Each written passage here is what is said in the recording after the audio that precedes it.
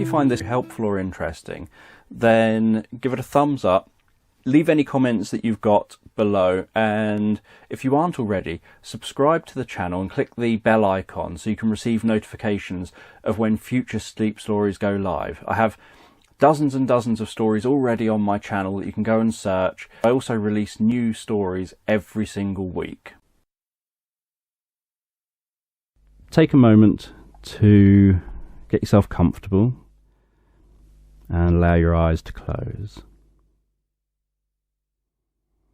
And with your eyes closed, you can hear the sound of my voice in the background.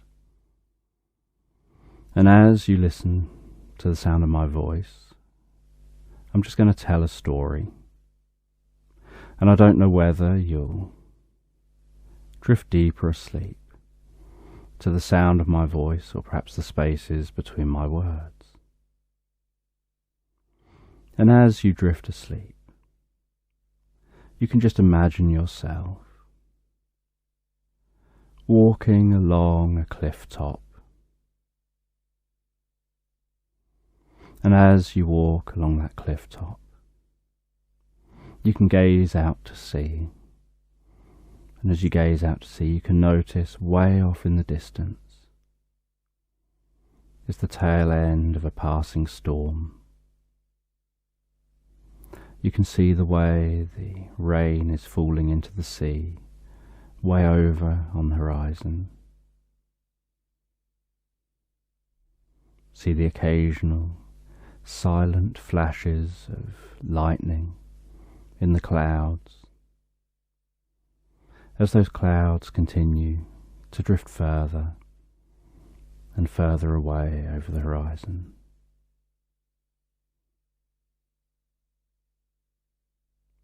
And you can notice what that sea looks like from up here on the cliff. Perhaps noticing the white water on the tops of the waves as they roll in towards the shore. Maybe even hearing the waves down on the shore below. And noticing some seabirds, perhaps noisily flying in the sky, having their first flight after the storm. And as you walk along that cliff top, you can head towards the lighthouse.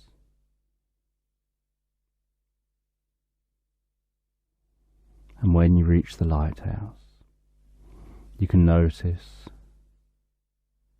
the way that light beams out to sea, swings around the sea, and then pushes out again, circling around and around. And you can walk up to the door of the lighthouse, and hear the sound of that door as you open it, and walk inside. And you can notice what the furniture is like in here. There's always that curiosity of how someone will place the furniture in a lighthouse with curved walls.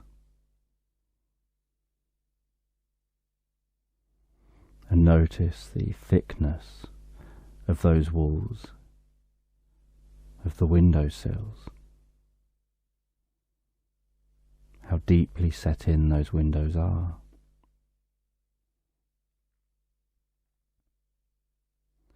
And you can see that there's a hatch leading down under the lighthouse. And you can be curious about what's down there. But for now, decide to ascend, decide to follow that spiral staircase all the way up to the top of the lighthouse, walking around that spiral staircase, going higher and higher up that lighthouse.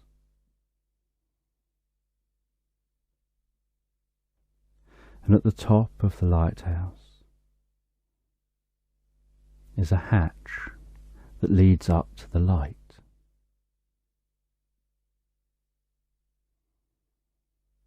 You can open that hatch and climb up into the room with the light. And walk over to the window and stand looking out to sea, aware of how high up you are up here. And as that light continues to turn, you feel the warmth of that light on the back of your neck as it passes by you, and you see your shadow stretched across the sea. And from up here, you can see that storm going off in the distance. And then you notice, way off on the horizon, almost like a light flashing back,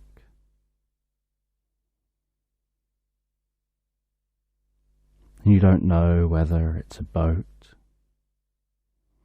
or whether from this height you're able to see the shore of some land a long way away.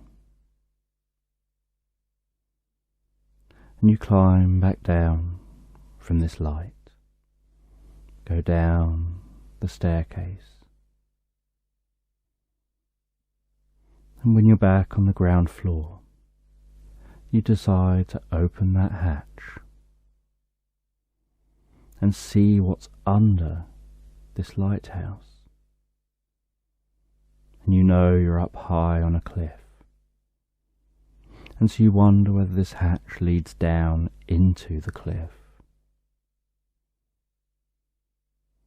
And you open the hatch, and you see a shaft beneath that hatch, and a ladder.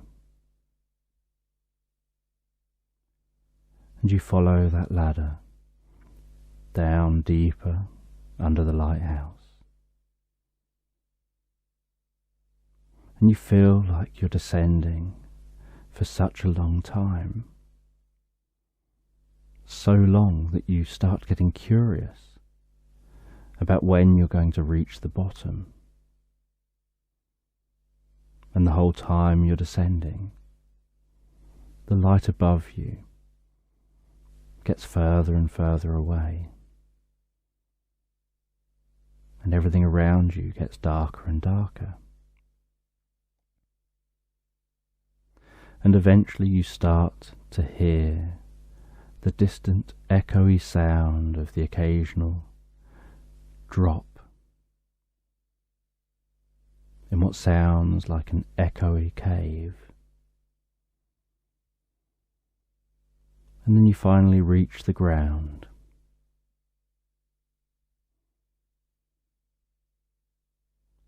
And you see next to you on the ground, with the light on a mobile phone, there are some matches and some candles, and so you make a torch with those candles. You light a candle, and you notice the way the flickering flame of a candle dances its light on the walls, shadows moving, the smell of that candle flame. You notice there seems to be a bit of a breeze down here from somewhere, the way that flame dances in your hand. And as you walk down this corridor, you notice it looks like it's been hand cut, like someone's just been down here with a pickaxe, hacking away creating this space. And you see at regular intervals what looks like lights on the walls to be lit by the flame from the candle. And as you light each one with the flame, so a little bit more area glows to life, and you start to see more and more of this space. And you're curious how deep you are, whether you descended beyond the depth of the cliff, or whether you're just within the cliff. And you wonder why someone dug this space out. And as you continue exploring, so the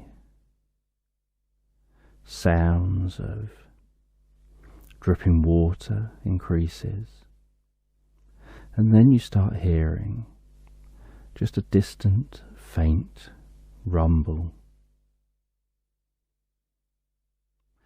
And you continue walking through the cavern, walking down different corridors, different tunnels, exploring other caverns, lighting the lights as you go. And that rumbling sound increases.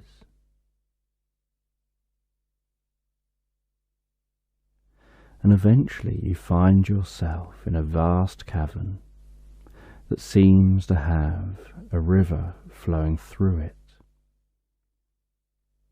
It seems to be quite a wide river that's just creating a low rumble as water from a waterfall pours in at one end.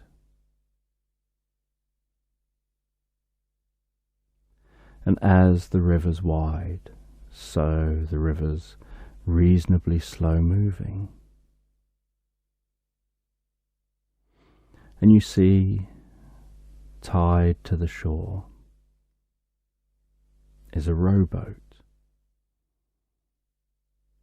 And you decide to explore.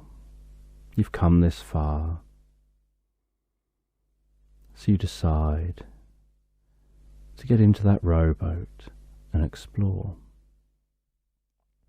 So you untie it from the shore, use an oar to push off from the side.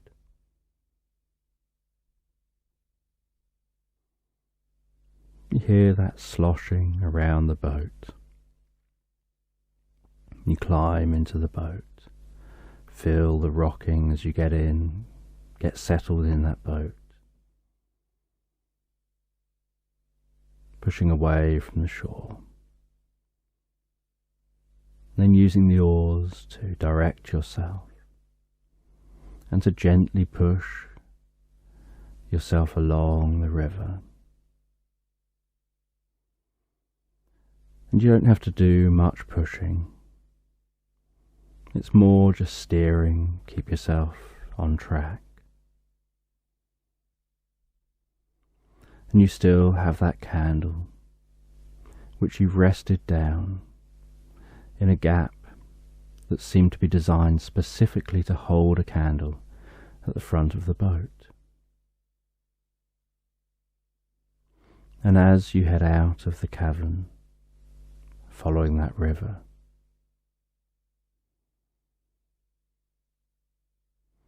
so the ceiling of this cavern seems lower, and you enter what seems like a channel created just by the flow of this water. And the water speeds up slightly. You can see the way the light flickers around the walls, on the ceiling, And occasionally that water sprays up a little bit, splashing on the boat, splashing against the walls. And you notice it has a salty smell. And you realize that this river must be seawater that's flowed in here somehow. And then all of a sudden, that water begins to speed up. And the boat begins to speed up, and you feel yourself pushed back slightly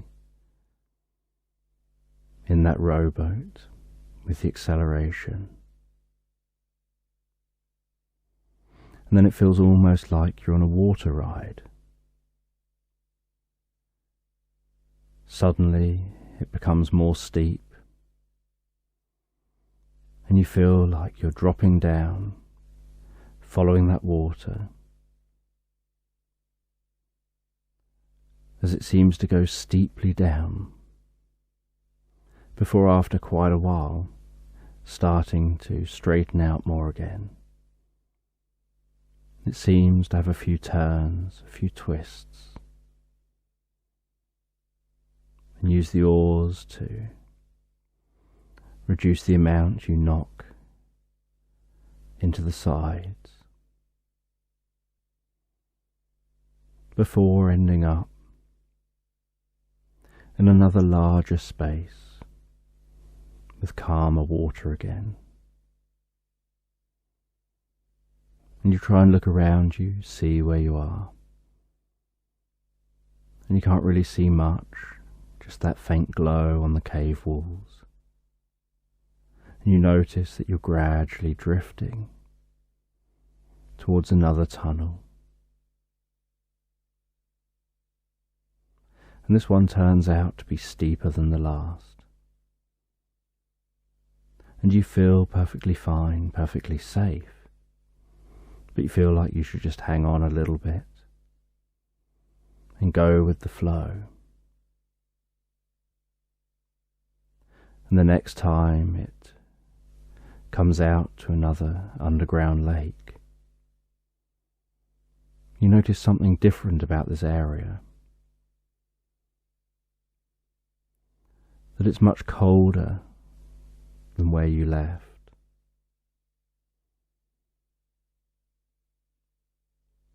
And you notice the boat seems to be moving through the water, almost as if that water has become a little bit more syrup-like, a little bit thicker. And you put your hands into the water, and you feel how cold that water is.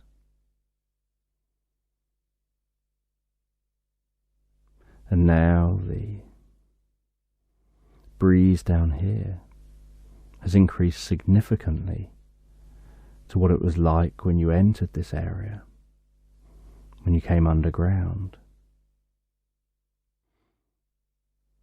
And you pull the boat over to the side. You tie the boat to a rock. You climb out of that boat, and you see a tunnel to follow.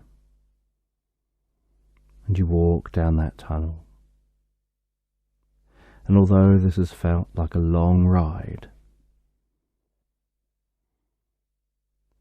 you're curious how far you've come for it to be so cold, and where you've ended up. And you start to hear a howling wind sound. And you find your way down a cave, and you see a light at the end of the tunnel.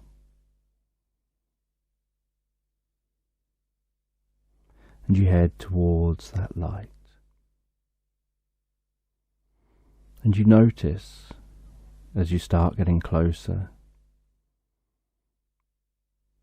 to that light, that everything outside that light is white. And the closer that you get, the more you realise that it's snow.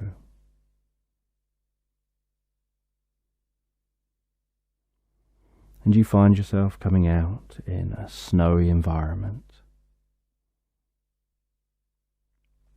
And you can see a little way in the distance.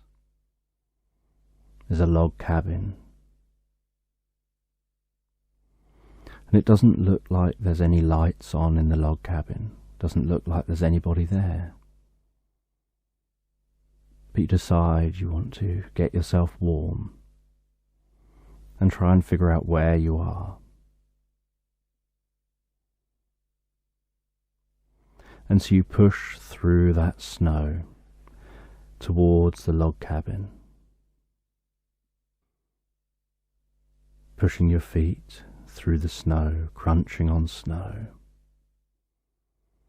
walking through higher bits of powdery snow,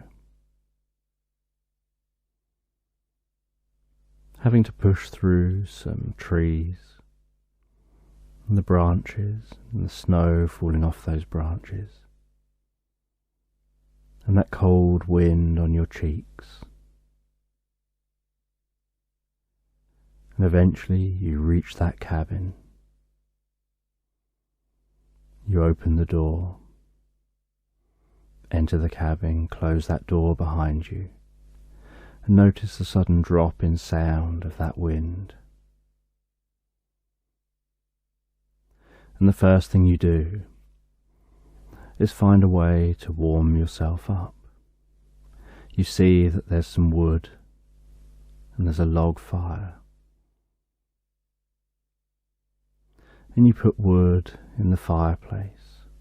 You start yourself a fire. You then go through to the bedroom. You notice there's loads of incredibly fluffy blankets. The softest blankets you could find.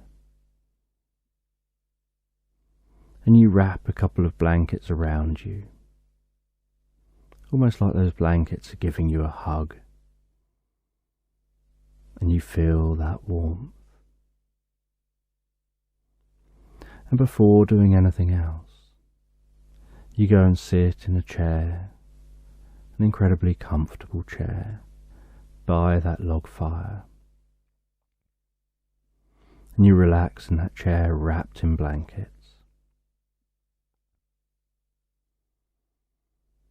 And you just calm down your breathing and relax. And just watch the fire. Watch the way the flames dance in the fireplace. Hear that crackling. Feeling the warmth of that fire on your cheeks. The warmth of the fire warming your legs and your feet and your hands.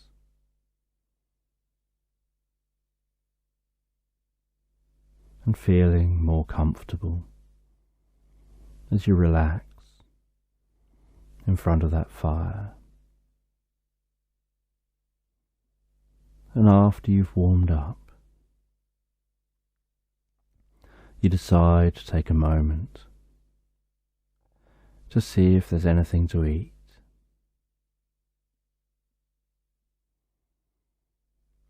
And you find a tin of carrots.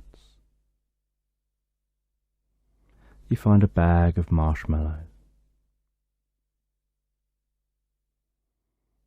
But you don't find much else here. And so you open the tin of carrots. You cook the carrots and you just eat them as they are.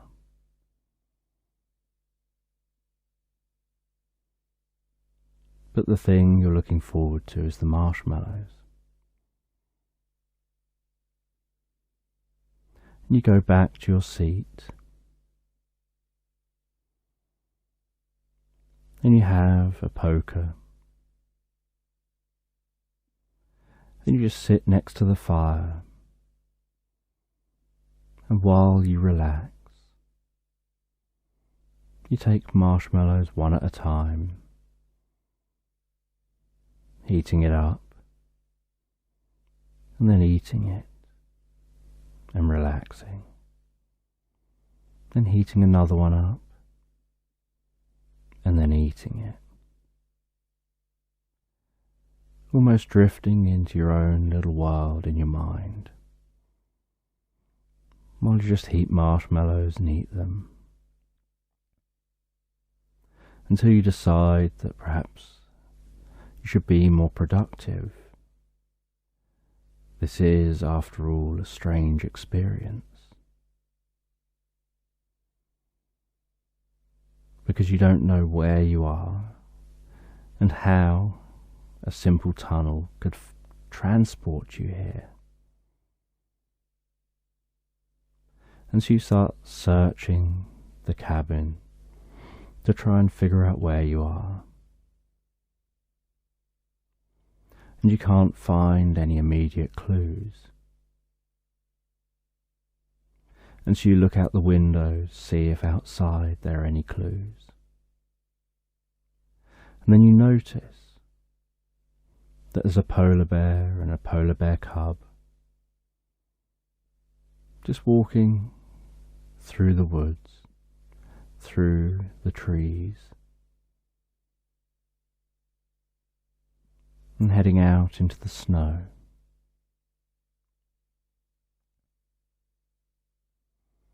And you think that's a curious sight, given that a little while ago you were stood in a lighthouse on a cliff. And you wonder whether that's a clue as to where you are.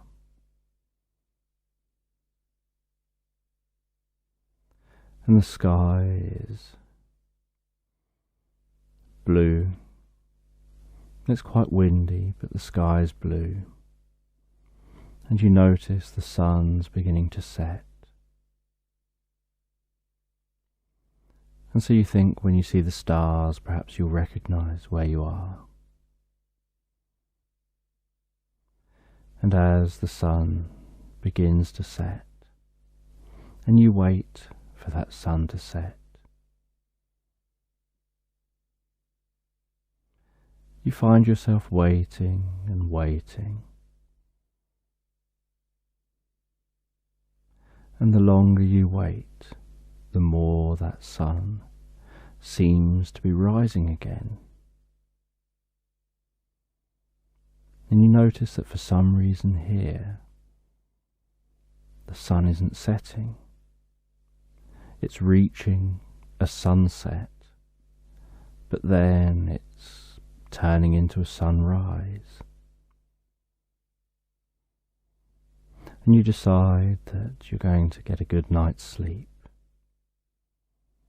And you can go and explore in the morning. And so you take all those blankets to the bedroom. You make yourself the coziest, most comfortable bed you can. You wrap yourself up in that bed and close your eyes and drift and float comfortably asleep. And while you sleep, you begin to dream.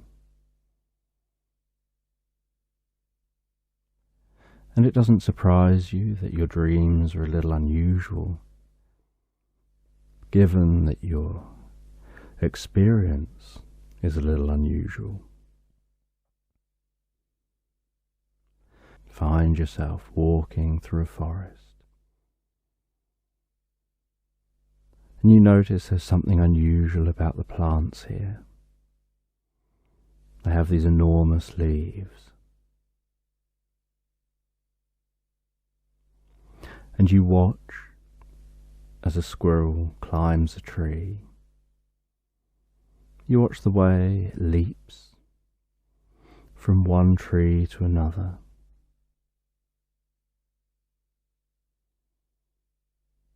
and then scampers its way around the trunk of a tree, pausing partway round, its legs stretched out, and then scampering around some more, high up into the tree. And as you watch that squirrel, so you hear thuds in the background. You can feel the ground shaking beneath your feet with each thud. You wonder whether there's a pile driver somewhere, perhaps trying to drive something into a deep hole.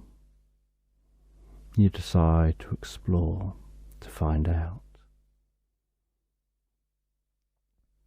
And when you go to explore, suddenly you see what looks like a tree trunk lift off the ground, move forward, and then thud back down again, followed by what looks like another tree trunk and another and another. And then you notice even more. And you follow those tree trunks up with your eyes, and you realize that they're the legs of an enormous dinosaur. And you look out towards the heads of the dinosaur, and you see that they seem to be sweeping their heads from side to side, clearing the area around them of vegetation in arcs around their heads. They seem to have their necks stretched out, and they eat some food, and then they move their head along slightly, they eat some more food, and they do that until they've moved their head all the way from one side across to the other. And then they take a step so they can reach some more vegetation, and they do the same again. And you perhaps think to yourself that you thought that these dinosaurs with these long necks would be reaching up high into canopies of trees, eating the leaves from high up in trees, imagining it would be a bit like watching giraffe eating. But instead they seem to be sweeping their heads from side to side, just slowly eating what's in front of their head, then eating a bit further along, a bit further along. And this was behaviour you weren't expecting to see.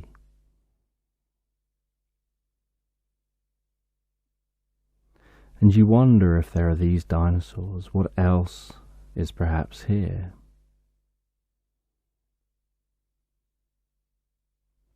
And you also wonder whether these dinosaurs would notice if you climbed up on their back. You felt that might help you to get a better view of things. And so you walk to the back end of one of the dinosaurs. You climb up on its tail while it's feeding, and you follow its tail up to its back, and it doesn't seem to notice you at all.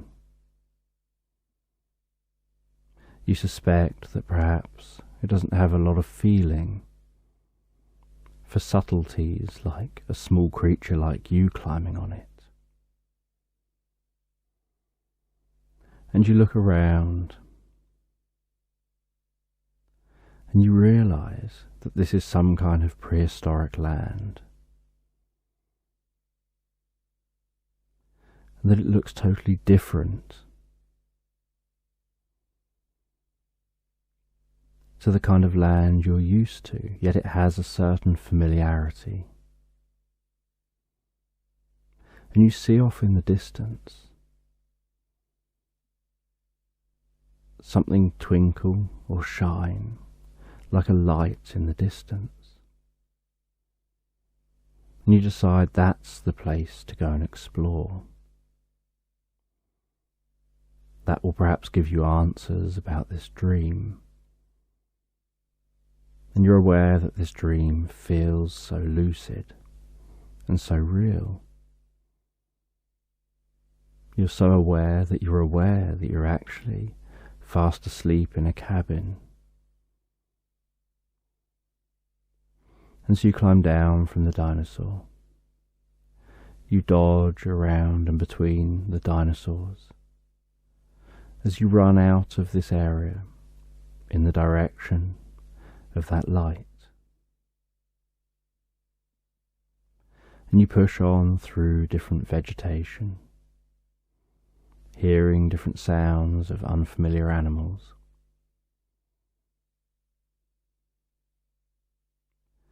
Eventually, hearing an electrical buzzing sound, and then seeing what looks like a blue portal, almost like it's got lightning or electricity buzzing around it and being sucked into the sides of it, creating a tunnel in space and time.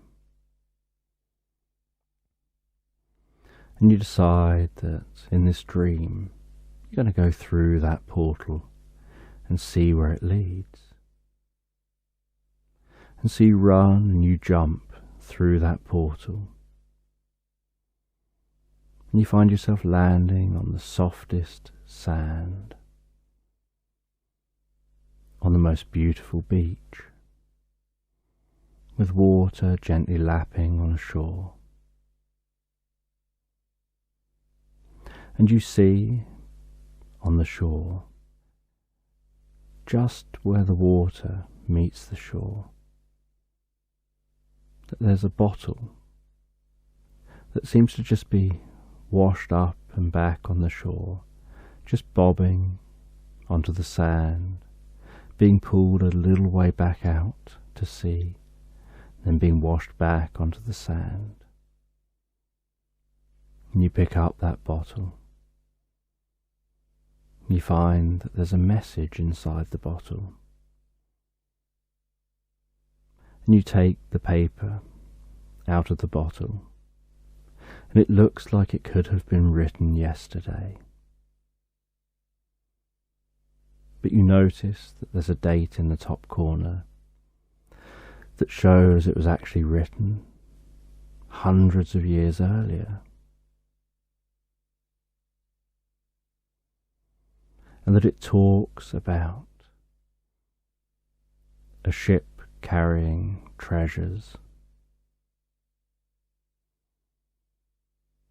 and that the ship is in trouble. And you wonder what happened to that ship, and you see there's coordinates, and the coordinates aren't too far, and the map that's scribbled onto this note shows that it isn't too far, if it's correct, to get to where that ship last was. You don't know what happened, whether anything would be where that ship was at the point of the bottle being thrown overboard. But you decide to explore anyway. And you see that there's a rowboat up on the beach. You take that rowboat down to the water. You row out to sea, over the waves by the shore.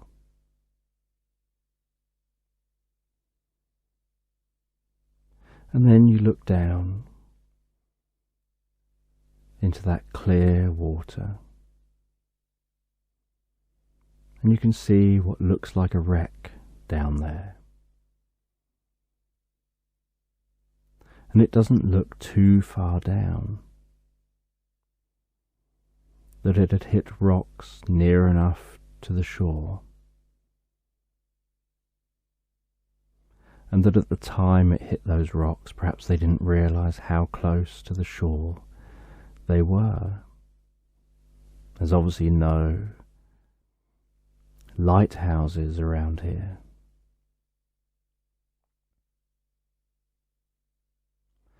And so you decide to dive down. The water's really calm, so you decide to dive down, taking a deep breath, being in a deeply relaxed state.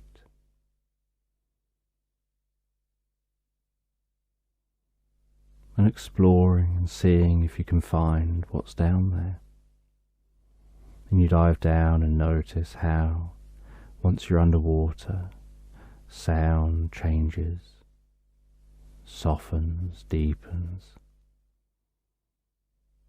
Time seems to slow right down as you swim down deeper and deeper. And you see a chest on the sea floor, just inside the wreck of the boat.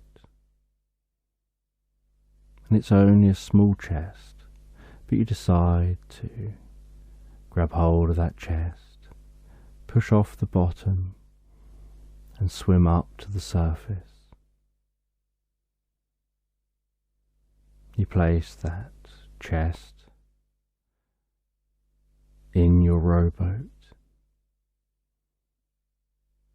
You then go round to the back of the rowboat, pulling yourself up and over the back of the rowboat. As the rowboat gently turns in the water and bobs up and down, and you row back towards the shore. And back at the shore, you open that chest, curious what'll be in there.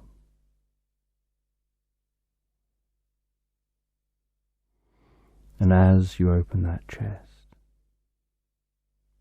you find a crystal,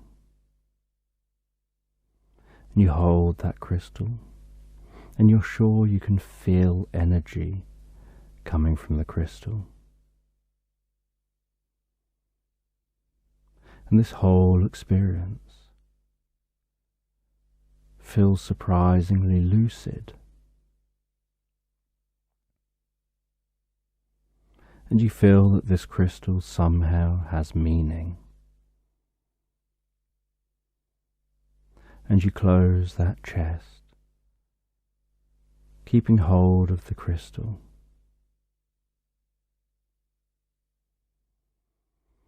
And as you do, so you start to hear sounds of robins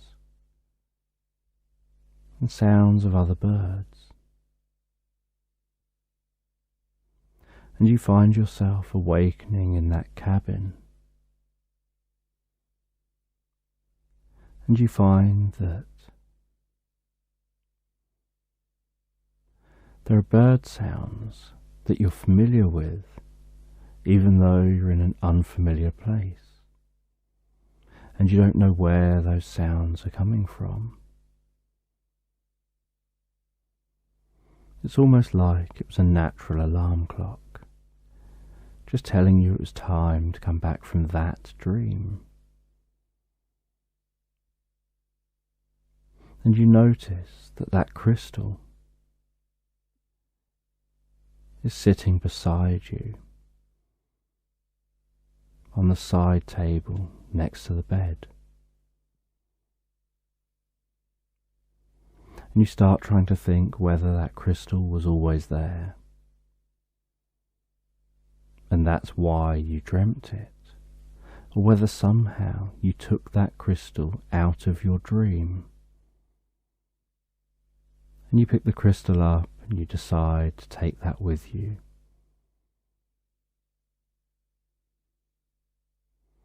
As you explore this area, you know you have to watch out for the polar bears.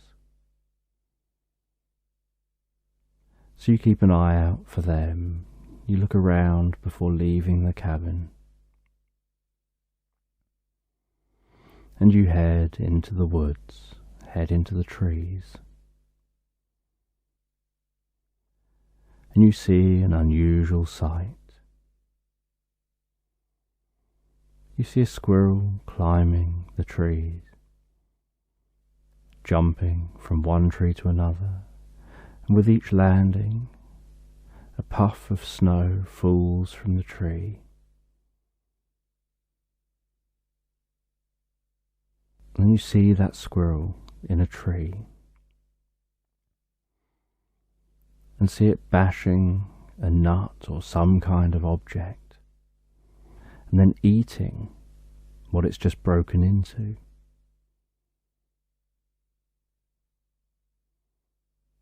And you notice that it seems to be using tools, and you admire how intelligent the squirrels seem to be. And you wonder what other animals around here that you can't see. And you can't stop here to drift into a meditation to find out. So you just continue to explore. And while you explore, you notice footprints in the snow. And you realize they look like human footprints. So you decide to follow those footprints, see who else is here. And you follow those footprints through the trees, coming out near some cliffs. And you keep following those footprints. And then you find a cave and you see there's a fire lit in the cave.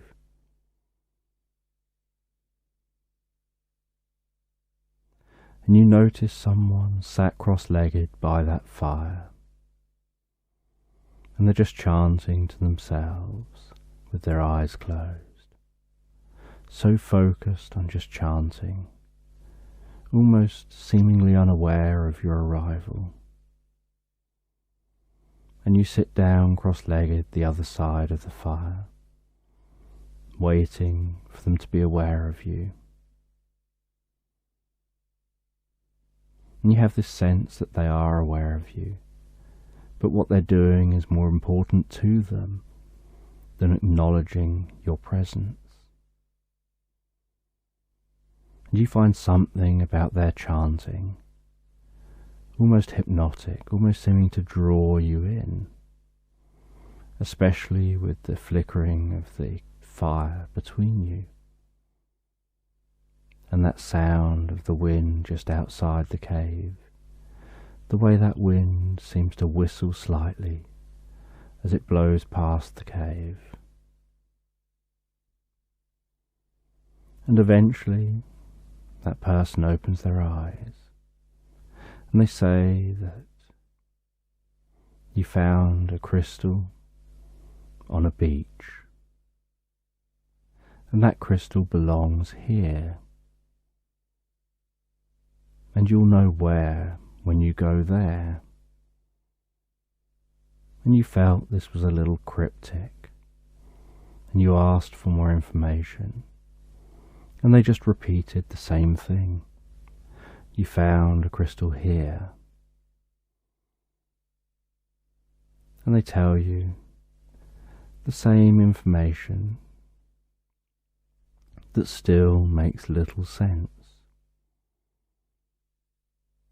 And eventually, when you've asked 3 or 4 times, they tell you to go and explore the cave.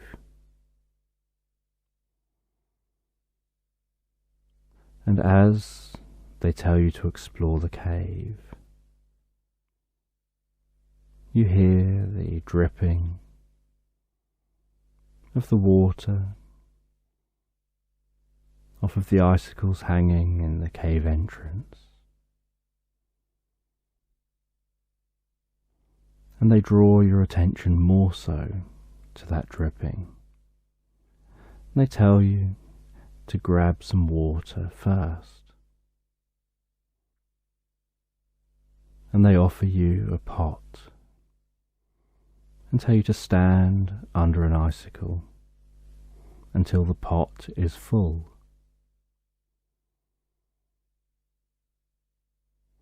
And so you stand under that icicle, holding that pot. And it seems to take so long to fill that pot with water. And you want to just put the pot down, let it fill itself. But they tell you, no, you need to stand there and have the patience to fill that pot. And then they go back to meditating and chanting by the fire. And as they meditate and chant by the fire, so you gaze at that water, filling that pot. And eventually that pot fills to the top with water. And they tell you that that water you've just gathered is directly from nature. It's cycled around, and it'll continue cycling around long after you've been and gone. But that is a healing elixir, and it'll help you to heal yourself on many levels, spiritually, physically, emotionally, psychologically, and that'll help you with your entire journey. And they encourage you to drink, and so you drink that ice-cold water. You can feel that water as it passes into your mouth, down your throat, and down through your body. And then you can feel it almost turning to a warmth as the healing begins to spread around your body, down to the tips of your toes, out to your fingertips, up to your cheeks, your head, round through your face and neck, through your chest, your stomach, through the whole of your body. And you feel that healing passing through you and filling you up. And then they tell you you're ready now to head into the cave. And you walk into the cave. And as you walk into that cave, so you notice this cave is full of crystals, that the tiniest bit of light reflects around the walls, making everything sparkle wherever you look. And that right in the middle of this cave is a space for your crystal. And you walk over, you place that crystal into that space. And as soon as you do, it's almost like it turns on a projector here. Almost like a holographic projector projecting 3D images that surround you. You notice children having a snowball fight. You see happy people running on a beach, hearing the sound of waves lapping on the shore. People having fun, people walking dogs, people in a park playing. you seem to see many memories and thoughts and ideas from people through time and space. And that person had said that you'll learn from this experience here. And you watch, then begin to feel a sense of positive emotion as you connect with the learning, as that starts taking hold within you, learning what different images, different movies playing out around you mean, how they relate to being.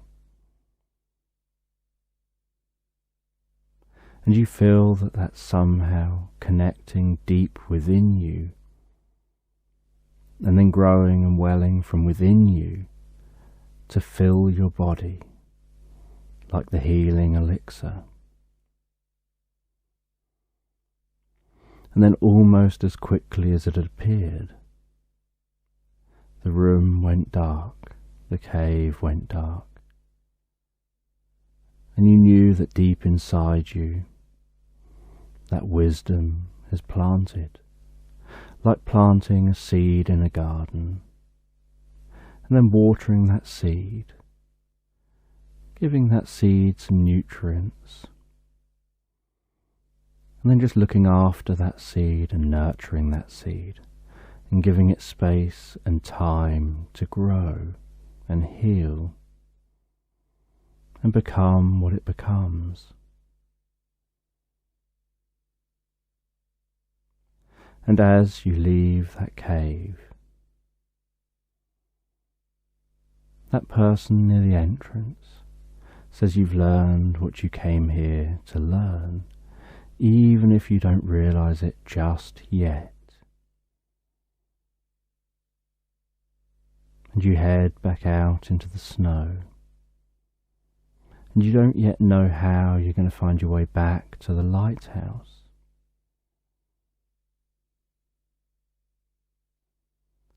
And when you get back to the cave, you find that just around the side of the cave is a slight glowing, humming sound, and you realise there's a portal round the side of the cave, and you enter that portal. And you find yourself on a small island, and you can see a storm disappearing off into the distance, silent lightning striking in the clouds, way off in the distance, and you can see on the horizon a light from a lighthouse sweeping across the ocean.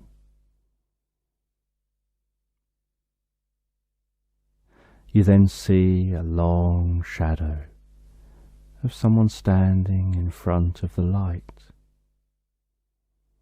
and you realise that that was you when you were up in that lighthouse, and that you're now in the location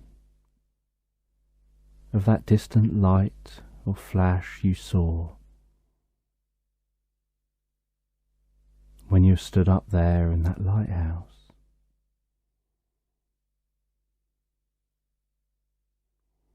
And you notice that as that storm continues to pass and move further away, so the ocean continues to calm. And you see a rowboat on this little island. And there's a message in a bottle resting on this beach. You open the bottle, you take that message out, and it just says row. And so you put that message back in the bottle and back on the beach. You push that rowboat down to the shore and just into the water, You climb into the rowboat, push off the shore with the oars, and you begin to row towards that lighthouse in the distance. And you bob up and down over the water near the shore. And then the waves get larger, but smoother as you move a bit further out. And you head towards that beacon in the distance. And after some time, you reach that shoreline. You pull up that boat at the foot of the cliffs. You climb up the cliffs following a path.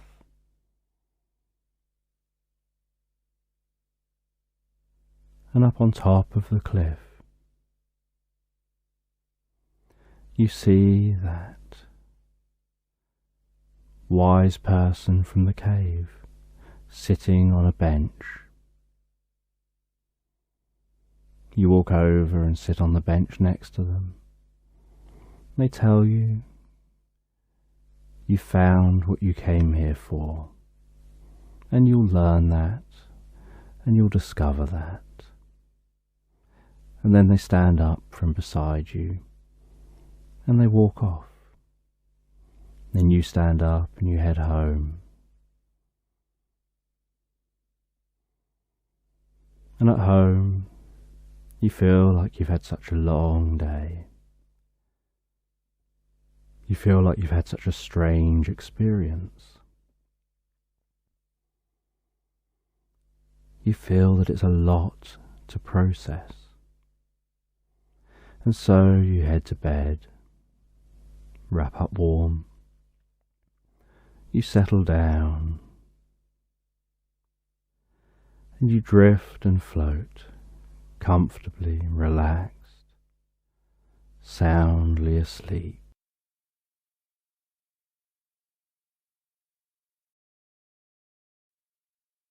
And as you comfortably drift asleep, I'm just going to tell this story in the background. And you find yourself sitting at home in a garden, the most beautiful garden on a summer's day. You can notice the plants, the shrubs, the trees, the movement and the rustling of the leaves as the wind occasionally blows a breeze, butterflies, birds, singing in the trees as you relax in that garden. You can hear the sound of the bubbling water of a pond, and just relax back, feeling the warmth of the sun on your face. And while you relax in that garden, so you notice a beam of light way off in the distance. And you don't know where that beam of light is coming from, but you can see off in the distance a beam of light. And you're curious about that beam of light. So you leave your garden and you start exploring. You go and try and find that beam of light. You head all the way down to the coast. And down at the coast, walking along the shore, the waves lapping on the shore, the sound of the sea, seabirds. You can notice that beam of light coming from a distant cliff. And you walk all the way towards that cliff. And you think to yourself that it's almost like having a lighthouse, except this beam of light is aiming straight up And you see that there are lots of other people who've come to explore to find out what that beam of light is as well. And as you arrive at the cliff, you notice there's a crowd of you at that cliff, looking on at that beam of light. And this near to the light, you can hear a buzzing, a pulsing sound, and notice in the light slight pulsing waves as that light seems to be beaming like high energy up into the sky.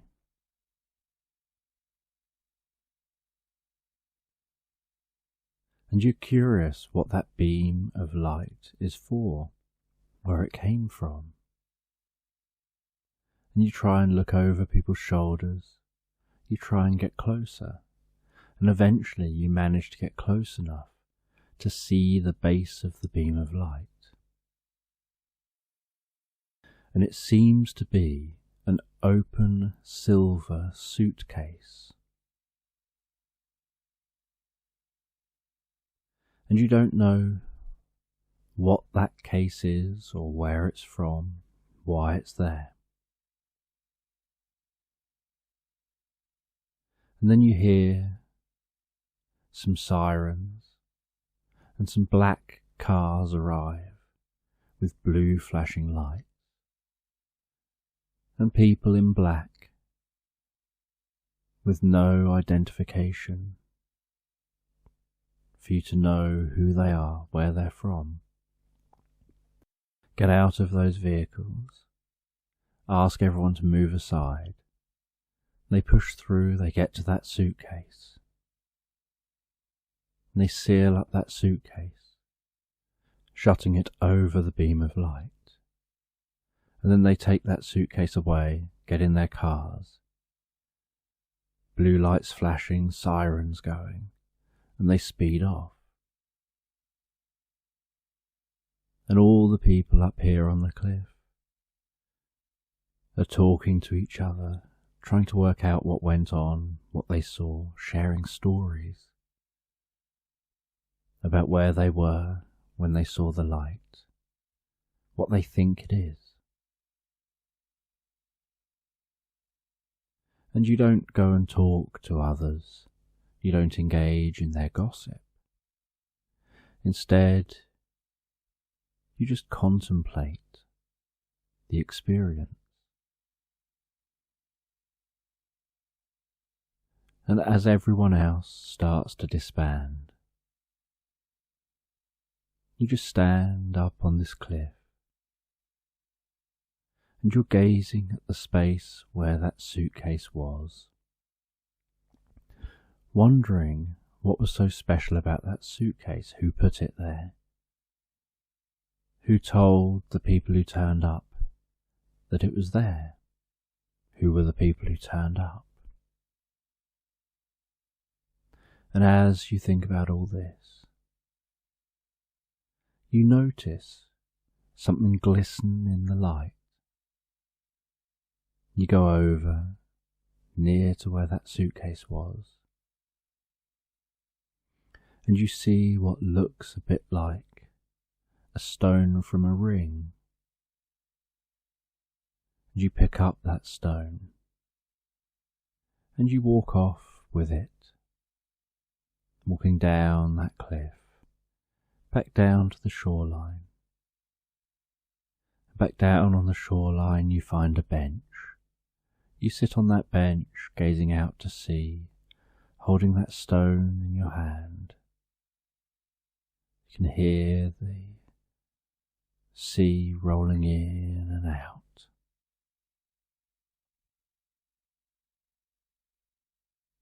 And you think about what that stone might be, where it might be from.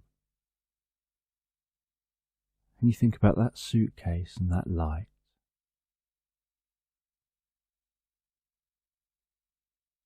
And while you're thinking, and in your own world, just resting there, someone comes along, sits down next to you, and they say they think you found something. and you feel your heart flutter a bit. And you say, I don't know what you're talking about. They say, up on the cliff, I think you found something. And you deny that you found anything.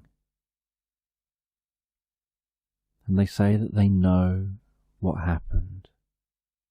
They know how that suitcase got there.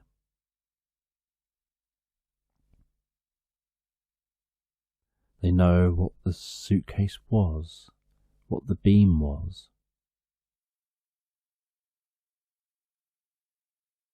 And you say to them, go on then, tell me more details. And the person starts saying that that beam was a beacon that was calling out to an automated ship in space.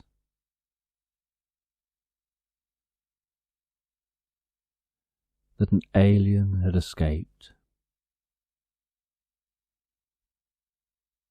They'd been trapped here for many years.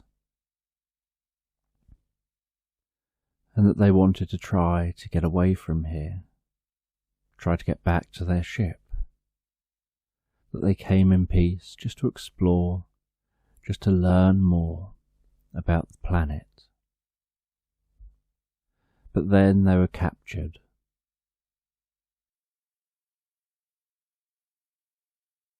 They'd managed to escape, managed to get to an open area, managed to trigger their beacon.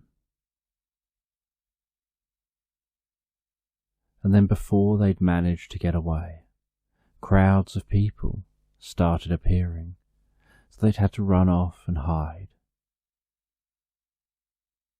And their ship will be inbound, heading to where the beacon was. And the ship will be cloaked. And it'll hover to where the coordinates were for the beacon. But as they went off to hide, they dropped the trigger for the ship. And that's what you've picked up. And you ask, how could any of that be true? What evidence do they have? And they said that they are that alien. They are that being who'd gone and hidden. And they need that trigger back so that they can board their ship and leave.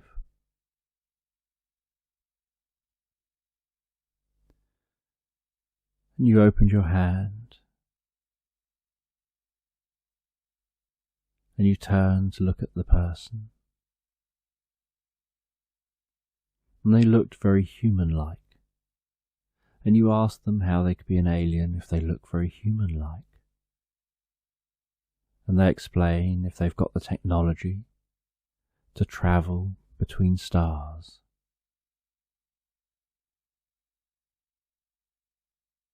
Clearly they've got the technology to be able to disguise what they look like.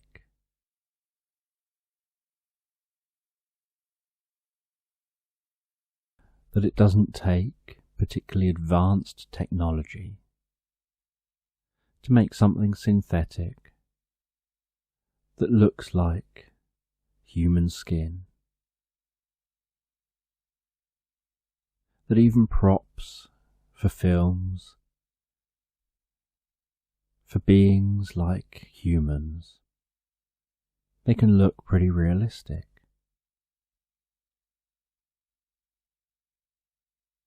Prosthetics that humans can wear can look pretty realistic.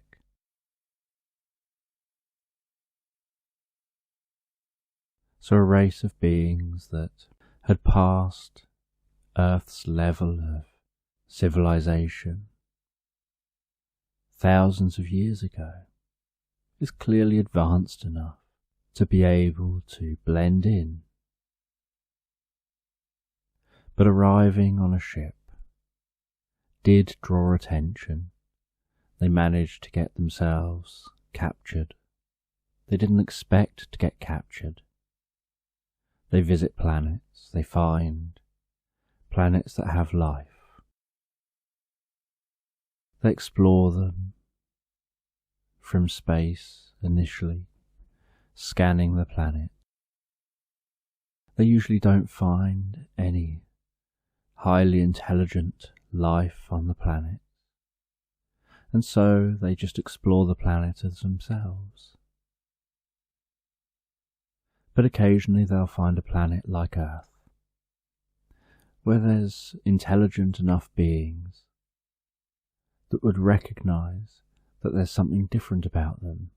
So they blend in with those intelligent beings. It allows them to gather information about the culture, about what these beings are like. But being so advanced, they explained, has led to them perhaps being a bit too complacent, that they felt that an intelligent being would obviously think intelligently, would be kind and respectful, would be trying to promote humanity's growth.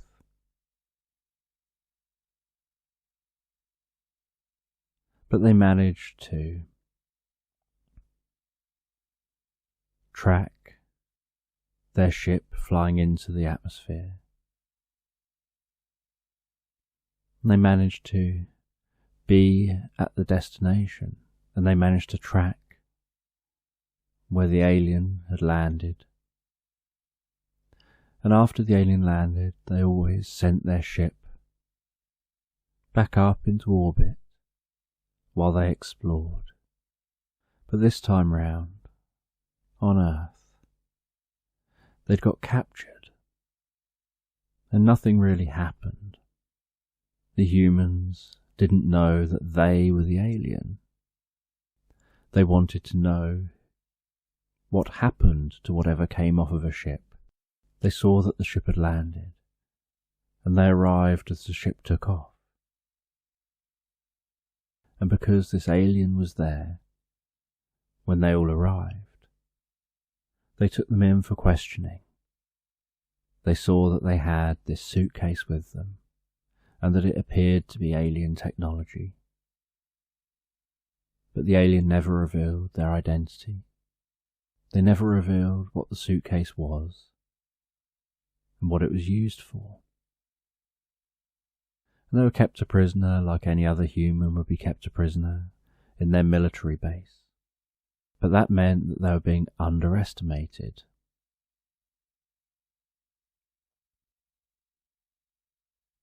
And so it didn't take much for them to escape the base.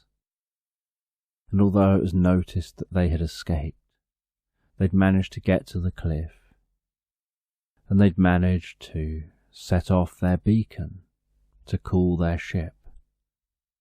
And before the ship arrived, all the people started arriving, so they had to go and hide and never managed to get on the ship.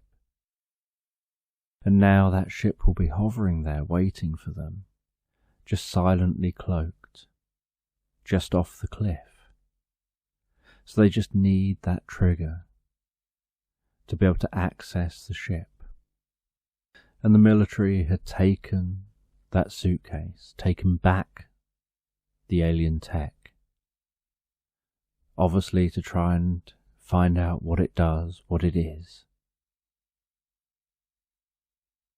And they're obviously still searching for the missing person, not noticing and not being aware that that person is actually an alien.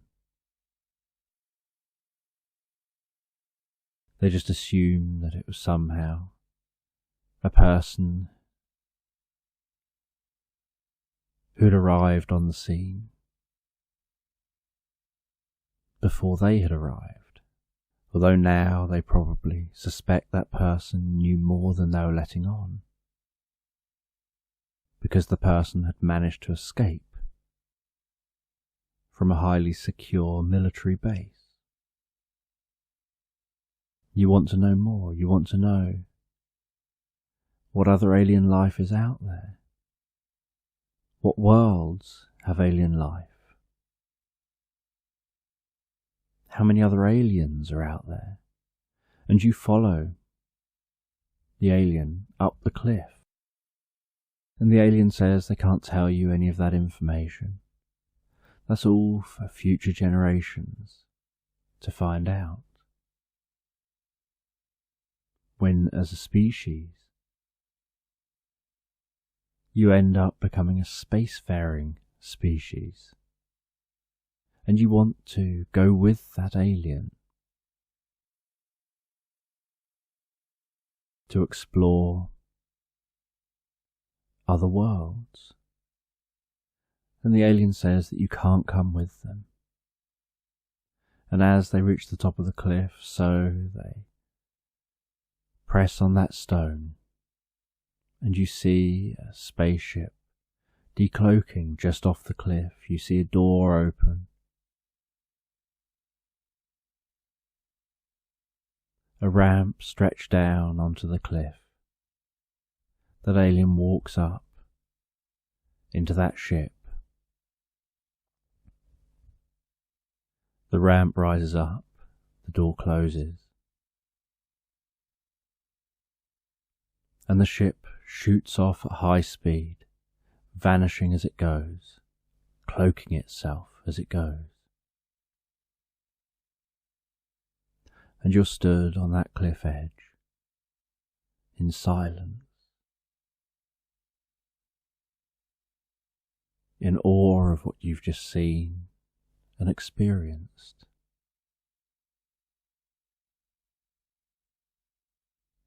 Really wishing that that alien had shared more with you. And over the next few days, you spend time sitting in your back garden, you go out for walks, you eat your food, you watch TV, you go to bed and sleep. You go to the library, you search online, trying to find any information on aliens.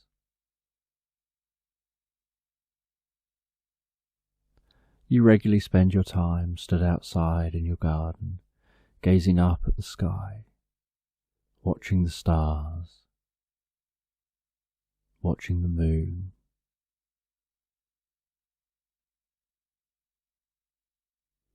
You feel like an opportunity was missed. You feel like something is missing, something you didn't even know could be missing until the other day.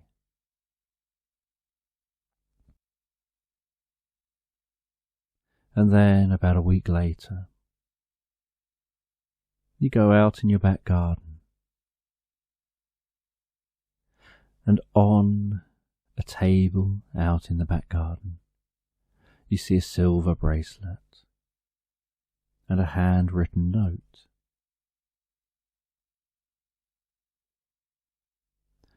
And you pick up that bracelet and feel the weight of that bracelet. And you see that handwritten note, and you read the note.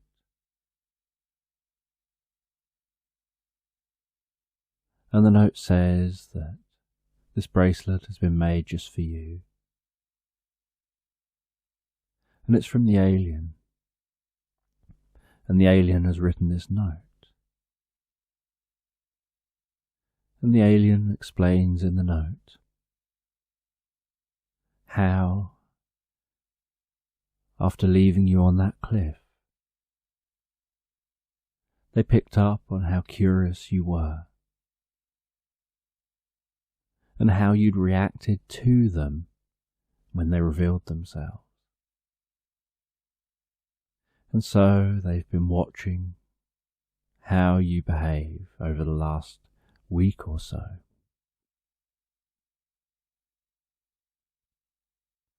And they feel that they can trust you, so they wanted to give you this bracelet. They wanted to be able to share some knowledge with you as one of the beings on this planet. Share something with you that no one else on this planet has. And this bracelet has technology in it that responds just to the DNA of you. That it responds to that DNA through touch on the skin.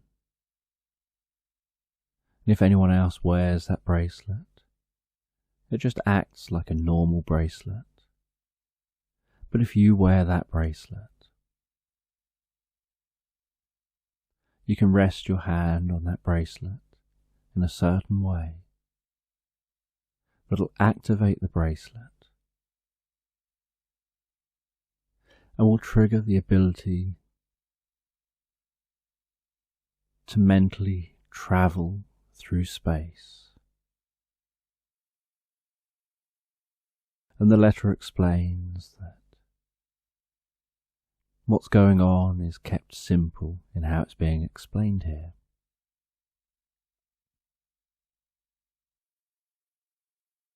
But essentially, everything in space is connected. And so it's possible not just to physically travel from point A to point B, anywhere in space, but you can psychologically, mentally travel anywhere at all. You can view anywhere at all.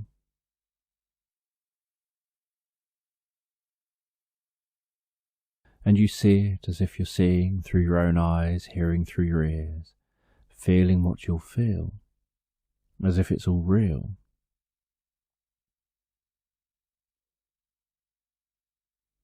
But it'll all be just in your mind. Almost like you have a virtual reality computer screen inside your mind, where you're able to find the locations that you can visit that are all pre-programmed into the bracelet. And you can explore different options to find where you want to go while holding that bracelet, while resting that hand on the bracelet. And then you can select to go there, and you'll find yourself there as an observer. You can't interact with anyone there or anything there, but you can explore and float around as an observer. And so you begin to test this out. You rest back in that seat. You place your hand on top of the bracelet. Close your eyes. And then you start to see as if your eyes are wide open. And you notice at the sides, almost like at the sides of a screen, are some different options. And you start thinking about the options that you want to check out. And it happens automatically. And you start thinking about the options that are on the screen. You find a planet to explore. You think about that planet. And then you find yourself on that planet.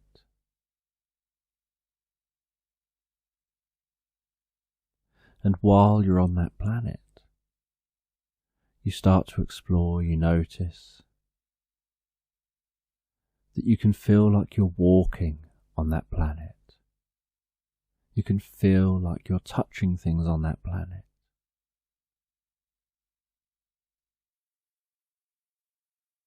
And yet, you know you're not really interacting with them. You're just an observer here. You're just a mind on that planet.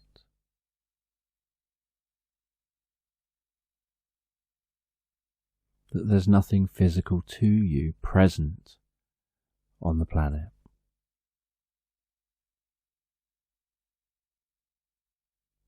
and you visit a planet that has two suns, a bright white sun and a large red sun.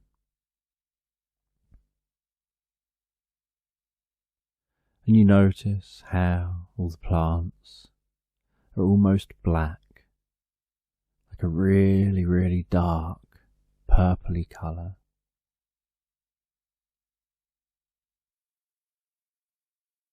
You notice different animals here. You reach down, you run your fingers through the plants, touching the leaves. You can feel those leaves and their waxiness. And yet you know you're not really touching them. And that on the planet, those leaves aren't moving or responding to your touch.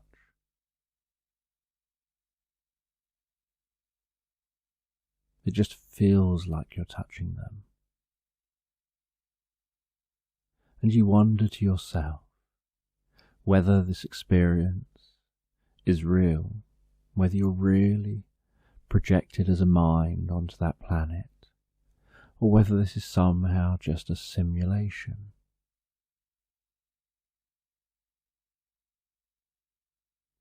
And you notice one of the options is the spacecraft of the alien. And so you visit that spacecraft.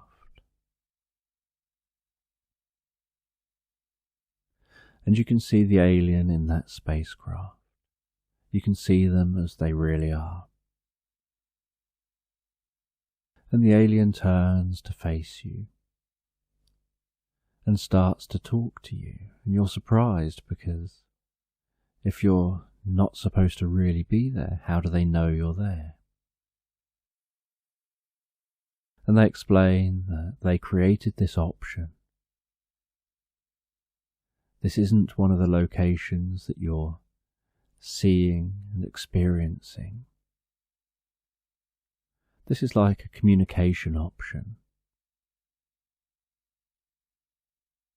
where you've just tapped into the communication, almost like a telephone or video calling.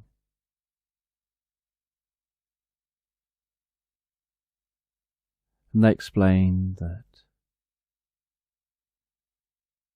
everywhere you visit is in real time, is as things are now.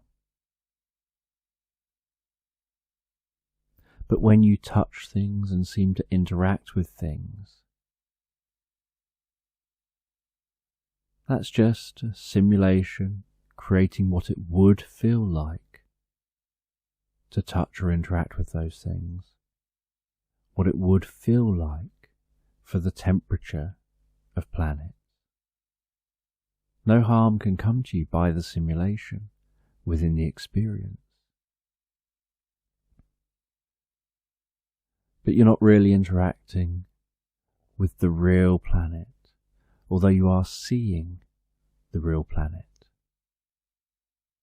They described it as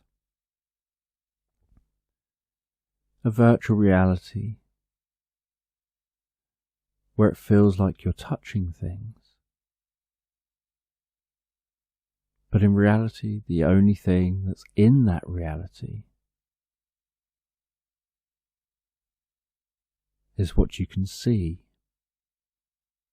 is the awareness of everything around you. Any interaction is only an experience you have, not something that takes place in the location that you're viewing. So if you reached out and touched a tree, you'd feel like you reached out and touched a tree.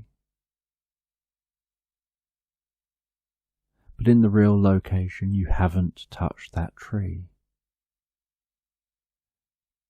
And you think you understand, and you carry on exploring different planets. You watch sunsets on planets. You watch sunrises. You see the most beautiful solar eclipses on different planets.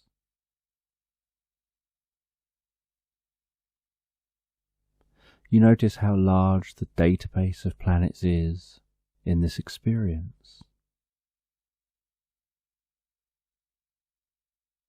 And in everyday life, you continue wearing that bracelet. Anyone seeing you would just assume it's a normal bracelet, unaware that you can experience things they can't.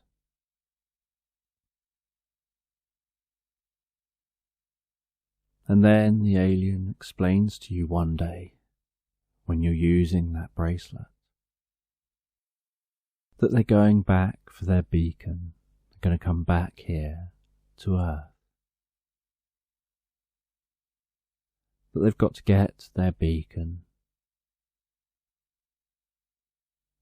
before the military find a way to use the technology that's within that suitcase. And that it's unlikely that they'll succeed in doing so, but it's better to be safe than sorry. And you one day see on the news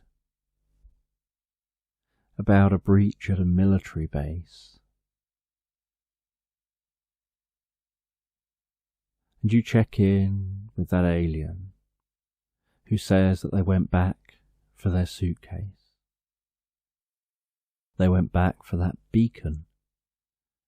They got hold of their beacon and then left.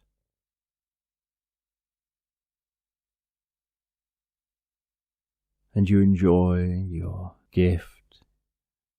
You enjoy the new knowledge you can gain by exploring strange new worlds, by seeking out new life, new civilizations, by finding things that no one's ever seen before. And you don't know exactly where all these places are in space. You don't know how spread out they are, how common life is. You just know you have a huge database to explore. And you decide to go back and gain further education and progress into a field that will allow you to work on discovering some of these places and advancing human civilization to a point where humans can find these places for themselves.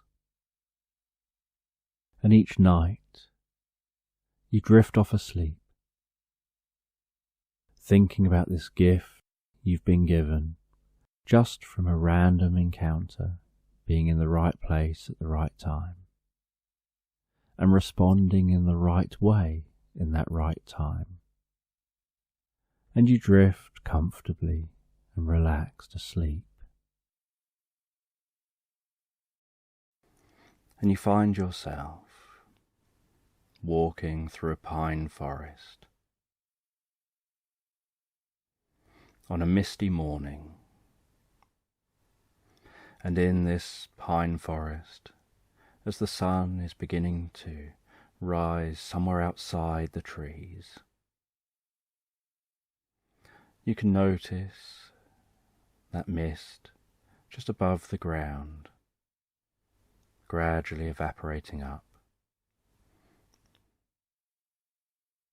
And you can be curious about how that mist seems a bit more dense than you would usually notice.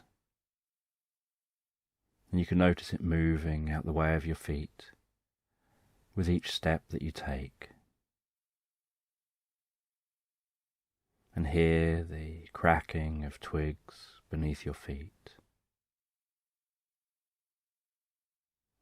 And hear that morning chorus of birds in the trees. And as that sun continues to rise outside the forest, so the low light can occasionally manage to get into the forest, sending long, stretched out shards of light, dancing with the movement of the trees.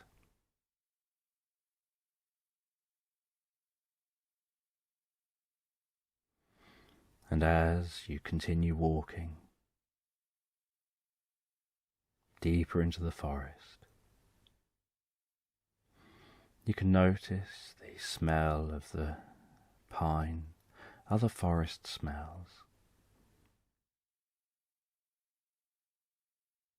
Walking on that uneven ground, occasionally touching the bark of the trees, really having that sense of the fact these trees are old and have been around for far longer than you have. That curiosity of what those trees may have seen, what events have played out in this area over the centuries that those trees have been there.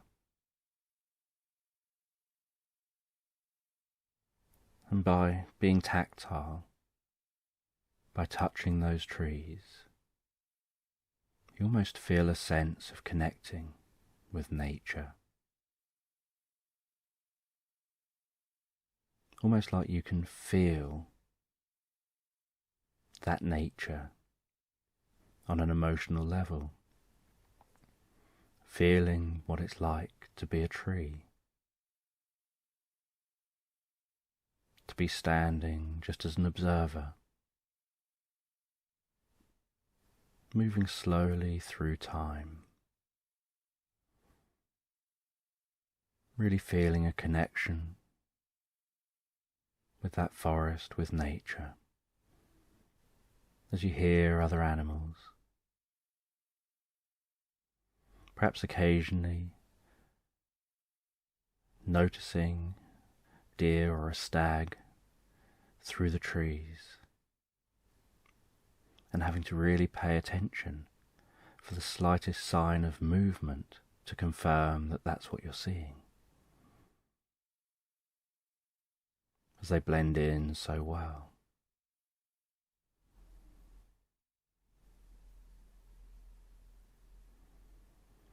And as you continue deeper into the forest, so you're looking for a bit of a clearing. You're looking for a clearing that exists because of a tree. You've always been fascinated on some level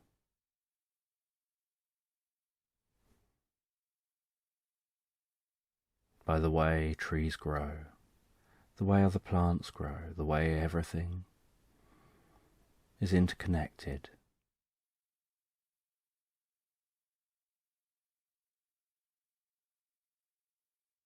Aware of how trees cast shadows.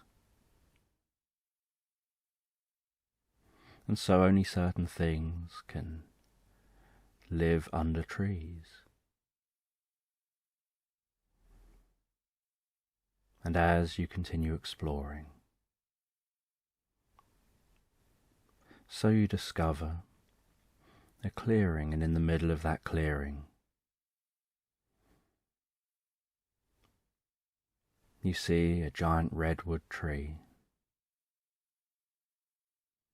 stretching high above the surrounding trees.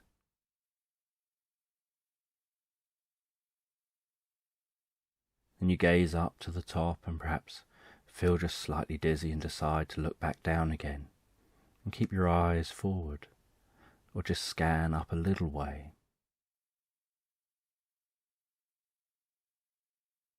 Aware that it's almost like a living skyscraper, and that in a sense it is, because there's life here at your level, and then there's different life all the way up that tree. And different animals, different plants all find their niche.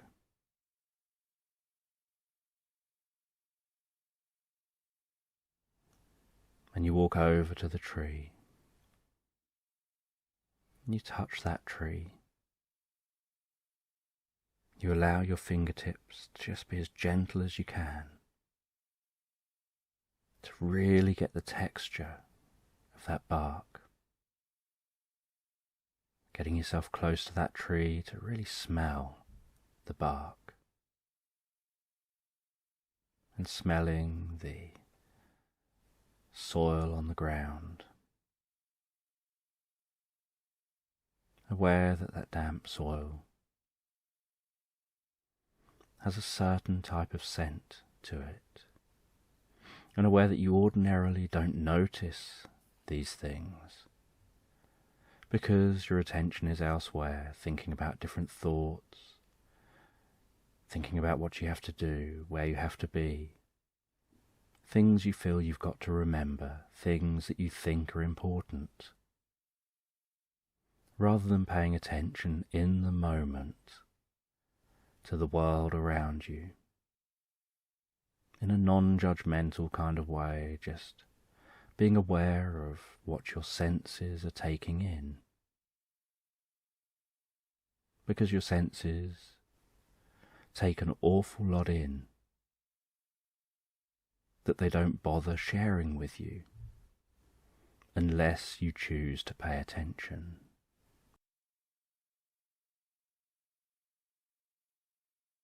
In the same way that everyone's had that experience of looking at an optical illusion, of perhaps thinking, I don't get it. And as soon as you do get it, you can't unsee it. Because now you're paying attention.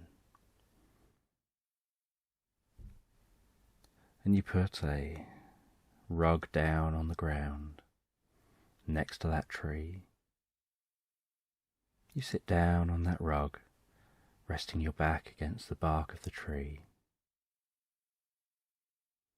just listening to the sounds, watching as the rays of light become more vertical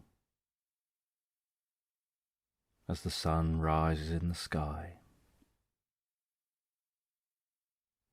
Hearing the movement of the branches in the breeze. Sounds of birds and other animals. As you just rest against that tree. And you gaze over at a fallen down log. And that log is beginning to rot. And you get curious about the worms you see just underneath that log, popping out of the soil, churning that soil up, aware of the good they do for the soil, for other life.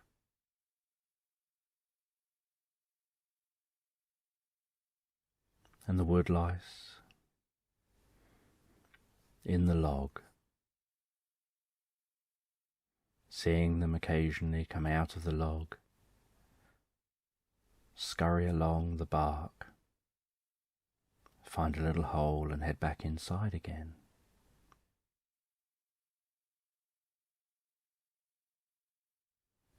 And you know that they've got their own little lives that they get on with.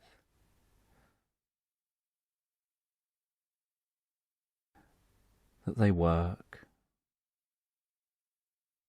and they just do A, B, C,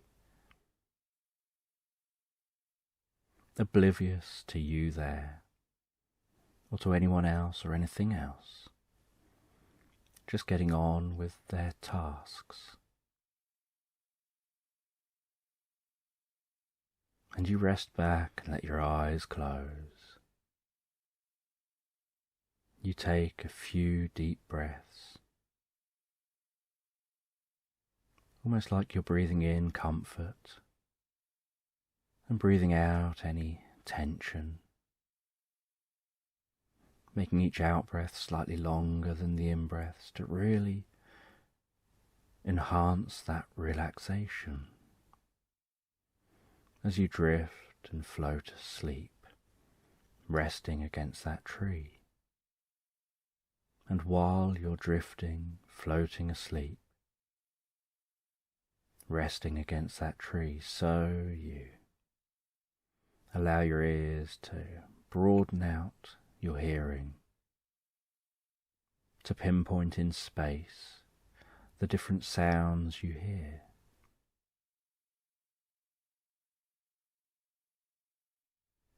A little bit like the pings on sonar or radar, identifying where different things are that are making sounds around you, really honing your senses. And as you continue to drift and float comfortably asleep, so you start to begin to imagine being a small child, kneeling down in a playground.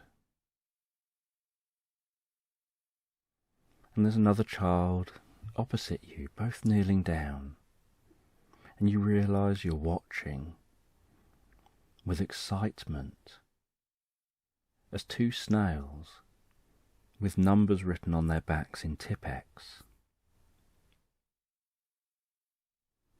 are racing from a chalk line to another chalk line.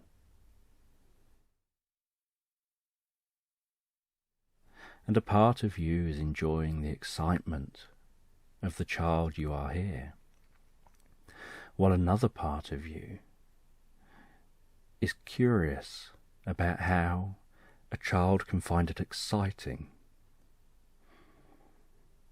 to watch something so slow.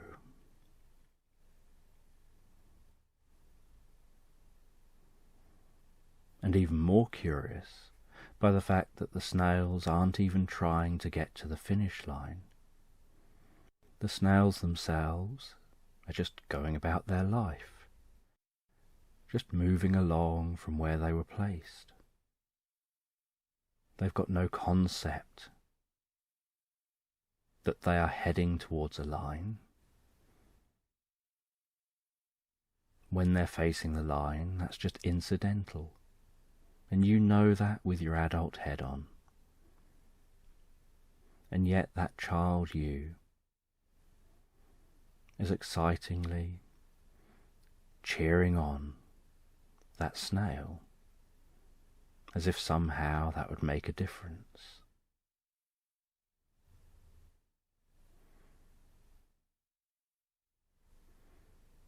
But as you watch that snail, so you do get curious.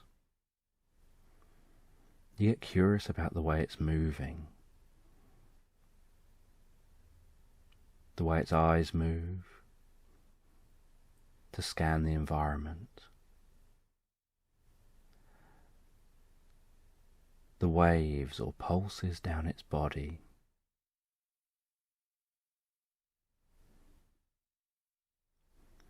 and curious about whether that snail knows it's moving really, really slow. Whether that snail realizes and perhaps thinks it wishes it could move faster. Curious about what level of consciousness that snail may well have.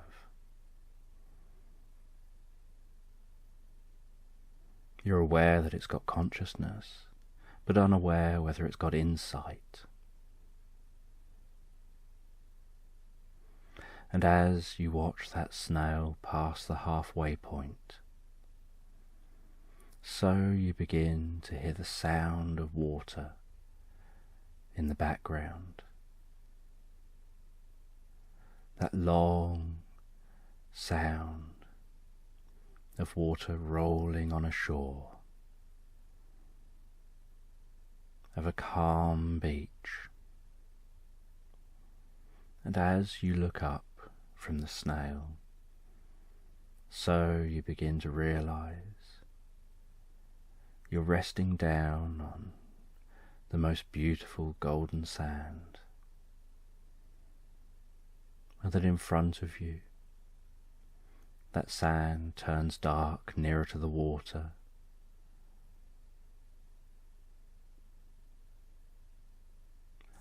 and clear water is lapping on the shore and then pulling out some distance and then gently rolling back in again.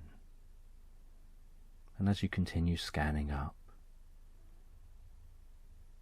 you notice that the colour of that water towards the horizon blends in with the colour of the horizon.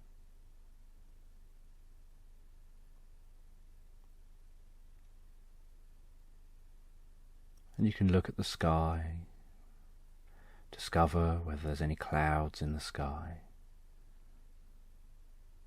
and what time of day this is, as that blue sky and blue water almost merge into one.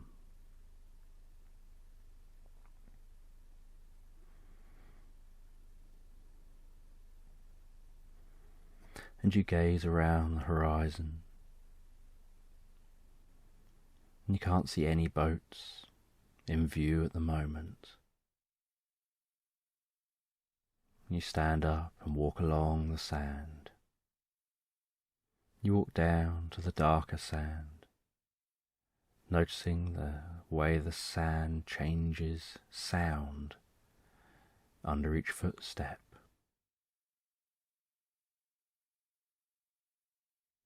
From a dull thud to a kind of scratchy sound as your foot sinks a little way into that wet sand.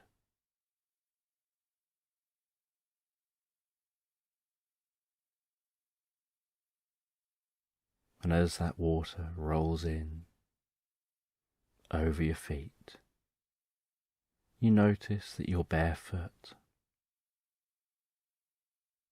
and that water kind of tickles your feet with the bubbles and the movement of the sand as it moves that sand, the bubbly water,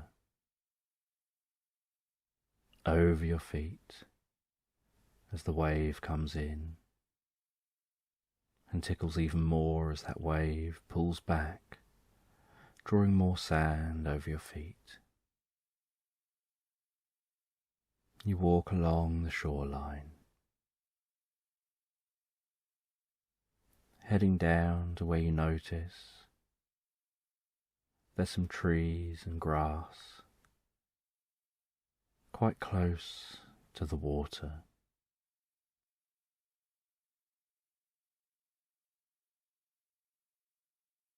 And you move down near to that area. Prop yourself against a tree. Gaze out to sea.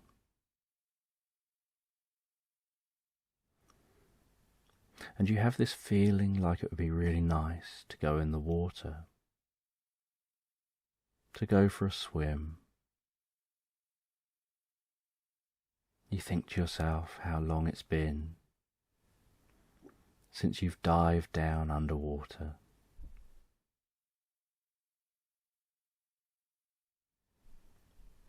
And you walk into that water. And as the water reaches your knees, you can see through that clear water down to the sand on the bottom. You can notice small fish swimming around your legs, occasionally brushing next to your legs and your feet.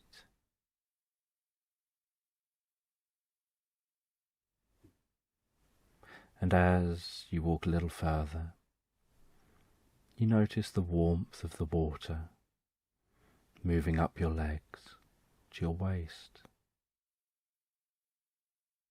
And as the water reaches your waist, you allow yourself to comfortably fall forward into the water.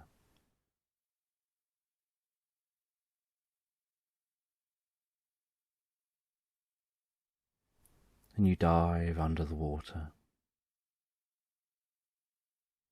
and just swim slightly above the bottom of the water. And you feel comfortable under the water. The way the sound changes. The way time seems to slow down.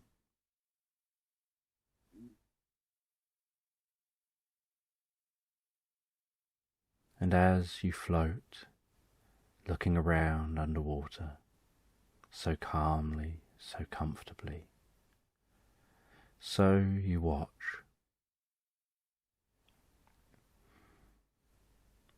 as a stingray glides past with its wavy motion.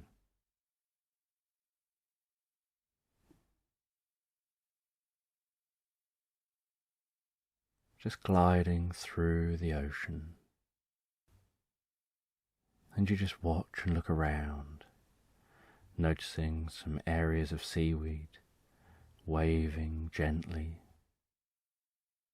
underwater.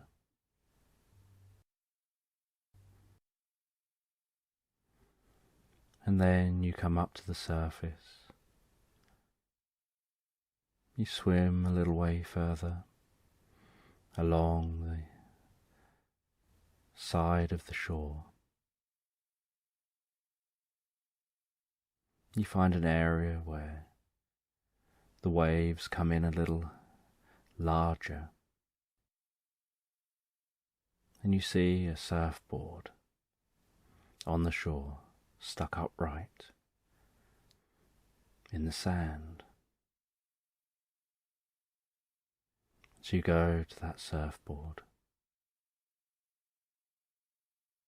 You can't see anyone around, so you think to yourself, no one will mind me just having a go.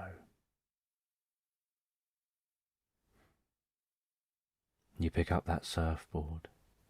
You get the balance just right.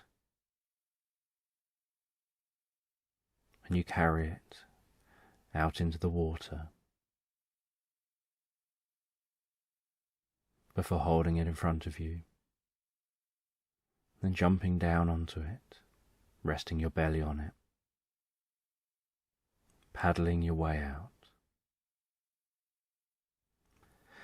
And the waves are larger, but not too large, and they're reasonably predictable in their timing of coming in. And you push through some of the waves. And you go out a little way. And then you turn the board, see a wave coming behind you, and you paddle along. And as that wave reaches you, you jump yourself up into a standing position. But then find you lose balance. You're too rigid in your stance as that wave reached you, and you fall in. And you think to yourself, you'll try again, but this time be a bit more flexible with your body, with your legs. Feel through your feet. Be one with that water. rather than thinking about having to stand in the perfect position, and focusing on you. You decide to focus on just being a part of a system, and being one with the ocean. And you see a wave coming, you turn, you paddle as it reaches you. You jump yourself up, and this time you're focusing on the wave, on the movement of the wave, on feeling the movement of the board beneath your feet, on just observing what's happening and responding to what's happening, rather than deciding somehow that you know better, almost like you're not thinking at all, you're just experiencing. And you pick up speed as that wave moves towards the shore, and you travel along that wave. And as that wave begins to break behind you, and that breaking water is following you, just before it reaches you, you turn off and head down and follow it all the way in, being followed by some white water as you glide into the shore. And you give this a go a couple more times, deciding that it feels exhilarating to be able to have this kind of experience, this opportunity.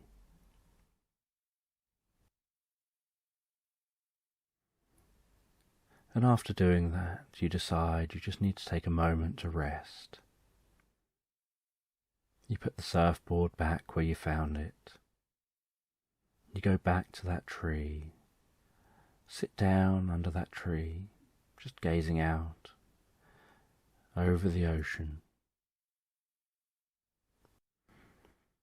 just letting your mind wander with the rhythmic sound of the ocean, of those waves rolling in and out. And as you do that, so your mind begins to wander.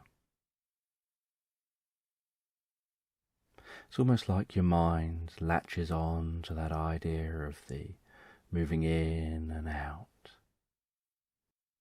that you start to feel this sense of rocking gently side to side.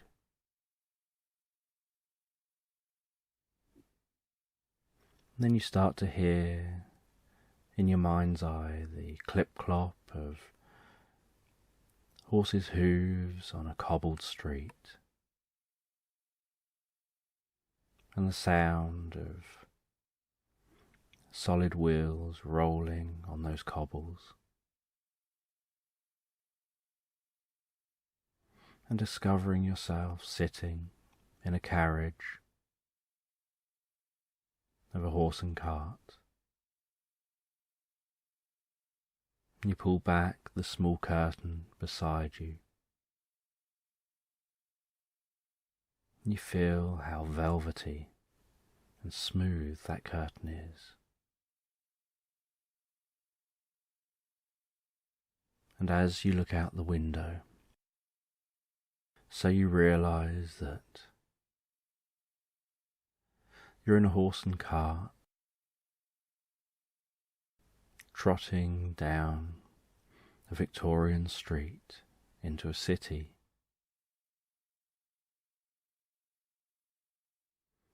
You can see people in their Victorian dress, men with top hats, women with wide skirts,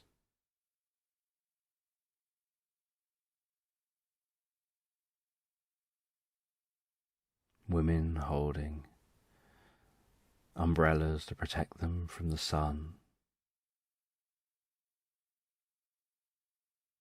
men walking with canes, even though they don't look like they need them.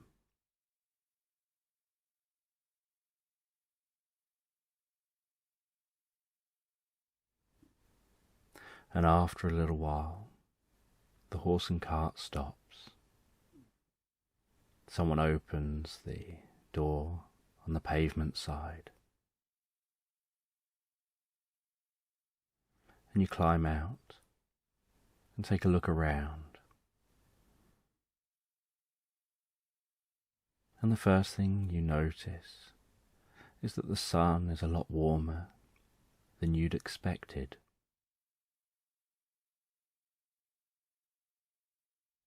And you can hear the hustle and bustle from down the street.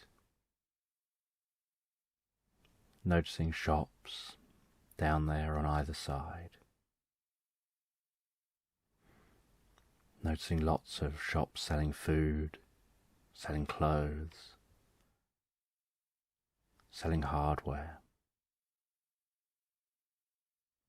And a marketplace with many market stalls, selling fruit and veg, many different things. And you wander down to explore.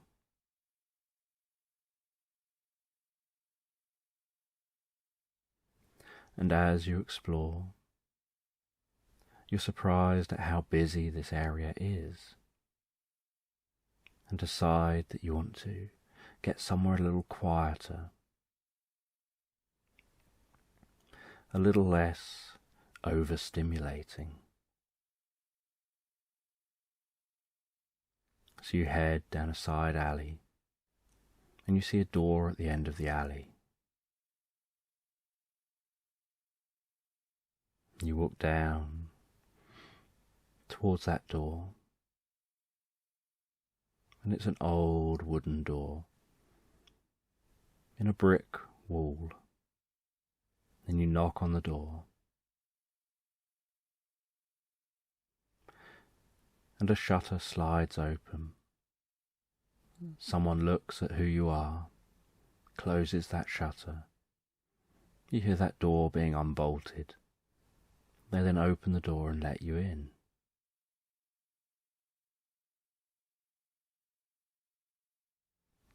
And you realise it's a vast shop selling rugs. And you walk around looking at the rugs. You run your fingers on the different rugs, feeling the different materials. Some so soft your hand just sinks into them, and you just want to stay touching them. And the person comes over to you with a rug rolled up under their arm.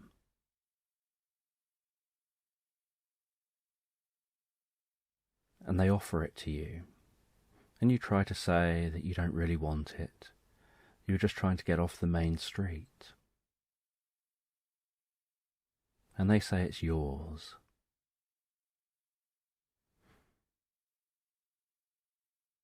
And you don't want to appear rude, so you accept that rug. And they gesture down the shop. And so you walk in the direction they gestured, heading down that shop. And they gesture to a door at the back of the shop. You walk through that door and find yourself in an empty room. And they make a gesture as if to say, unroll the rug.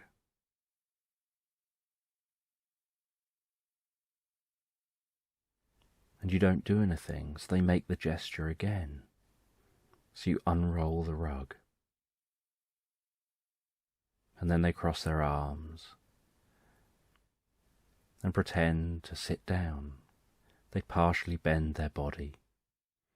And you get the idea. And so you go to that rug and you sit down on the rug. And you cross your legs. You cross your arms, as they were demonstrating.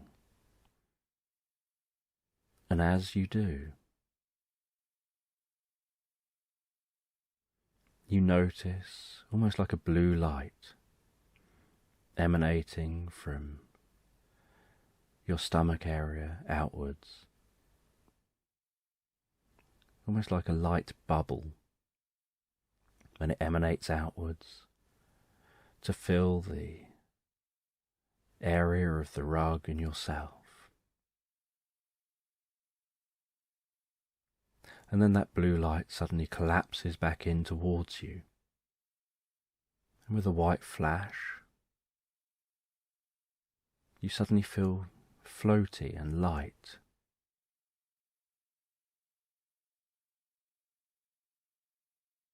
And sitting on the rug, you can't feel the solid floor beneath you anymore.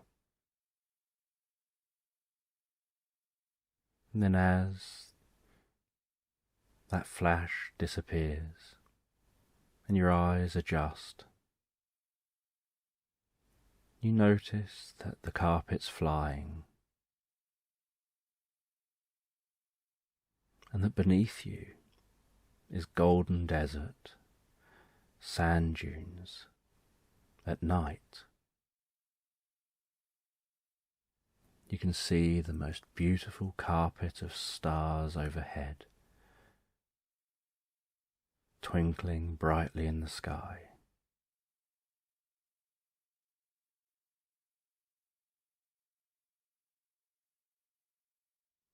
And the carpet begins to move. And you can see in the distance some lights that look like perhaps there's a town over there, and the carpet seems to be moving toward that town. And as that carpet moves, so you just look around. You see the ground moving past beneath you. You admire the beauty of those stars overhead.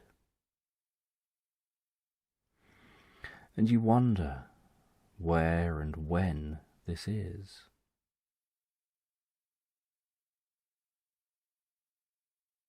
And as you arrive on the outskirts of that town, so the rug lands on the sand. You roll the rug up, put it under your arm, and walk through an archway into this town. And it's night time, so it's quiet. There are few people around. You can see a dog just walking gently along the edge of some buildings and then crossing the street and cutting down an alleyway.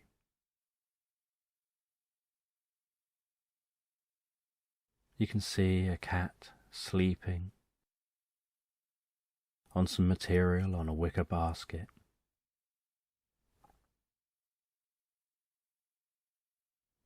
And you see one place that looks open, and so you head to that location.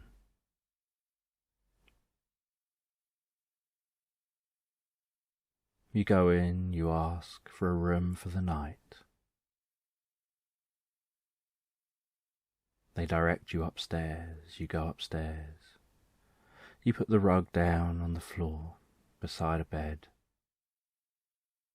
You rest down in the bed and drift and float comfortably and relax to sleep.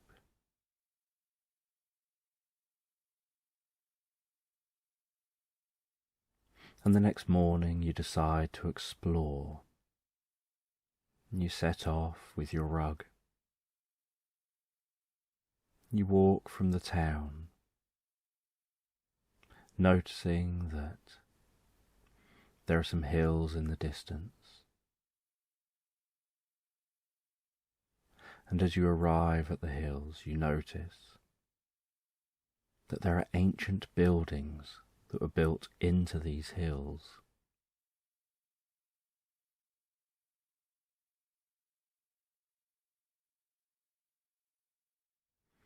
And you decide to explore some of those homes or caverns or whatever it was that was built into these hills. And as you near that area, the rug seems to be stopping you.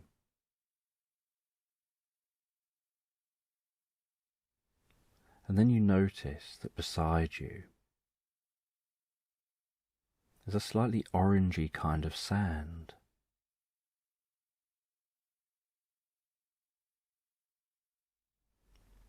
And the rug suddenly feels heavy, falling to the floor, too heavy for you to lift, right next to that sand. And you realise that rug is trying to communicate to you, to tell you to get some of that sand.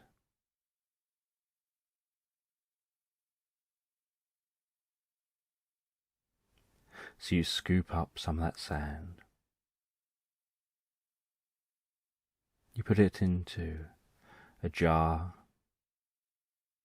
that you had some food in.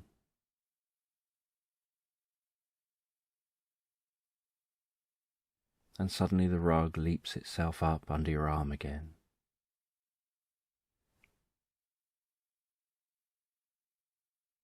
And you walk into a cavern in those hills. And the cavern is lit by flame torches at even spaces.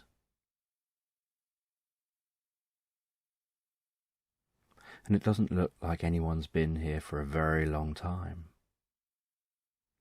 But at the same time, someone must have lit these torches and must keep them alight. And you can hear the occasional echoey drop of water. So you know there must be some water down here somewhere.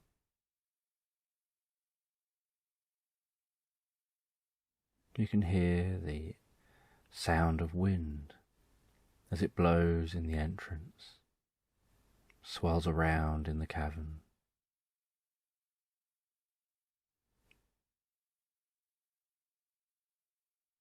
And so you continue to explore.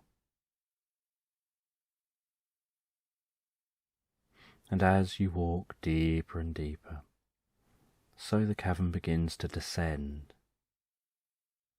And you descend some steps.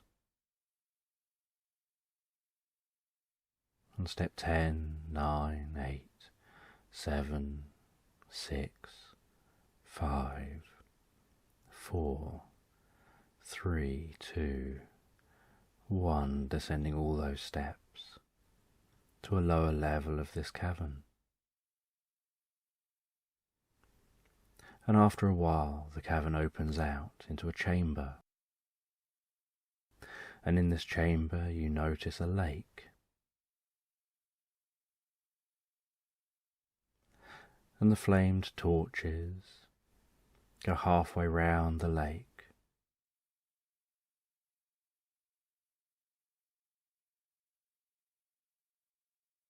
And you notice the way the light from the flames dances on the walls, the way it dances on such still water that has just the tiniest ripples from the slight breeze that blows through the cavern.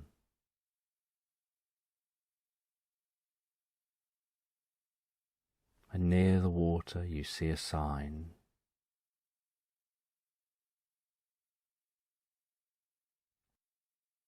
And the sign says that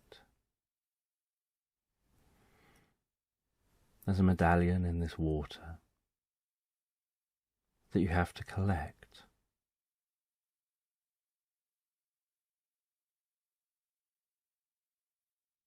But that medallion has to be kept dry.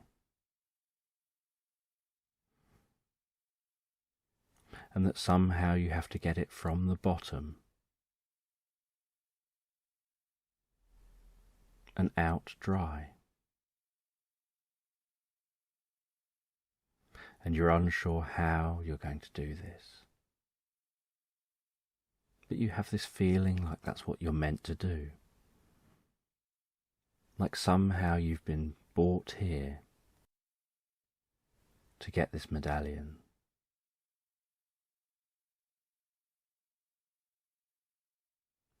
And just then you hear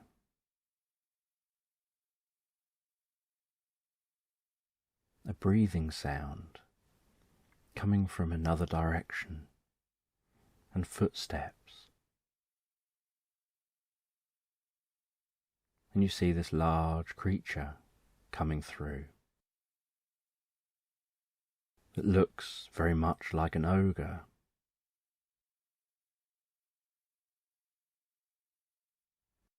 And as it arrives, so it begins to talk to you. And you're taken aback a little bit by how friendly its voice sounds, and how it greets you almost as if it's known you for years. And that ogre offers to help you to solve this puzzle. It explains that that sand that you've gathered isn't just ordinary sand. It's magic sand. It has a certain property that doesn't allow it to get wet.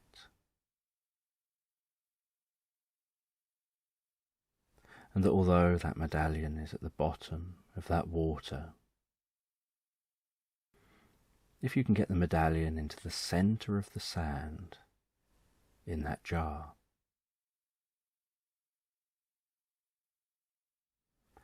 the outside of the sand will stay dry, and whatever is in the centre will stay dry. That the water will essentially just be resting on a cushion of air around that sand.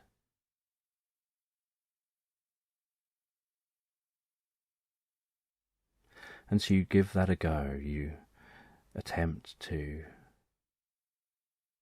scoop up that medallion, and you find out you have to climb in the water to do so, that you need to be able to get down in the water, get your hands into the water, dig that jar a little way into the water, and then push that medallion into the sand, and rest your hand over the top so as not to let that magic sand fall out. And make sure it's all around that medallion so that you can rise it out without it getting wet. And once you've got that medallion, so you are curious what it's for, why you felt drawn to it.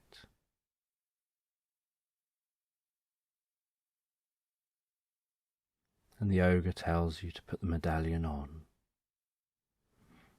And once you put that medallion around your neck, as soon as it rests against you, so your eyes close, you become very still. You get this light, floating feeling as you drift up out of your body, almost like rising up as a consciousness, while remaining there as a physical person. And you rise up out of your body and feel those arms getting lighter and lighter, lifting up from the side of your body, almost with a bit of a tingling. And you float up out of your body, you rise up through the cavern. You pass through all that stone.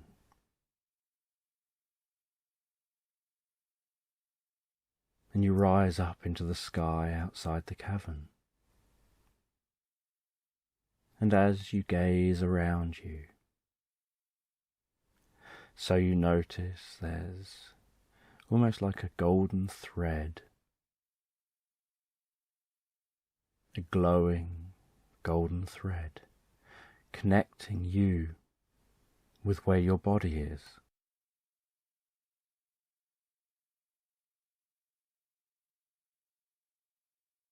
And as this consciousness, you float and explore, and you realize there's more to be experienced here than just floating out of your body. You realize just from the power of thought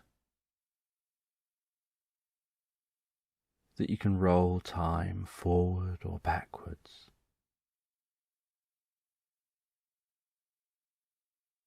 You can roll time forward or backwards slowly or fast.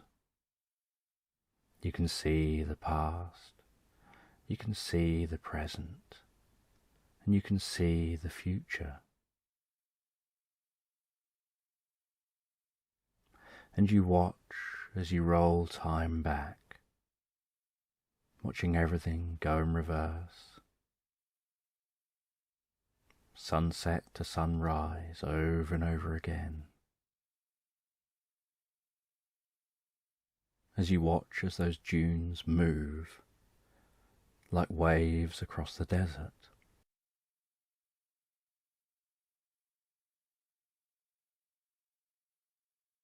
And you roll time forward,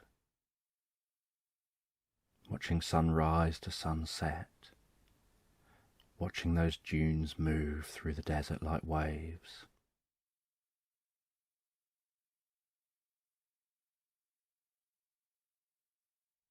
Watching as people build the town larger and larger, and then create roads to the town, and then roads through the town, and then the town gets overtaken by larger buildings, and you watch as progress happens.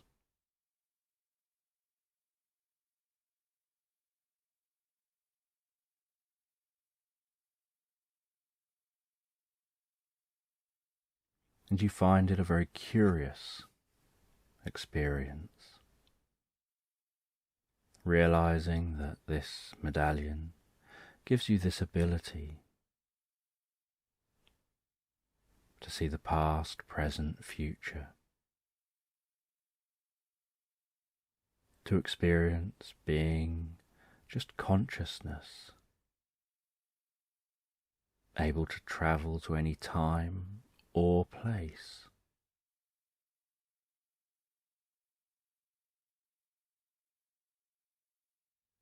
And you're curious why you've been led to this medallion. And as time is continuing to progress forward,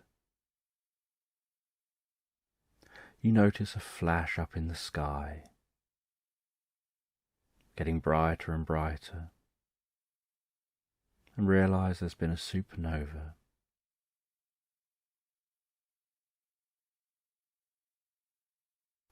And you know that you can travel in space and time, so you decide to see if you can travel that far. And just with that thought, you find yourself much closer to that supernova, seeing the beauty of it. But then you notice that there's a planet that had been destroyed, and something feels like there's relevance to you having this ability, and you noticing that supernova, and you now seeing the remains of that planet. And you turn back time to before that star went supernova. and you realise that planet contained life. And you travel to that planet.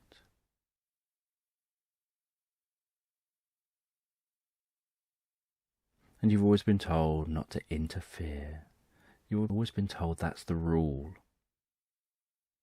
of these things. Don't interfere with primitive life. You've seen enough science fiction to know you shouldn't interfere. And yet something compels you to turn back time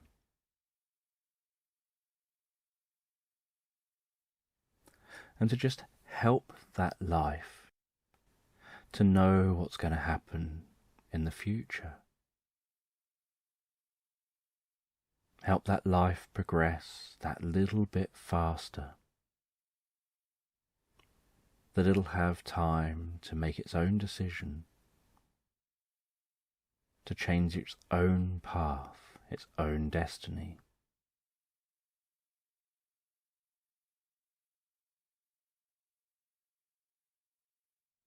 And as time runs forward again, this time you notice a young civilization beginning to grow up on the planet. You notice as they become aware of the fate of the star. You notice as they spend a few generations preparing for that fate.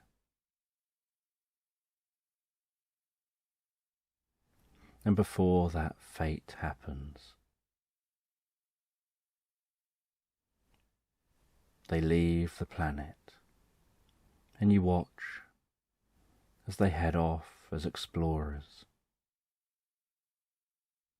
with a whole new destiny. And you only made one small change, but that one small difference made a large difference that saved all those people and saved many of the species from that planet.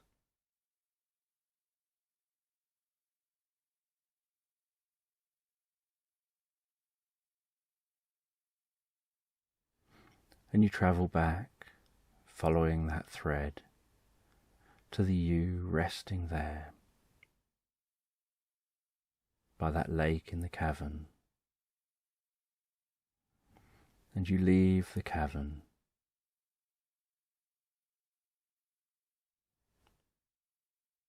and start heading back the way you came. And you get onto that carpet, and with a flash you find yourself back in that room. And you roll up the carpet, you find your way out of the shop. You turn off to avoid all the people and head off to a park. And you unroll the rug under a tree in the park.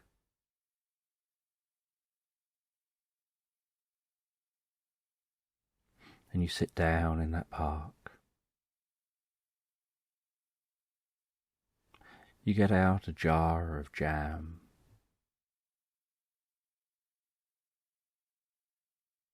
You get out some bread. You make yourself some jam sandwiches.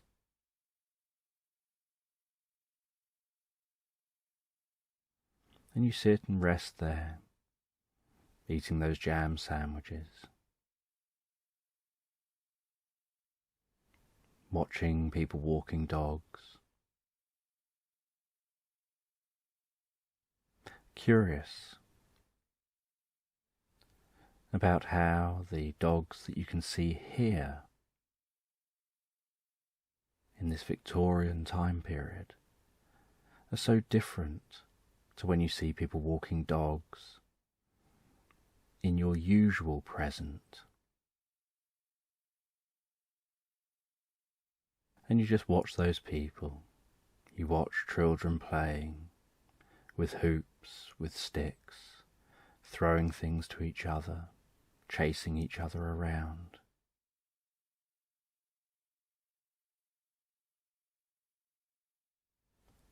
And you notice when you hear a noise in the undergrowth, in the hedges alongside where you're sitting.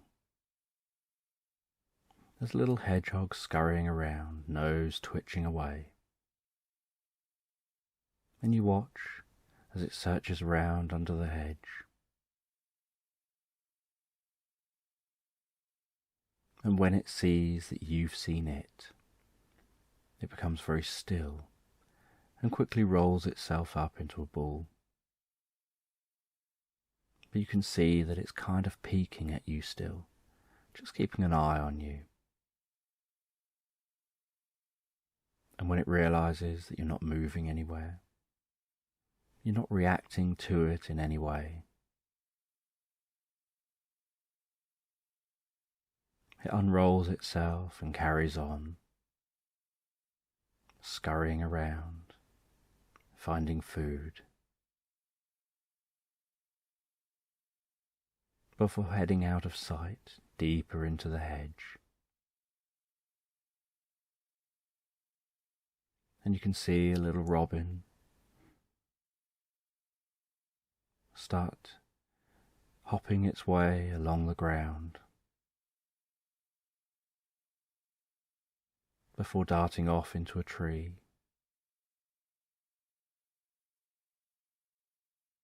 Hear the distant horse and carts going along the road the other side of the park. Then as you finish your jam sandwich,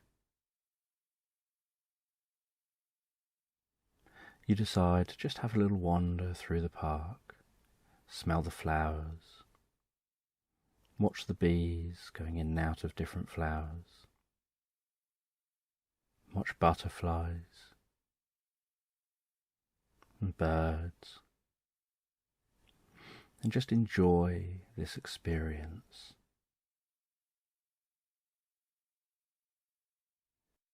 And as you do that, so you realize there seems to be circles on the ground. Some small circles, some larger.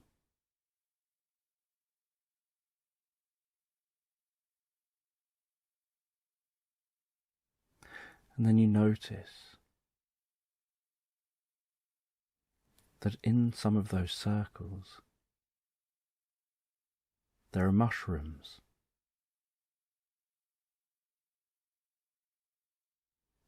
And you take a closer look. And as you do, you think you catch sight of a butterfly. But when you get nearer, you see that it's a small fairy. And it notices you. And it turns to you and realizes that you've got a magic carpet, and that to be given a magic carpet, you have to be deeply trusted.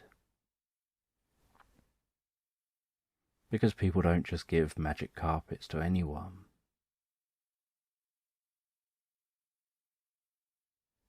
And so that fairy begins to talk to you. It tells you that you've got to go in search of a giant tortoise.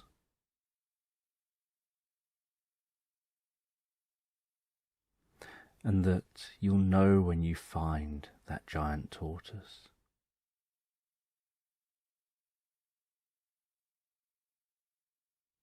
And you've got to help that giant tortoise. And only once you've done that will you begin to journey out of this space and time.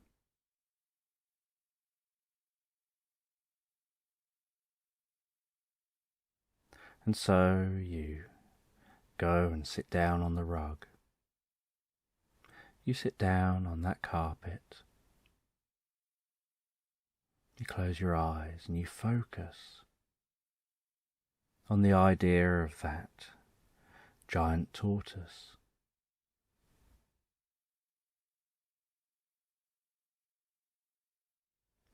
And as you do, you get that same flash of light, and you find yourself in a different part of British countryside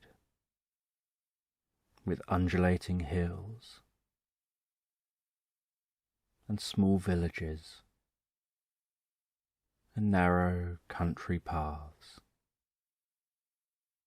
almost like just dirt tracks connecting the villages.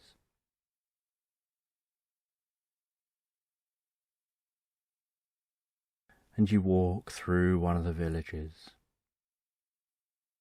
assuming somewhere around here is that giant tortoise.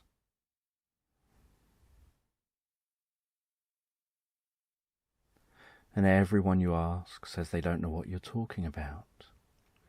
And so you ask if there's any strange happenings around here.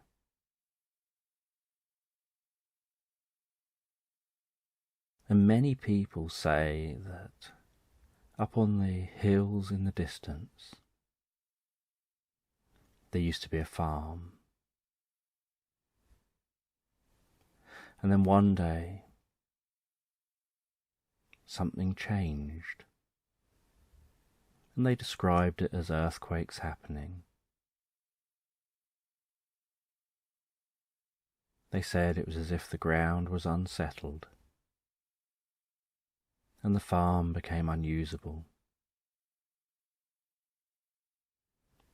And so you decided that that's where you would start exploring.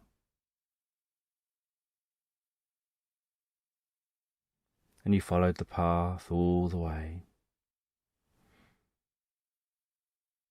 up to that hill in the distance.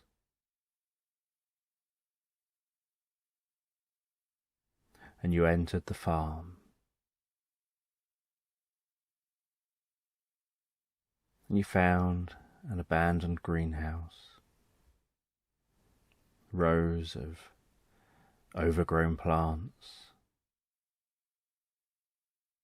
many of the glass panes damaged, signs that nature has been reclaiming this greenhouse.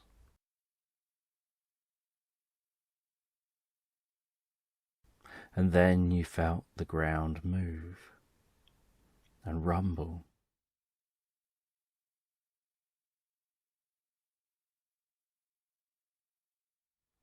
Only unlike all previous times the ground's moved and rumbled, this time there was an explosion of mud on one side of the hill. And then you saw as this head of a giant tortoise turned to face you.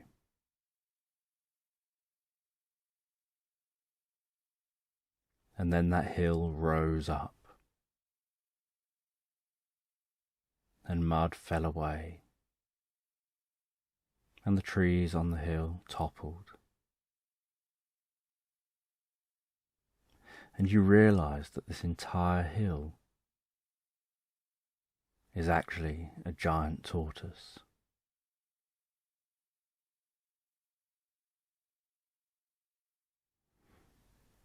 And you jumped onto your flying carpet. You flew off the back of that giant tortoise, off in front of it, landed on the ground,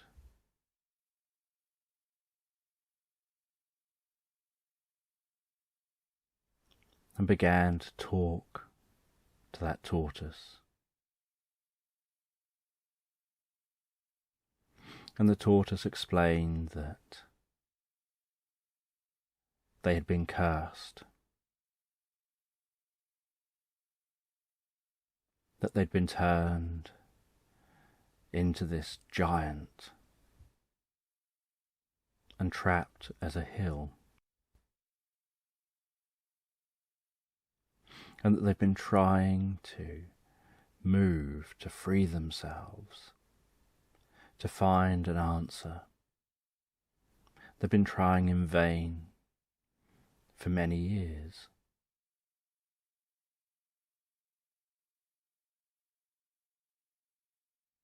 And that it's only now they've been able to break out enough to free their head, to be able to stand, and that something about having magic near this magic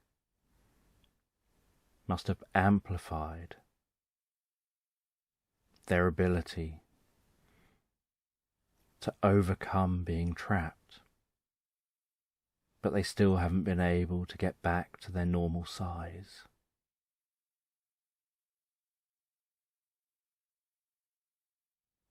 And they ask you for help.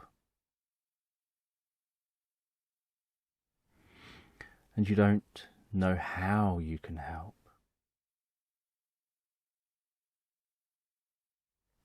And they tell you it's all in that medallion. It's all about the medallion.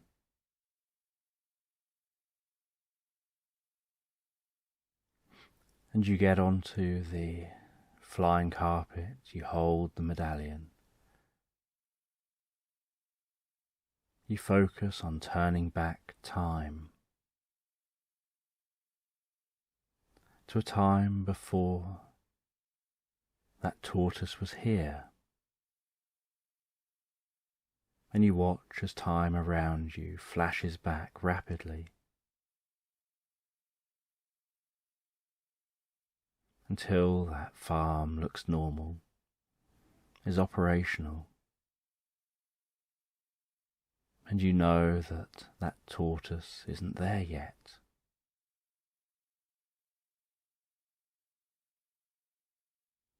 And you know that the flying carpet can tell you where to go. That by thinking about where to go, it'll get you there.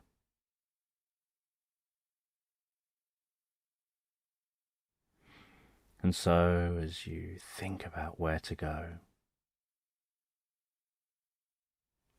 you find yourself travelling to a location of a giant white palace.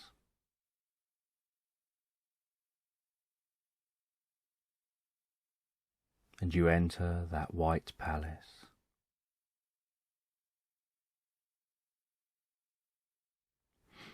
And you find a room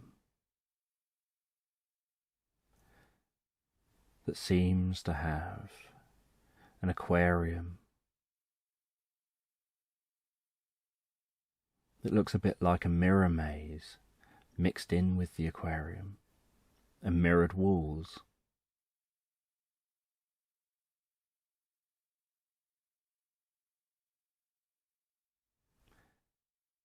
And you're aware that at the far side of this room that you have to somehow navigate is another door, and you just have this sense that it's through that door that you need to go.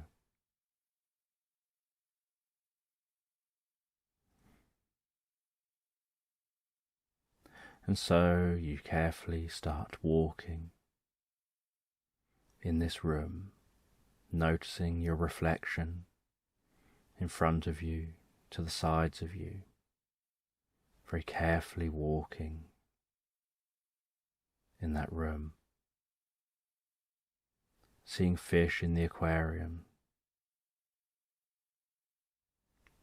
just swimming around, oblivious to their location,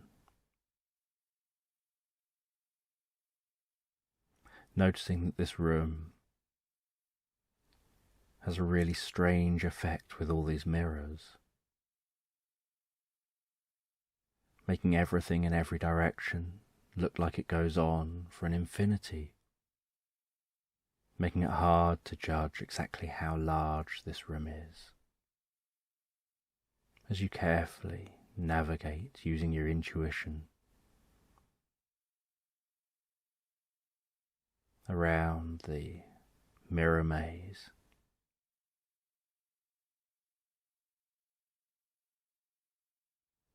eventually finding your way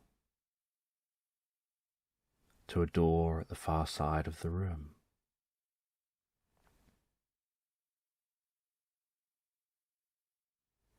And at the far side of the room, you pass through that door and you see that tortoise, only it's a normal size here.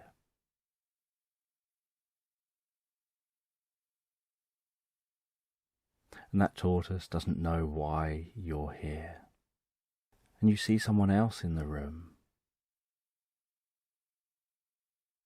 and they've got a book open in front of them, and they're midway through casting some kind of a spell,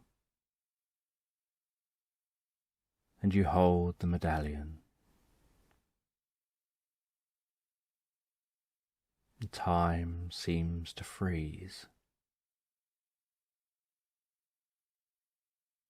and you can see what looks like some kind of a light beam or energy beam heading from that person down towards the tortoise that's frozen in space and time. And you walk around that and you pick up the tortoise, you move it out the way.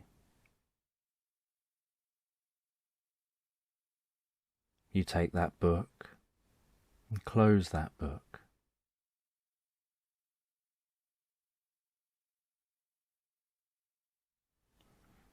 And then you travel through space and time to such a distant time that that book will never be discovered.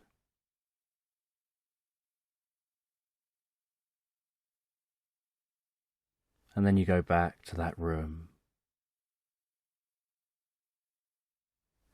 and you follow the life of that person back, trying to find a crossroads, a point where a simple, different decision could lead them on a better path.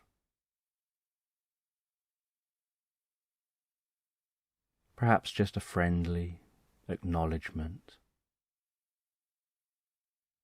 and you find that moment, and like with the planet, you make a tiniest of changes, allow things to play out and see how they change.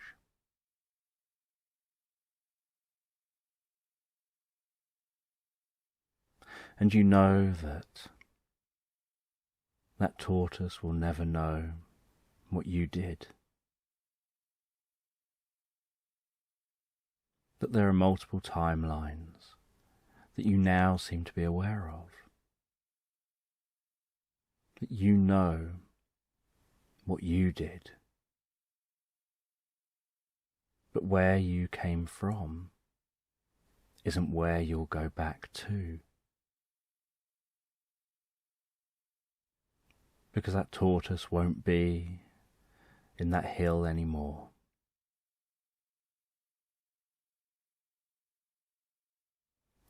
And you take all these learnings from this whole experience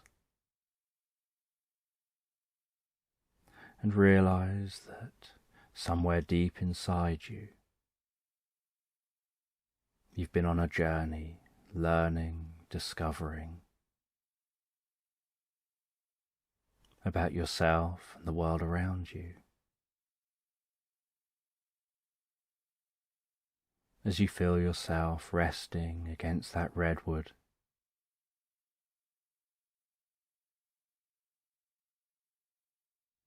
and open your eyes and you walk away from that redwood with your mind filled with learning. And you walk through that forest.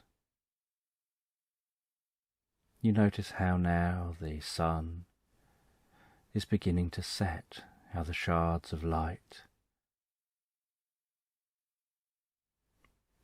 passing through that forest are in the opposite direction.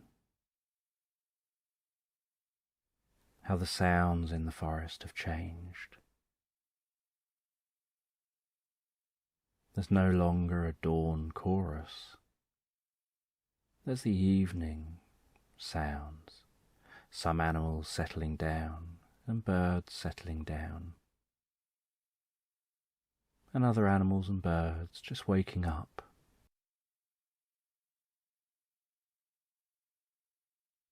And you walk through that forest,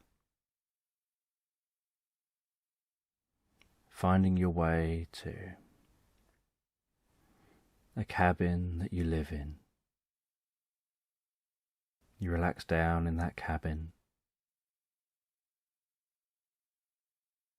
You sit by a fire.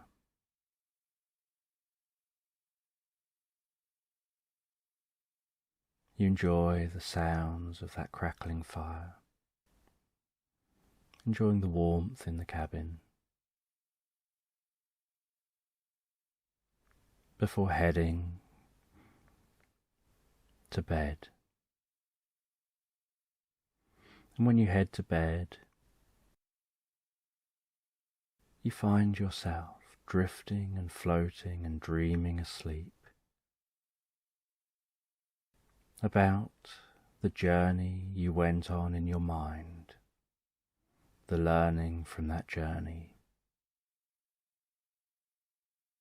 curious about what it teaches you about yourself, about nature, the world around you.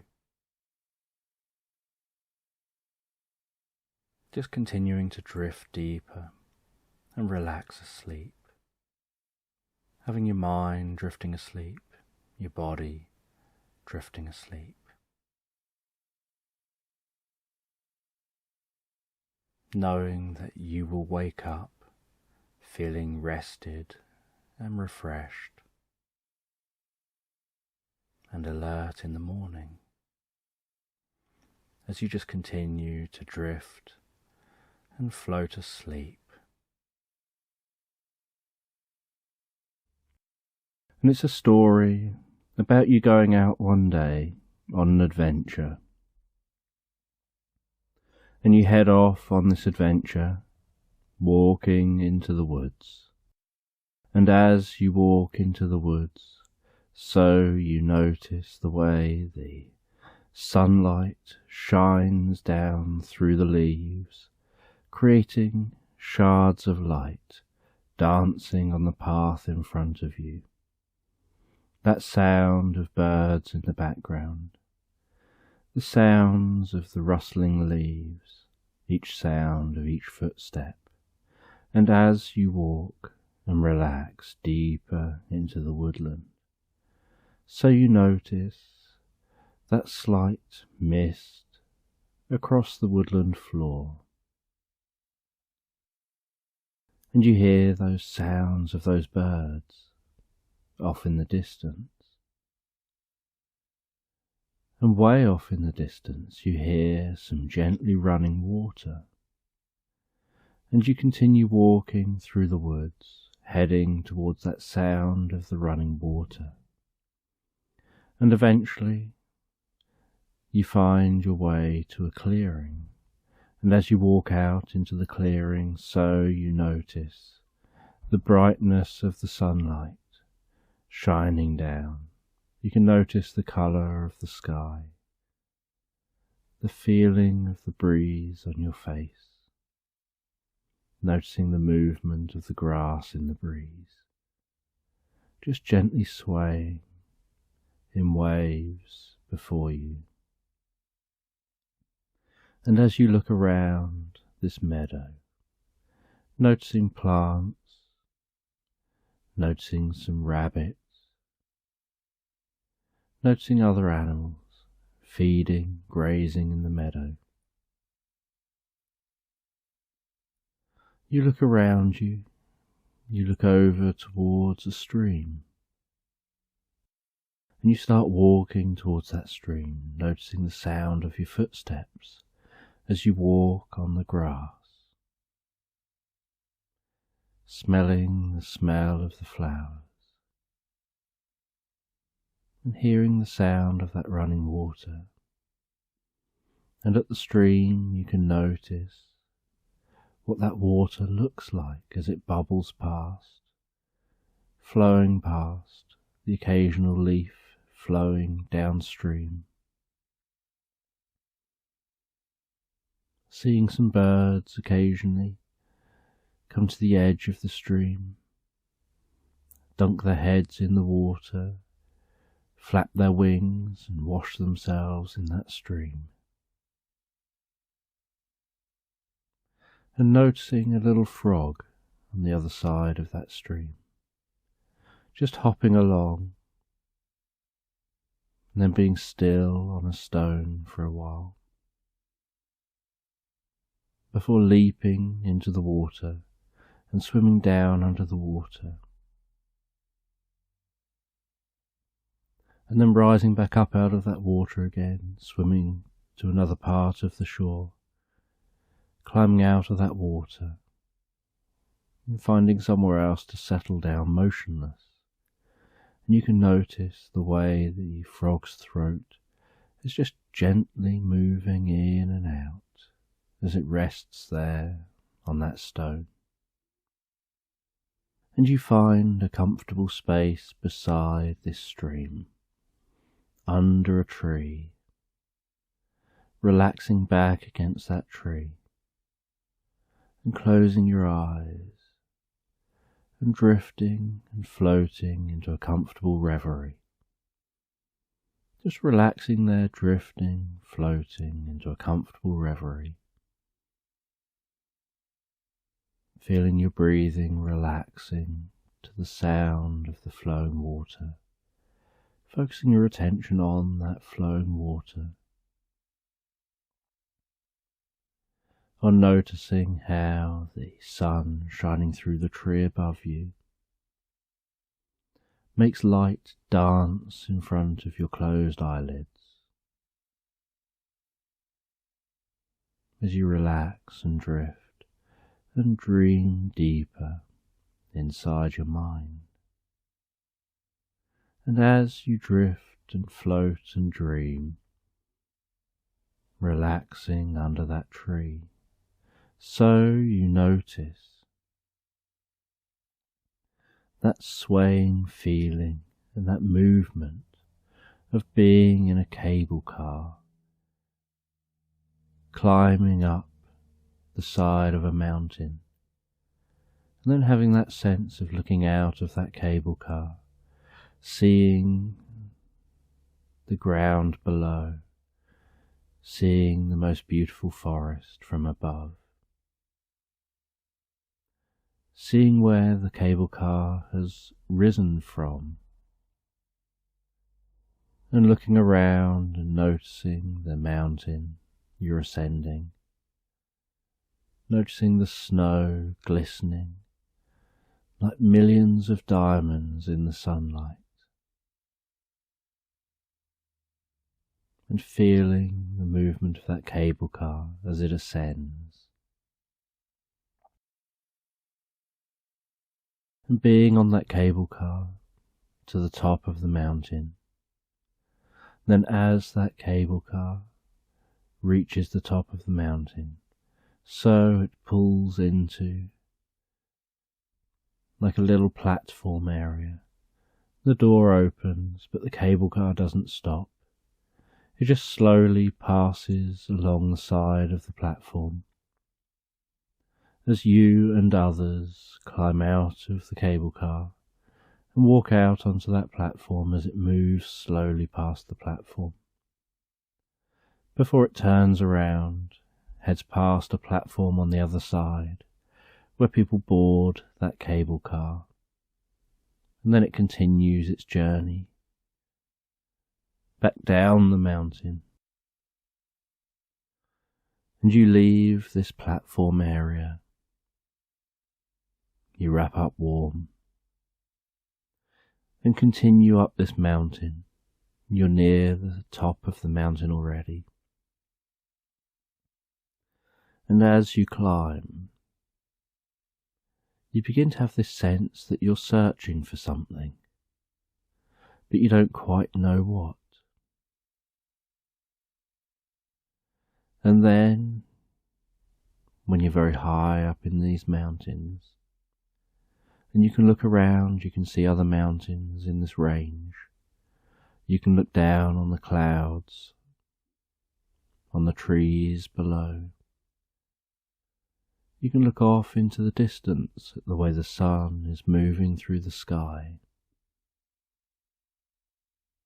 You can feel that cool, crisp air. And you notice near an edge that there appears to be a stack of stones. And you head over to those stones, and you see what looks like a large stone for sitting on. And so you sit yourself down on that stone, and as you do, you begin to notice, almost like an audible vibration that seems to pulse and vibrate through you, as if somehow there's energy passing from that stone through you as you gaze at that stack of stones. And then you notice a light rising up from around you, as if you're sitting inside a pillar of light. And as that pillar of light rises up around you, so your eyes here close.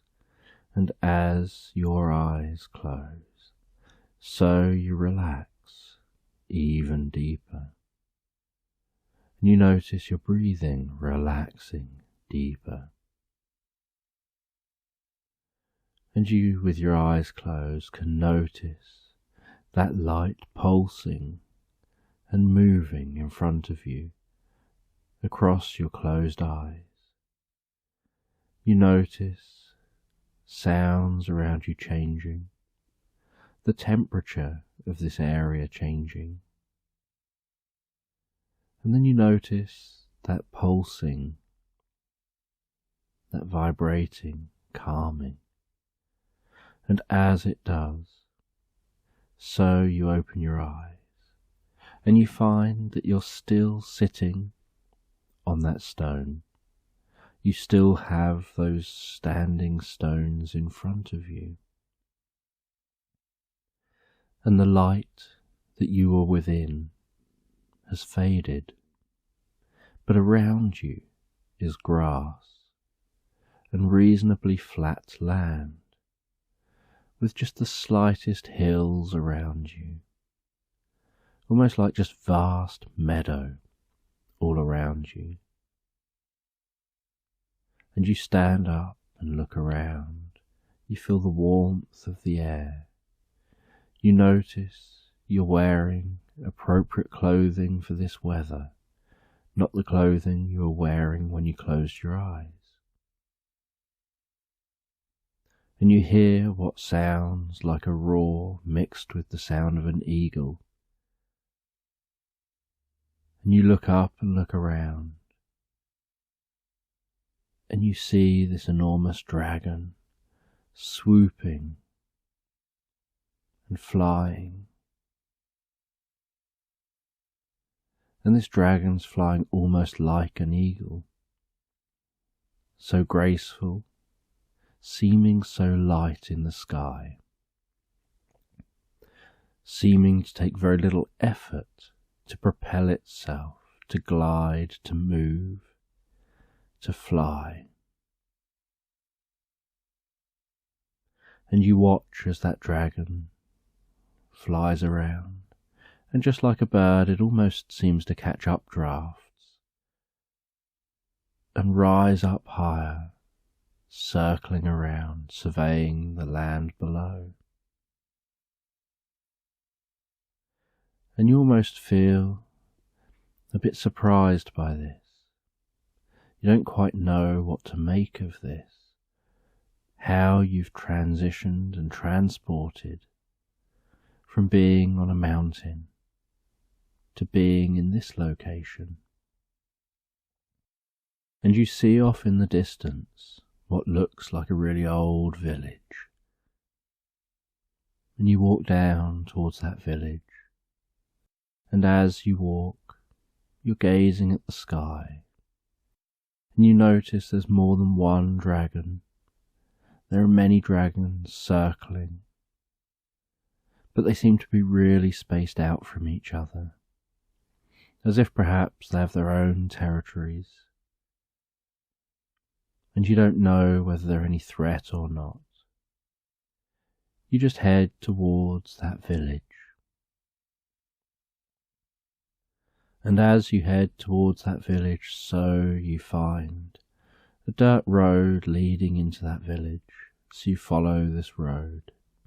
You pass a signpost that seems to be pointing to the village and pointing in a few other directions, letting you know there's other things around in this world. And you walk into the village, hearing the hustle and bustle of people in a marketplace, seeing really old taverns, almost medieval looking. And you walk and go into one of those taverns, and everyone's talking with each other, and then they seem to stop as you walk in, as if somehow you're the outsider. And then they slowly start with a murmur and start talking to each other again. You walk up to the counter. You ask where you are. And you ask when you are, and for more details. And they tell you a time period that makes no sense to you. Doesn't sound like a calendar you know of. And they name a place you've never heard of. And you realise somehow you must be somewhere else. Because you're aware there's no dragons where you came from, and yet there are dragons here.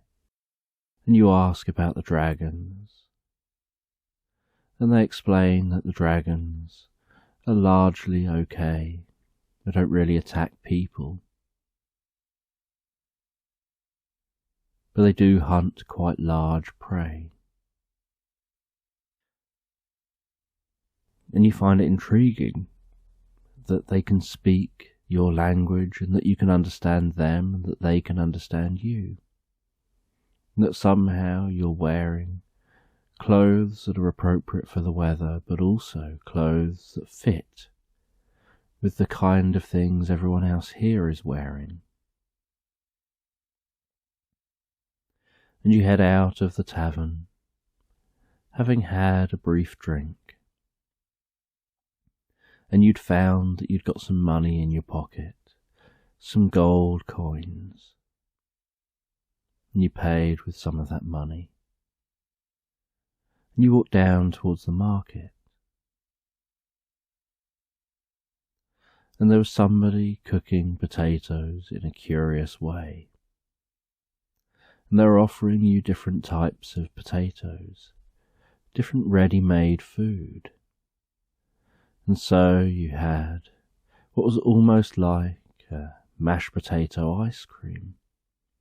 It was served up in potato skin, but the potato had been separated from the skin, mashed, made really creamy, and then placed back in the potato skin, with the potato skin being colder so that you can hold it, and you can gradually squeeze on the potato skin, squeezing that mashed potato to eat it.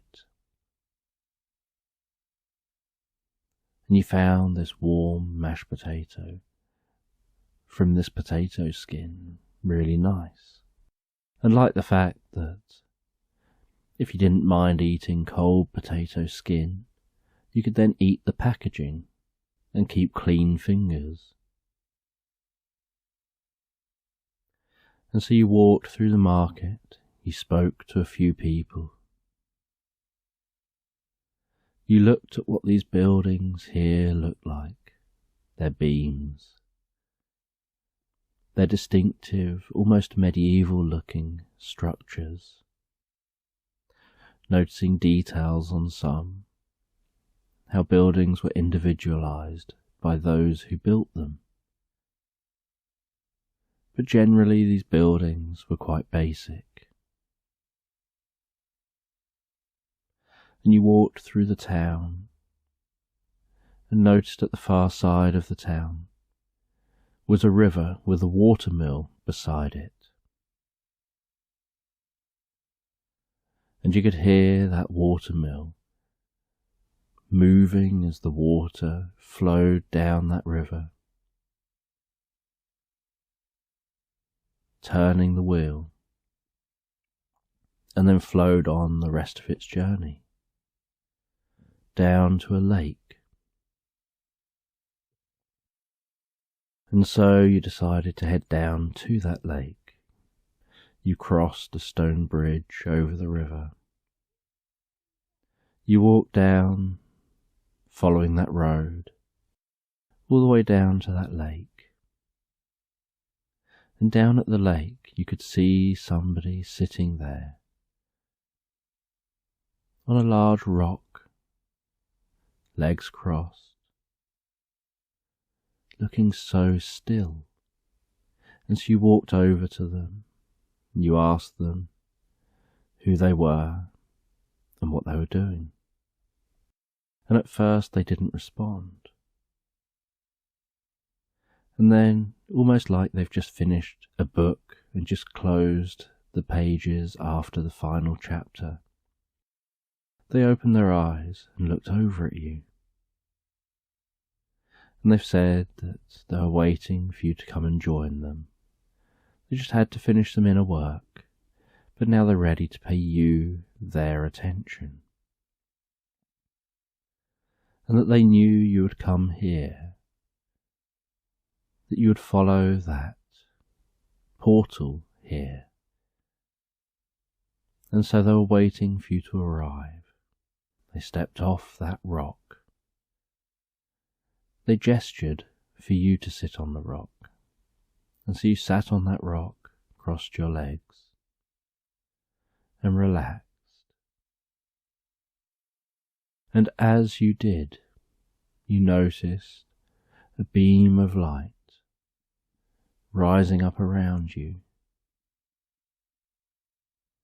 And almost like that light started to pass through you and warm you comfortably. And they said from outside the light to focus on the light, and that focusing on that light, you can begin to take down any barriers, any blocks to leading the life that you want. All you have to do is be guided by that light. Be guided by the light and allow that to pass through you. And so you rested there, and you breathed, and you extended your out-breaths, relaxing you further and deeper.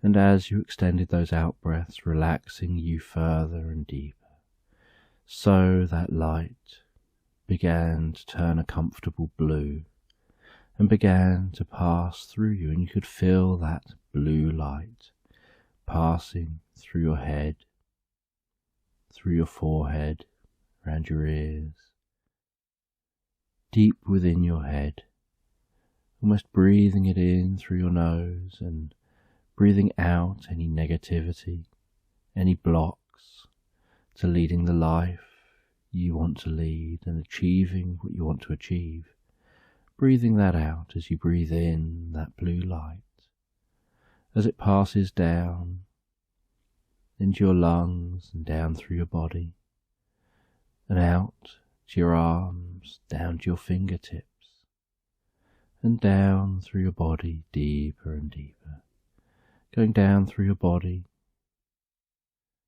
through your chest, your back, your lower back, your abdomen, down to your legs, through your legs to your feet, having that healing blue light passing through you, resonating within you, while breathing out any negativity, and allowing that blue light to begin to drive change. And as you rested there, relaxing deeper and deeper with the blue light, so you started to have thoughts about the future, about things that you want to do, and you see yourself achieving those things. You notice what you look like as you achieve those things. You notice the tone of voice you use. You notice what others notice. As you relax there, and you notice the way you behave differently as someone achieving those things. And then you notice, as if you're seeing through your own eyes, hearing through your own ears, feeling what you'll feel, going through that future, achieving what it is you want to achieve. And that begins to resonate deep within you, begins to create the relevant neurological changes.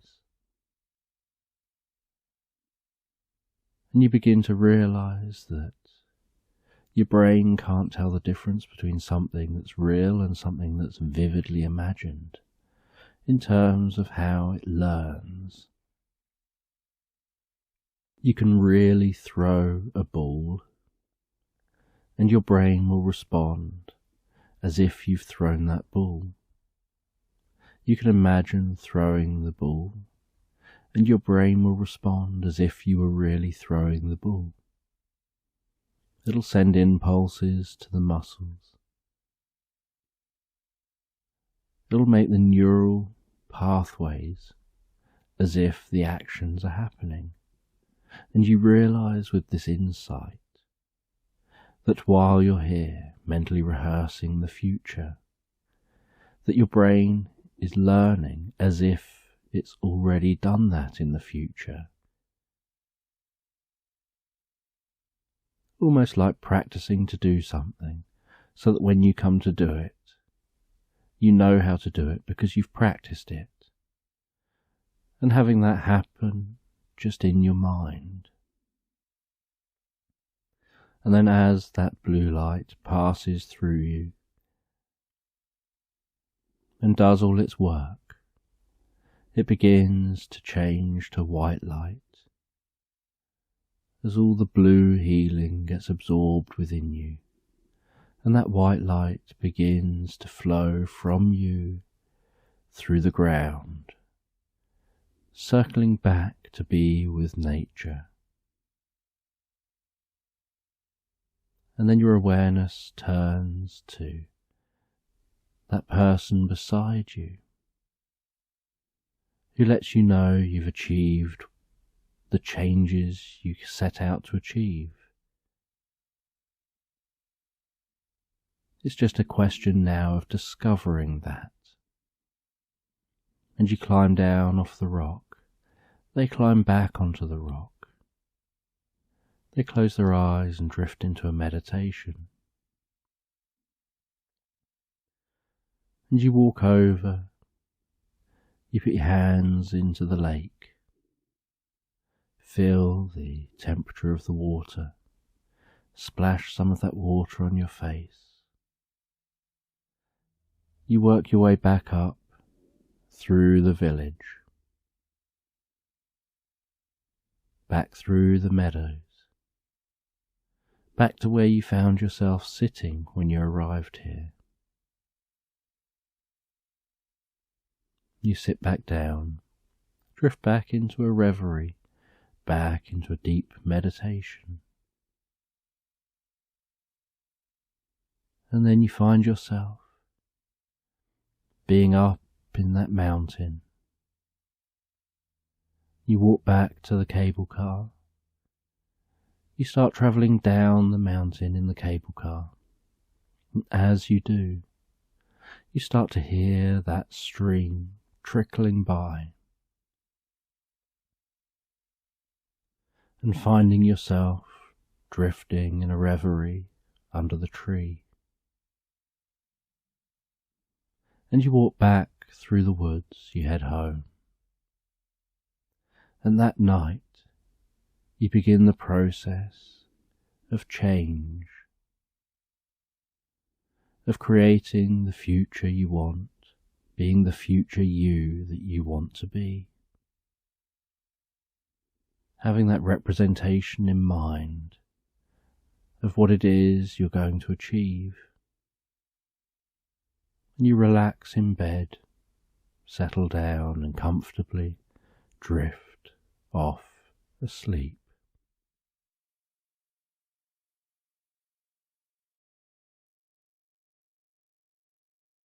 And Hope was hopping one day through some tall grass,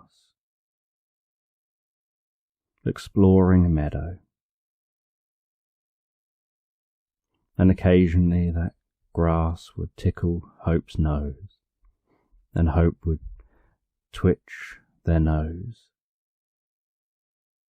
and sometimes almost feel a sneeze coming on. And with each hop, Hope's ears would flop and bounce. And Hope just looked around the meadow while hopping through the meadow,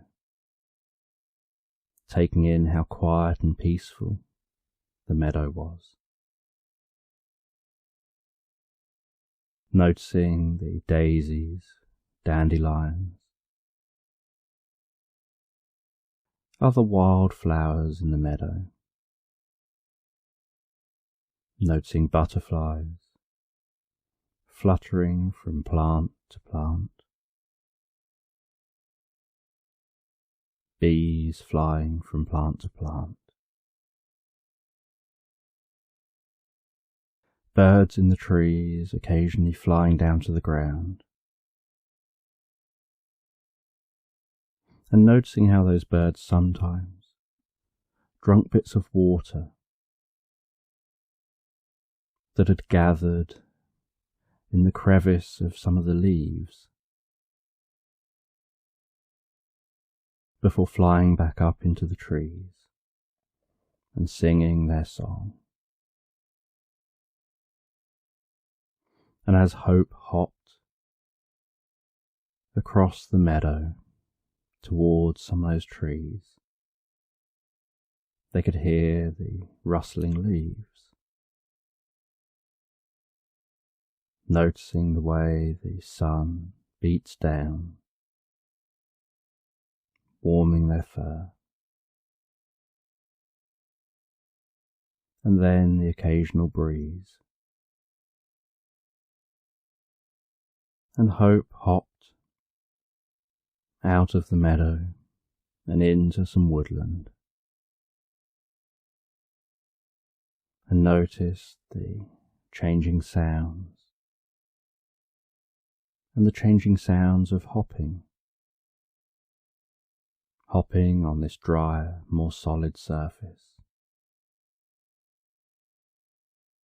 hearing that rustling, noticing the way the sunlight shines through the leaves, creating dancing shards of light on the path ahead. And as Hope hopped through the woodland, so they notice some sounds in the distance. It's a sound they've not heard before. They've never really explored outside this meadow. They've never been this far into the woods. And they decide to explore that sound. And it's a strange sound, a sound they're really not used to. Then after a while, getting closer and closer to that sound, they notice movement in the distance. And then they see the most friendly looking animals. And they see these 2 foxes and a little fox cub just playing in the distance. And they hop along towards those foxes. And then one of the foxes introduces themselves and asks who they are and where they're going. And they say that they're just exploring. They've never really been this far. And it was such a nice day they felt like going on an adventure. And up close, Hope noticed how bushy their tails seemed. And the foxes and Hope continued walking and talking and sharing their different experiences. Hope sharing what life's like out in the meadow. The foxes sharing what life is like in the woodland. The different places that are worth exploring. And then Hope noticed the sound of water flowing in the distance. And Hope decided to go and explore that sound. And so left those foxes, said goodbye, knowing that they'd made some friends they might see again later. But for now they wanted to go and explore and find that water. And as they continued to hop through the woodland, so that sound of running water got louder and louder. And then they could notice that smell of water, that clean and fresh water smell. And they arrived at a babbling brook, with the water flowing over stones and rocks, watching twigs flow and weave downstream. And they decided to follow that water, see where it led. And they touched the water to see what it felt like, and noticed it felt cold, and they assumed it must have flowed down from the mountains that are off in the distance, perhaps starting as snow on the top of the mountain, flowing down, increasing in speed, and gradually carving this path. And Hope was curious where this path leads. As they follow this water downstream, and at certain points sunlight would shine through the trees above and would glisten on the water, and at some points that water would drop down over a mini waterfall, and so the light would illuminate the spray from that water, creating a rainbow. And Hope was fascinated by these mini rainbows at the waterfalls and continued to follow that. And Hope looked down that water to try and see how far it went. And it seemed to go on as long as they could see. And then they found the bark of an old tree lying by this stream. And they decided that would be a quicker way down. And using their nose, they nudged that bark over into the water. And they quickly leapt on that bark just as the whole thing was into the water before it shot off. And then by leaning left and right to keep it steady to navigate down the stream, they rode down that stream fast-paced on that bit of bark. And as it leapt over waterfalls, so some spray splashed up on their fur, splashed up onto their nose. And they could see that there was some light down there, off in the distance. And they realised they're gradually getting to their destination, getting to the end of this stream. And then with one last jump over a waterfall, that bark lands down in a pool of water that's just gently flowing and curving around, turning that bark as it floats across that pool. And then there's just a little trickle coming from this pool, heading off towards a calm sea. And Hope has never been this far, has never seen the sea before. And they paddle over to the shore, climb off that bark, and feel that sensation for the first time of padding through sand, and noticing how padding through that damp sand feels so different to the meadow, to walking through the woodland. They notice the way that with each step they take, the sand lightens up beneath their feet, and their feet sink gently into that sand and makes a slight crunchy, grindy sound. It's a really pleasant sound and feeling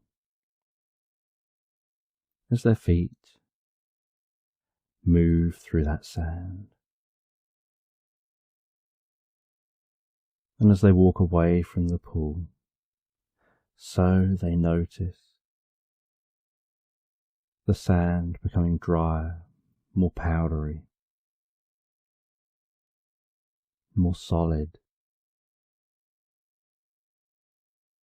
And then as they walk down further onto the beach, they notice the sand changing again.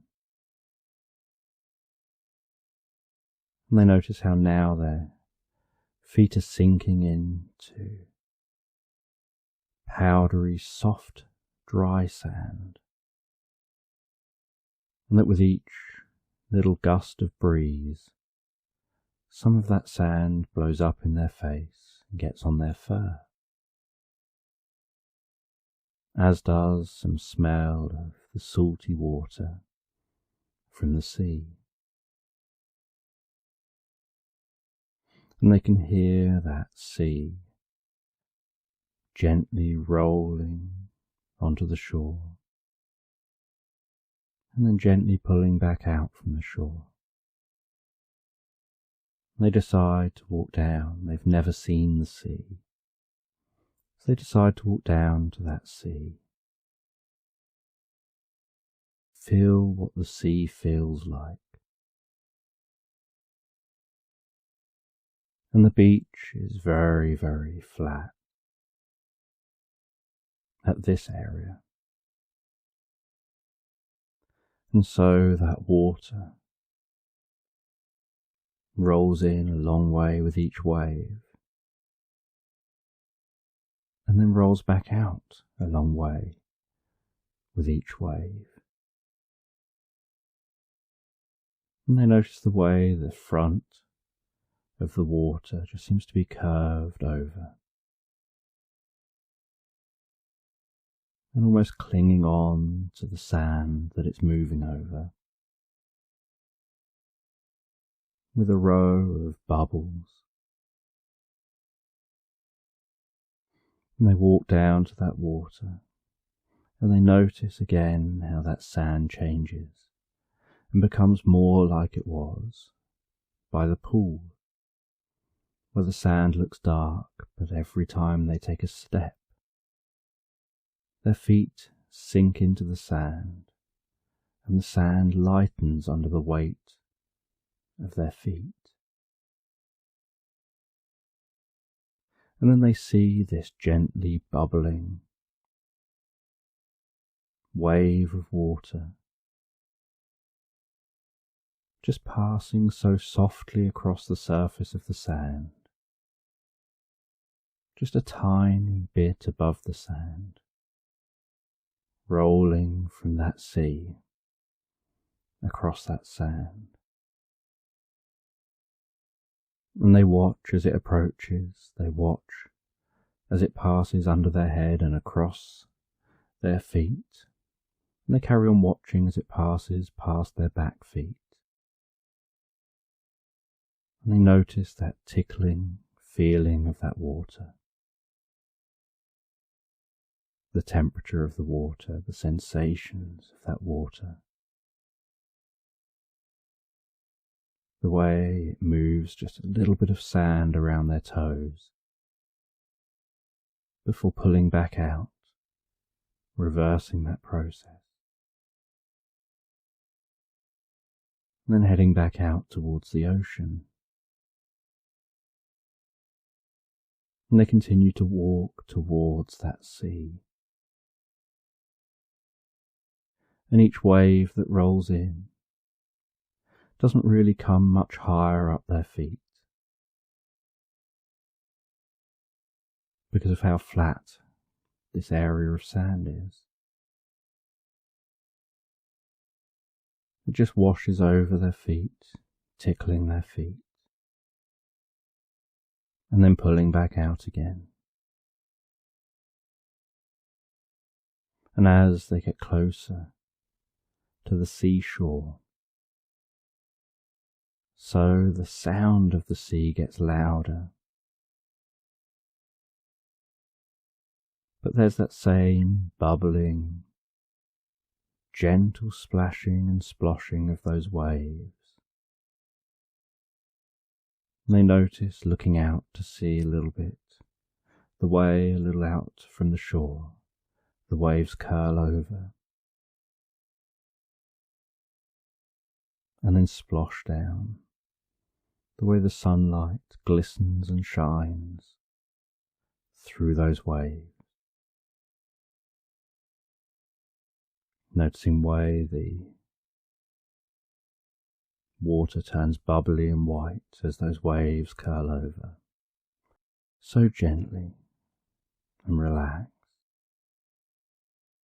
and so calmly and slow.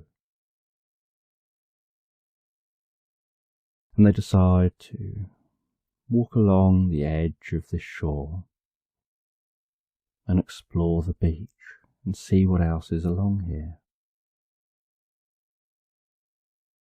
And they notice as they walk along the shore that there are more rocks further along the shore, that where they started it was very sandy, and there was just that pool of water that they came out of, and then almost like fingers of water weaving from that pool down to the ocean. But further along, this seashore became more rocky. As they hopped along the seashore, they found a shallow pool of water, and with every wave that came in, a little bit more water was added to the pool, and seemed to just about keep that pool topped up. And they looked in that pool, and they'd never seen sea creatures before. But through the shimmering surface of the water, they could see crabs, and the way those crabs moved sideways would suddenly stop, and then wiggle their bums and burrow themselves down into the sand. And then they'd see them wiggle and work their way out of the sand, and using their pincers to grab little bits of food passing by. And then they notice suddenly some movement at the corner of their eye. And they think they see some movement where they can just see a rock. And then they notice what they thought was a bit of vegetation in this pool, and realize that there's a creature there, as it suddenly changes colour and seems to push off and dart across the pool to the other side, before suddenly looking like a rock again. And they noticed that it had suckers on its legs, and they'd never seen an octopus before, and were fascinated by the way it so easily seemed to camouflage itself, seemed to move around this pool and just blend in wherever it landed in an instant. And they noticed a starfish in this pool, and at first they wondered whether it was a living creature or not. It just seemed so solid and stationary. And then they saw the movement of its legs, and saw it searching that pool. And they realized that all this life in this pool, there's a whole ecosystem that probably is in the ocean when that water is over here. But then it's like a little village all of its own when the sea is out. And they wanted to put their paw in the pool and touch some of these creatures, but they're unsure, especially one that just seemed like a creature they were familiar with from their meadow, with the hedgehogs, and the way the hedgehogs would roll into balls, and you wouldn't want to give them a big hug, because although they wouldn't mean it, their spines would stab into you. And they saw in this pool what looked like a creature that had spines on it. And they thought it would be best to keep away from that it may not mean to hurt them, but you can't just go hugging something spiky and expect not to get hurt. And they're fascinated by all this unusual life in such a small space. And they could see off in the distance, further down the beach, there was someone walking a dog. And then they'd throw a ball, and that dog would bound over the waves, leaping over each wave as it came in, almost like each wave was a jump. And it would get a certain distance out, and not seem to be able to leap high enough to make it over each wave, and would just splash straight through a wave to get its ball that would be floating in the water. And then it would run back to the human, drop the ball on the ground, stand back a few paces, and then wiggling around and moving with anticipation and staring at the ball, would wait for them to pick it up and then throw it again. And occasionally the rabbit noticed that when they threw the ball, they didn't actually throw the ball, and the dog would make a few leaps before realizing, and then would stop, turn and look back at that person, and notice the person still has the ball. And that rabbit just watched that, and watched the way that dog seemed to be so in tune with that human, and the relationship they seemed to have, that they both seemed to feed off of each other's body language. And then the bunny decided to hop away from the shoreline a little bit, to hop up the bank at the back of the sand, through that rough grass and vegetation, through vegetation with broad leaves, noticing seagulls overhead, circling and making a noise, and noticing some little birds darting in and out of the vegetation and the grass. And as they went up that bank, they noticed how that sand changed again, how it was just wispy sand between the vegetation. And from on top of the bank they turned to survey the ocean, noticing the way the sun now is beginning to set low over the horizon, creating a golden orangey glow across that blue, calm ocean. Noticing a boat just bobbing gently out to sea. And they looked around behind them.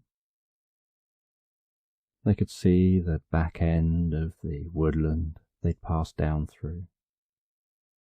They could see mountains off in the distance. And they could feel that breeze on their fur. And they decided just to relax down for a bit as that sun set, to watch that sun setting so peacefully over the horizon. And they tucked themselves into a bit of vegetation and gazed out to sea, hearing that distant sound of the waves rolling up onto the shore. The dog walker and the dog, having gone off from that walk, and they began to drift and float asleep. And as they drifted and floated asleep, they started to think about their journey home, and the fact that it was easy to make it downstream, riding on some bark, but they're going to have to make it back upstream to head home, and it's uphill all the way. And they're imagining that it would be so much easier if they were a human and they had longer legs,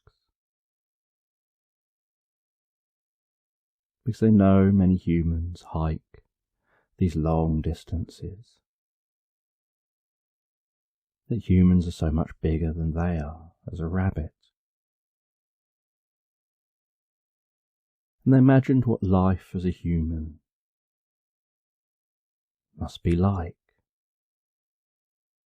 That this human they saw today had a friend dog, and the human probably has human friends as well as animal friends.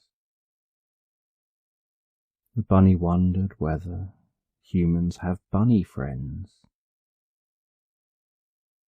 and what other friends humans have. And as they drifted and floated asleep, they began to imagine themselves as a human, imagining a life as a human, leaving that beach with that dog,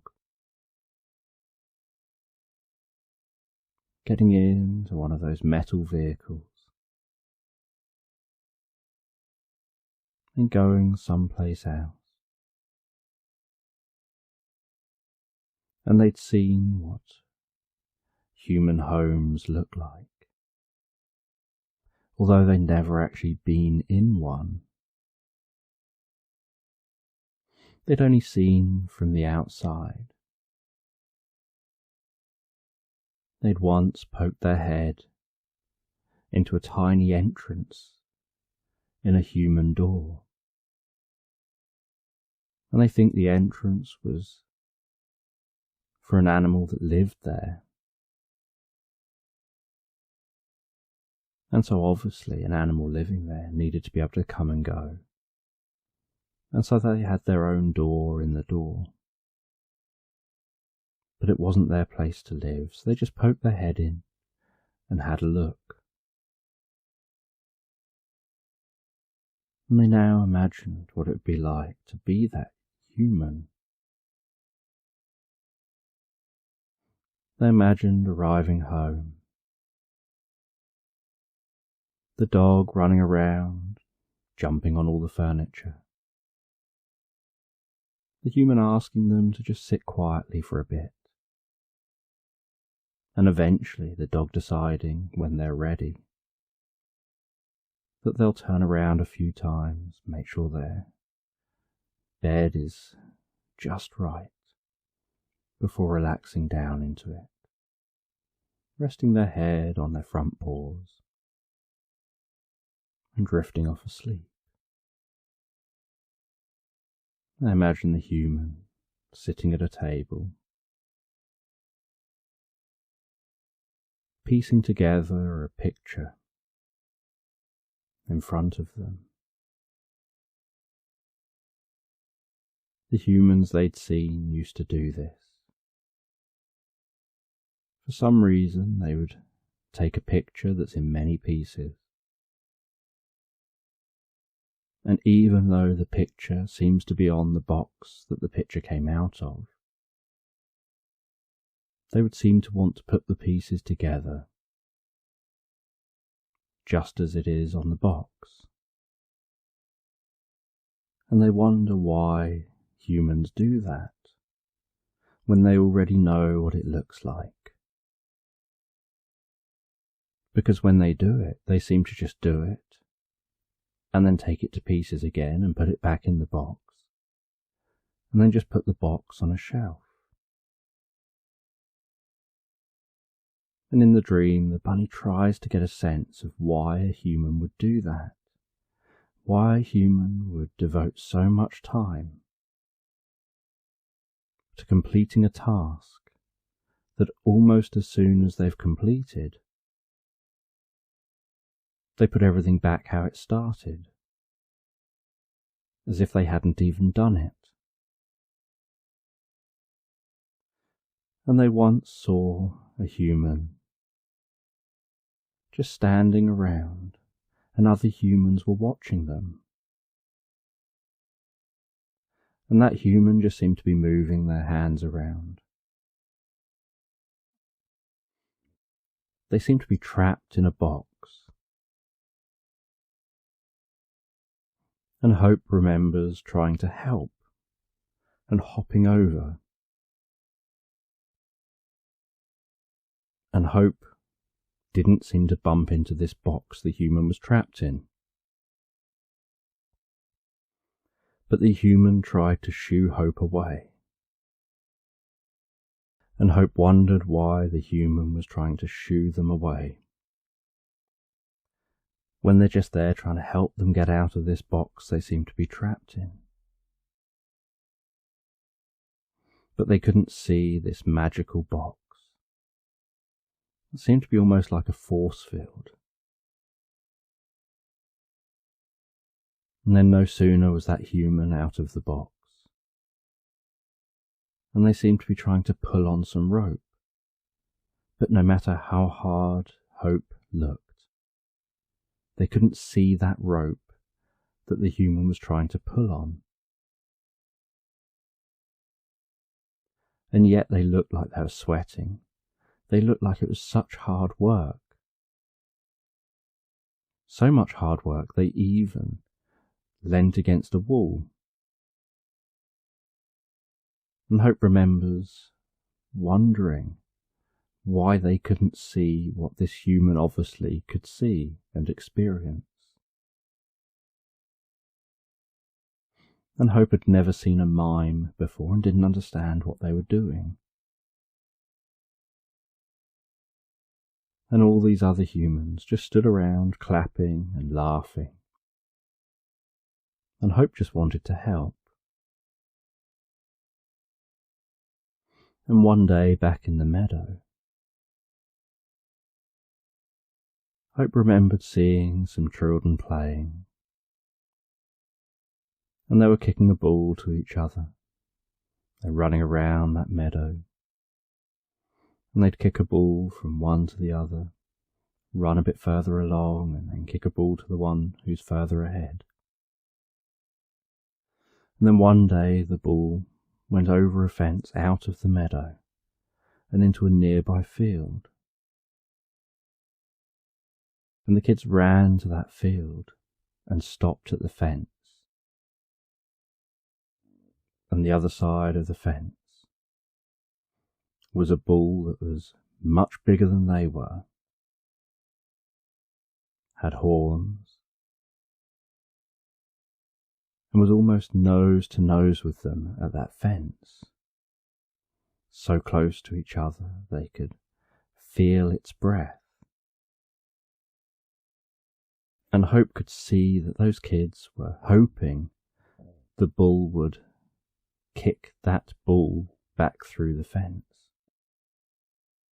But instead, it kicked it backwards, further into the field. Then it turned around and went after that bull And it started kicking that ball around. And although it was probably really just kicking that ball around randomly, Hope had this feeling like there was some level of skill to what it was doing. That it almost seemed to be in the zone, so focused on enjoying playing with that ball, kicking it from one foot to the other, being so dainty and graceful with it, despite the fact that the slightest bit of weight would crush or explode that ball. And the children stood just outside the field. Didn't seem to really know what was going on. They just watched in disbelief. And no sooner had that bull started, and it then just kicked that ball towards the children. It went up and over the fence. The children chased after it into the meadow. And that bull just carried on eating grass, as if nothing had happened. And the bunny, Hope, wondered whether this is what human life is like. A bunch of experiences that are random, that humans are constantly trying to interpret and work out, and trying to understand other animals, and the meaning from those other animals, and the communication from those animals. Because they obviously can't talk to the animals. And Hope was really curious about this idea, because Hope can't talk to humans. And yet as animals they seem to just instinctively understand each other and be able to communicate with each other. And as the night continued on, so around Hope were the sounds of crickets and nighttime sounds, that distant sound of the sea rolling on the shore. And they woke up the next morning to the sounds of birds, to the morning sun shining on their face, and to this strange sound, the kind of sound of music and a vehicle. And then noticing in the distance that there's a truck that seems to be selling food,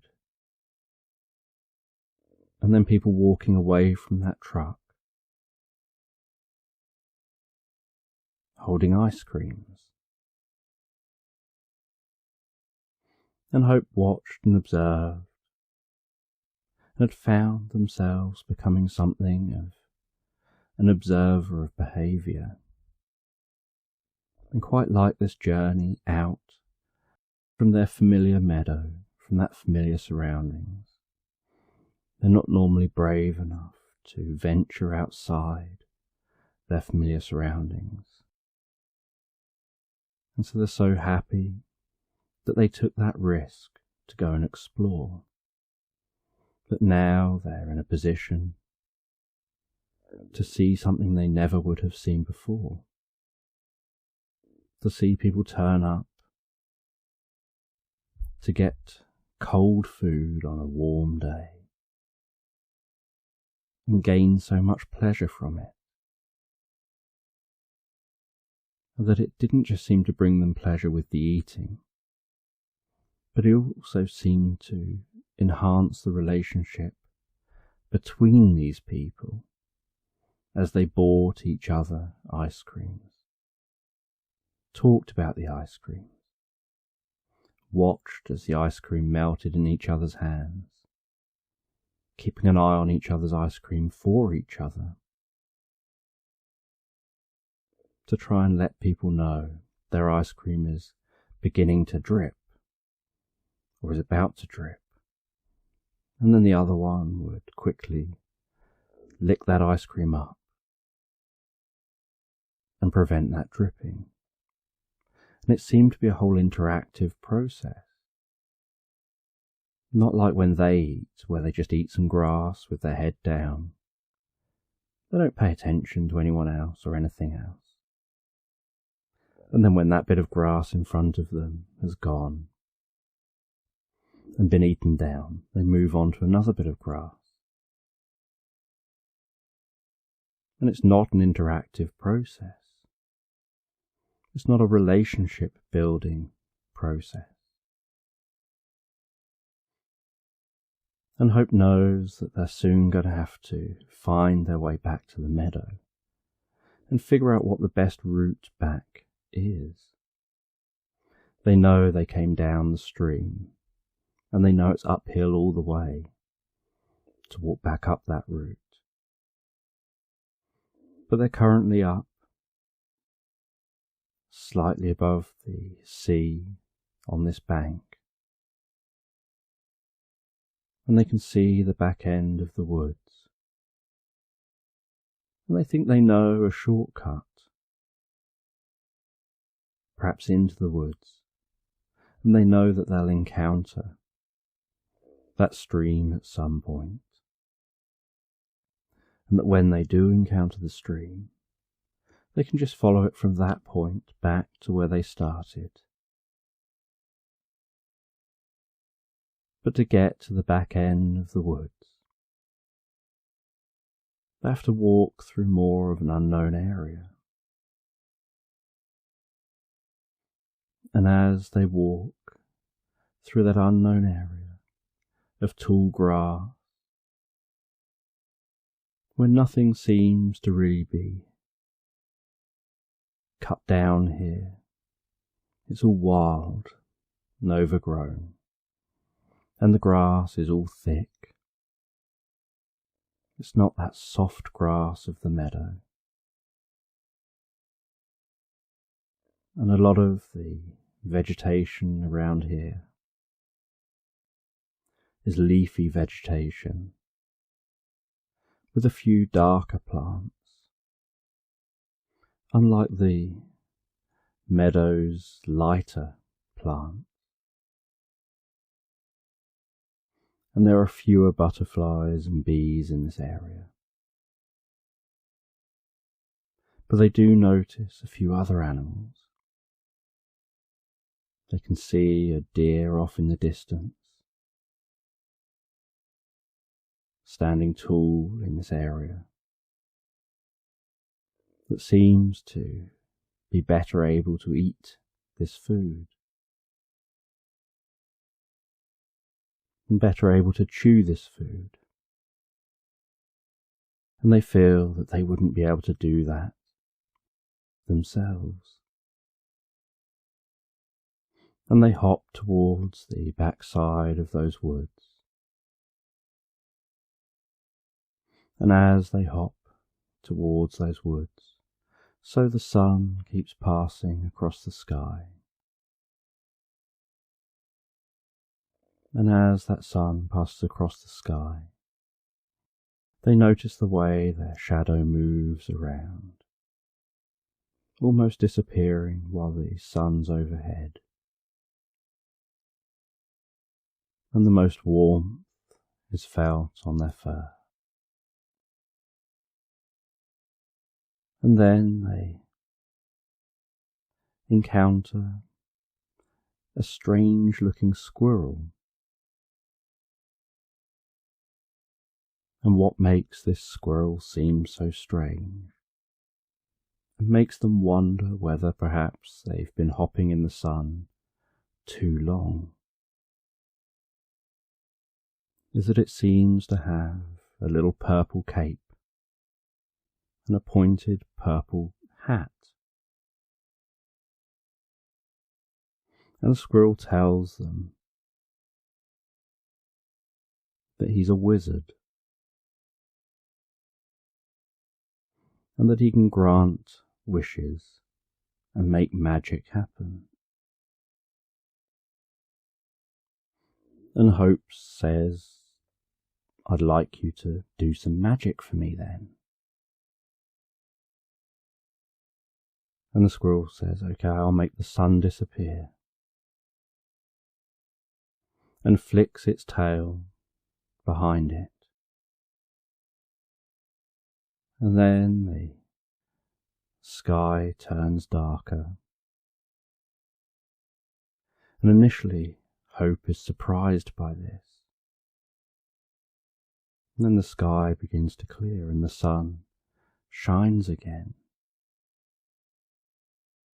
And then Hope thinks, hang on a minute, I think that was just a cloud going across the sky. And the squirrel says they're not going to repeat the same thing twice.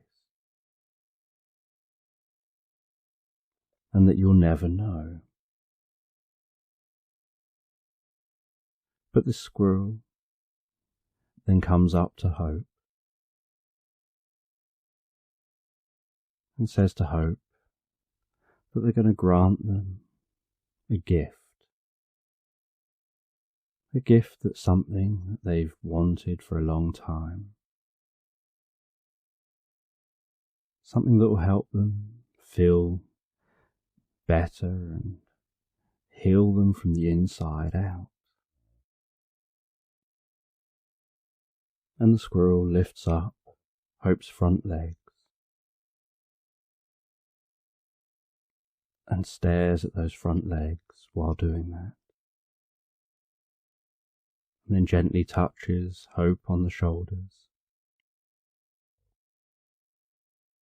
And then gently strokes the head. And Hope feels themselves focusing, feels that gentle touch. So gentle, it's almost like not being touched.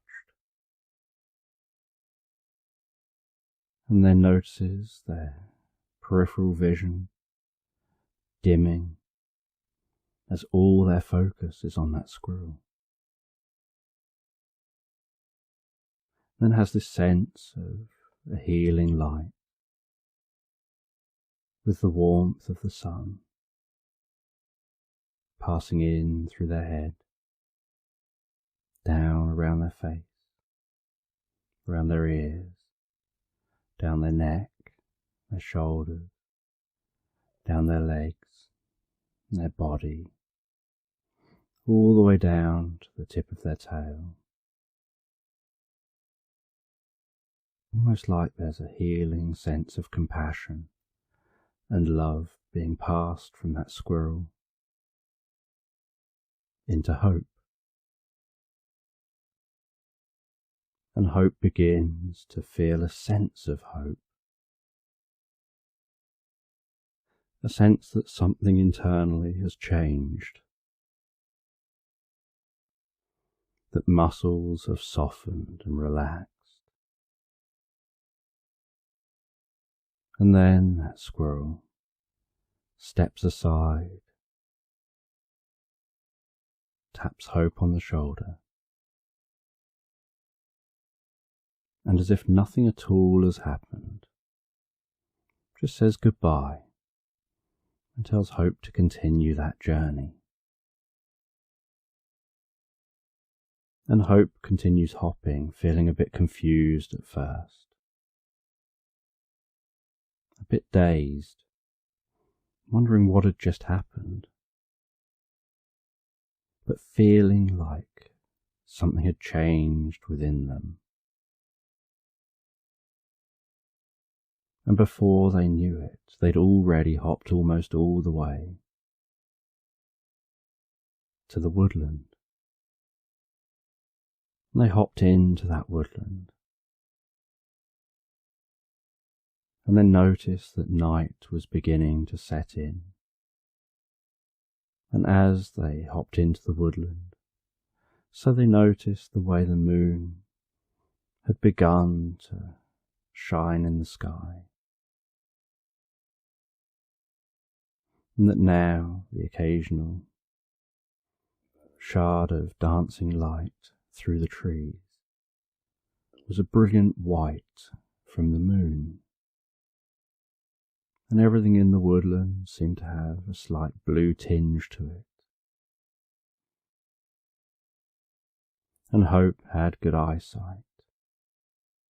They could see well in the dark, and just seemed to be hopping along with this deep sense of relaxation, almost like the body was on autopilot, and yet the mind was elsewhere, like the body was just carrying out tasks, and the mind was finding the experience so effortless.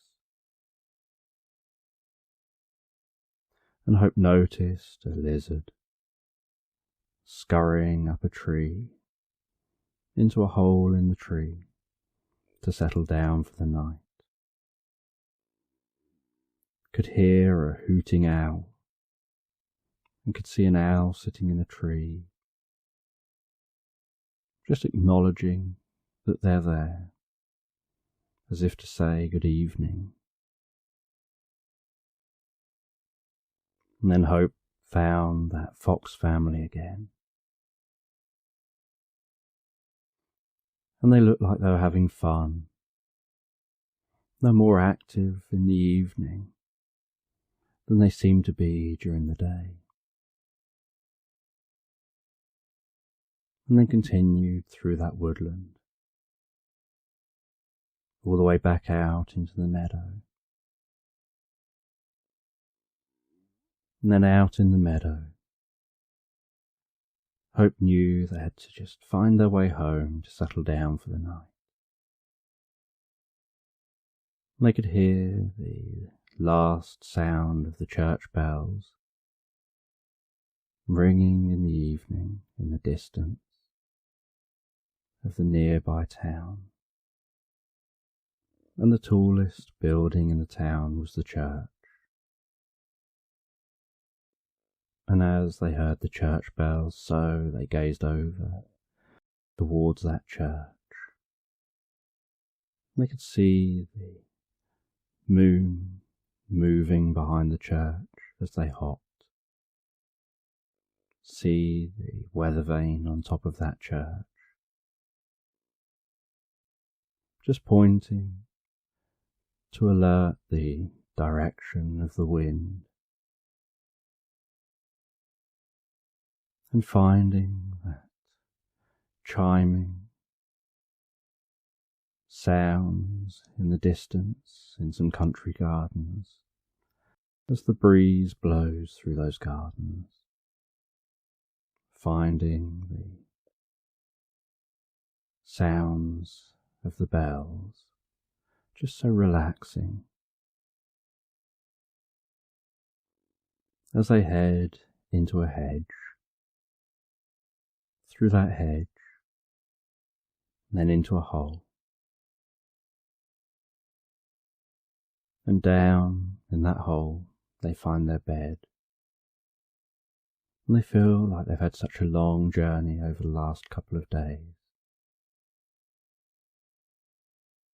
and they can feel a slight ache of their muscles from the amount of hard work they've done, all that hopping about.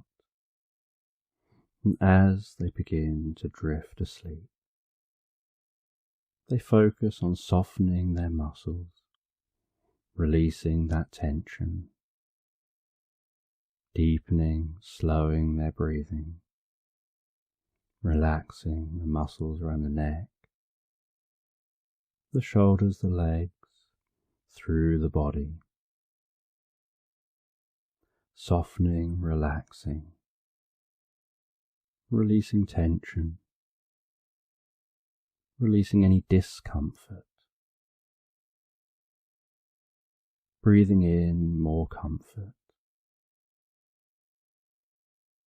Having a sense of that squirrel and what that squirrel had told them. And then as they think about that squirrel, having a sense of the healing light passing down through their head, filling their body with each breath, almost tingling its way down through them, passing into all parts of their body, almost like it's healing as it goes, into each cell, and breathing out any tension or anything not wanted in the body, knowing that by the next morning they'll awaken feeling so refreshed, so comfortable through their body and their mind, through their head, their legs, their body, all the way to the tip of their tail, knowing they now have the confidence to explore new places and discover more in the future, and to meet new people, new animals, and enjoy a life journey of curiosity as they drift and float deeply and comfortably and relaxed asleep.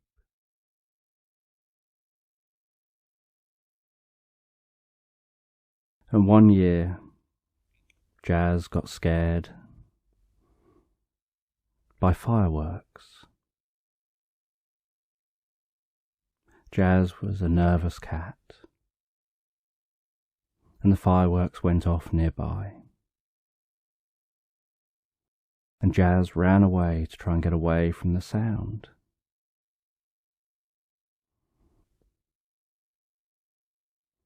And as Jazz ran away, so he found himself in a strange area. And he didn't know where he was, and he had to start trying to make it his home for a while, until he could find his way back to his real home.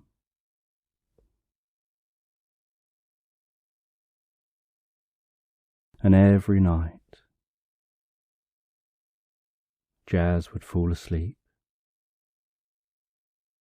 under a bush, or tuck himself away into a tree.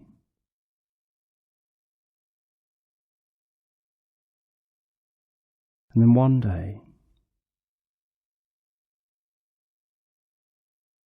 Jazz saw somebody walking along, and he was nervous and timid, and he watched as they walked closer and closer, and he tucked himself out of view.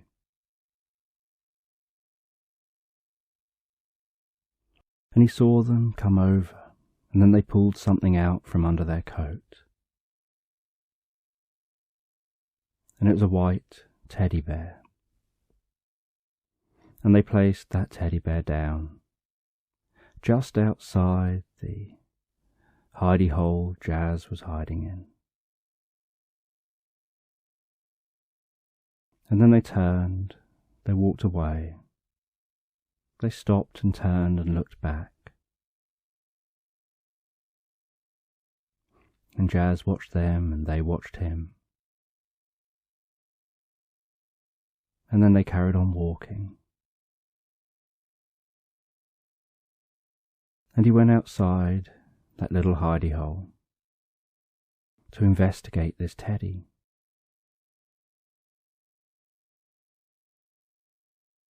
And he reached over with his paw, he pulled that teddy into his hidey hole. And it was so soft, and it felt so comforting. and he pulled it in tight and close,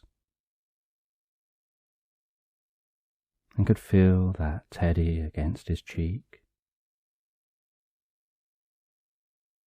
under his leg,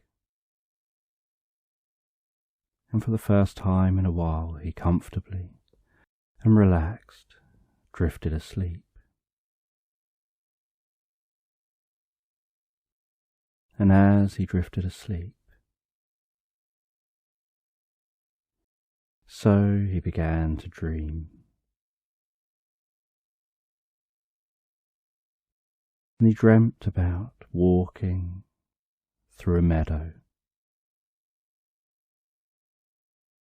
And as he walked through that meadow, so he could feel the grass tickling on his belly,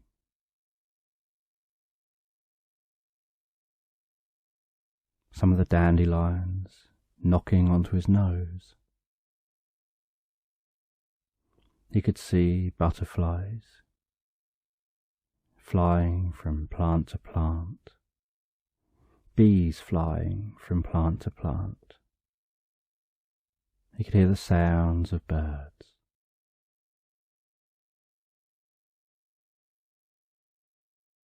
And he felt that this was such a comfortable place to be.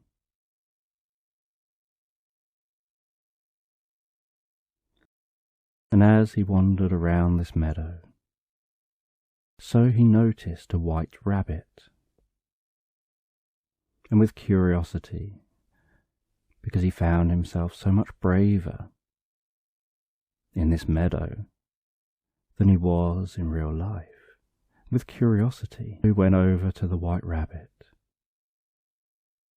and noticed the white rabbit seemed to have a pocket watch clipped onto their fur.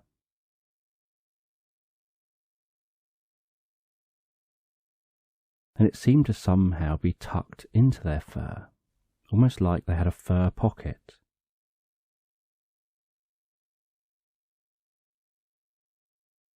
And he found this a bit strange. And as he got close, the rabbit pulled out that pocket watch, flipped the lid open,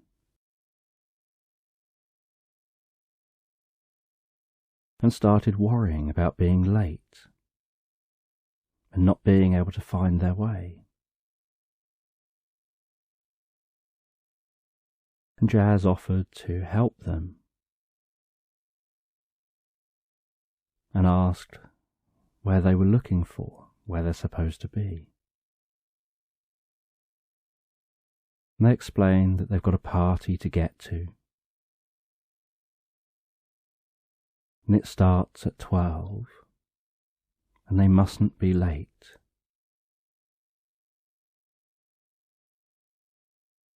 And Jazz asked where this party was, and they said it's in the old oak tree.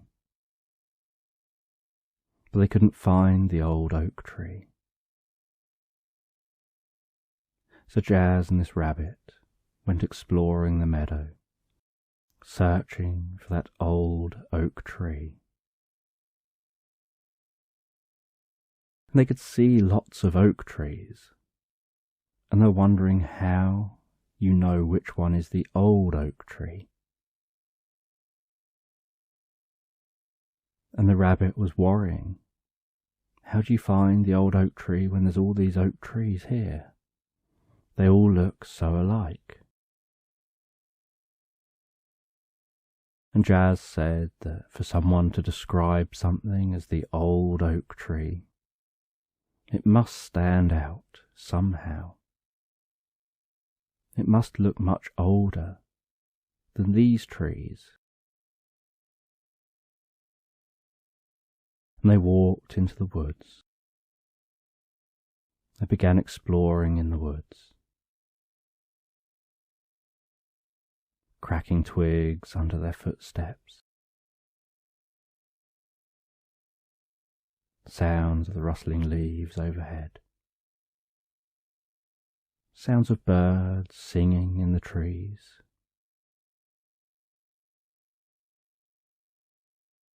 And eventually they came out in another clearing. And in the middle of this clearing was a tree that looked like it had weathered many years. The tree looked scraggly, had branches sticking in all directions, and had lost some of its form due to age. And in the base of the tree there was a gap that led into that tree.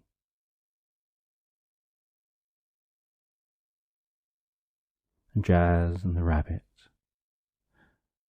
went up to that tree, and the rabbit looked at his pocket watch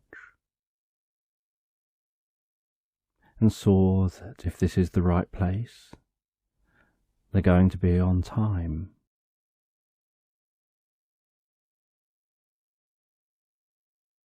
And Jazz wasn't invited to the party, but the rabbit said, "Why don't you come in? You might enjoy yourself." And the rabbit walked up to the tree, got out that pocket watch, opened the lid, and pressed a button on the side. And suddenly there was a hum and a whir.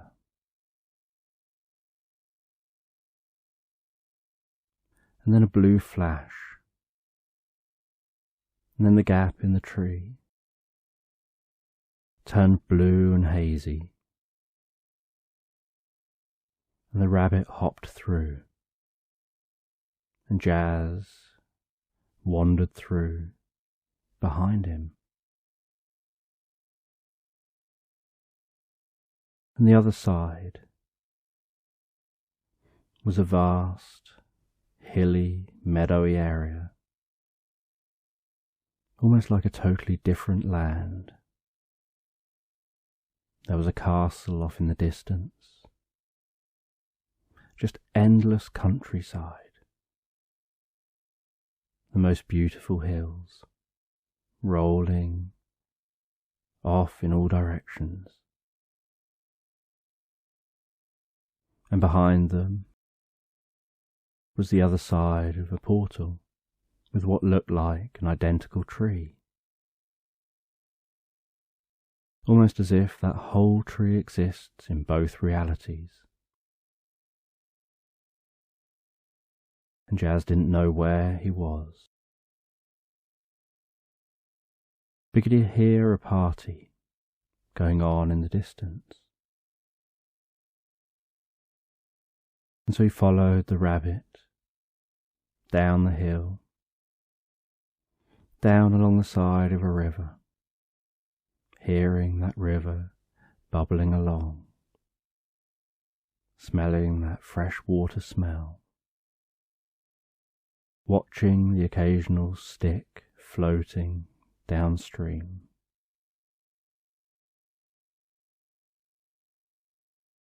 They followed that river all the way down to the party. And at the party there was an incredibly talkative turtle, rambling on, talking so quickly.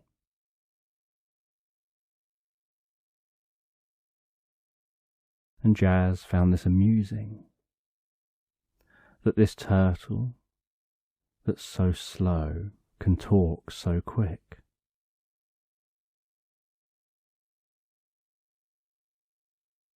There was a robin that seemed like it had drunk too much coffee, that would talk to one animal, and next minute leap next to another and talk to them, and then leap next to another and talk to them.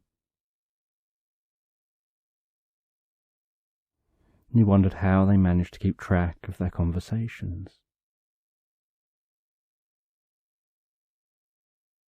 And then there was a caterpillar.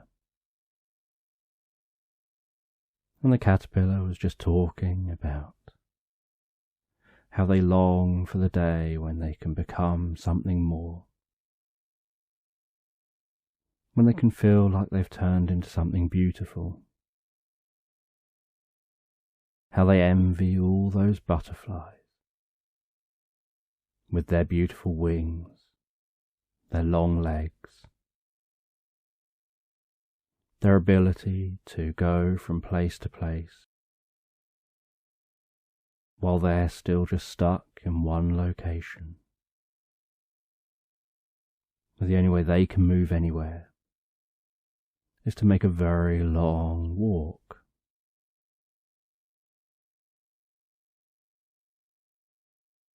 And all these animals just seem to get on.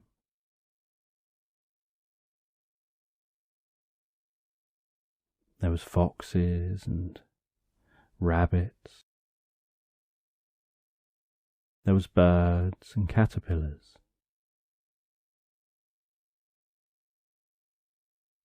There was all sorts of different animals.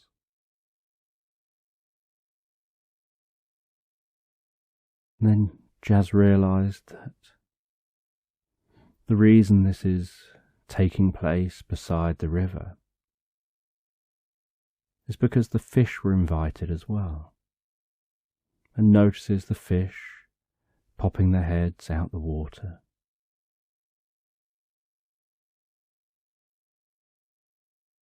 And he found all this conversation going on, the liveliness of this party was just too much,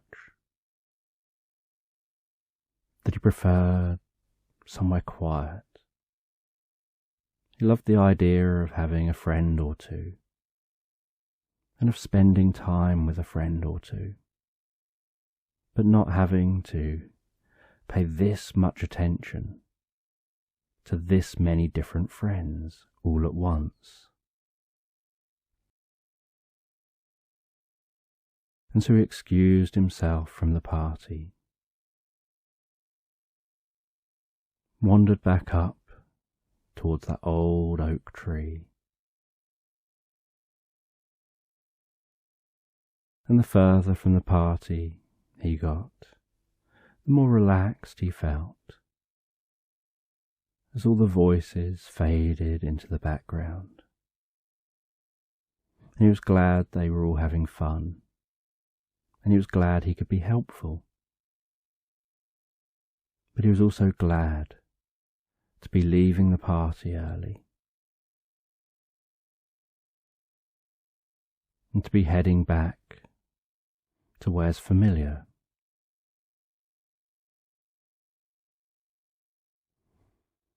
And then Jazz went through that portal, came out the other side in the clearing, wandered through that clearing, finding his way back to that meadow, that familiar dreamy meadow. He relaxed in that dreamy meadow,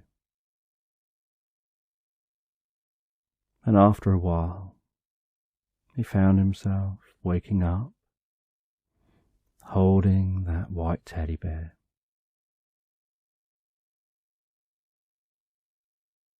And looking out and seeing that the weather is changing, but it started snowing while he was asleep, and that snow brought a certain quietness to the area, seemed to dull the sounds.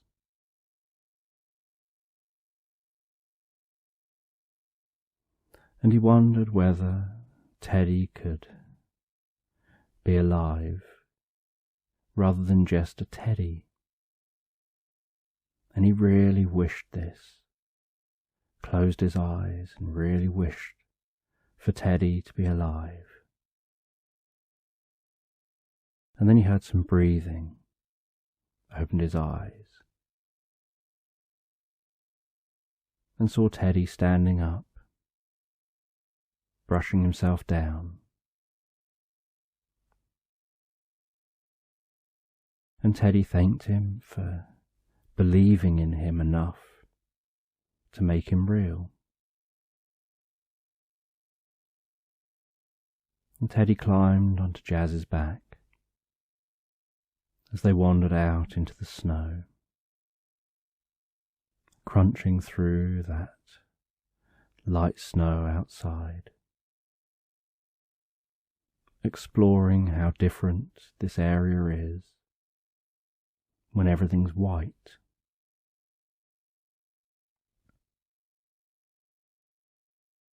And Jazz noticed that someone had put some food down in a bowl,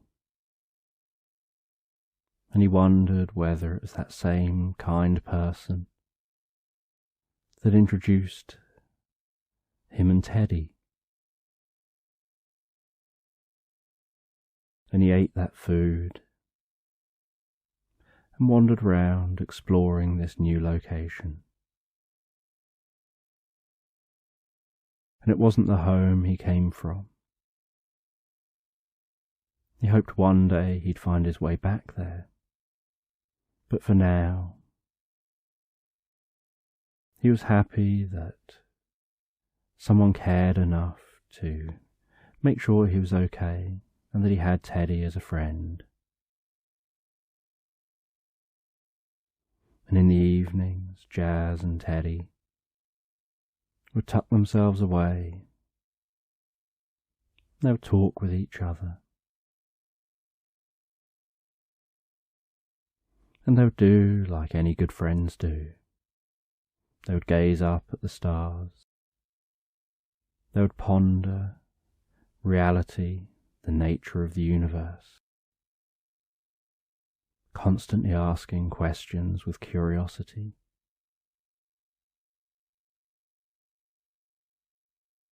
Always thinking they're coming up with the best ideas, and being impressed with each other's ideas.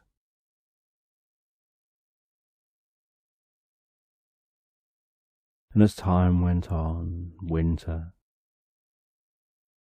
progressed through to spring. The sun started rising in the morning, burning off that early morning damp, creating the most beautiful mist over the grass.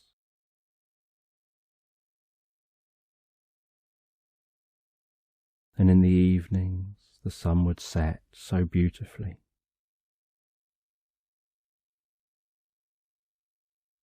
And as time went on,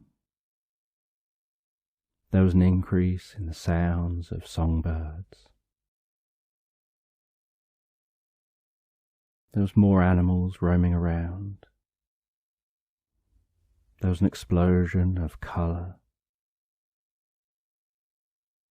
from all the new plants. An explosion of smells from the plants and the fruits.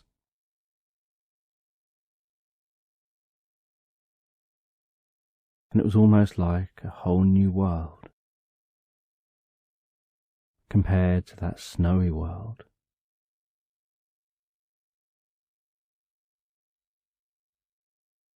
And Jazz began to get used to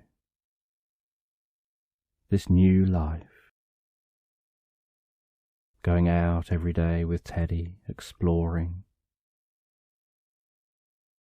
falling asleep snuggled up to Teddy every night, finding food just outside their shelter.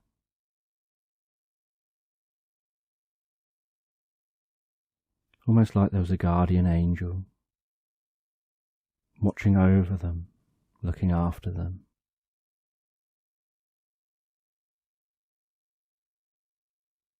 Then spring moved into summer.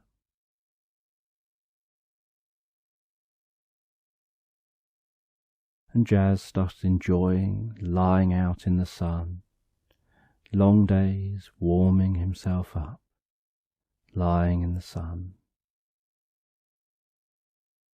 feeling that warmth of the sun on his little face, on his shoulders, on his belly.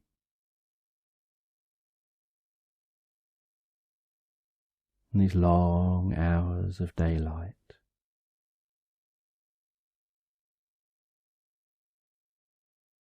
And one day, Jazz became fascinated by a feather that floated past. It floated past and landed near him, and it seemed so light, just floating and just delicately landing on the surface of the grass. And he went over to that feather and sniffed that feather, and then gave a little sneeze as it tickled his nose.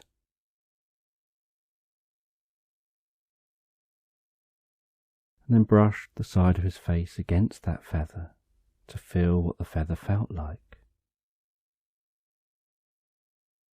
And quite liked that light, tickly feeling of the feather.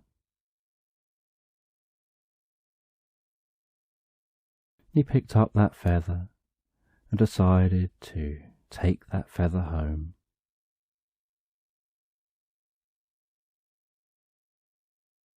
He quite liked soft and cuddly things. He quite liked smooth things. Things that helped him to feel comfort and relaxation.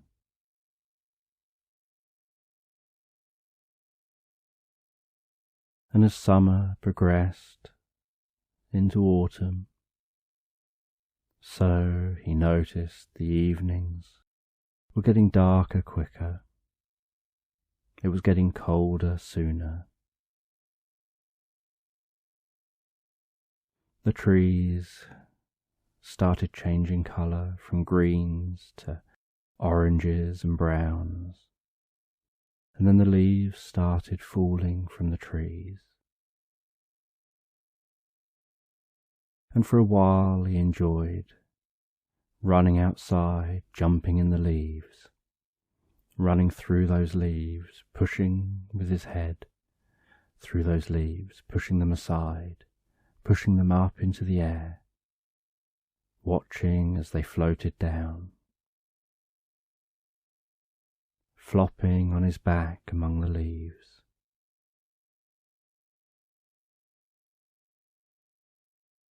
And then as the leaves became damper, as more days had rain, it wasn't so much fun to play in those leaves. And he spent more time just watching the world go by, snuggled up with Teddy, watching the world go by together.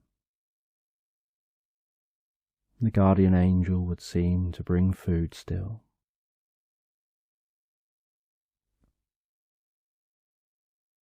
And then as autumn moved into winter,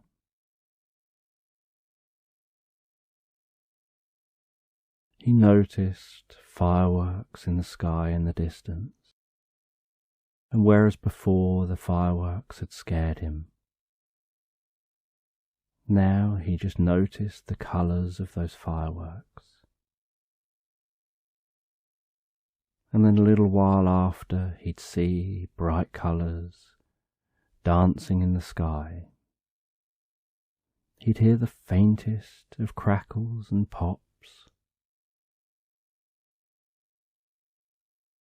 and he felt that it's okay to watch from this distance. He can enjoy the fireworks without the noise. And those fireworks reminded him of home.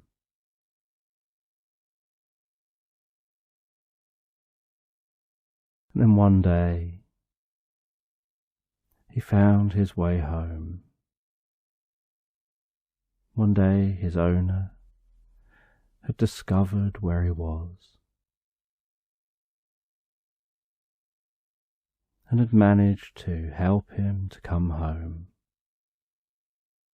And he took Teddy with him. And he woke up in the morning, at home, in front of a warm fire. And Teddy, who'd begun to get a bit messy from his time playing outside, was all cleaned up, smelling fresh, seeming as happy as Jazz was to be in this warm place at home in front of a fire on the most comfortable bed.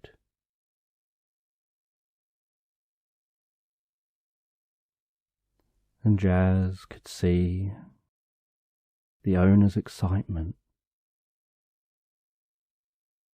as they looked down and saw him waking up there in front of that fire. And the owner came over, and Jazz tentatively went to the owner and nudged his head gently against their hand, carefully allowed them to scratch and stroke behind his ear, and then his chin, and then lie on his side and let them stroke his belly.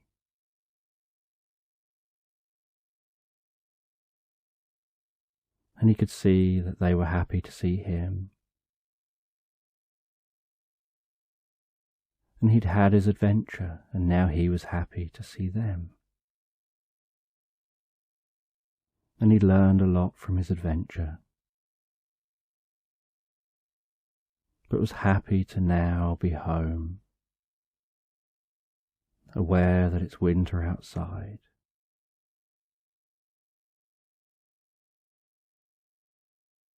And he could see outside a person just resting there in a rocking chair, wrapped up warm, looking over fields out the back of the house,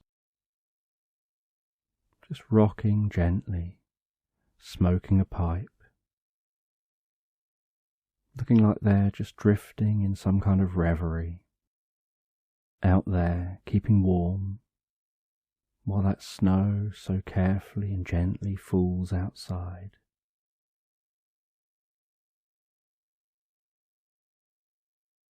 And then that night, and every night from then, Jazz tucks himself back in his bed, keeping Teddy with him, tucking Teddy up under his leg, and drifting and floating, so comfortably and relaxed, asleep.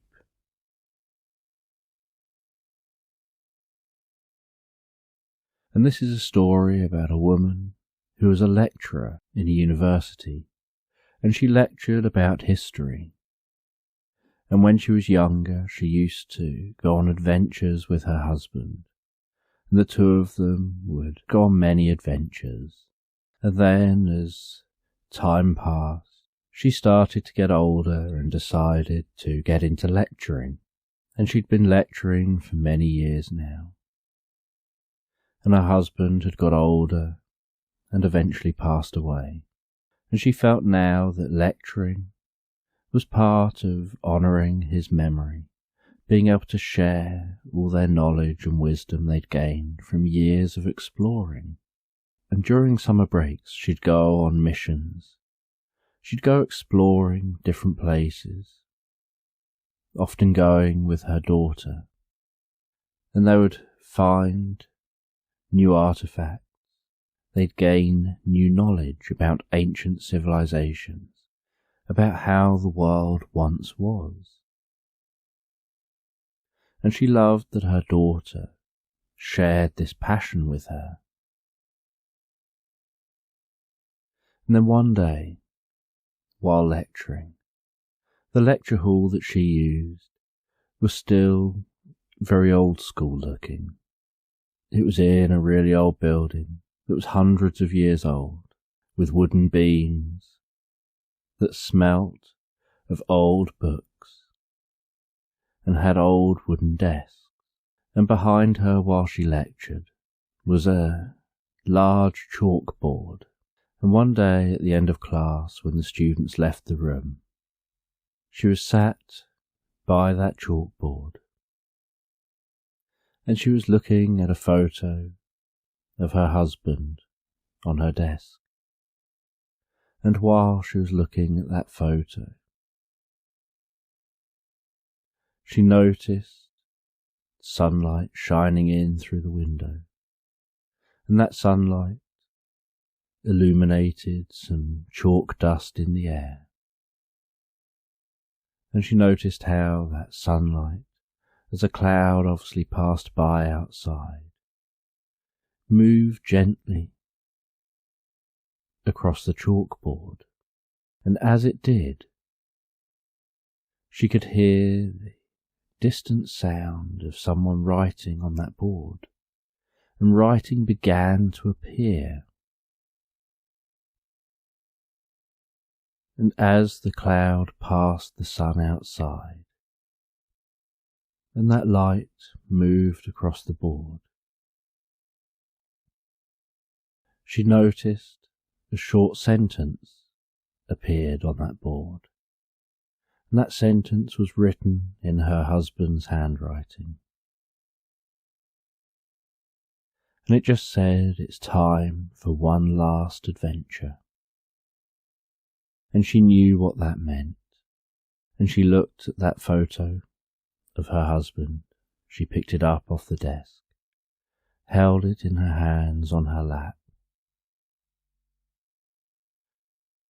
She whirled over to the window, gazed out of the classroom window, looking out over the grounds of the university, seeing students outside.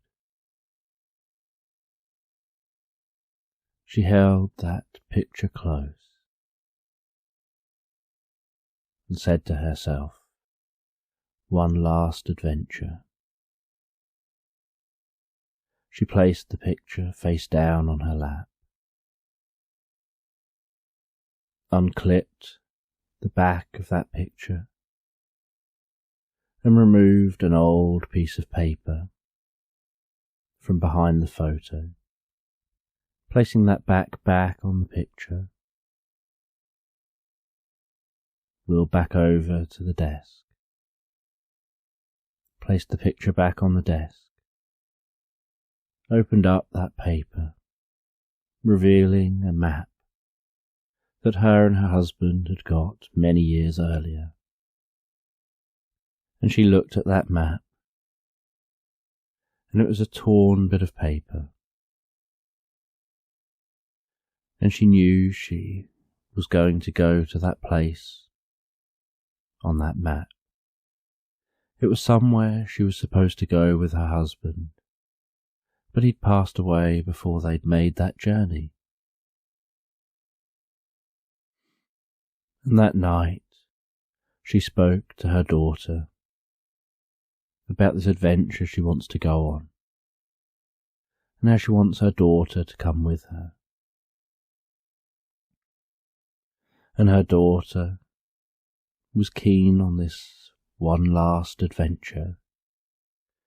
Her mother was saying about how she's beginning to get too old for this,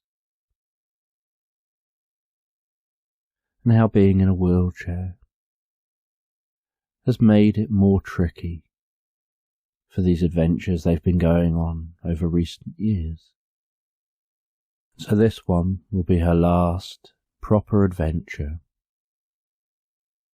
It'll be finding that treasure, finding that thing that her and her husband never had the chance to find. And a few weeks later they set off on the adventure. And they travelled by plane to an island hundreds of miles from anywhere. They then went out on a boat with a crew. And as they went out from that island on that boat, the mother sat there gazing out to sea, hearing the waves against the bottom of the boat, smelling that salty air, thinking about this being their one last adventure. And she talked to her daughter, asking her daughter whether she'll be continuing on, going on adventures, because for years now she seems to have enjoyed these mother and daughter adventures together. And the daughter said that she'll continue going on adventures, she'll continue to show photos and regale her mum with stories of the adventures she goes on.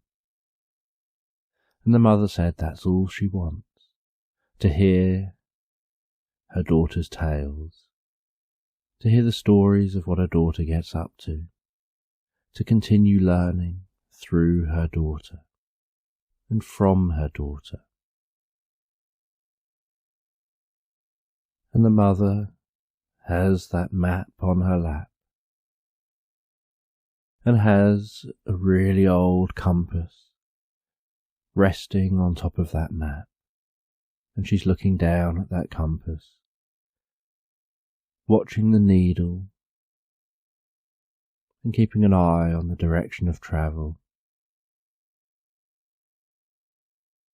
And as she looks at that compass, so she feels a sense of warmth, of love and connection, and has memories that come to mind of pleasant times, years and years of experiences with her husband, all the adventures they went on, the times they'd spent together,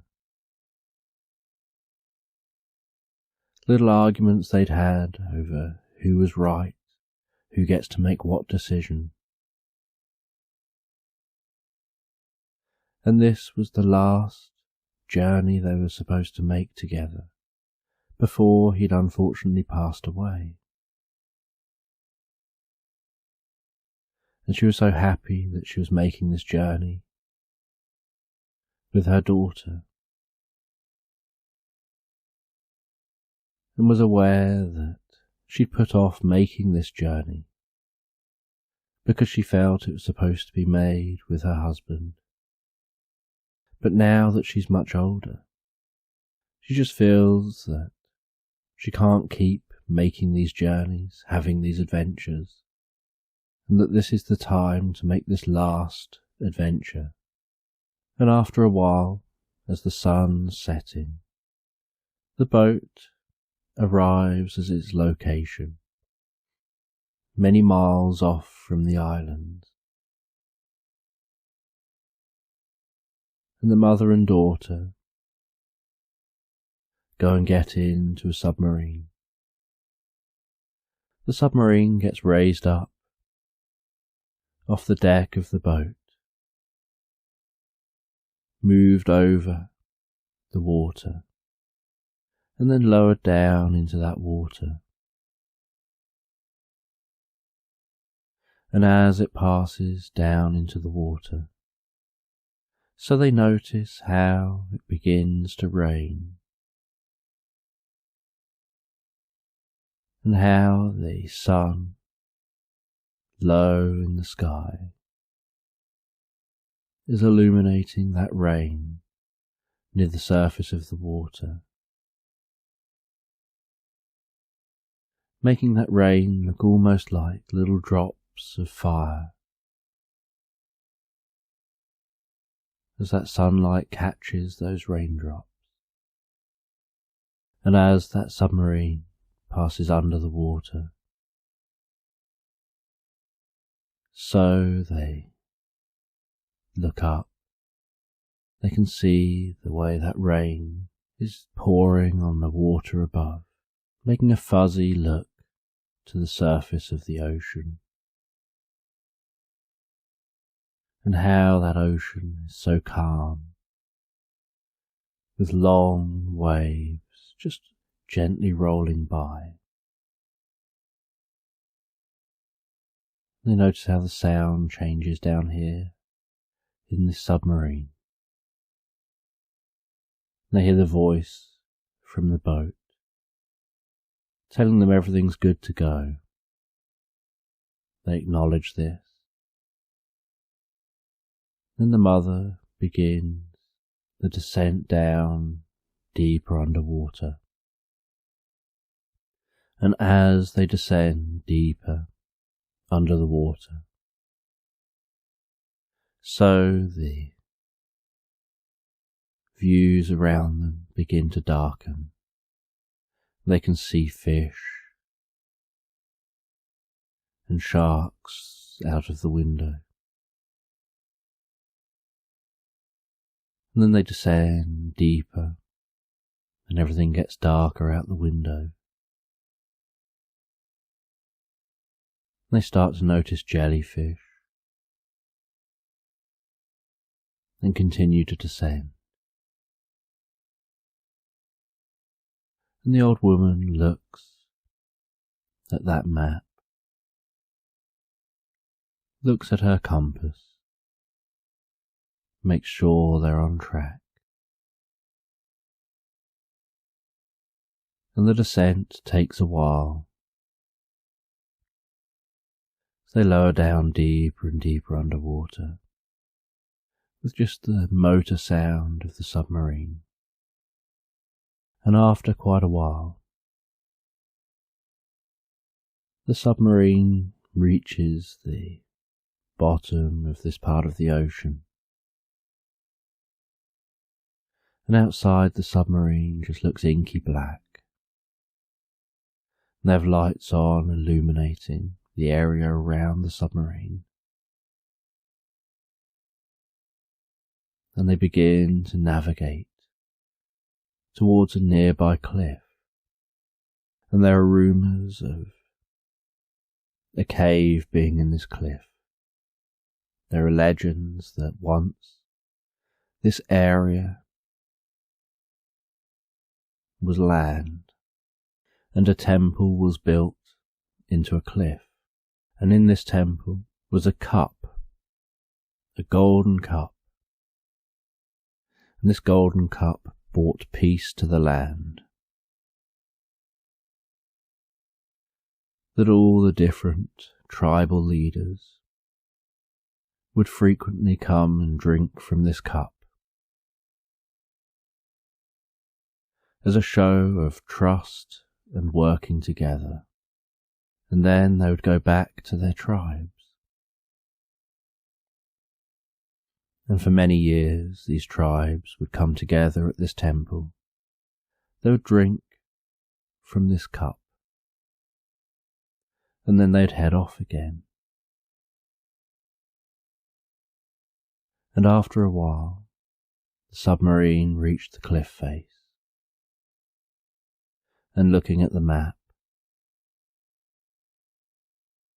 and looking at the compass, they worked their way along to where the cave should be, and they could see the cave appearing. The entrance to the cave was larger than the submarine. As they piloted that submarine into the cave, they could see the light shining on the cave walls. Notice some bubbles rolling along the top of the cave, noticing crabs and other sea creatures down here that had obviously made this bit of cave their home. And after a while they noticed this cave opening up into a larger chamber. And they could see that the water wasn't touching the cave ceiling anymore, so there must be air higher up. So they raised the submarine up, until eventually the top of the submarine broke clear of the water. It was just bobbing on the surface of the water, its bright lights illuminating a vast chamber. And the mother and daughter were both in wetsuits, and the daughter went and opened the hatch in the top of the submarine, and then helped the mother to get to the hatch, and helped the mother up out of the hatch onto the top of the submarine. She then climbed out of the submarine herself, bringing with her a dinghy, which she inflated once out of the submarine. She helped her mother into that dinghy, climbed into the dinghy herself, and then paddled that dinghy across this chamber, shining a torch around the walls, and could see at the far side of this chamber what looked like steps, like this chamber had been filled, but somehow the pressure in this chamber had prevented it fully filling with water, and that the steps appeared to lead from this chamber elsewhere. And once they'd paddled all the way over to the steps, the daughter climbed out of the dinghy, pulled that dinghy up onto the steps, helped the mother out of that dinghy, and the mother sat on the steps, legs resting in the water. She could feel the coolness of that water, and was thinking about breathing in that air, breathing in air that hasn't been breathed for thousands of years. And the daughter assembled the wheelchair, helped her mother into that chair. And she had a special wheelchair that she used for many of her explorations. The wheelchair had wheels that allowed it to go cross-country, that allowed it to go over obstacles. And although it was a very lightweight wheelchair, the way it managed to go over things made the daughter think of it as being a bit like a tank. That she pushed her mother through forests, she's pushed her mother along beaches, she's pushed her mother up steps, into temples, and the wheelchair has handled it all. And the wheelchair isn't motorized as such, but it does have a small motor that adds a bit of assist when someone's pushing it, but it only does that when needed. So when ascending steps, a person pushing the wheelchair feels like they're pushing it on flat ground, and the motor of the wheelchair just helps to keep it moving forward, to add a bit of extra push to it, and has a setting that prevents it from slipping back, and it has a very low centre of gravity, and then that motor can be recharged. So if they're pushing the wheelchair down some steps, a setting applies some brakes slightly, helps to make sure that it doesn't go too fast. And then any heat from that gets turned into electrical energy, and the kinetic energy of the wheels moving charges the batteries. And the daughter pushes the mother up the steps, and then finds themselves at a door. And this door hasn't been opened for thousands of years. And the mother and daughter decide to toss a coin over who's going to open the door. The daughter had said the mother should, and the mother said the daughter should. So they toss a coin, and the mother wins that coin toss.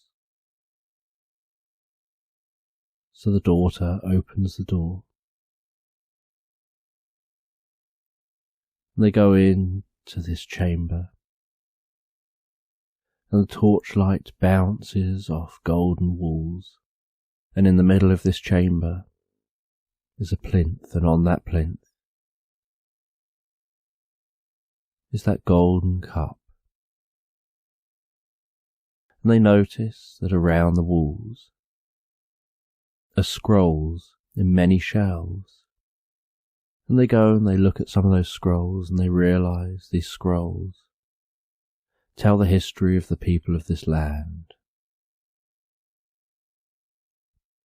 The scrolls talk about solving conflicts, negotiating, working together for the best of the land, while having their own individuality, and the importance of trust with each other. And the mother and daughter take lots of photos of different items, and they both look around this chamber. And as they do, the mother picks up that cup, feels the weight of that golden cup, places it back down where she found it. And as they continue looking around the chamber,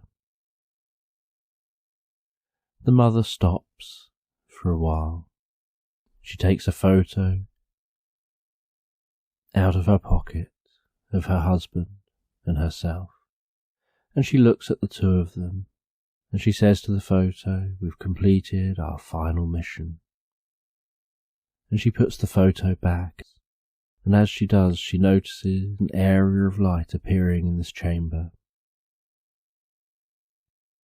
And out of that light, she recognises the shape and form of her husband. And although it continues to look a bit like a hologram or an outline of her husband,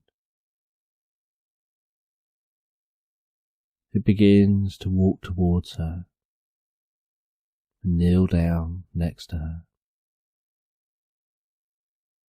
and tell her how proud he is of what she's achieved with their daughter,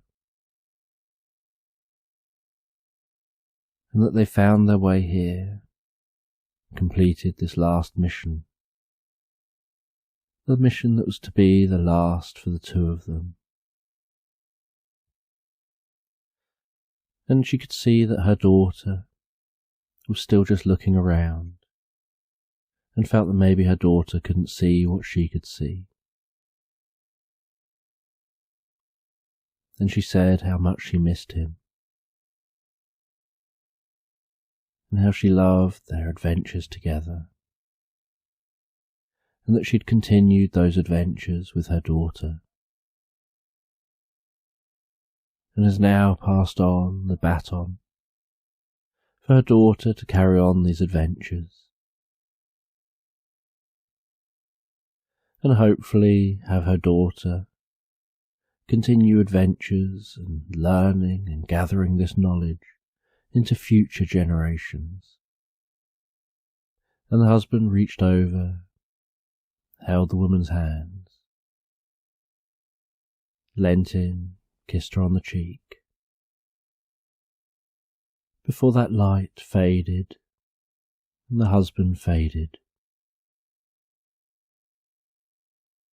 And the woman looked back at that photo of herself and her husband and smiled, held it close to her chest, then put it back in her pocket. And the daughter and her mother took records of everything here, taking photographs, video footage, measurements, before heading back to that submarine, leaving the cavern,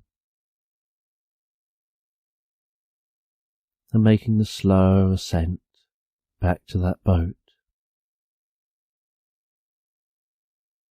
And as they rose through the depths, mother and daughter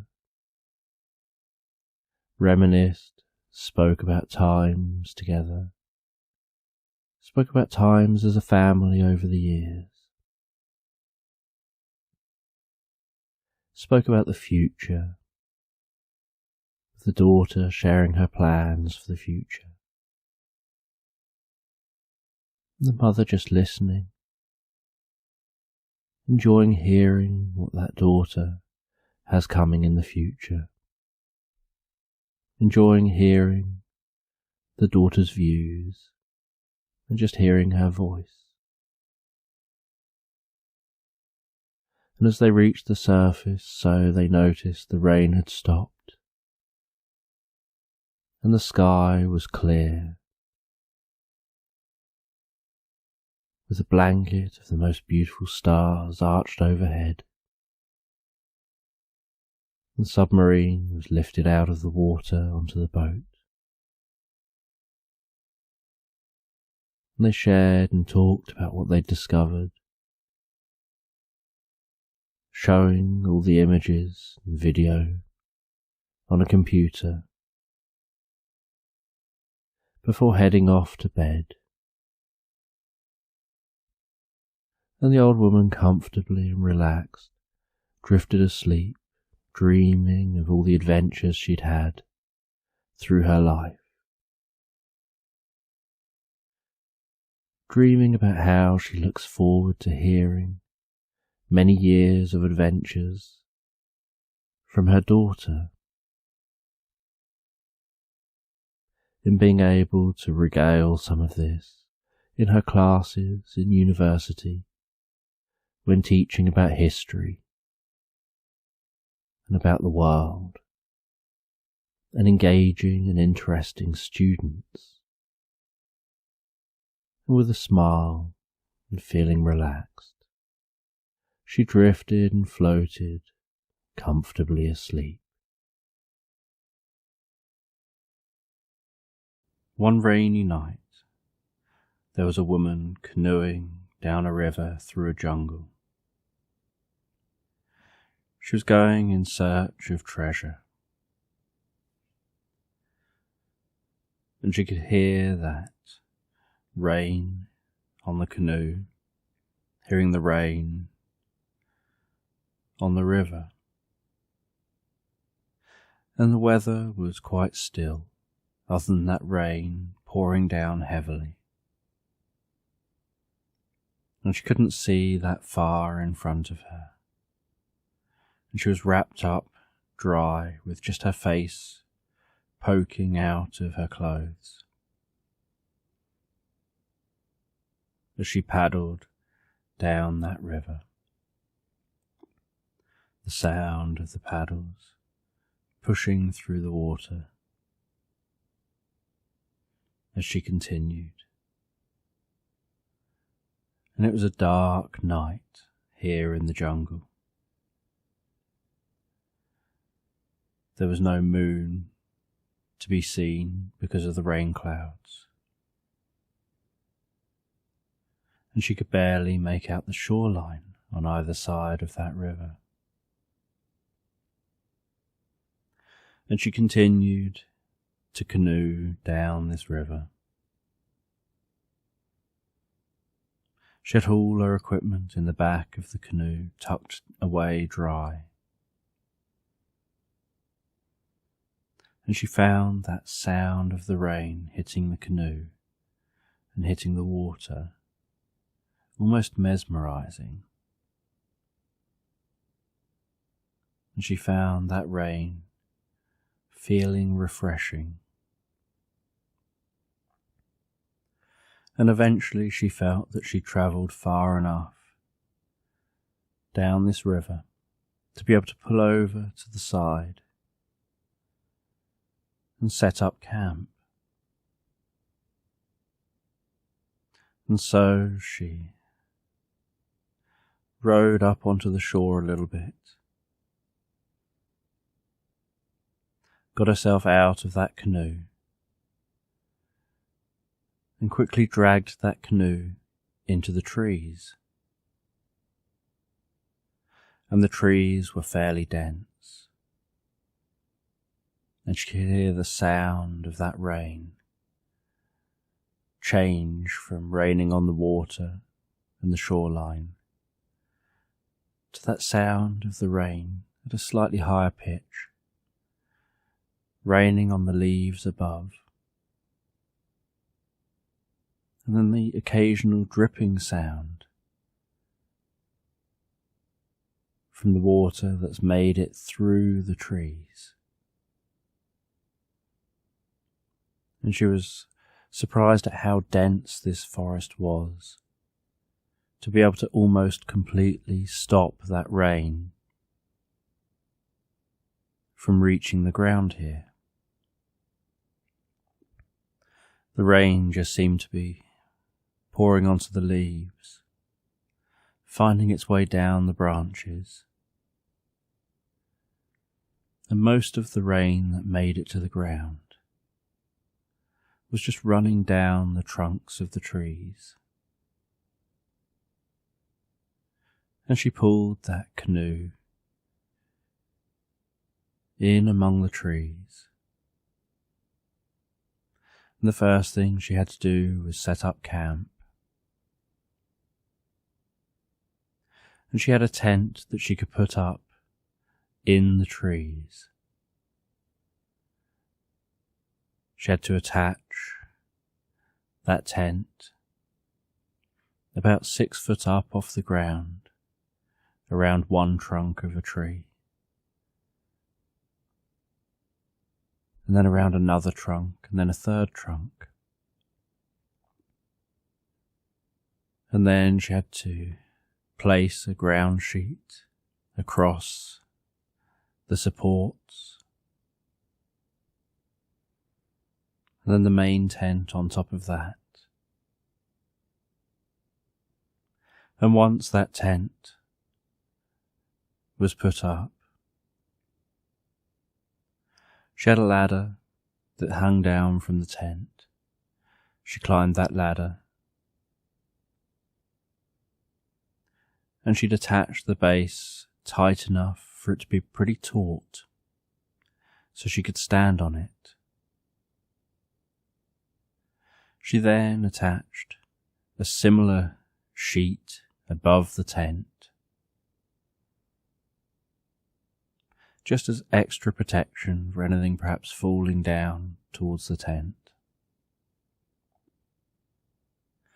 And then hanging down from that upper connection, that upper level, she hung down what was almost like a hanging bucket. And it was at a level that meant that she could sit inside the tent and use that swinging bucket-like item to use a campfire in there that she'd brought with her. And there wasn't much rain dripping through, so she didn't have to worry about that being put out or getting too wet.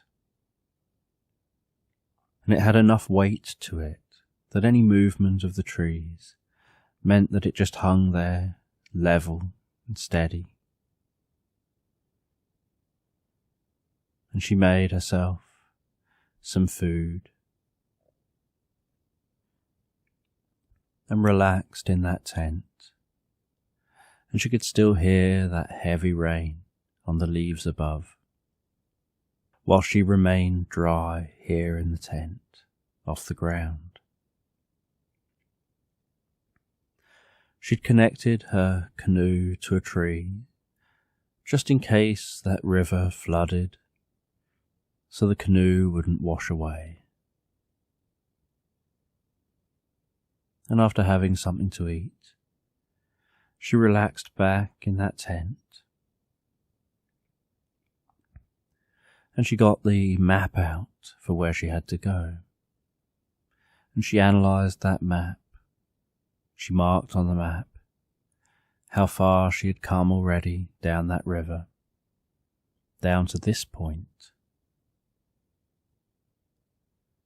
And she took a look at where she needed to go next, that the fastest way was to cut through the forest. And she was in search of some ancient ruins, looking for some treasure she expects to find there. And she folded up that map Once she'd looked at where she'll be going in the morning, and she placed it into an old diary that she had with her, and the old diary and the map came together when she acquired them. And she lay back in her tent, and closing her eyes, listening to that rain on the leaves above. She drifted and floated comfortably asleep. And the next morning, when she awoke, she made herself something to eat before taking down the tent. She'd marked on the map her current location, so she knew she could leave that canoe here for now, and that she'd make the rest of this journey on foot.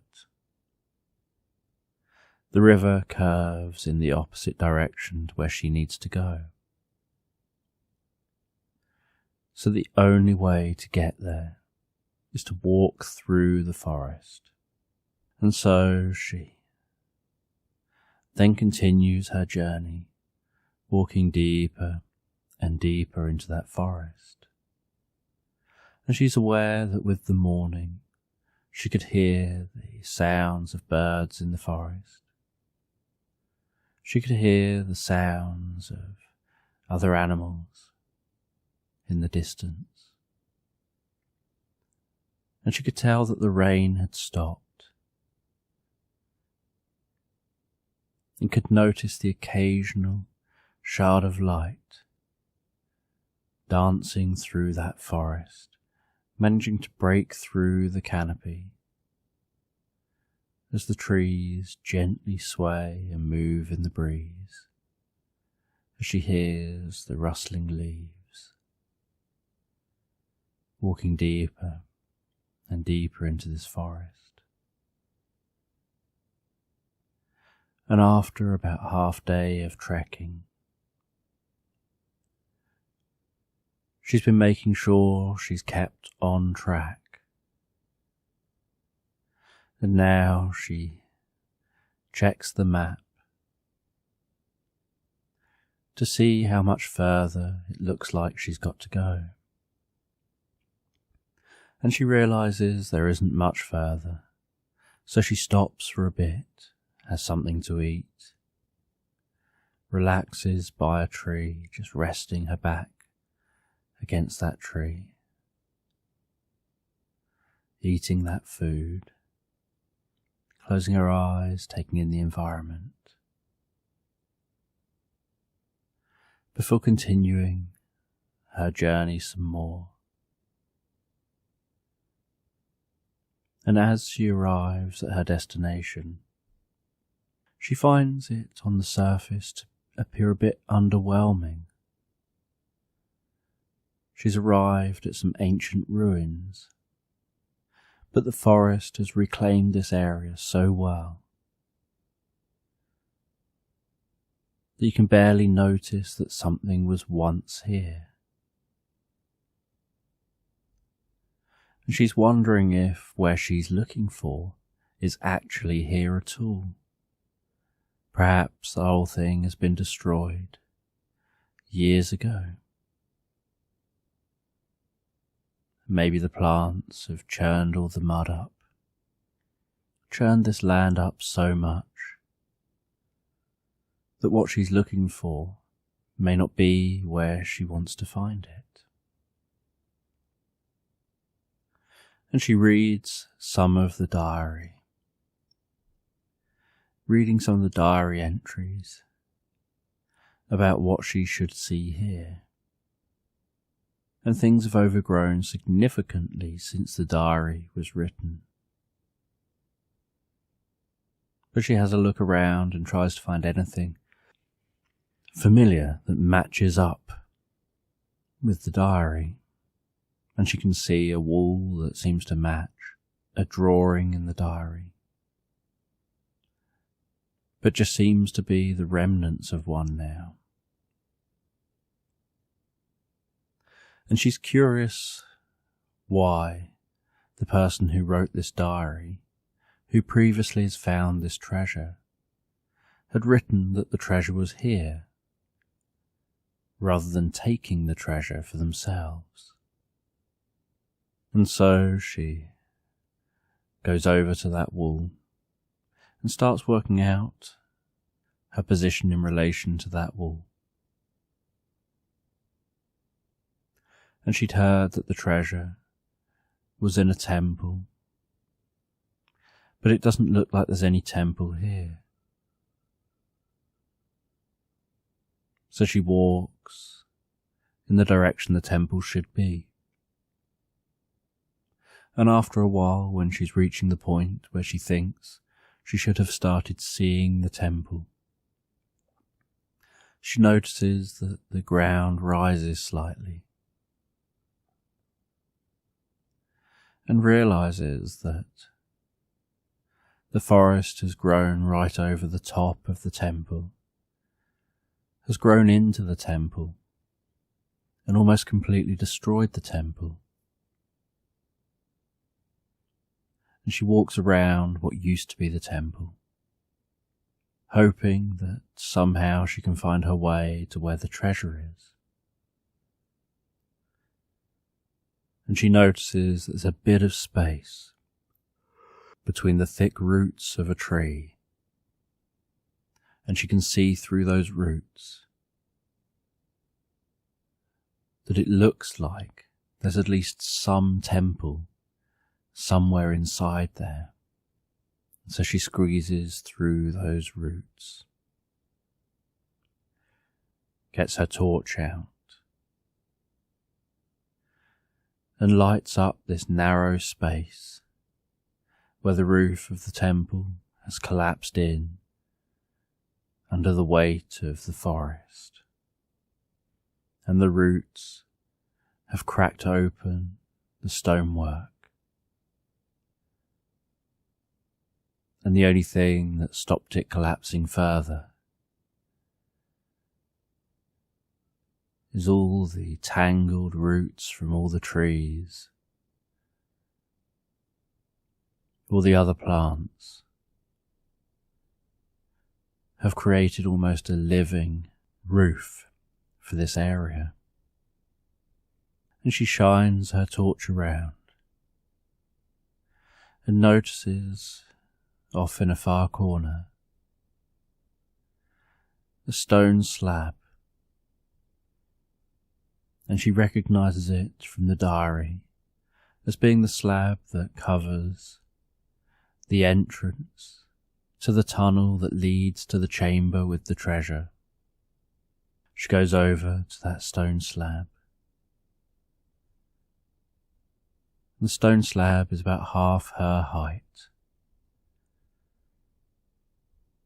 And she gets down on the ground, sitting down on the ground, resting her back against the wall, putting her feet up to that stone slab, and she pushes really hard, sliding that stone out the way, hearing that stone grind as it slides out the way, revealing an entrance. And the entrance looks like it is perfectly fine, that it's lower than everything else, so nothing here has collapsed. And she lights the way with her torch and starts crawling through that tunnel to the chamber. And she crawls the short distance through that tunnel and notices how this tunnel seems to be slanted slightly downwards. And it opens out into a chamber, and she drops down into that chamber and is aware that most of this chamber is below the height of the ground. And so this chamber has remained untouched, unaffected by the forest above.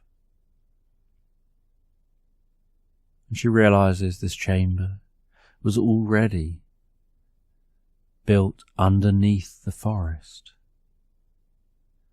So the forest didn't have to reclaim the space, because the forest was already fully grown above this space.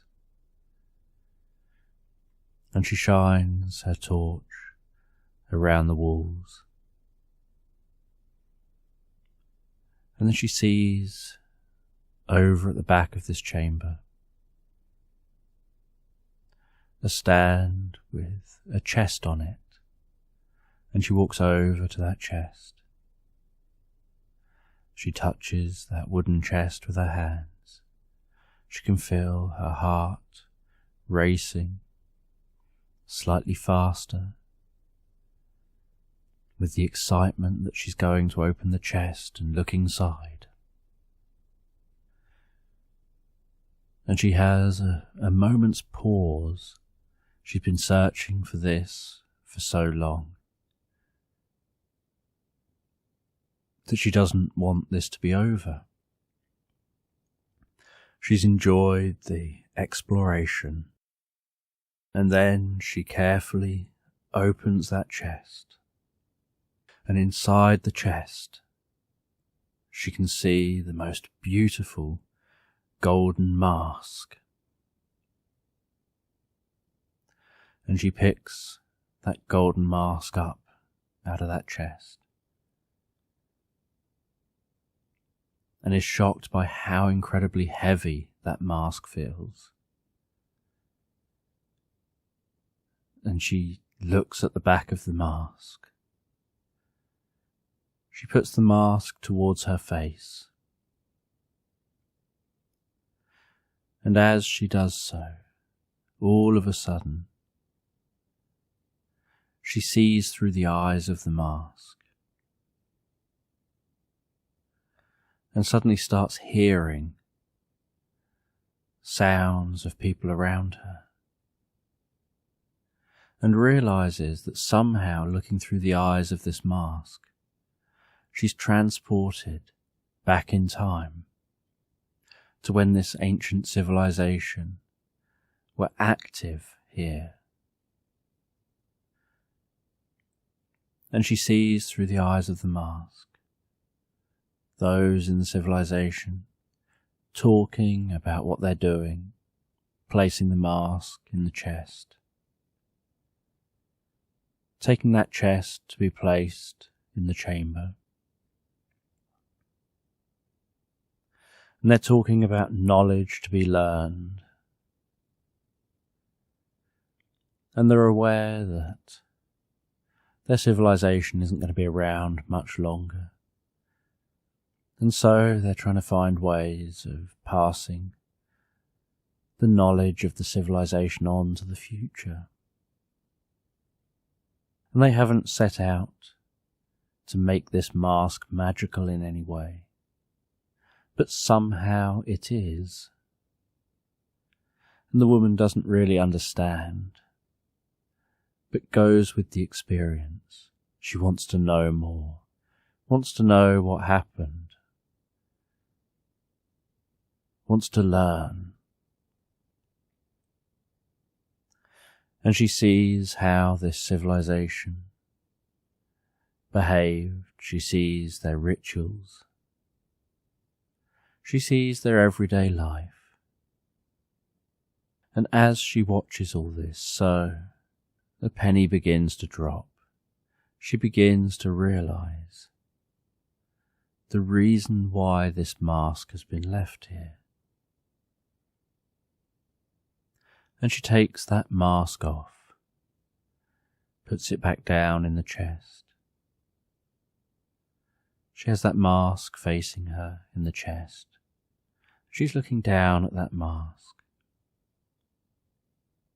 She rests her hands on the chest, and she thinks about what it is that she saw. She starts to think about whether she should take that mask or not. She realizes that if she takes that mask, She's going to be doing what it was that led to the end of that ancient civilization. That the ancient civilization wanted to teach something about living in harmony with nature, and about how they had shifted out of harmony with nature, and that that's what had led to the decline in their civilization. That their focus had stopped being on living in harmony and had started being on gathering wealth for themselves and hanging on to that wealth and focusing on believing that they own everything and that they're entitled to everything. And she felt that she probably wouldn't go that way, but she now understood the message of the mask and the reason why a treasure hunter would come here, find the mask, and leave without it. And the diary never really said why that treasure hunter, hundreds and hundreds of years ago, had come here and left without the treasure. Only that diary said they had found the treasure. They saw the treasure. It was an incredible sight. They had an incredible experience. And then they put that treasure back and left the site. And there was no deeper explanation about what that incredible experience was. But now, this woman felt that she knew what the experience was, that the experience was a similar experience to what she had just had, that somehow this mask contained the memories of the past, almost like a recording of the past, to teach others. And to take that mask would be the wrong thing to do. And so she placed that diary in the chest with the mask. She kept hold of the map. She closed the chest. She found her way out of the chamber. She found her way down that corridor, out of this temple, and started walking away from these ancient ruins. And she headed back the direction she came. And part way back, the sun was setting. So she set up a camp. She spent the night relaxing in that camp, thinking about her experience, thinking about how she'd enjoyed the journey. She'd enjoyed discovering treasure, discovering something very few have ever seen. But aware that she did the right thing, in her opinion, to leave it where it was. And she started contemplating the meaning of hunting for treasure. That she doesn't really do it out of riches. She doesn't do it to try and find treasure that's going to make her rich. She does it because she wants to discover things, to learn things. And that the knowledge is a much greater treasure than a possession. And she drifts and floats asleep in that tent in the tree. And the next morning she continues her journey back to the river. She gets to her boat, pushes that canoe out into the river, and it's a clear and sunny day, and that water is so calm and peaceful, and all she can hear as she rows back along the river is the sound of the oars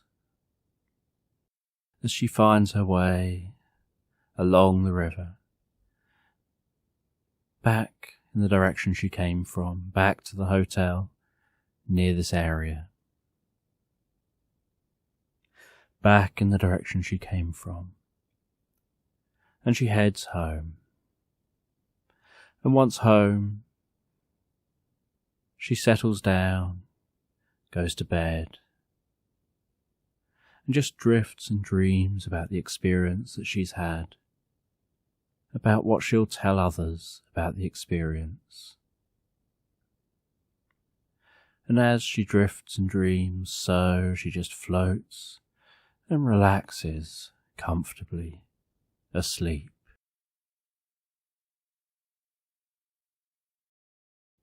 So this is a story about a woman who's travelling across the Arctic. It's something that she's always wanted to do.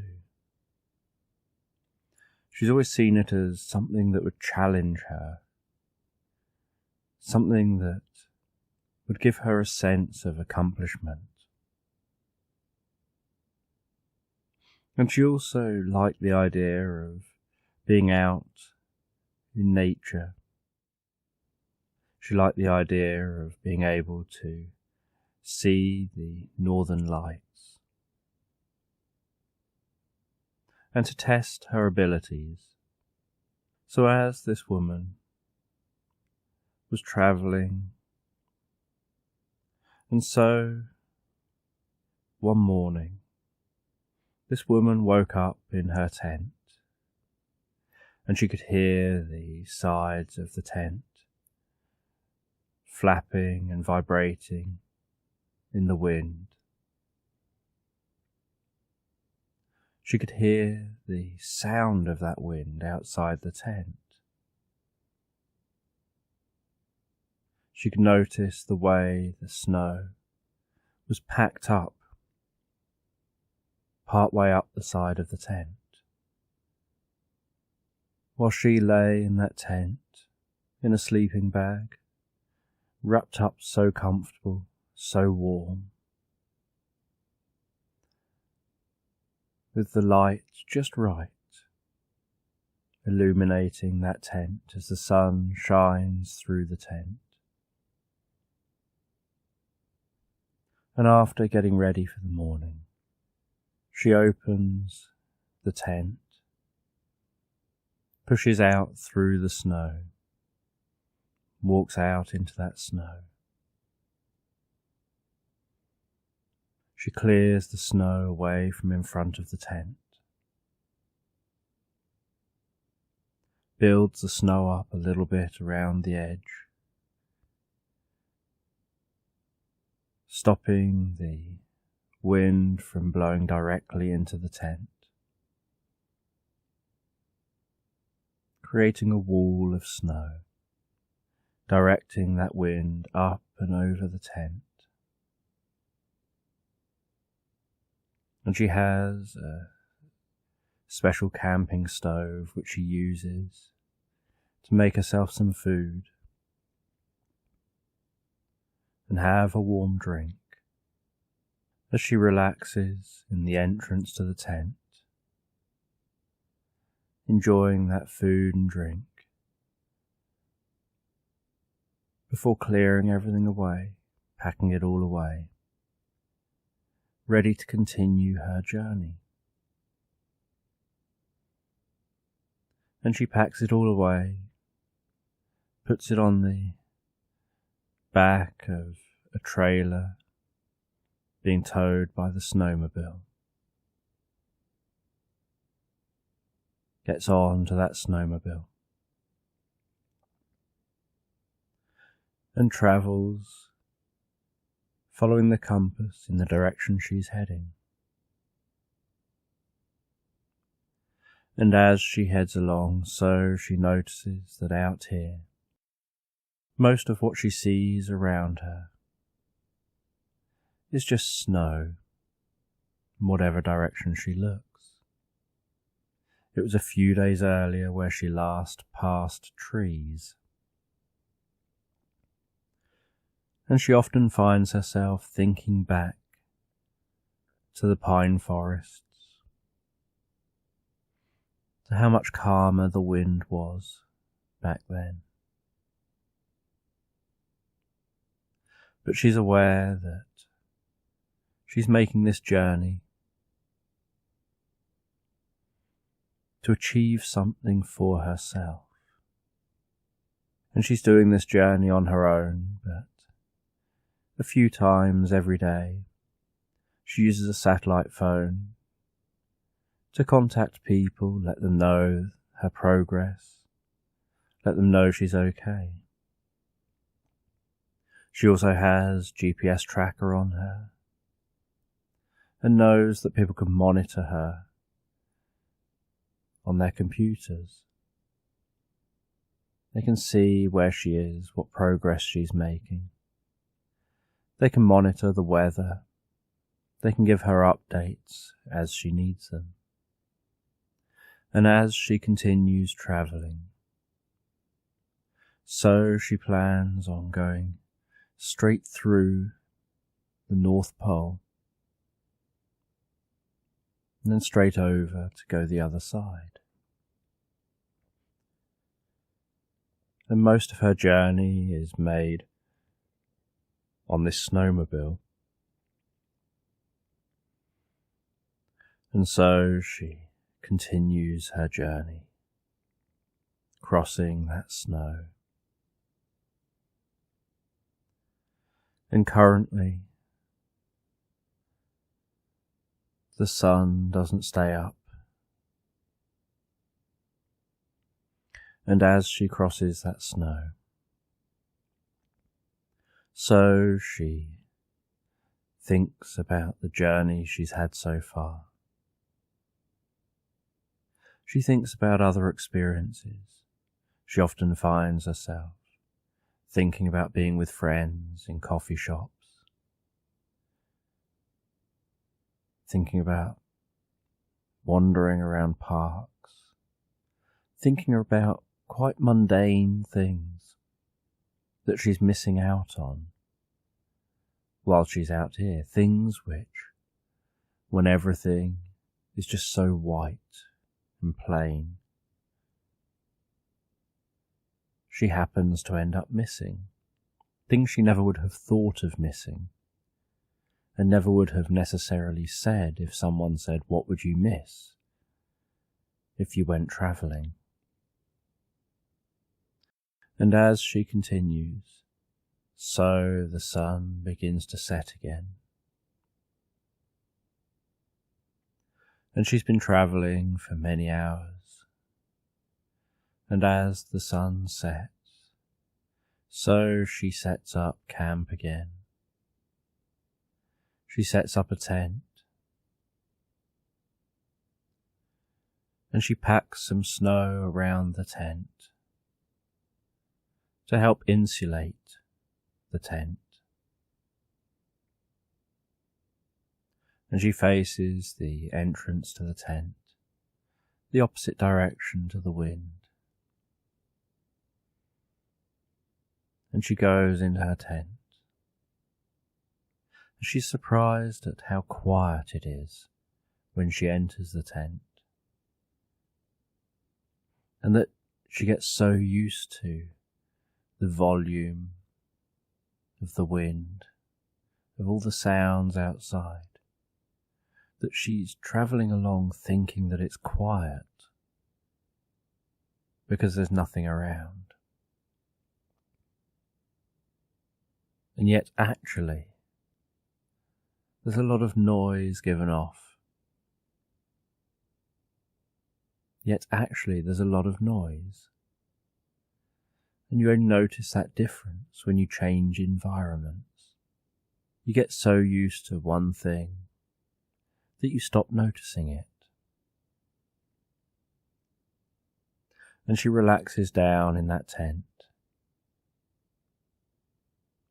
And before she closes the tent and settles down fully, she makes herself some food, some drink on her stove. She then closes that tent, lies back wrapped up in a sleeping bag, closes her eyes and just listens to the sounds, the sound of the wind on the tent. And after a little while, still wrapped in her sleeping bag, the sun has long set,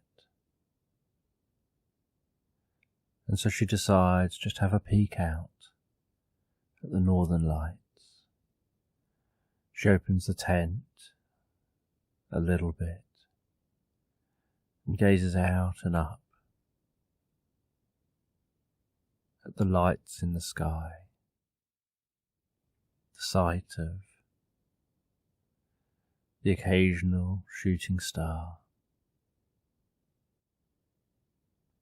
And she notices how the wind has really died down now, how everything seems so calm, so relaxed, almost like you could probably hear a pin drop a mile away. Everything has become incredibly quiet, with no wind and no sounds at all, other than any sounds that she makes when she moves. And there are no street lights, there's no other artificial light. So the only light here is the light from the stars, from the aurora. And she has this feeling almost like she can hear the aurora moving. And after many days of travelling, passing through the North Pole, travelling on beyond the North Pole, she eventually starts to see the occasional tree, and then a few more trees and a bit more life. And she continues to travel to a small town, and this is as far as she can go with her snowmobile. So she leaves her snowmobile at this town. She takes her inflatable raft off the back of the snowmobile. She inflates that with air. She puts her belongings into the raft. And she has to row across a few miles to the next bit of land. And in the morning she sets off and starts rowing across that bit of ocean. And she's pleased with how calm everything is, how calm the wind is, how calm the ocean is. Just hearing the sloshing of the water against the underside of the raft. That scooping sound as she rows through the water. And she thinks to herself about how thick that water feels with those oars. That this cold water feels quite thick to push through. And she quite likes that fresh sea smell that this ice-cold water produces. And as she moves further away from the shore into that still water. She notices the back of a whale and hears the out-breath of that whale,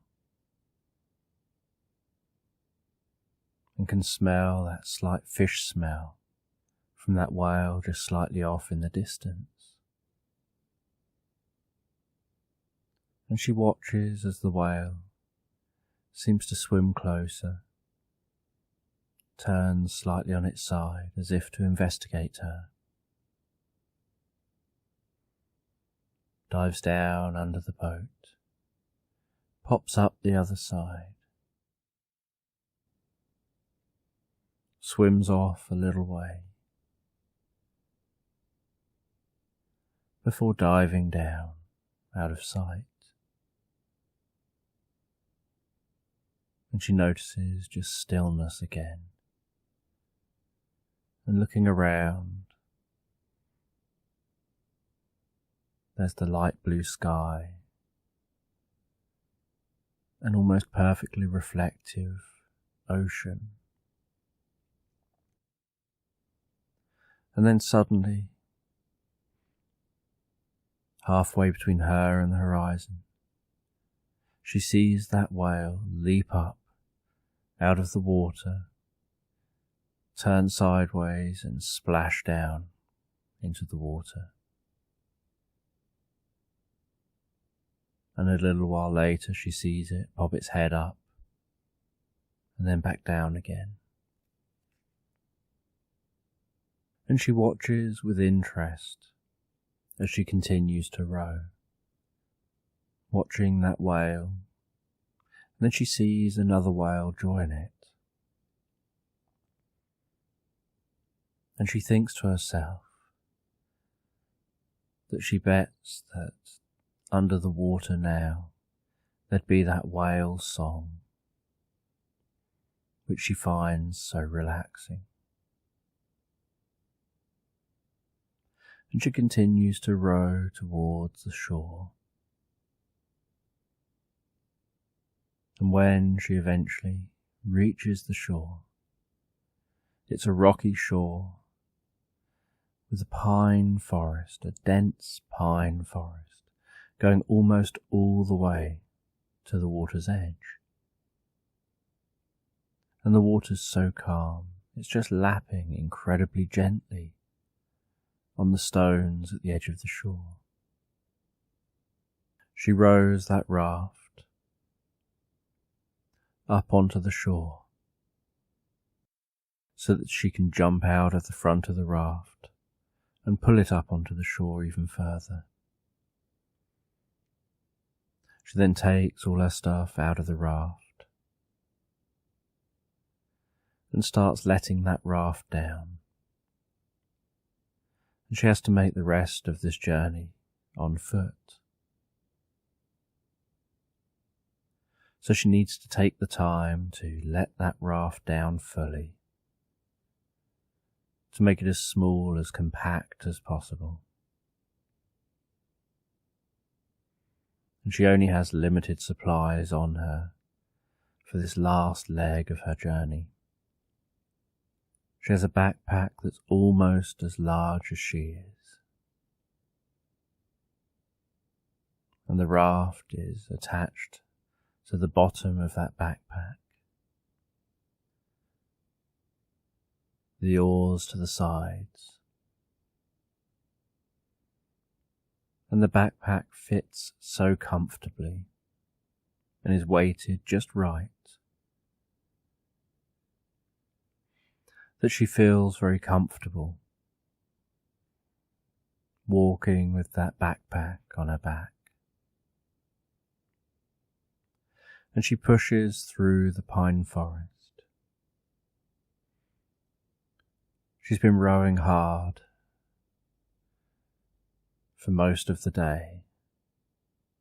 So what she wants to do is find a bit of a clearing so that she can set up a camp and rest for the night. And so, as she pushes through that pine forest, she can hear the birds in the forest, hear the rustling leaves, hear each of her footsteps. She can smell that pine smell. And she pushes through until she finds a clearing. And in the clearing she sets up her tent. She sets up her stove. She relaxes in that tent, just sitting in the entrance of the tent. She makes herself some food and some drink, and watches as the sun sets and the most beautiful night sky appears, arching over the pine forest. And there's far less snow here, and yet it's still really cold. And after eating some food and drink, and relaxing for a bit, just enjoying the view, she tucks herself into her tent, closes the tent, and just relaxes in that tent, beginning to drift and float comfortably asleep. And as she drifts off asleep, so she has the most beautiful dreams, the most calming and relaxing dreams. And during the night, she awakens once or twice, and in the morning, she awakens feeling so refreshed, so peaceful. She leaves the tent, has something to eat and drink, packs that tent away. She takes a moment to look around at where she'd camped for the night, to take a proper look at this area, at this tiny meadowy area with hardy plants and grasses and the pine forest circling this area. And she then just looks at the direction she has to travel and continues her journey. And she travels down out of this area back into the pine forest. She knows this is the last leg of her journey, to make it through this pine forest to a nearby town. And she set off from another pine forest days earlier. She's travelled up to the North Pole, through the North Pole, crossed the ocean, and is now travelling through this pine forest to get to her destination. And she's looking forward to arriving at that destination, looking forward to completing her trek. And as she makes this final bit of trek, so she finds her mind wandering to different elements of the experience, different things she's had to overcome, achieve, times she's had to push on, even when she'd want to quit. She focused on her strengths what she's been proud of during this journey.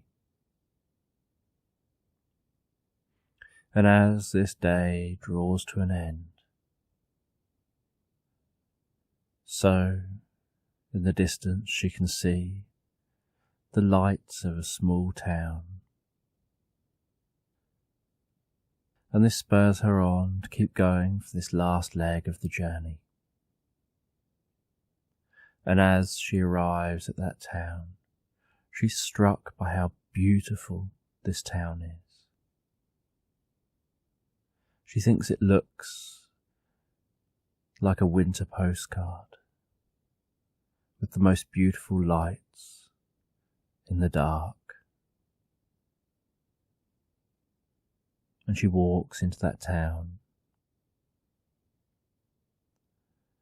and she finds the hotel in this town where she's due to check in. She checks in at that hotel,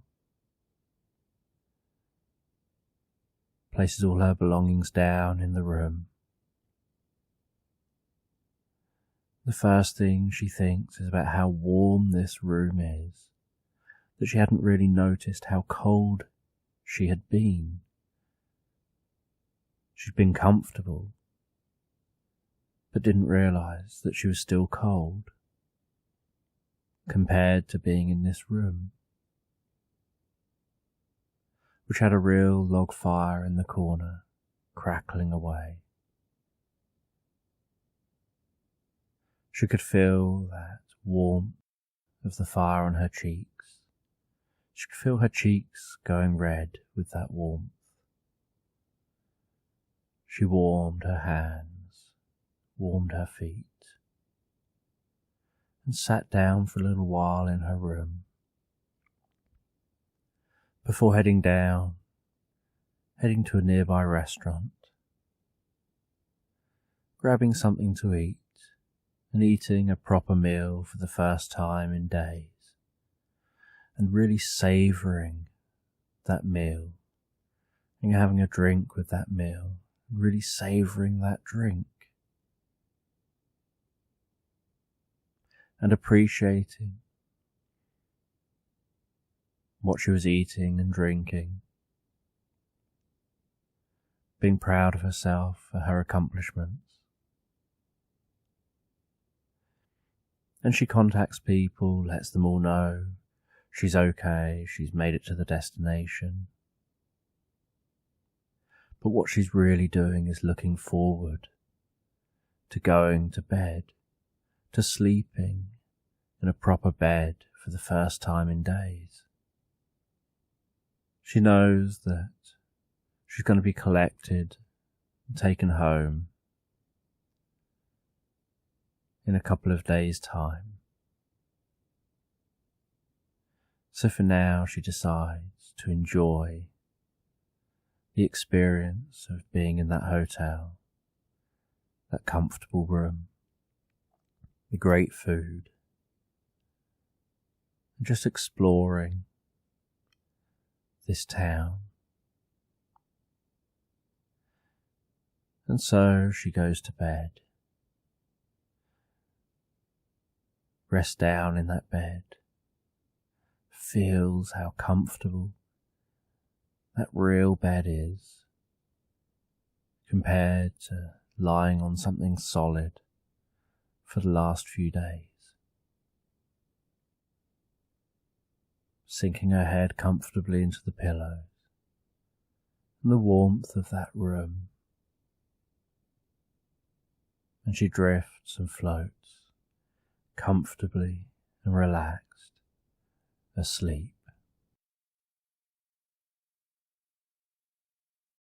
And there was a family sitting at home one day,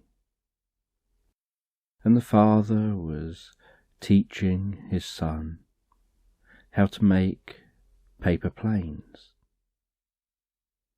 And the father demonstrated using a rectangular piece of paper and folding that paper to make a plane that when thrown would glide just gently and softly through the air. And then the mother demonstrated that she could make a plane that wouldn't glide, but would fly more like a bullet through the air, that could go a long way, very fast. And so she turned the paper a different way, folded the paper differently, made that plane very pointed, and then demonstrated throwing that plane as it flew much further than the father's plane. And the mum and the dad made different types of paper aeroplanes, and the son joined in. And they tried to see whose aeroplane could go the furthest. And they looked at the different attributes to the planes, the times that it would be good to have a plane that can glide, versus times where the plane travels in a straight line and can go very far if it's given a lot of energy up front.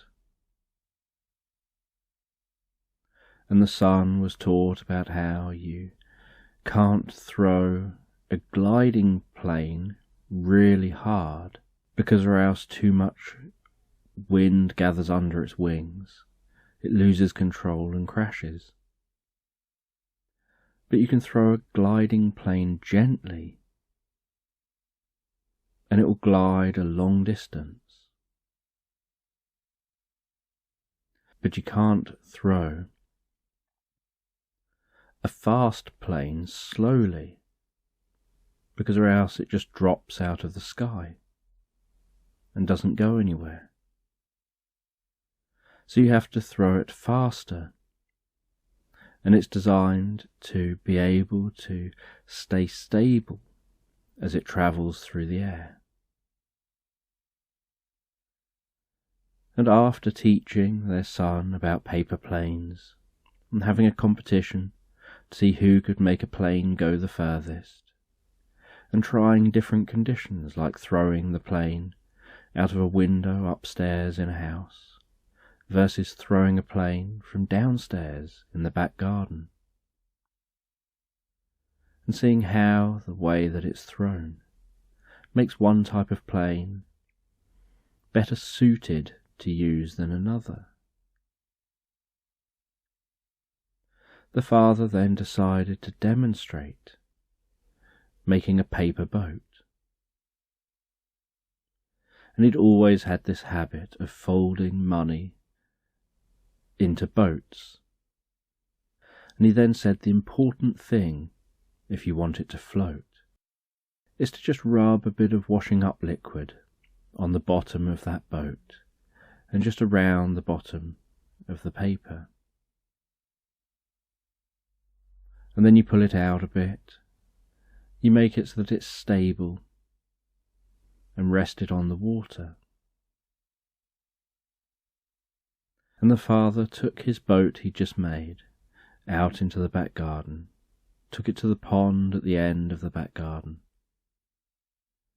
placed that boat down in the water, and they watched as a bit of breeze caught the boat, making that boat just gently move through the water. And the family then went out. And as the son grew up, so the son remembered making these origami items, making the planes, the boats, making frogs, making swans. And now as the son grows up, the son regularly reminisces, especially when they get money out of their wallet. And they notice that at some point they've instinctively folded the note into an origami boat. And they remember back to that time when they were a child, when they were taught how to make these origami figures. And now they were on their way on a road trip with their son and their wife. And they pay for some bits and pieces. They get in the car, continuing their road trip, heading out into some woodland and heading out to the countryside. And they're going to be going on a hike, spending the night in a cabin, before the next day travelling out down the river, down to the sea, and down at the sea they'll be going out on a boat. And so they're really looking forward to this family trip. And the son in the back of the car, on the one hand, is impatient and wants to know whether we're there yet, while on the other hand, regularly finds their attention captivated by things that they pass, by things that he's never seen before.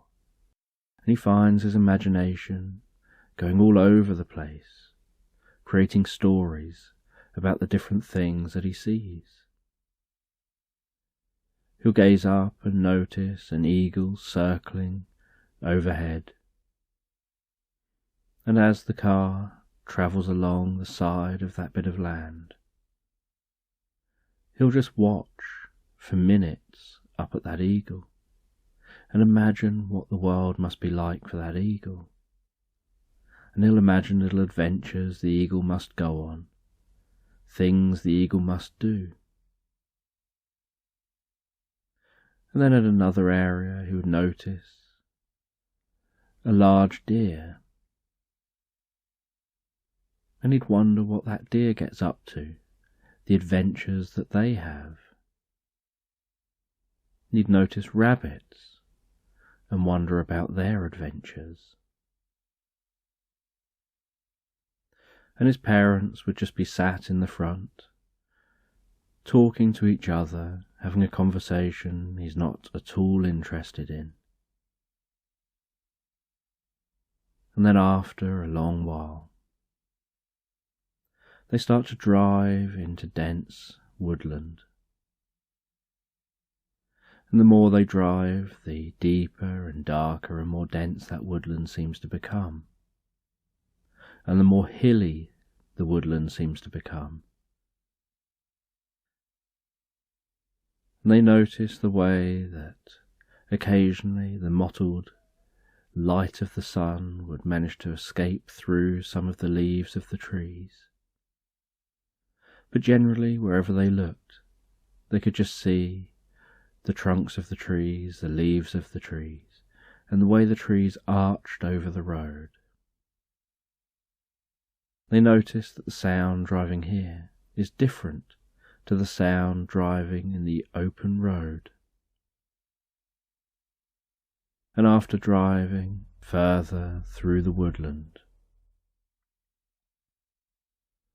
they pull off the road and head down a dirt track. And suddenly there's the sounds of stones rolling, bouncing around under the car, jumping up at the bottom of the car. The crunching, grinding sound of those stones. The dust flowing off behind the car. And the change in the sound of driving on this road.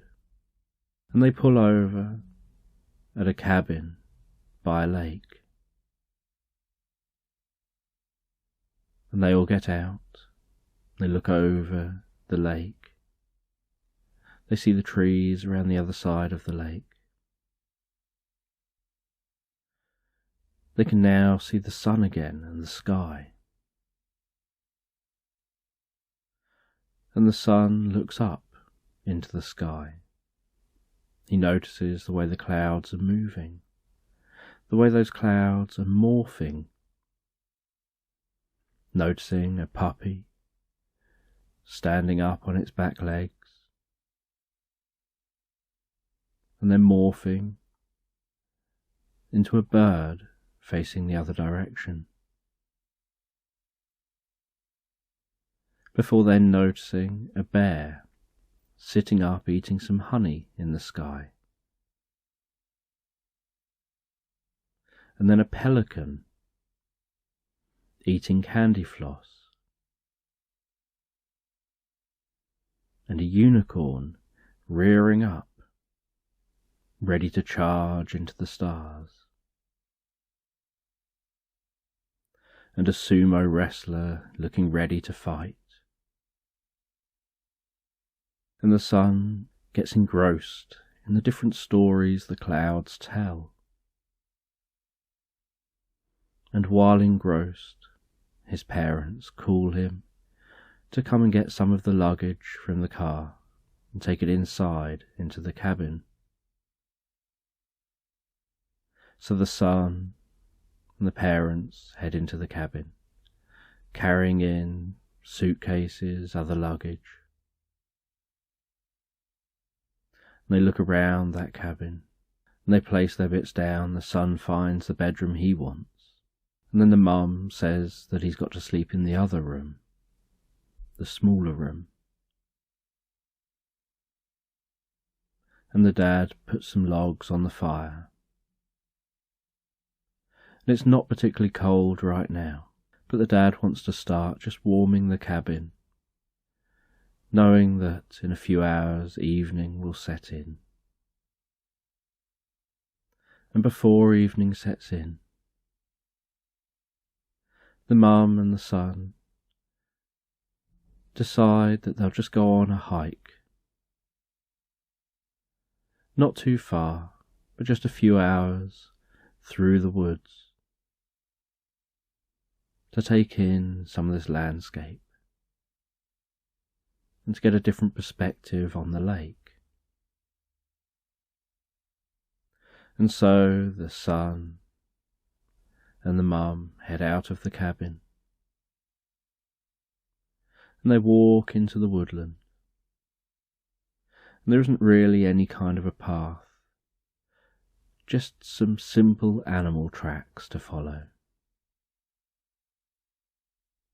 And so they follow those animal tracks, heading deeper into the woodland, noticing the way that light glistens and shines in shards through the leaves above from time to time, dancing in the dust in front of them, catching just particles hanging in the air, with those shimmering shards of light, and pushing through branches and cracking twigs beneath their feet, and walking deeper and deeper into that woodland. And as they walk deeper into the woodland, so they can hear the surround sound of birds singing in the trees, the occasional cracking twig from other animals in the woods. They can notice that they're walking slightly uphill. And then they start following a track circling back slightly. They come out further up that lake. And around this side of the lake, they can hear the sound of a waterfall. As they walk over towards that waterfall, hearing that sound increase, smelling that watery air, seeing the slight spray as that water flows down into the lake. And they stand near the waterfall on the edge of that lake, watching the way that the water here flows in, rippling in waves quite quickly, whereas further away from the waterfall, those waves slow down, stretch out, and just drift across the rest of the lake. And the mum asks if he's ever skipped stones And the son thinks to themselves, they don't know how you can skip stones. What do you mean by skipping stones? And then the mum finds a stone, and she seems to really be searching for one. And then she throws it into the lake, and it bounces across that lake, bouncing about 7 or 8 times before plopping into the water. And the son then picks up a stone next to him and throws it into the lake with one plop. And the son's confused and doesn't know what he was doing differently or what mum was doing differently. And so the mum says that there's a certain way to do this and a certain type of stone to find. And so she helps him to find the right type of stone. And they gather up a whole bunch of the right type of stone.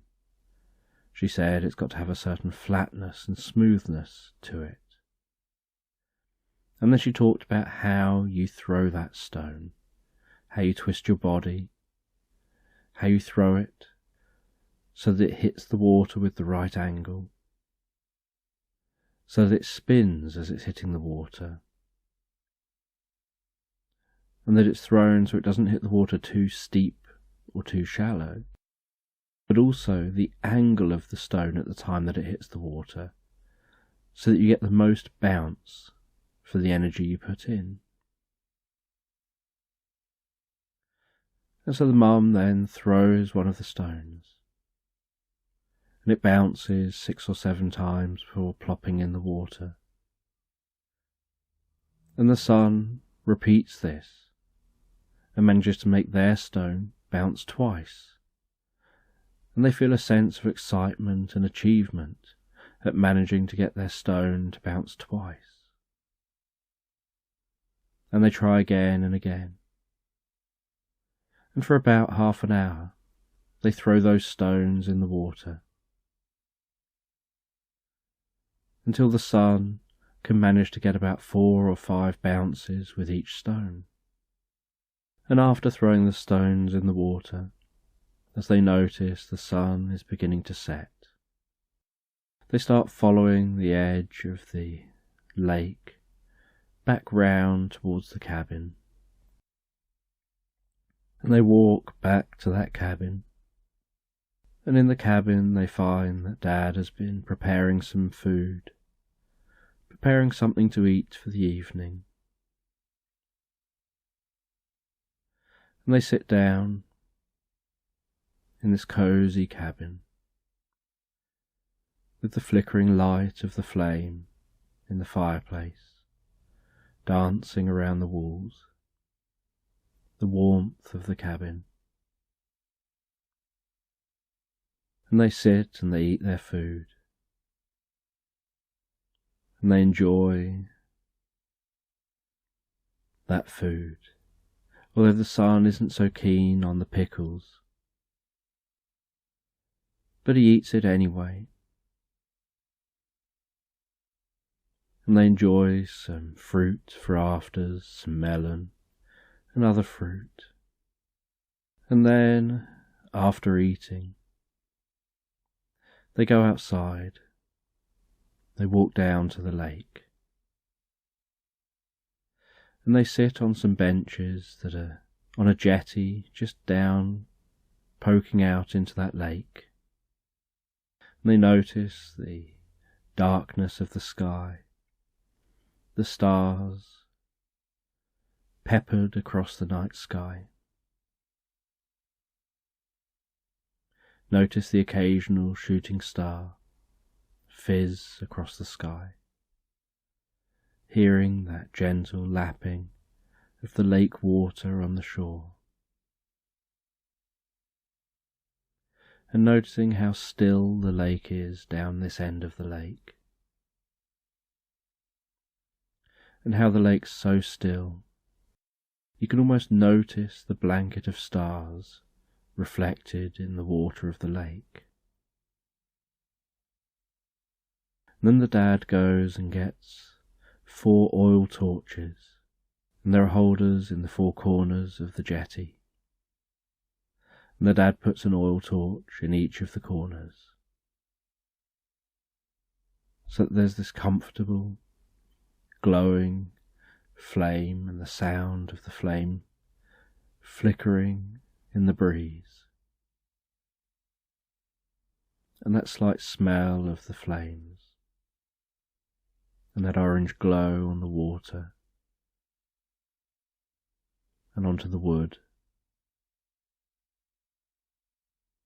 And they sit and they enjoy this evening and the peace of the evening.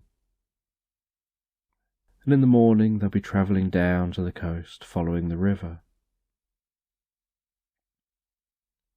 And the river is just a gentle flowing river. And after relaxing by this lake, so they all go to bed, and they settle down and drift and float comfortably asleep. And the next day they get up, they have something to eat, they leave that cabin, they notice that the weather is still so warm as the sun rises. There's a slight mist across the lake, but the sun quickly is burning off that mist. And the dad heads down to the water with the son and the mother. And when he reaches the water, he shows that he's got a boat in his hand, a paper boat he made earlier. And he's already put some washing up liquid on the bottom of this boat, and he rests it on the water. And he says to his son, "Today, this is what we're going to do. We're going to make a boat and travel on the water." And the son thinks to himself that there's no way we can travel on the water in a paper boat. But then the dad clarifies that the boat they'll be building will be out of wood. And so he tells his son what he needs from the woodland, that he needs certain sized bits of wood, and he shows a few bits of wood that are suitable, and says to his son and his wife that the 3 of us will go searching, we'll find some more bits of wood like this, and then we'll meet back here with what we find. And so they all go off into the woods, not too far from the cabin. They find arms full of wood, and they head back by the lake. Then the dad teaches his son how to weave these bits of wood together to create a raft. And the son helps him, and they weave that wood, tying the appropriate knots. And they make themselves a raft for 3. And then the dad gets an axe, gets some of the wood, and he hacks 3 rudimentary oars. And he says that one of them could be used almost like a rudder, or something just to push off the sides where needed. But mainly you'll just be using 2 of them, 1 person each side, just to steer the boat. And the son decides that he wants to name the boat. And the dad wonders what on earth the name will be. And the son calls the boat Bob, because of the way it moves on the water.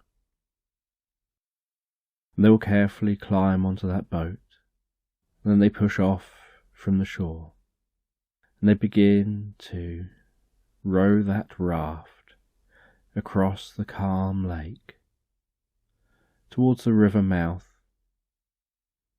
at the far side of the lake. And they row across the lake, hearing that sound of the water with the movement of the oars, the splashing. And the son surprised at how stable this raft seems to be that they've made. And they enter into the river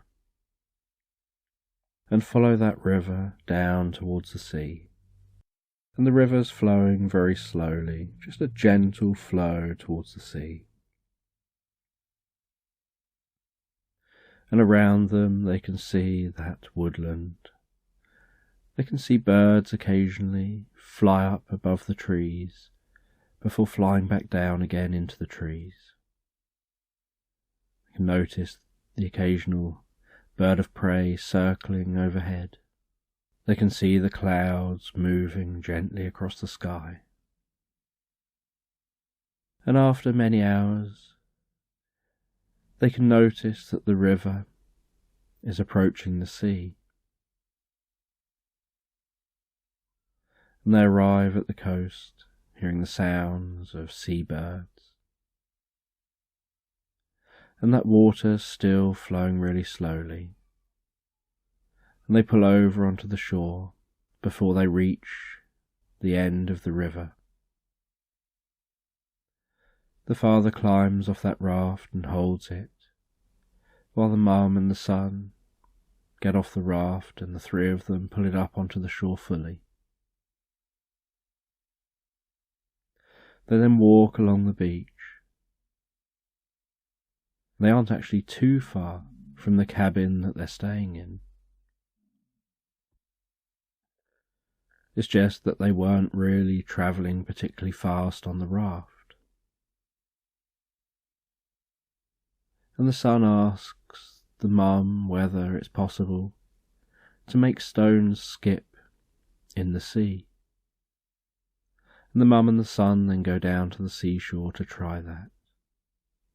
And as they walk down to the seashore, so they notice what it's like to be walking on that sand. The way it softly moves under their feet. And then at the sea's edge, the way that water laps up over their feet. And the son's surprised by how warm that water is. And how comfortable that water feels. And they find some stones. And the mum says that you have to find a flat piece of water. So it's quite good to make the stones skip at a time when a wave has just broken. And between certain waves there'll be a point where the water's really calm and flat for a large enough distance to be able to make the stones skip. And the dad stands and watches as the mum and the son skip those stones. And then the dad points out that in the distance he just noticed something. That there's some dolphins jumping in the water. And they watch as those dolphins jump out the water, splash into the water. And then those dolphins come a bit closer to the shore. And they always seem tantalizingly just too far away to be able to reach. But they watch from the shore, and the son had never seen dolphins in the wild like this before. And had never seen dolphins in real life before. And the son asks if it's possible for them to go swimming in the sea. Because where they come from, they're miles from the ocean. And so he's been swimming in swimming pools, but he rarely gets to swim in the sea. And so the dad says that he'll sit on the shore and he'll wait, and he'll look after their clothes and they can go in. And they'd already planned that this might happen, and the dad had a bag that was watertight. And in that bag was a change of clothes for all of them, and was some swimming stuff for them to wear. So the mum and the son went into that sea, and they walked into that calm ocean, and it gradually got deeper and deeper, until they reached a point where they could begin to actually swim. And the son lay on his back, gazing up at the sky, and they were just the other side of the line where the water breaks. So the waves were just rolling, just undulating underneath them. And the son could hear the sounds in his ears of underwater. The sound of the water breaking at the shore. The sounds of dolphins in the distance. The low rumble of distant boats.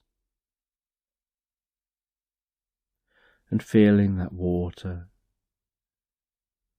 around his body, the side of his face, and his hair, and watching those clouds pass overhead.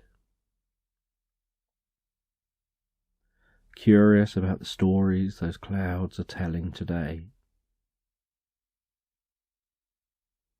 And the mum just swam around a bit more seriously, whereas the son just wanted to float there. The mum was doing breaststroke, and she didn't really want to do crawl or anything where her face might get underwater, in case she got salt in her eyes, and she didn't really like the idea of getting her hair wet with the salty water. But she enjoyed that feeling of weightlessness, that floating, relaxed, swimming feeling, and the warmth of the water. And the son turned over and dived down under the water to the bottom, and his eyes quickly adjusted, and he enjoyed that feeling of the pressure of the water on his body, almost like a comfortable, tight hug, and the way that everything down here seemed to go so slow, almost like time slowed down when you're diving underwater. And he swam along, kicking his feet, swimming along, as sand churned up behind him, swimming so calmly under the water, before rising up to the surface, and he could see at the surface the way the clouds and the light were reflected, almost like looking through almost totally opaque glass, before popping out the water again. And after having a swim for a while, they went back to the shore, they dried off, they sat down for a little while,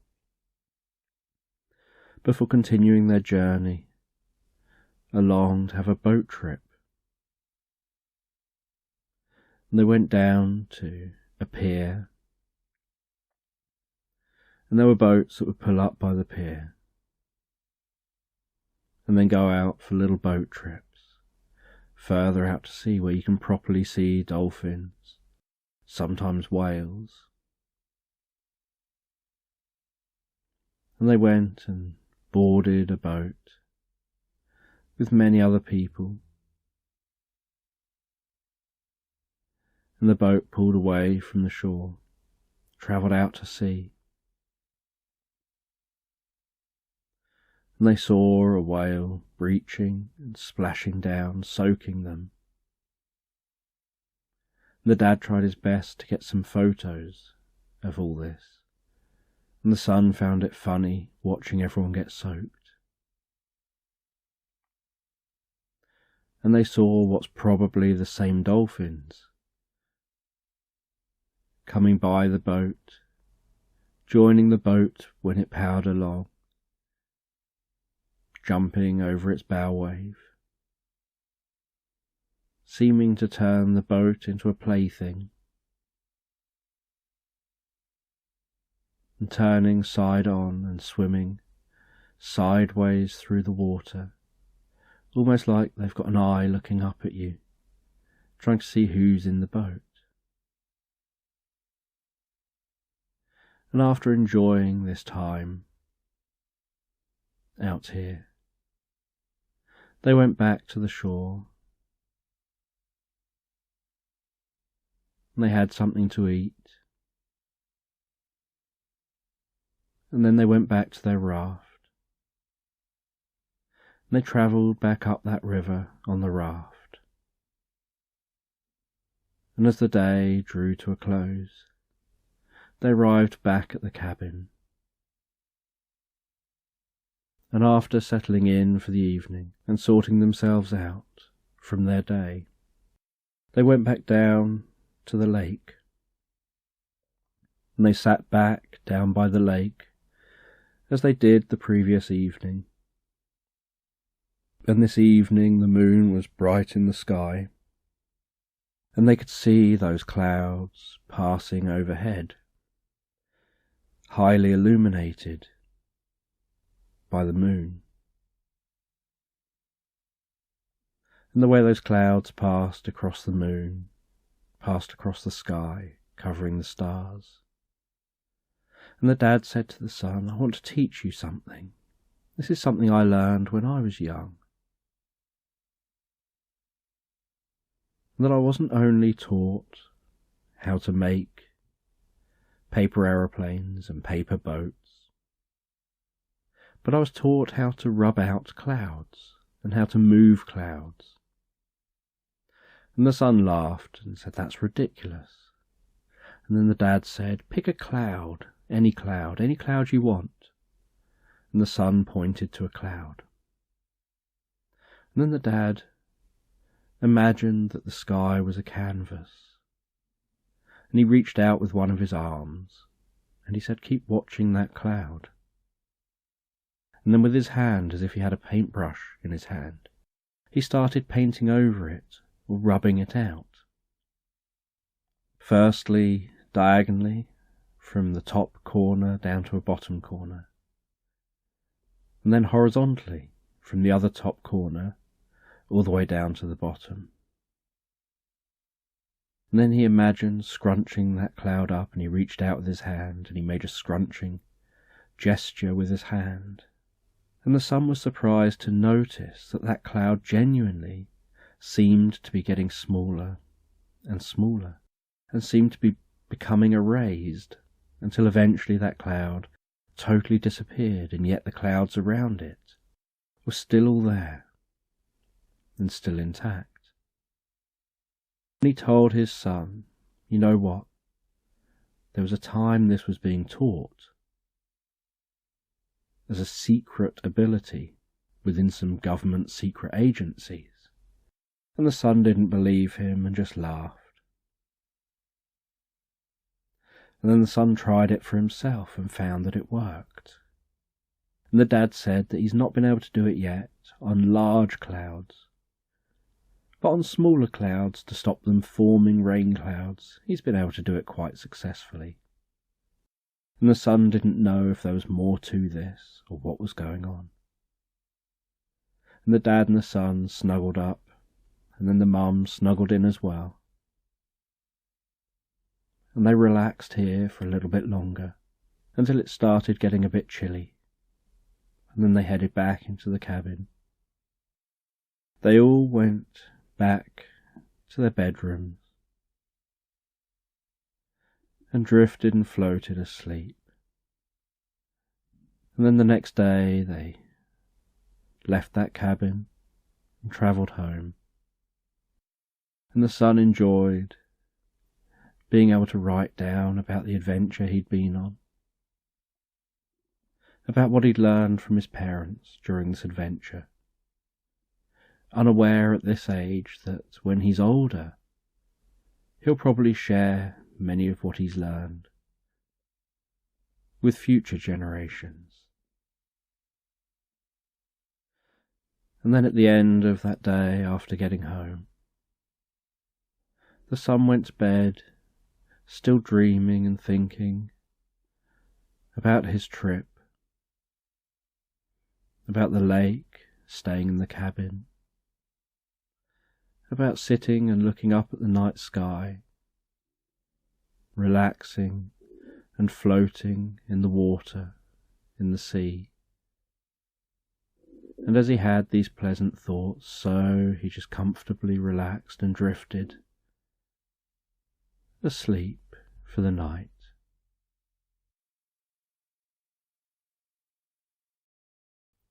And this story is about two men going on a holiday, and ever since they first met, they've always shared that they've both always wanted to go on a safari. But in all the time that they've been together, it's just never happened that they've had enough money or the situation to allow themselves to do that. And now, after many years of being together, finally they're going on safari. And they've travelled out into the middle of nowhere, staying in a lodge that's miles and miles from the nearest town. And it took them a long time to get here, to travel to this country in a plane, to travel from the airport all the way out to this lodge. And they've arrived at this lodge late in the evening, and it's still incredibly warm. And they're aware that it will get colder as the night progresses, but currently it's still a very warm temperature. And they enter that lodge, they check into their room, they put their luggage in the room before heading down to the restaurant to have something to eat. They sit in that restaurant, they can hear the background mumbling of people at other tables, sounds of cutlery and crockery and glasses, and everything just feels so calm. The sounds are muted and relaxed.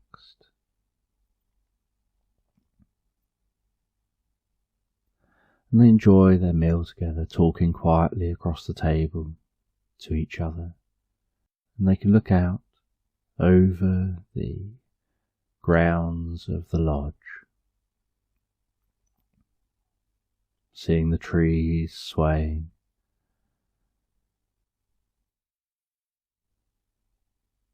illuminated by moonlight. A pool out there,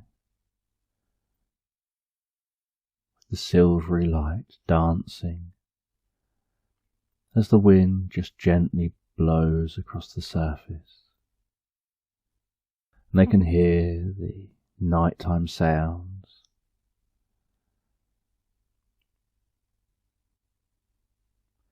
as they continue to eat their food and enjoy their first evening here. And after they finish their food, they go out for a walk around the grounds, making the most of a pleasant evening.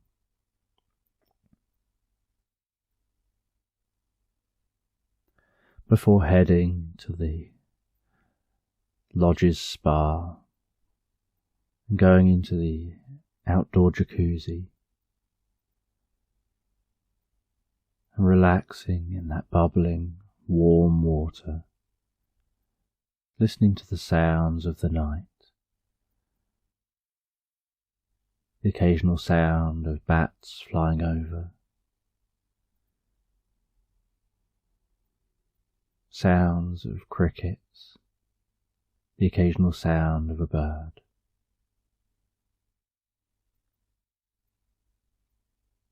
And the distant rustling of leaves of the trees as the wind blows a breeze. Just relaxing in that jacuzzi, feeling of that bubbling water, massaging and tickling the body, that weightless feeling of the body in the water.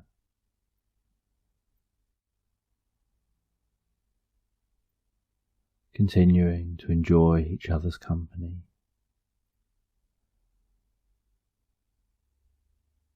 Feeling like this jacuzzi is massaging away all the stresses, all the tension from the long flight and journey here.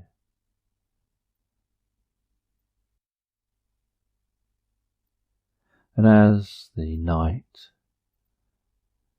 got later and later, so they went to bed and drifted comfortably asleep, falling asleep so quickly because of how tired they were from their journey. And the next day they go for breakfast at the lodge.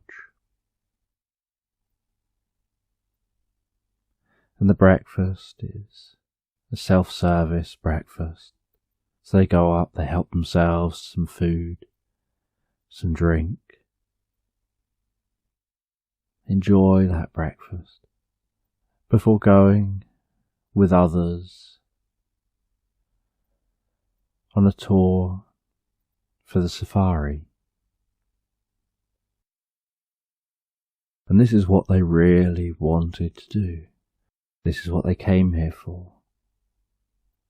And in the back of a 4x4, the two of them and some others travel off from the lodge, initially following the road and then turning off onto a dirt track, following this dirt track, bouncing along, heading towards some woodland.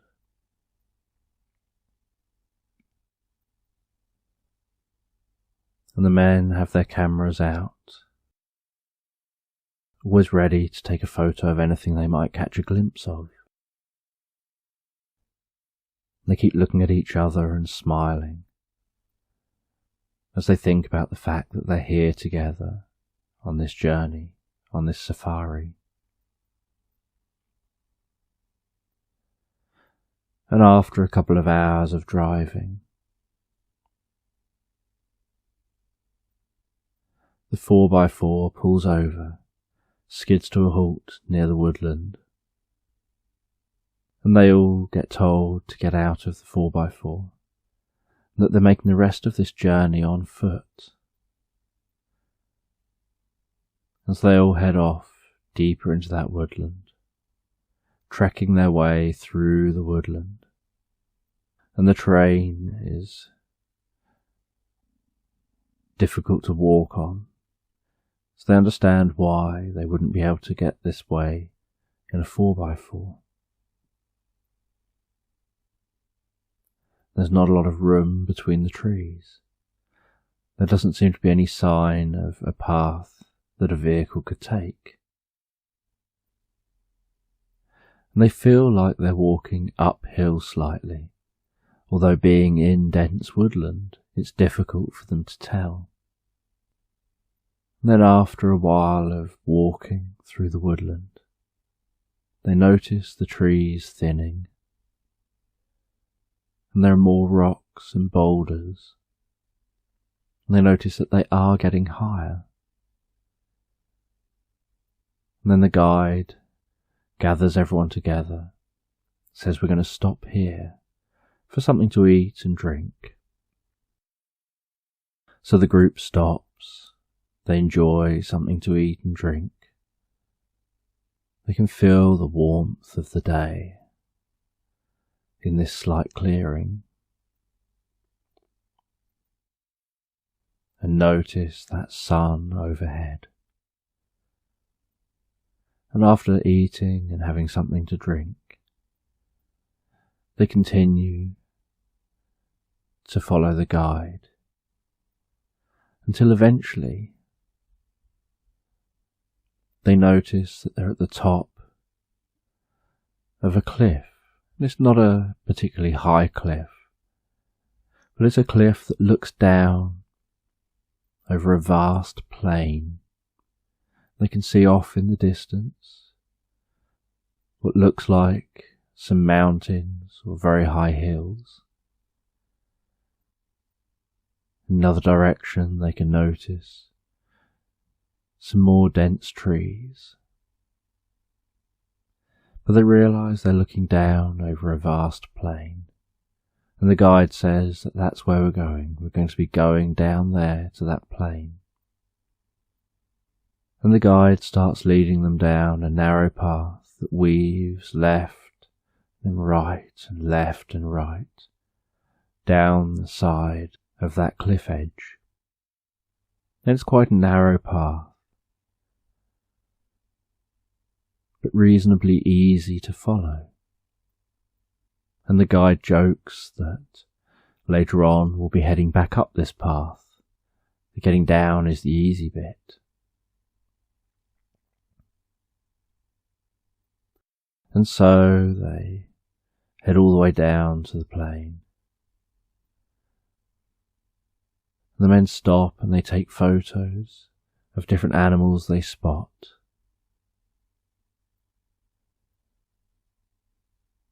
They're really excited by their experience, having this once-in-a-lifetime experience they've waited years to have. And they've both got ideas of what it is they would love to photograph. And as they walk out into the plain, the guide says that there's a truck out here waiting for them, and that they'll be getting in the back of this truck to travel deeper into this area.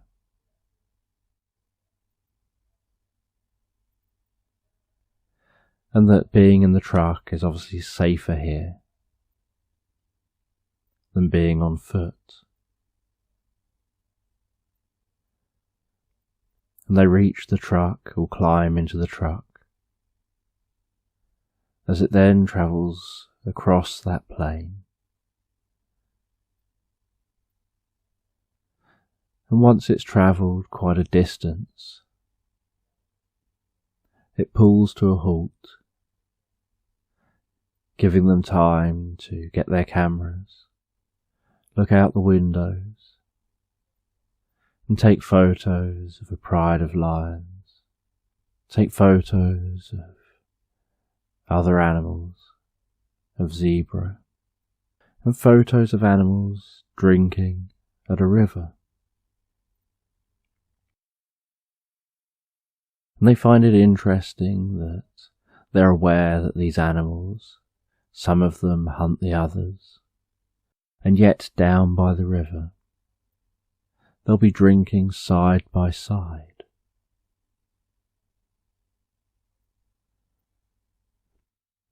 And they took as many photos as they could of all the different animals they saw. And they took photos of eagles flying high in the sky,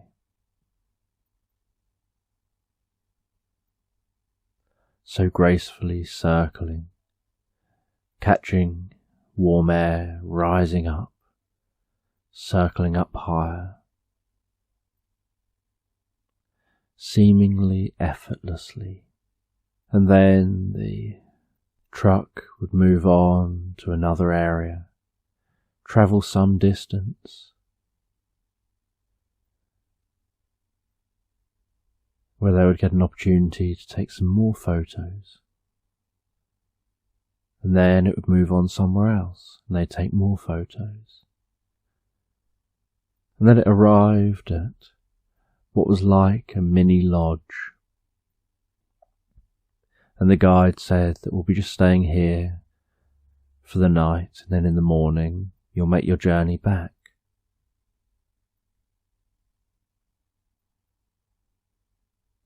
And they all disembarked and went into that lodge. They were all shown to rooms. And then after everyone had gone to bed, the two men were researching this area and were talking about their photos, about the animals they'd seen, and were already sharing some of those photos online.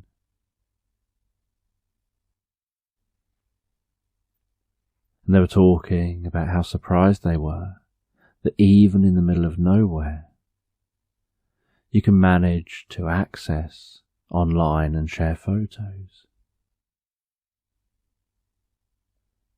And as they were researching the area, they found out that there are some ruins not that far away from here. So they decided, while everyone drifts and floats asleep, that they would just nip out. It's only a very short walk. And they'd walk to that location just to check out the ruins.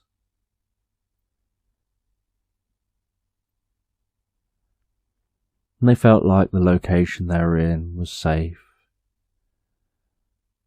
It was all gated and fenced off, and it seemed like the ruins were within the fenced off section, but just in a deep area of woodland. And in that deep area of woodland, it looked like these ruins were ancient and had been there for a very long time. And they didn't come here to explore ancient ruins, but they felt that this was a once-in-a-lifetime opportunity. So they snuck out with some torches and they went exploring. They pushed deeper into that woodland, searching for signs of those old ruins. And after a little while, they started noticing some stones on the ground that were heavily overgrown, but resembled broken walls. And they realized they must have arrived where the ruins are. They shone their torches around and they explored those ruins. And then one of the men found an entrance, and so the two of them went over to that entrance. They shone their torches in the entrance, and the torchlight disappeared into the blackness. They realized that there were some steps down into this section, and this entrance wasn't highly visible. It's just that out here with torches, you can notice when the torchlight isn't shining on something, when the torchlight seems to just disappear. And they descended those steps, going down into those ruins. They could hear a very slight dripping sound down here in the ruins, and realized that perhaps a stream off of that river must pass overhead somewhere near here, and that water must just gradually filter through the ground. So they could hear the way that dripping would just echo down here in the ruins. And they thought to themselves that it makes sense that the ruins would be by a stream that was probably the path, or a large part of a path of the river, going back thousands of years. And their footsteps echoed as they explored these ruins.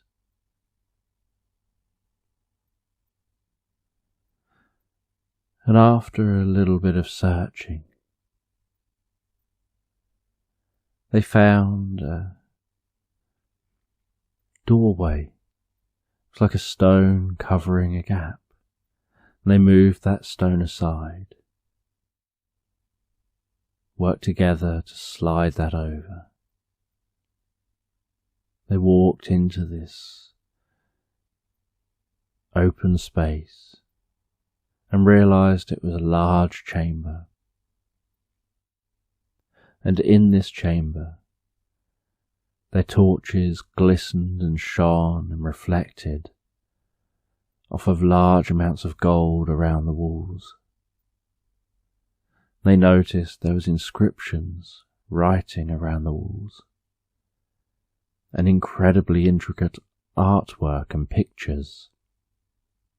And they realized that the pictures seemed to be depicting a story about an ancient civilization that once existed here, that had to leave as times changed, as uncertainty set in, as the flow of water changed course and reduced, as the area stopped being sustainable for their civilization. And so gradually the civilization dwindled as members of this civilization went off to find new lives. And they saw a chest at the back of this room. They went over to that chest, lifted the heavy lid, and inside was a scroll. They took that scroll out of the chest, and as they unrolled it, so they began to both have this sense of inner wisdom, like something on this scroll was communicating directly with them and resonating within them. They felt this deep connection with each other, with the world around them, with the environment, like everything's connected. They felt this was a profound experience. They put that scroll back, closed that chest, found their way back out of these ruins and headed back to the camp, headed back to that mini lodge. And as they lay in bed together, drifting off asleep, they just found themselves talking about the experience they had individually, and how they had such a similar feeling, such a similar experience to each other, from going into those ruins, from looking at that scroll, and that somehow they both felt the same, that they should put the scroll back and leave and not mention it. And they felt that they were taking away some learning from that experience, learning from what had happened to the ancient civilization, what they learned about them.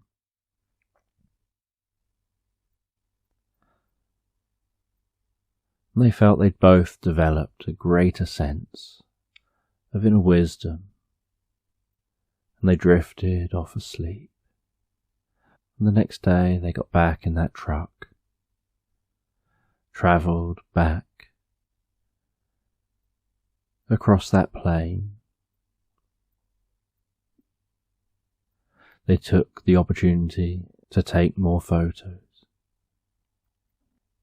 and they enjoyed the different light taking these photos in the morning, shortly after the sun had risen,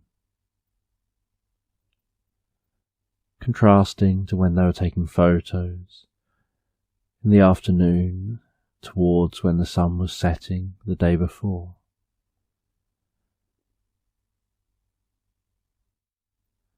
They headed back and had to climb up that cliff. They climbed up the cliff, took this last opportunity to take some photos from the top of that cliff over the plain. This last opportunity to enjoy the view.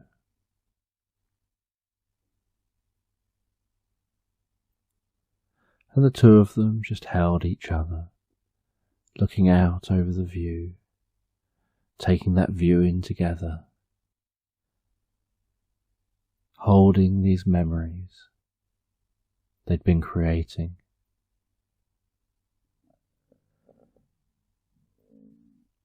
They took a photo of themselves up here,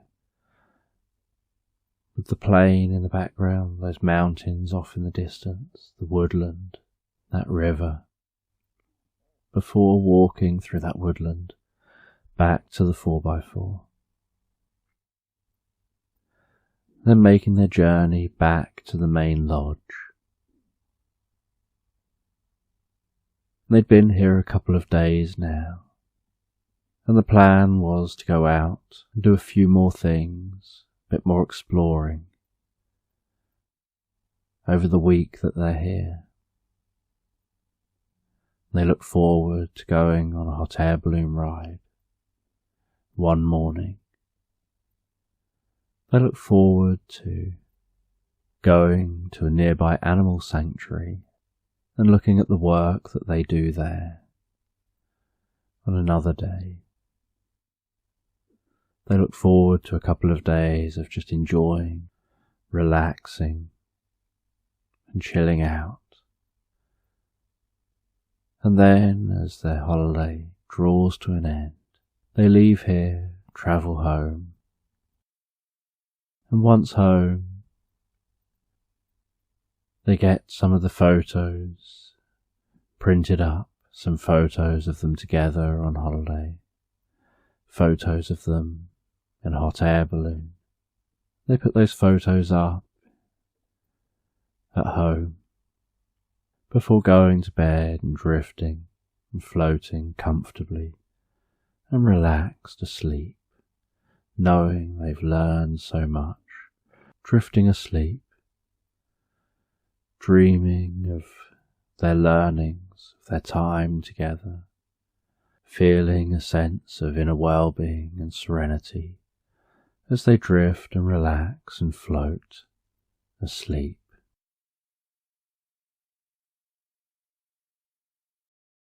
And you find yourself sitting at a beautiful oak writing desk.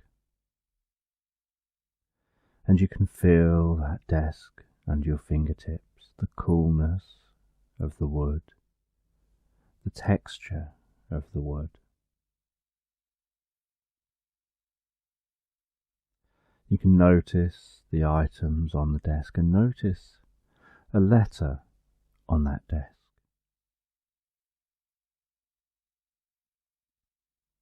And this letter arrived earlier on in the day, and you've placed it on your desk ready to open. And the letter's unusual, because this letter has a wax seal on it. And as you reach over and you pick up that letter, and you feel the texture of that paper, noticing that that envelope just feels so thick and such good quality paper.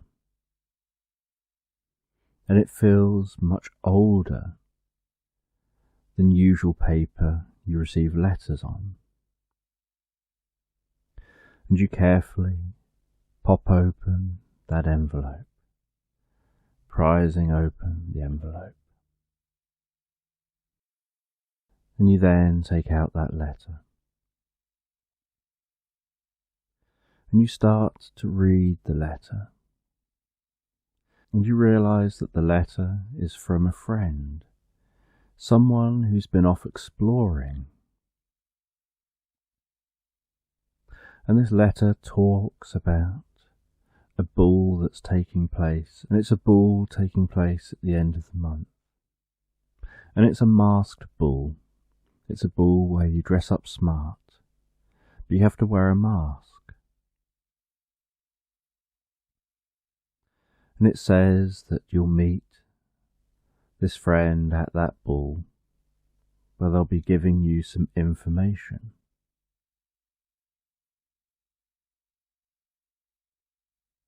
And when the day comes, you dress up smart, you get your face mask, you head off to the ball. You arrive at this grand mansion for the ball. You can see cars pulling up outside, valets driving the cars off. As people get out of the cars and head in to the mansion, you can notice the glow coming from inside that mansion, and the way the lights are lighting up the outside. And as you get closer, so you can hear a live orchestra playing from inside the mansion. You walk up, you show the ticket that had come with the letter, and they let you through.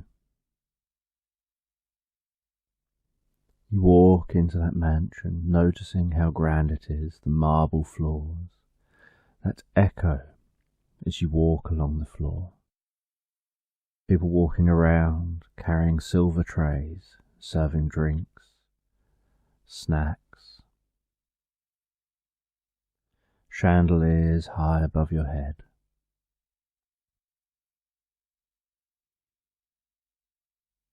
People dancing, sound of the orchestra. Everything looking just so civilized.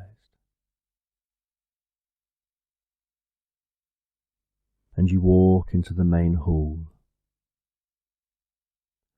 And in the main hall, you stand off to the side, watching movement of the people, flowing of dresses, the way everyone moves so synchronized to the music.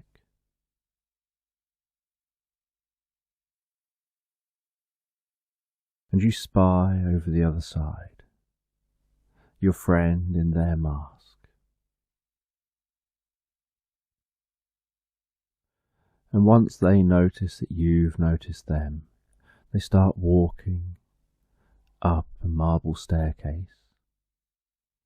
You head across the floor.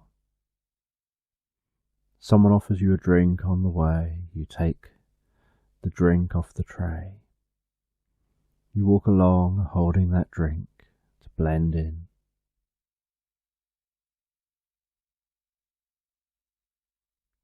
You reach the staircase. You begin to ascend that staircase. And as you climb the staircase, so it starts to curve around as it continues to go up higher. You look down on the ballroom below at all the people dancing. You notice the sounds fading a bit the higher you climb, noticing the large pictures on the walls up the staircase.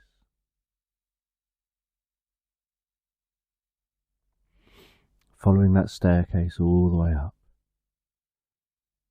to the next level, which has a balcony looking down on that hall. You see a slightly ajar door. You notice some double doors behind you, with one of those doors slightly ajar. You walk over, carefully push the door open, and walk into the most beautifully carpeted room,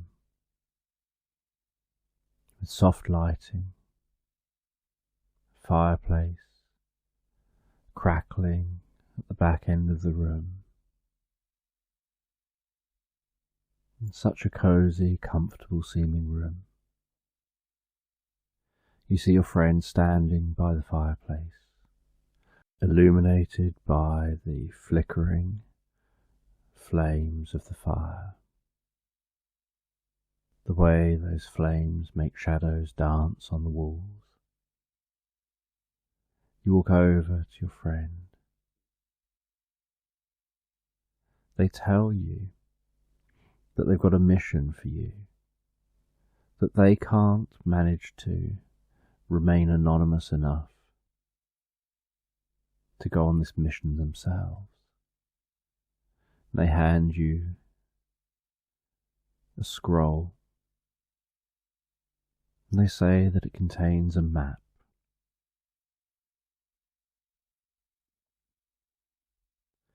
And the map will lead you to some ruins, and they'd like you to go and investigate those ruins. That they've heard that there's something in the ruins, that there's still an undiscovered chamber, and they'd like you to go and retrieve what's in that chamber.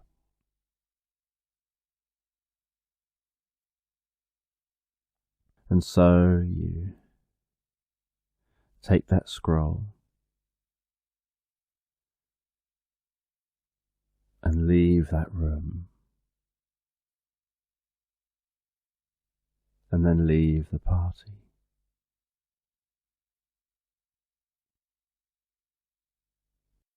And the next day you set off on your journey to find those ruins.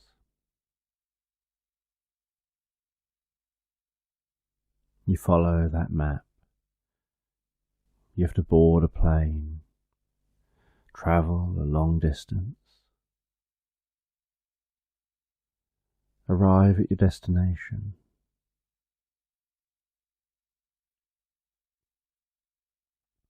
and set off through a forest.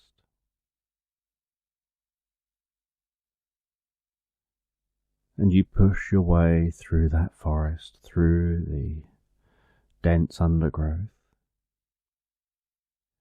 hearing the sounds of birds, of the animals of the forest, the sounds of leaves moving in the breeze,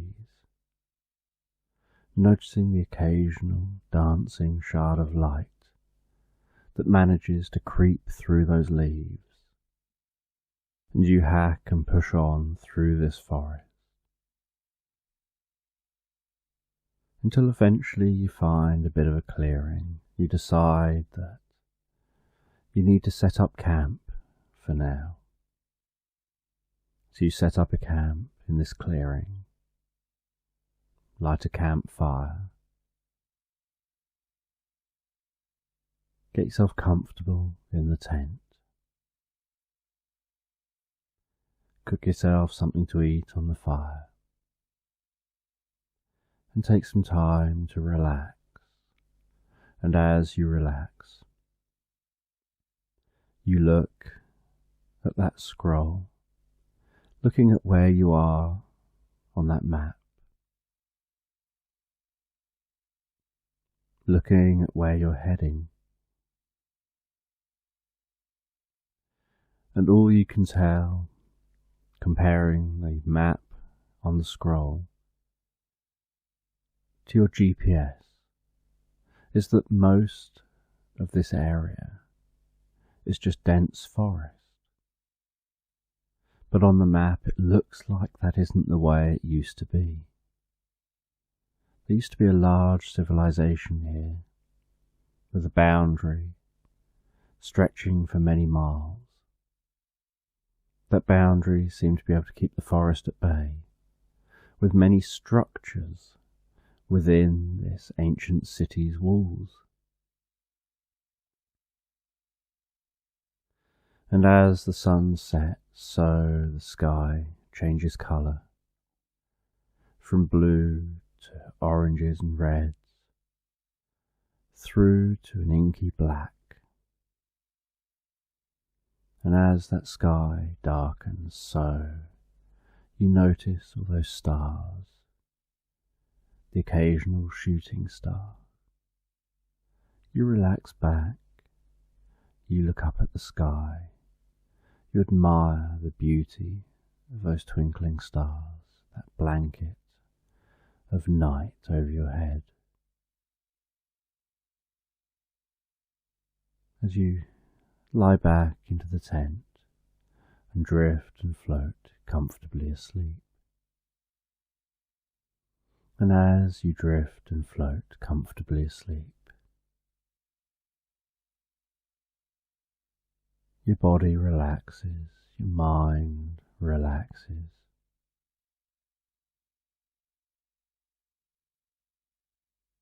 And you begin to dream.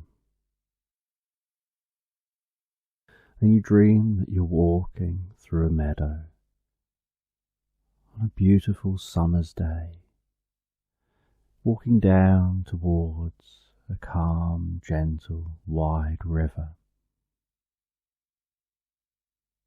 running your fingers through long grass, wildflowers, noticing bees and butterflies and other insects flying among the flowers, birds, sounds of the birds, as you walk towards that river.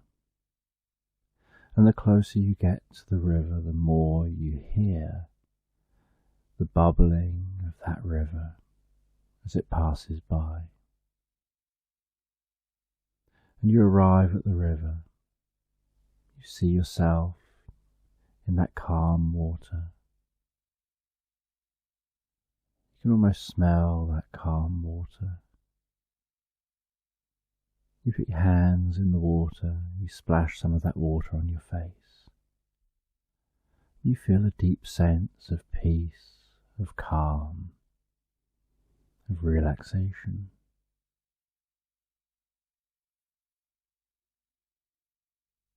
And then you notice what you think are just fireflies, before having one of them come over to you. And as that gets near to you, so you start to hear its voice, and you notice that it looks like a small fairy. It looks like a really, really tiny human being with wings.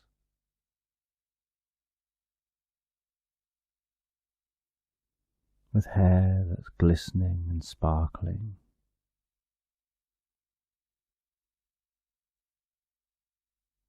Wings that are rapidly flapping,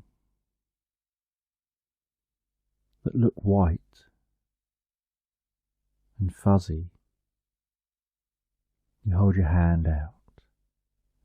That fairy lands in your hand, and as it does, it stops flapping its wings, and you notice the greens, turquoise, blue, purple colours in the wings.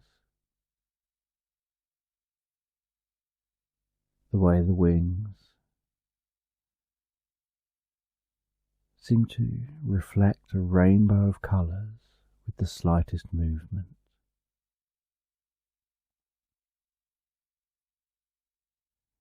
And this fairy tells you to follow the river, to find the lake, dive down in the lake, and you'll find a chest. Bring that chest to the surface, open the chest, and you'll find something that will help you on your journey, that will help you on this quest. And then the fairy takes off from your hand and flies away.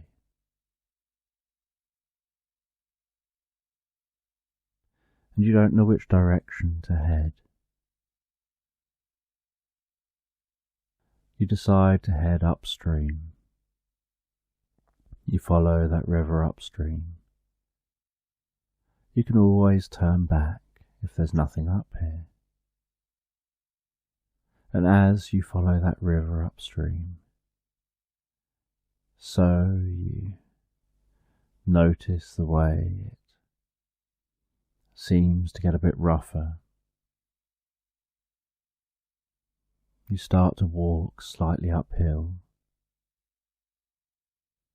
You can notice that river starts to have some rapids in it.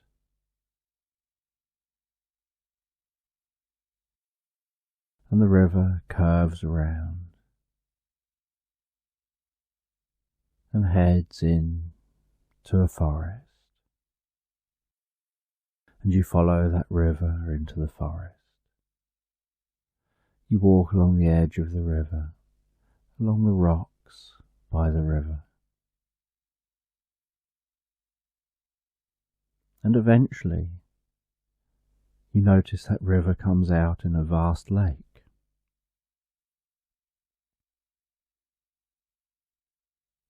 And you can see that way beyond the lake is the other side of the river, and that side of the river way over there in the distance heads off towards the mountains over on the horizon.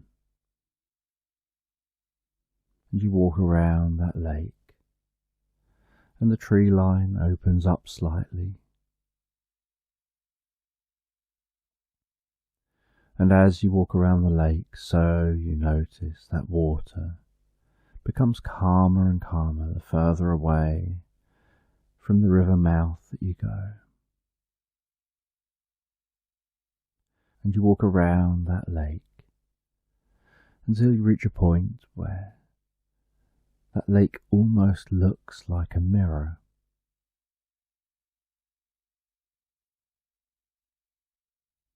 And you know you have to go out towards the centre of this lake. And you see a fallen down tree, and notice that its trunk has broken into a few pieces. You take one of those pieces, drag it to the water's edge. You climb on that trunk, pushing yourself off from the water's edge, and paddling with your hands out into the water, resting on that trunk, resting your belly, your chest down on that trunk,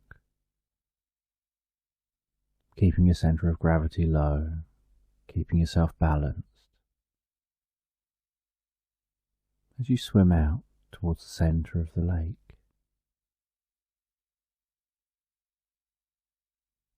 And when you're near the centre,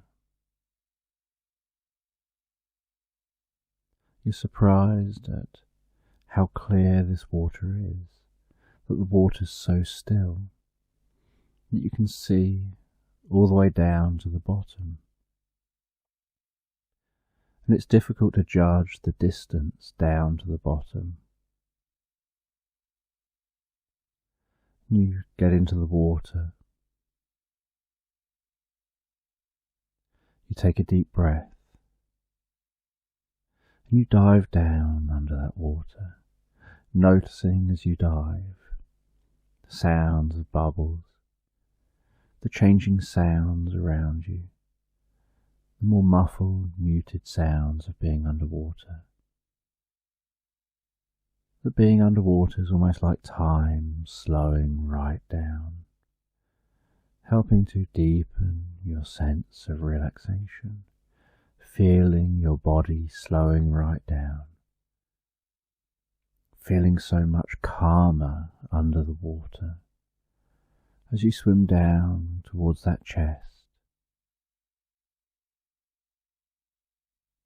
You then lift that chest up, push off the bottom, Start swimming up towards the surface, noticing the way the sunlight shines through the water, dances in the water. As you swim to the surface, pull that chest over to the log. Hold on to the log. Lift that chest up, rest it on the log. And while holding the log with one hand, the chest with the other, resting on that log, you kick yourself over to the shore. You swim over to the shore,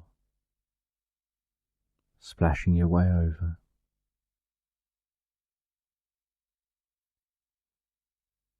And when you're at the shore, you take that chest up onto the shoreline.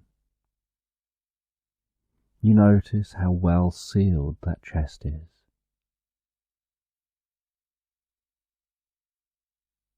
And the fairy had said you needed to look inside the chest.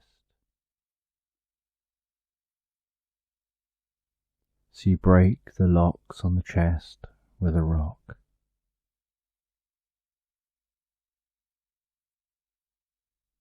You open that chest, hearing the creaking of the hinges, and inside you see a stone tablet. And on that stone tablet you can see writing, and you can understand that writing. The writing talks of old civilizations and old secrets. And you realize that somehow here in your dream you've uncovered a clue that can help you to find what it is you're looking for.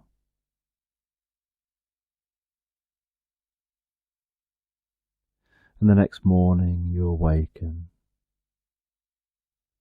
and you continue to search, but now you have an idea of exactly where it is you're searching.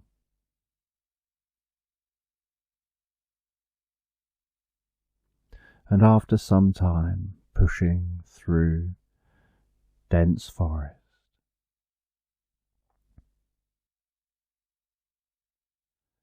you notice in the ground just lumps and bumps that don't seem so natural. On the one hand it looks natural, just like bits of rock on the ground, but in context with this being a forest, it looks more like the forest has grown over something.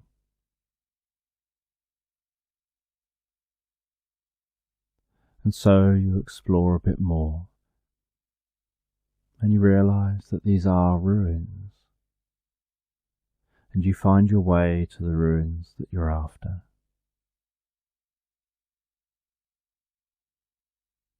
And you can't see anything here, just a slight bit of fallen down wall that's overgrown by trees and other plants and mosses. And you walk around inside that ruin. Then you notice that at certain points there's a difference in the sound of your footsteps, and you suspect that beneath you is perhaps a secret chamber, maybe the chamber that's undiscovered. And so you clear off the moss, you remove vines, you clear some of that plant life.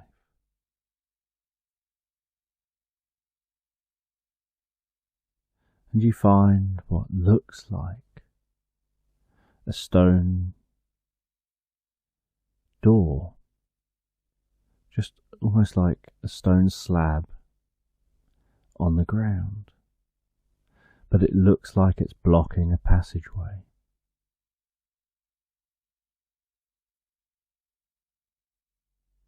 and you carefully lift that up, push that up,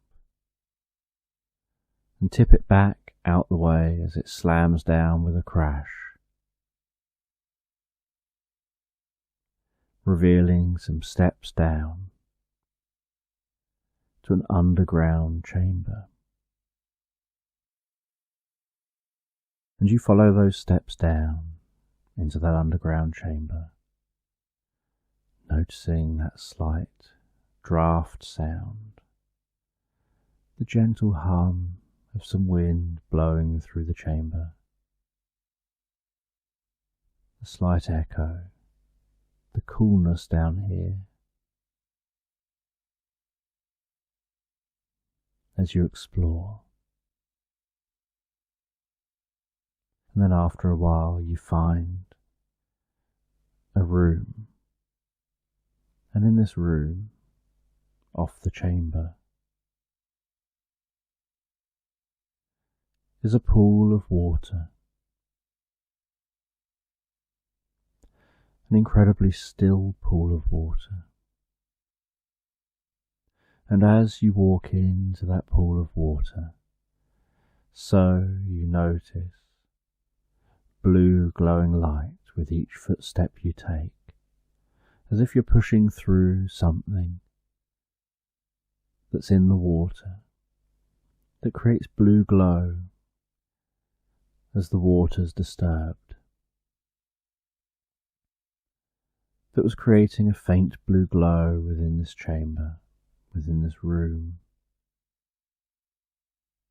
And once the water gets too deep to stand up in, you push off the bottom and start gently swimming a little further out into this pool of water, before diving down towards a chest you can see on the bottom. And you take that chest, you pull it up to the surface, you pull it over towards the side of the pool. You walk out of that pool, place that chest down at the side.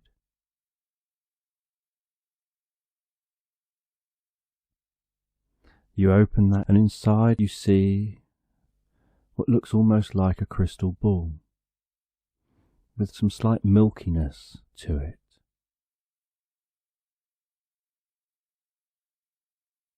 And you pick that up out of the chest, hold it in your hands, and you notice a certain warmth to that. And then light and images start emanating out from that ball, almost like projectors projecting from that ball. And they project towards the walls, and you can see around the walls what looks like movies of the past, the present, the future.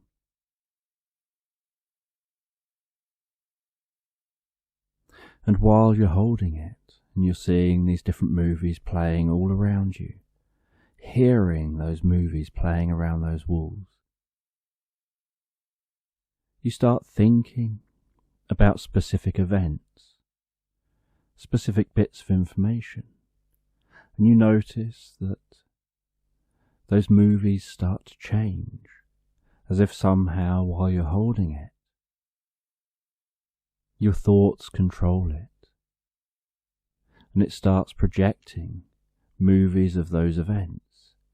You think about the friend who gave you that map, and while you think about them, you suddenly see them projected on the wall in front of you.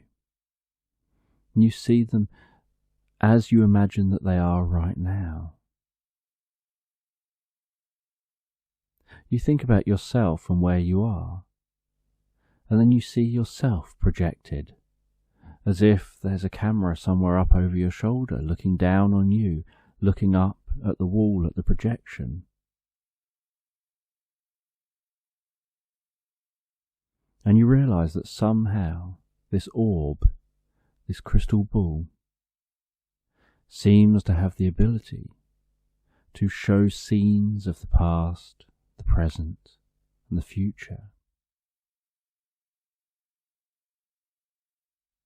And you decide that there's too great responsibility for this, that you can't take this with you, that you'll have to just say that you couldn't find it. But you decide to remove it from this chamber. You know that you could see things, perhaps, that are bad that are going to happen, that you might be able to stop.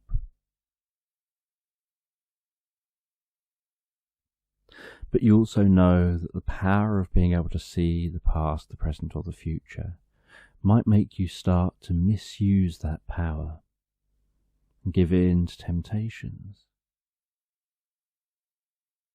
And you don't want anyone else to do that either.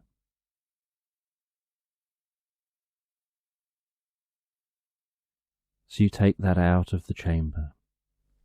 You find your way out of the ruins. And as you get out of the ruins, so you notice the sun's been setting. And you sit down in the forest, on a log on the ground. You hold that orb in your hands. And you know that you're going to have to hide this somewhere, so that no one else will find it, at least not in the near future.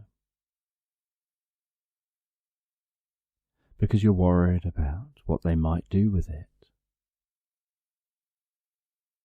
And so you decide before hiding it that you want to know how this came to be.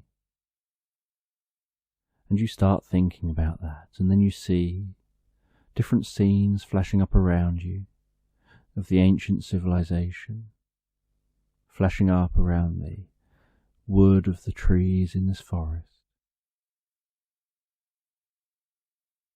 showing that ancient civilization, showing this area as it once was.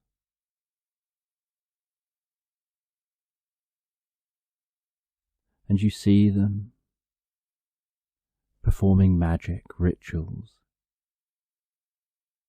You see them seeming to be far more advanced than you'd imagine that they would be.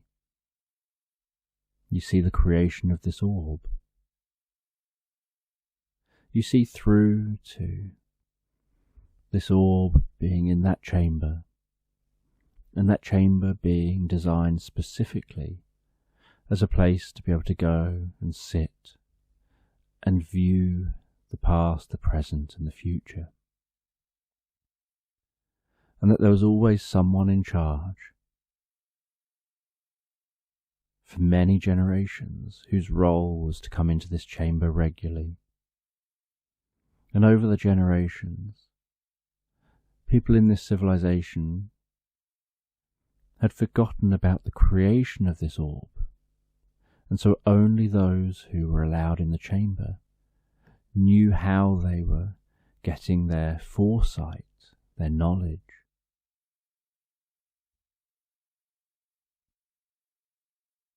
And you notice that eventually there was a power-hungry person who tried to use it to create increased riches, and they saw what they were looking for, they saw what they wanted to see, they saw themselves getting increased wealth, becoming richer and richer. They saw how to achieve that.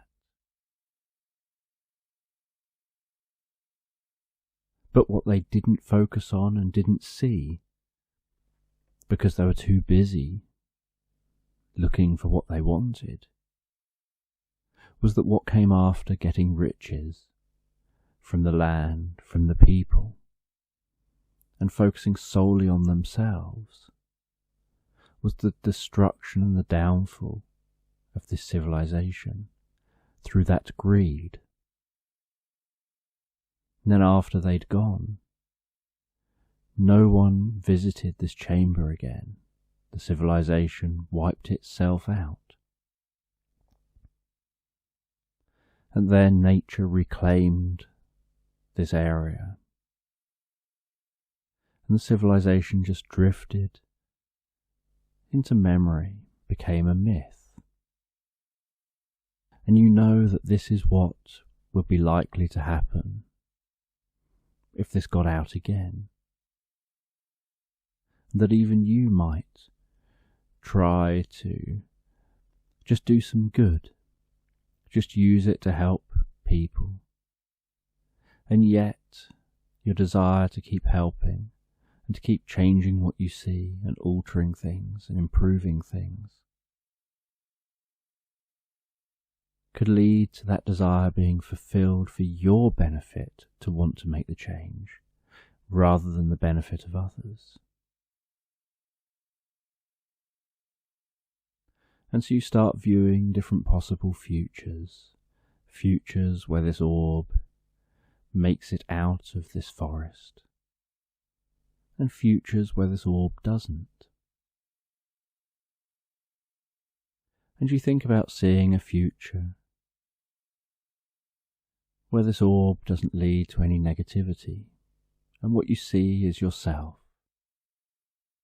going to a large lake, travelling out into that lake, and dropping that orb in the chest into the centre of that large lake.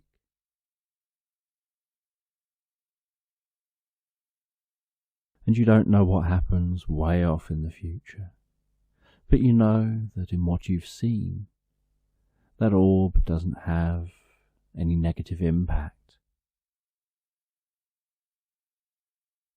You see that if you just put the orb back where you found it, someone else will come searching, and eventually someone with greed as their motivation will find it. And so you set up camp,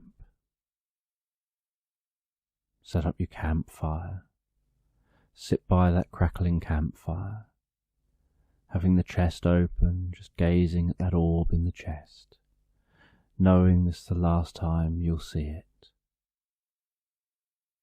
and that you can never really speak of it again. And so you then close that chest, settle down for the night in the tent, and drift and float asleep. And the next day you trek through the forest, deeper and deeper into the forest, trekking to that large lake.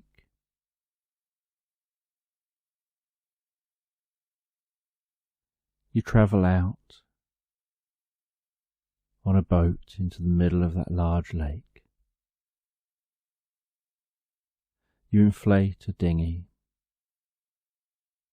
you've got with you. You travel out into the middle of that large lake. You take the orb in that chest. You hold it with the base of that chest just touching the water as the water reaches up, grasping hold of the chest. You hold it for a moment, thinking about what you're about to do, and then let go of both sides as it plops through the water,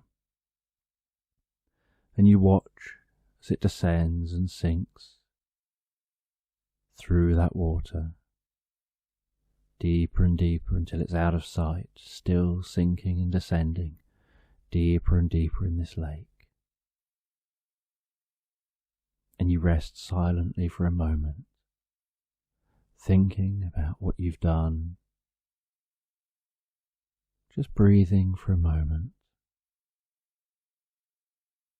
before heading back to the shore.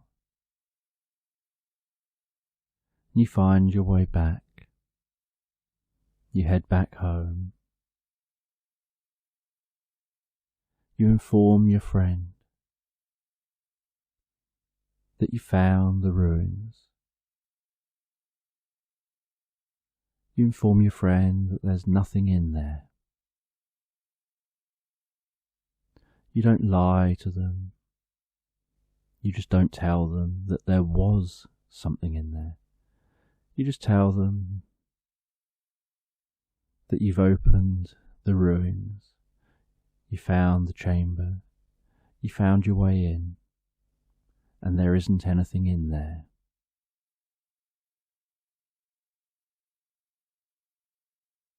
And your friend who hunts for treasures is used to accepting that sometimes you go on a journey, you go on a quest, and what you hope to find at the destination isn't there. You have to just enjoy the quest, enjoy the journey.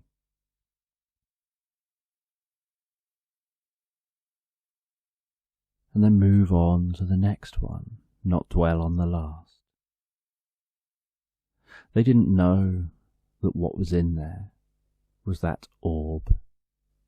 They just knew it was something that was highly valued, that related to an ancient civilization.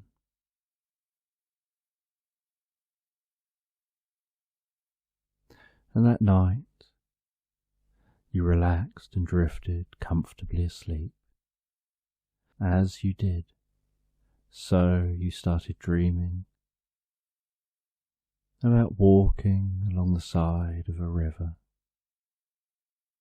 thinking that you see fireflies, and then one comes over and you realise it's a fairy. And you feel that sense of deja vu as that fairy lands in your hand and tells you that you did the right thing.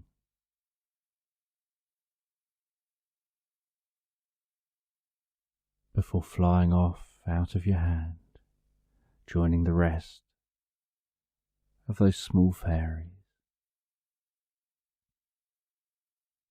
As you rested by that river, listening to it gently trickle past, as you drifted deeper and more relaxed asleep.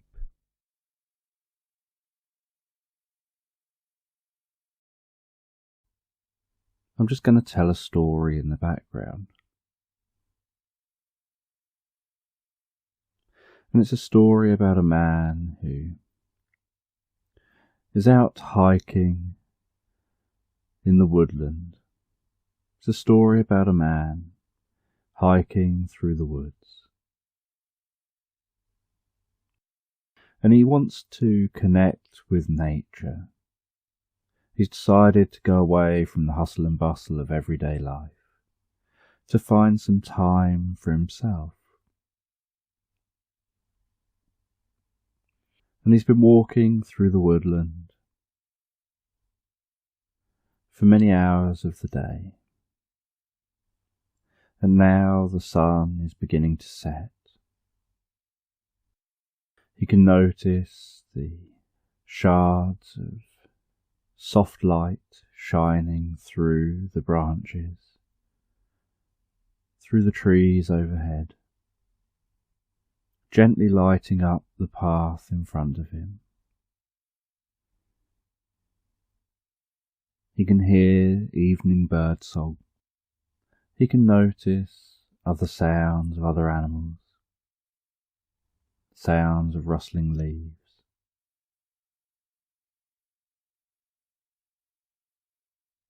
He can smell that smell of the woods as he feels each footstep while he walks deeper and deeper into the woods.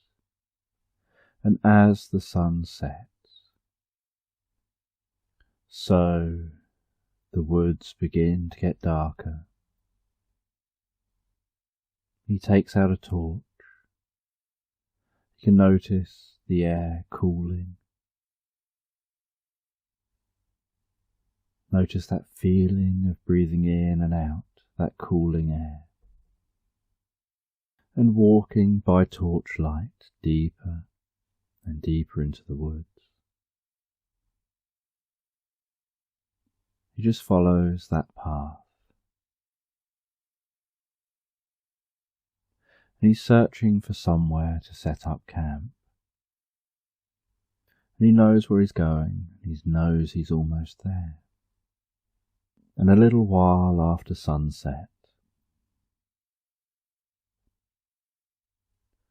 the woodland opens up into a clearing, opens up into a meadow, and passing through that meadow is a stream. On the other side of the stream is a cliff face.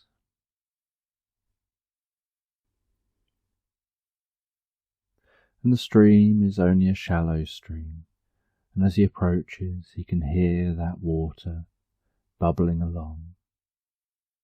He can begin to smell the slight water smell in the air, noticing the way the torchlight reflects off that water, and he gets near to that stream, takes his shoes and socks off, rolls up his trouser legs, and walks into that cold water, feeling that rushing water passing his toes, passing his ankles, the moving material inside that stream, small stones, gravel, tickling his toes as he walks through that water. Some of the plant life. He walks out the other side, up onto that bank. He walks over to a cave. It's the other side of this stream, in that cliff face. He walks into that cave, puts his bag down on the floor near the wall of the cave, sits down on the floor inside the cave, gets a towel out of his bag, dries off his feet, puts his shoes and socks back on, pulls his trouser legs back down.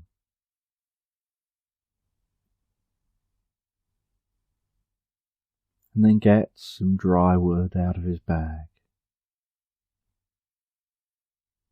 and starts to make a campfire just outside the entrance to the cave.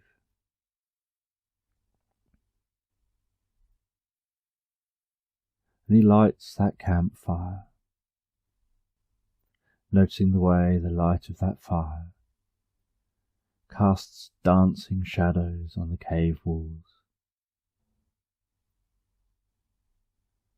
He watches the way the flame flickers,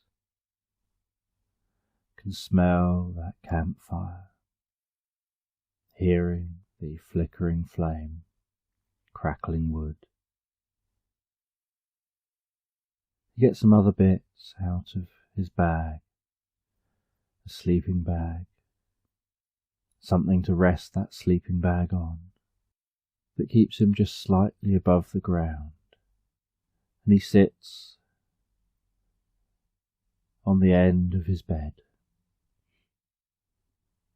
He gets a pan out and cooks himself up some soup, holding that pan with some cold soup in it over the flame.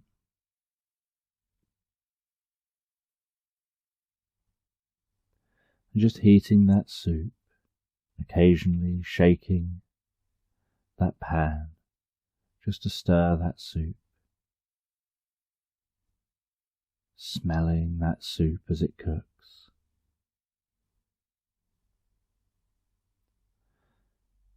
And then using a spoon, he enjoys that warm soup. He enjoys a bread roll with that soup, and enjoys this experience of being out in nature, having time for himself on his own out here in nature.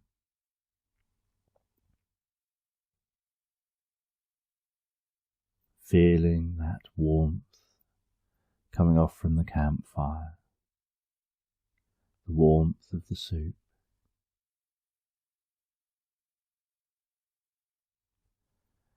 And as he finishes that soup,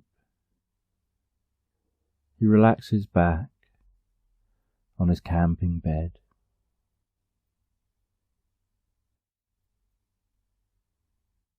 He has an upright torch he places beside his bed, lighting the cave.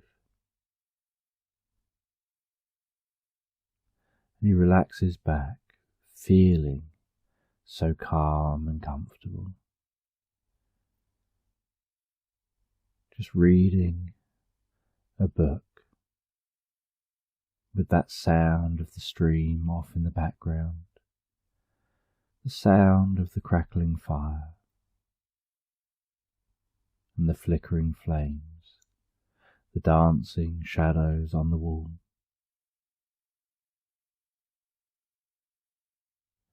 The occasional sounds of animals and birds in the woods.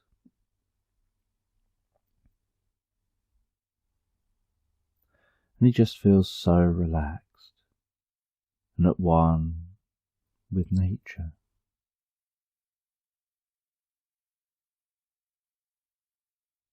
And after a little while of relaxing and reading,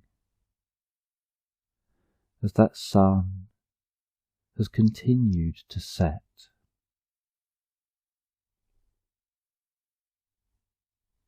so that there's no trace of light in the sky, he heads out of that cave. He takes his sleeping bag with him. He rolls up his sleeping bag like a pillow, lies down on the grass and rests his head on his cool sleeping bag, so that he can just gaze up and enjoy the stars for a while. And he watches as those stars so gently move across the sky, the occasional shooting star crackling past in a flash of light of colour, noticing satellites passing way overhead.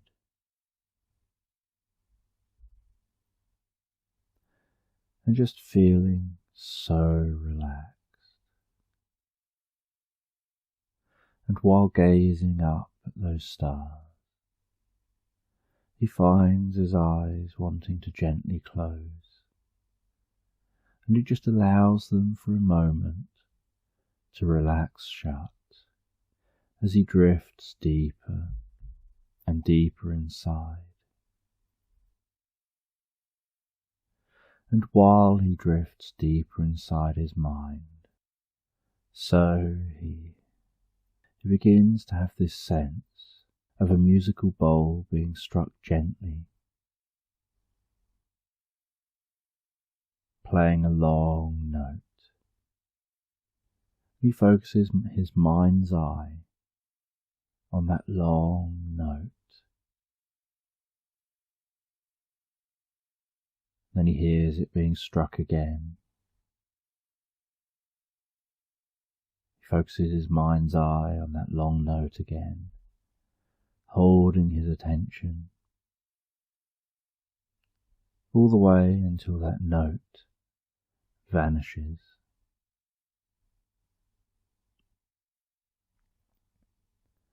And he feels that these notes are like his unconscious mind guiding him deeper into relaxation, like his unconscious mind telling him to take this time to have a meditative experience. And as he relaxes there, so he can begin to notice that cool breeze on his cheeks, breathing in that cool air and relaxing. And after a while of relaxing, out here on that cool grass, being able to feel that grass tickling the palms of the hands, through the fingertips, through the fingers, through the spaces between the fingers.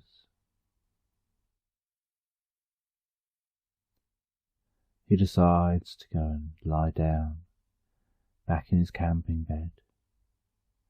He takes his sleeping bag back to the bed, unrolls it, lies down in the warmth of the sleeping bag,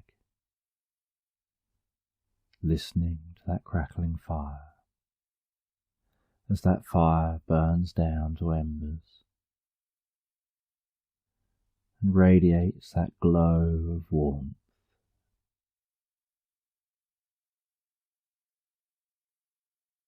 And as he relaxes down in this cave, aware of the breeze blowing into the cave, he begins to drift and float asleep. And while he drifts and floats asleep, so he starts to have a sense of being on a sailing boat. And he's on a sailing boat not far from the shore, on a warm summer's day, and the water's reasonably calm, with just that slightest, subtlest of rocking as those waves pass by. That slight sloshing sound as they interact with the bottom of the boat. And he has this sense that he's sailing to the shore of what looks like a deserted island. And he sails his way over to that shore. And when he's quite near to the shore, he lowers the anchor, goes to the back of the sailing boat, lowers a rigid, inflatable boat down from the back of the sailing boat into the water, climbs into that boat, and rows it over to the shore. And as he approaches the shore, so he can notice monkeys bouncing around, interacting with each other, jumping up into the trees, gathering fruit, jumping back down onto the beach again. And as he gets very close, they notice him and run off into the trees.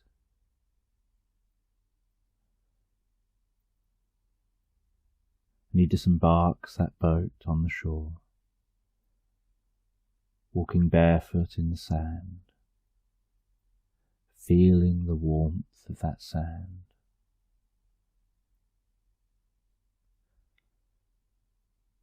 And he decides he wants to go and see these monkeys closer up. So he heads towards the tree line, sits down near the trees, and waits.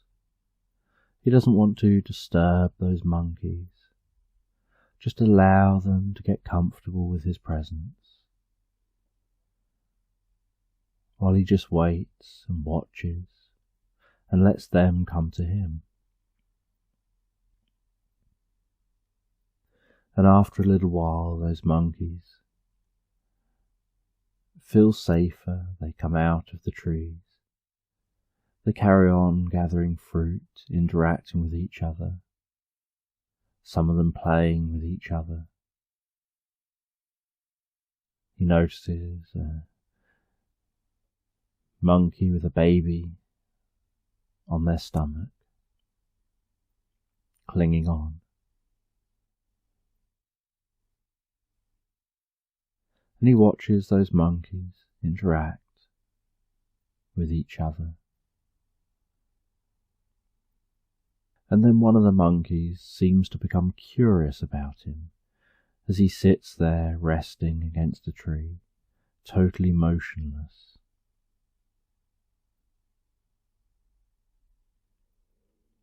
And they come over to him, and cautiously they reach out and touch his foot. And when he doesn't flinch, doesn't respond, that cautious monkey touches his other foot, and then gets a little closer, until eventually it climbs onto his lap. And then that monkey starts to groom his head, and he feels so calm while that monkey's grooming his hair. Then the monkey goes off, climbs a tree,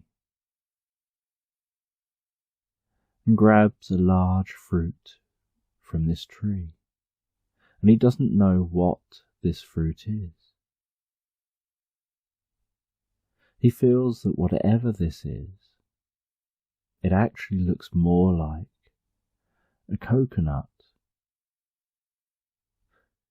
But although it resembles a coconut, he's aware that it isn't a coconut. And the monkey comes towards him carrying this item. And then when it's near him, it walks around to the tree that he's resting against.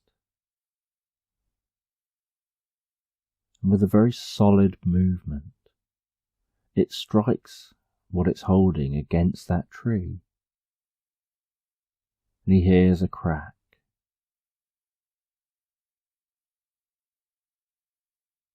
And then it comes around in front of him, holding what looks like an unusual cracked coconut. And he can see some slightly green liquid inside that coconut-like plant. And the monkey holds it out to him.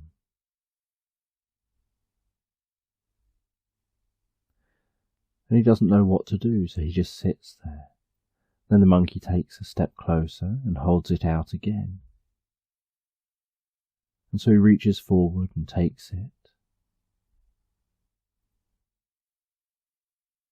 And then the monkey gestures as if to gesture to drink that liquid. And the man's unsure, and so he doesn't. Then the monkey walks off, and then reappears with the other half.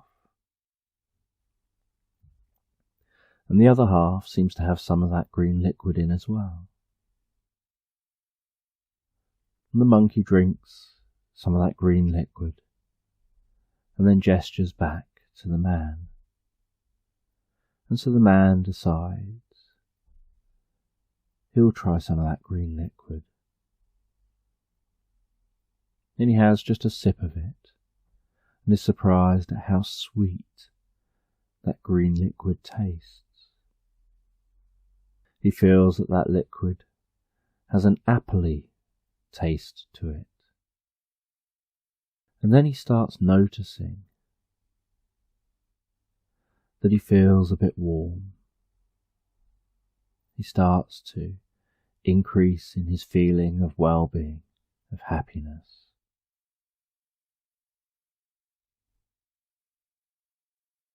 He notices that the world around him seems to be becoming brighter and more vivid, that his senses seem to be more heightened, while at the same time with a greater ability to focus.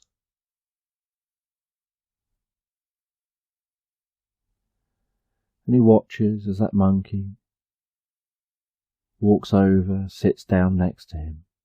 It rests its head on the side of his chest.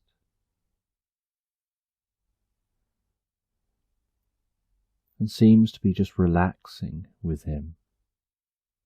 And he wonders whether the monkey's having the same kind of experience that he's having.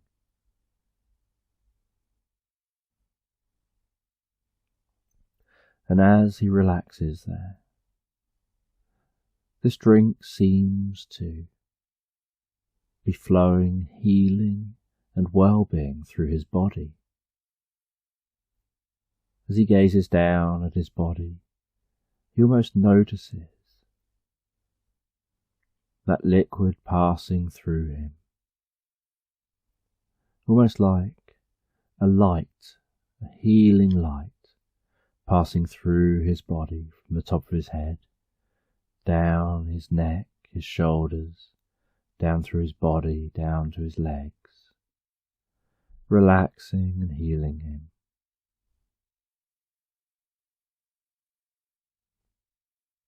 And he has this sense, on the one hand, that he's dreaming, but also this sense that he's aware inside this dream. And that this dream is likely teaching him something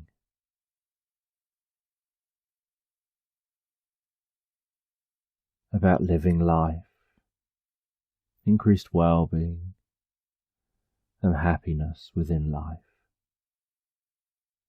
And he doesn't know fully what this dream is teaching him, but he's sure that it's connected with him going out into nature, seeking out this kind of experience. And as he relaxes, so he begins to drift asleep in this dream.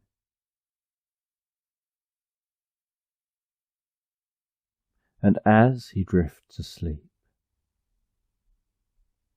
he starts to have this sense of walking through woodland.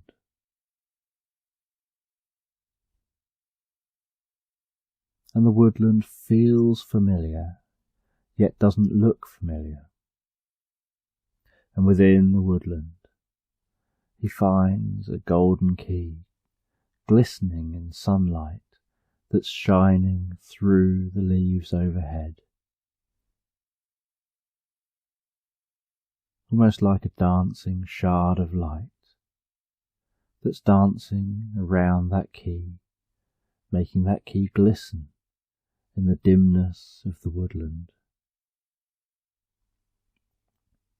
And he goes and picks up that key, and as soon as he touches that key, he notices what looks like a blue light coming from the key, almost like a path to follow, and he feels that that key almost has energy to it, and he follows that path deeper into this woodland, pushing through branches, leaning on trees, climbing over uneven ground, finding his way through the woods, until he sees one lone tree in a slight clearing. He walks over to that tree, runs his fingers around that tree, and notices a slight notch, what looks almost like a slight hole in the tree. And he's curious, and so he places that key into that slight hole, and the key fits. So he turns the key, and a door opens in the side of that tree. And he walks through that door into the tree.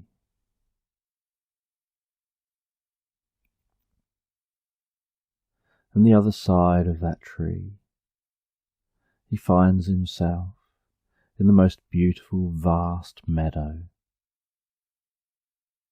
Meadow for miles in every direction, full of butterflies, birds, rabbits,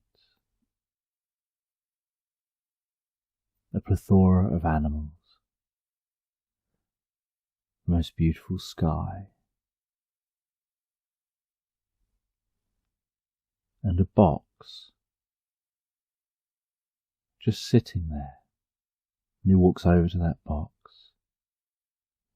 lifts the lid on the box. White light glows from inside that box.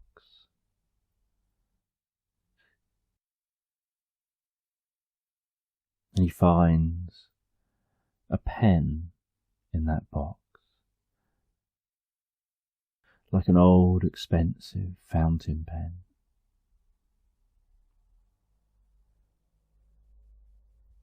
He takes that pen, and under the pen he sees some parchment paper. And he takes that paper, and he sits down in this meadow, and he feels this urge to start writing. And as he starts writing, unaware of what it is he's writing, he notices that what his hand is automatically writing is telling his story.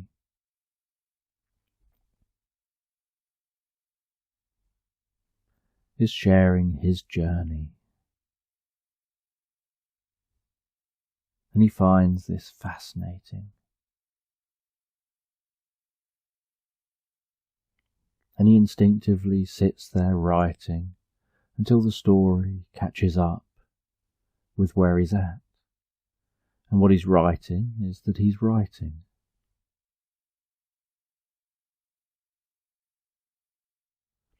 And he realizes what this all means. And he writes that he realizes what this all means. And he places that paper back in the box, puts that pen back on top of the paper, closes the box, leaves the tree, feeling a deep sense of well-being, serenity and understanding of his path, of the journey, and what's important. And he leaves that tree, walks back through the woodland. He finds himself waking with that monkey still resting there.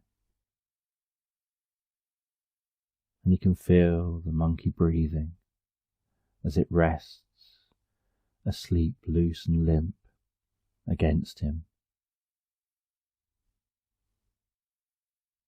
And so he just rests where he is.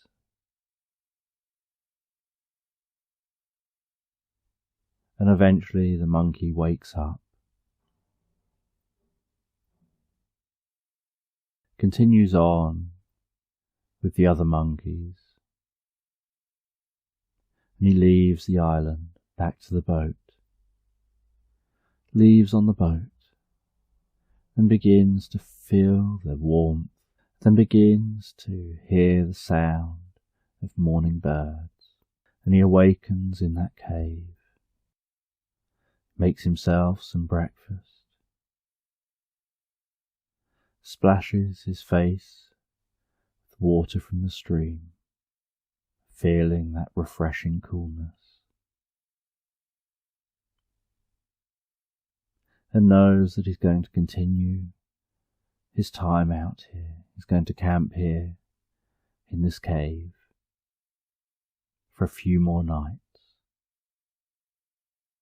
where he's going to learn even more about himself in his dreams, through his experiences, before heading back after his time off to the everyday hustle and bustle of life. And for now he decides to just go and explore the woods. He takes a camera into the woods with him, and he explores the woods, having the patience to take photos of things Most people don't even notice, and he enjoys his time here. And each night he goes back into the cave, cooks himself some food, enjoys the evening until he's tired, and then relaxes down in the cave, relaxing warm in the sleeping bag, and drifting and floating comfortably asleep.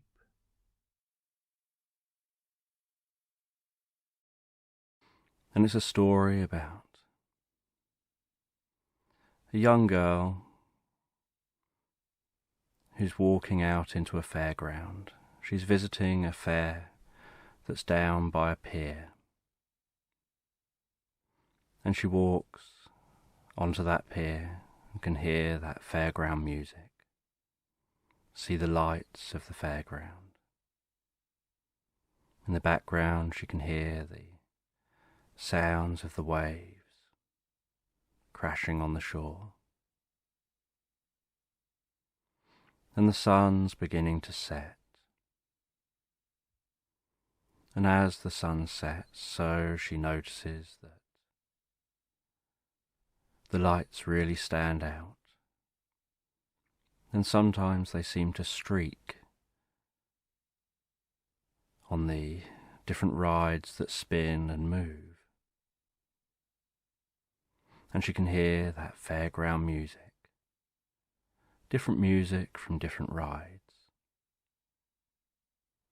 And as she walks along the pier to the fairground,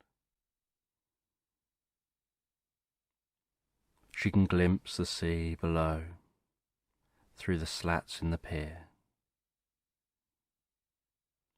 and she can hear the sound of her footsteps as she walks along, and the sounds of other people milling around, playing different fairground rides and games. And she's heading to one specific ride, a ride she goes on every time this fair's in town. And it's an old-fashioned merry-go-round. And as she walks towards that ride, so she notices that there's no one else on the ride. It's going around, the horses are going up and down, the music's playing, lights are flashing, different colours. The operator is operating that ride, and yet no one's riding it. And she goes over to where the queue should be and waits for the ride to stop. And as she gets let on, she asks why no one's riding it. And the operator explains that she's the only person really who ever turns up and rides this ride. That people want all the computer games inside. People want the games where you can win something. People want to ram into each other on bumper cars. They want to go on roller coasters. No one wants to go on a merry-go-round anymore. And she walks around that merry-go-round to find her favourite horse, the one she sits on every year. And she climbs onto that horse, holds on to the metal bar, and the ride begins, and moves up and down, and the music plays, and she watches as the world goes by. And while she spins around on that merry-go-round, going up and down, enjoying that ride, drifting, with the music, drifting into the experience, almost becoming one with the experience. She finds that there's something different this time. That while she's thinking about how no one wants to ride this ride anymore, her mind begins to wander and reality begins to change. And as she spins, so everything becomes blurry, a bit like spreading paint across a canvas and smudging that paint. And then a new reality begins to form. And she looks the other side and she can see that all the horses around her are becoming real. And as she looks around, she notices that it's about the middle of the day and she's trotting on a horse through woodland with other horses just following along and keeping up. And then she looks down and realizes that this isn't just any old horse.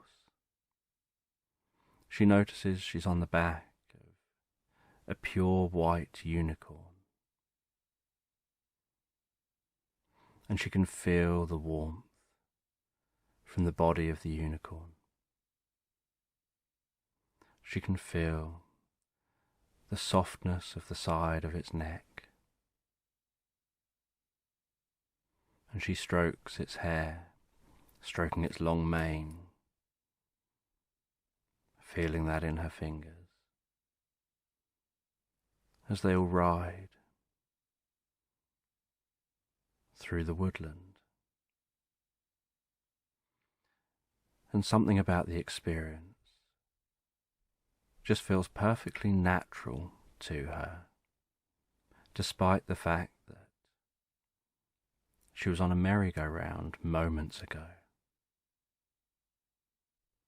And she feels like this is the place to be, like she's supposed to learn something from this experience.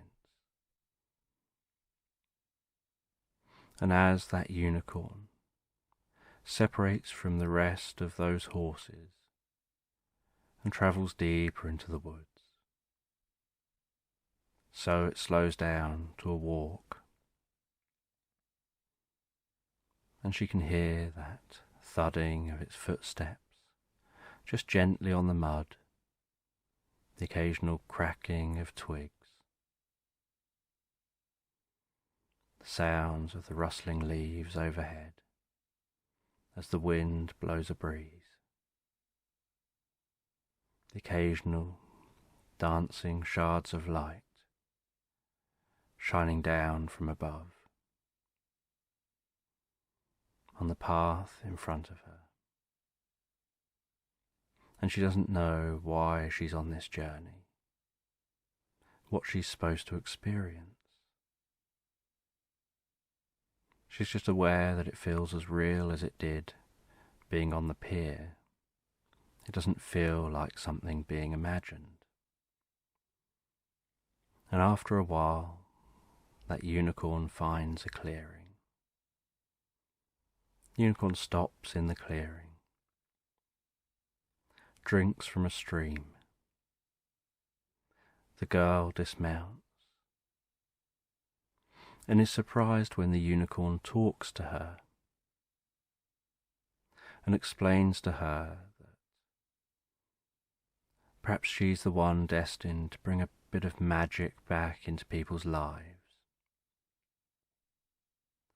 That people have forgotten the magic in simple things,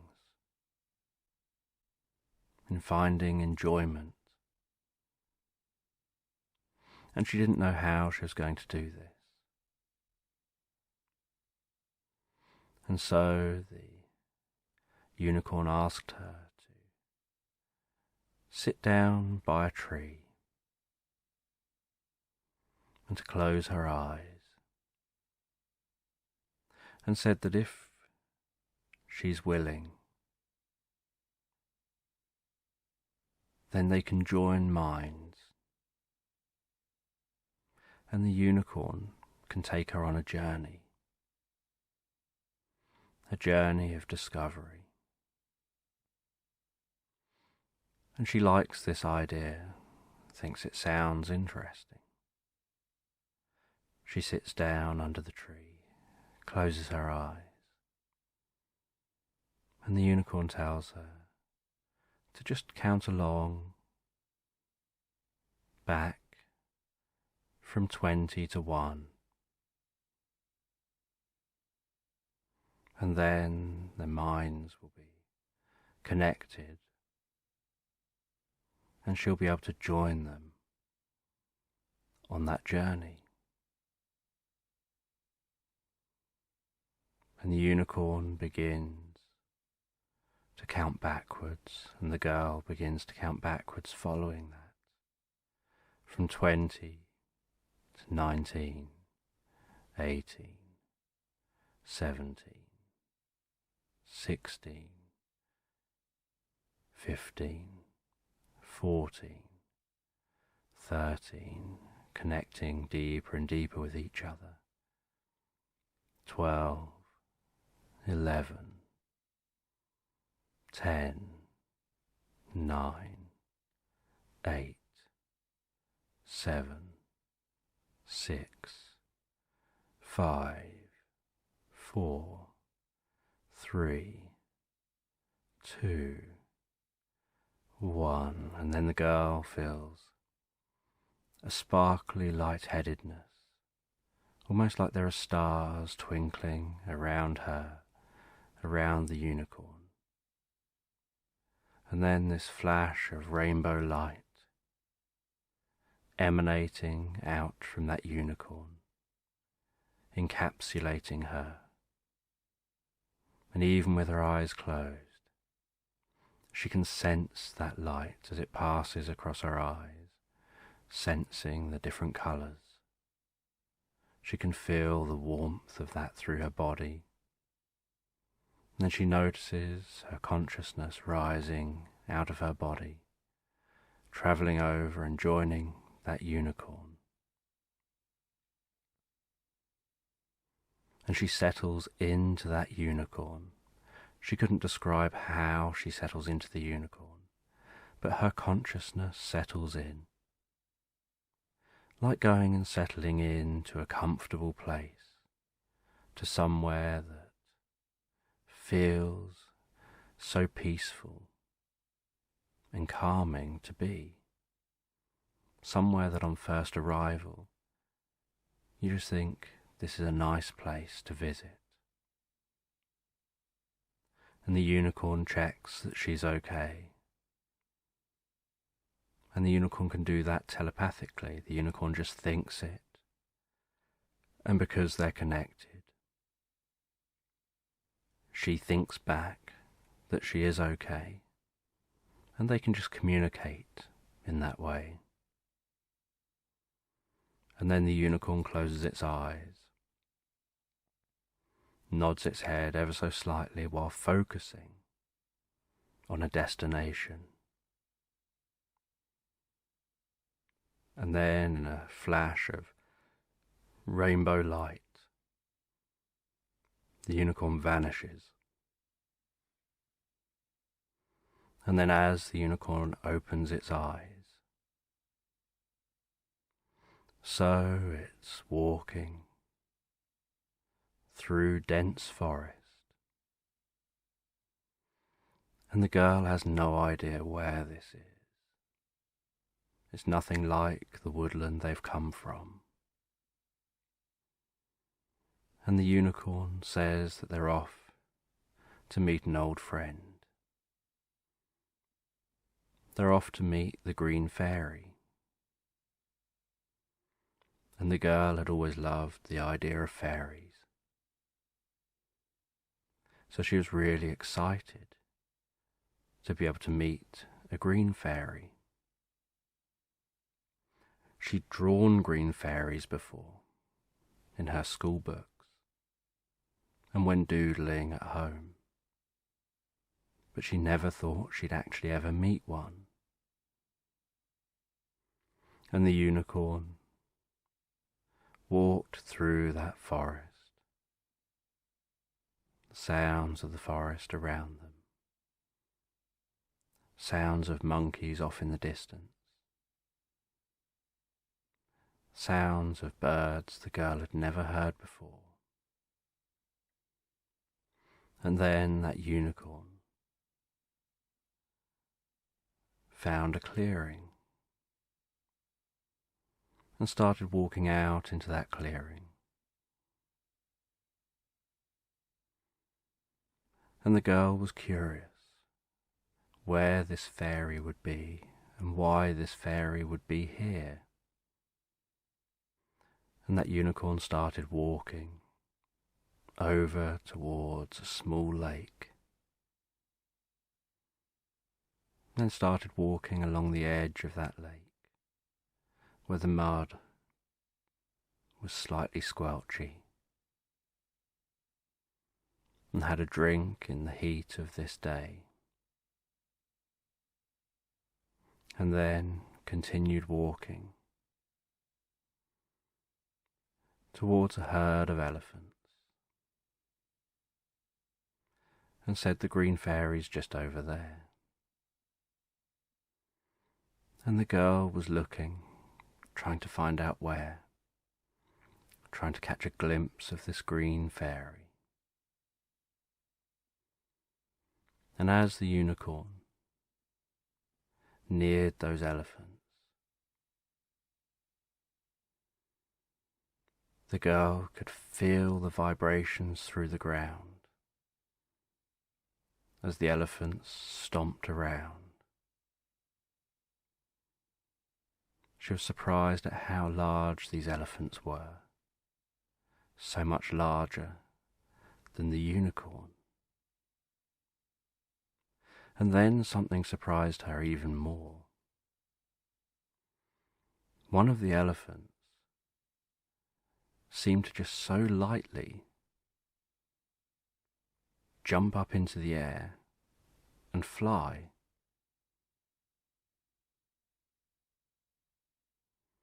And then it landed down near the unicorn, so gracefully it barely made a sound. And the unicorn said hello to the green fairy, and the girl was confused. And then the girl noticed the tiniest wings on the back of that elephant. And the wings shimmered in the sunlight and had multiple different colours to them, greens, purples, as they moved. And the girl was deeply confused. And the unicorn explained that the elephant's name is Green, and the elephant is a fairy, and asked, were you expecting something different? And the girl said that they were expecting probably a tiny woman in a dress with wings. And the unicorn found this amusing, that this girl had obtained this rigid thinking, this one way of looking at the world, that things are as you expect. And the unicorn explained that fairies come in many different shapes and sizes. Some are male, some are female. Some look human. Some look like elephants. Some look like cats Fairies just look different. They're not all just one thing. And the unicorn asked the green fairy to help them to find something. And the girl didn't know what. The girl didn't know what was going to be found. But the unicorn explained that they used to actually have 2 horns, not 1. And they used to also have wings, and that they've still maintained their ability to transcend space and time. But if they can find their horn, the missing horn, then they can help that girl to understand something, to learn and have something to take back,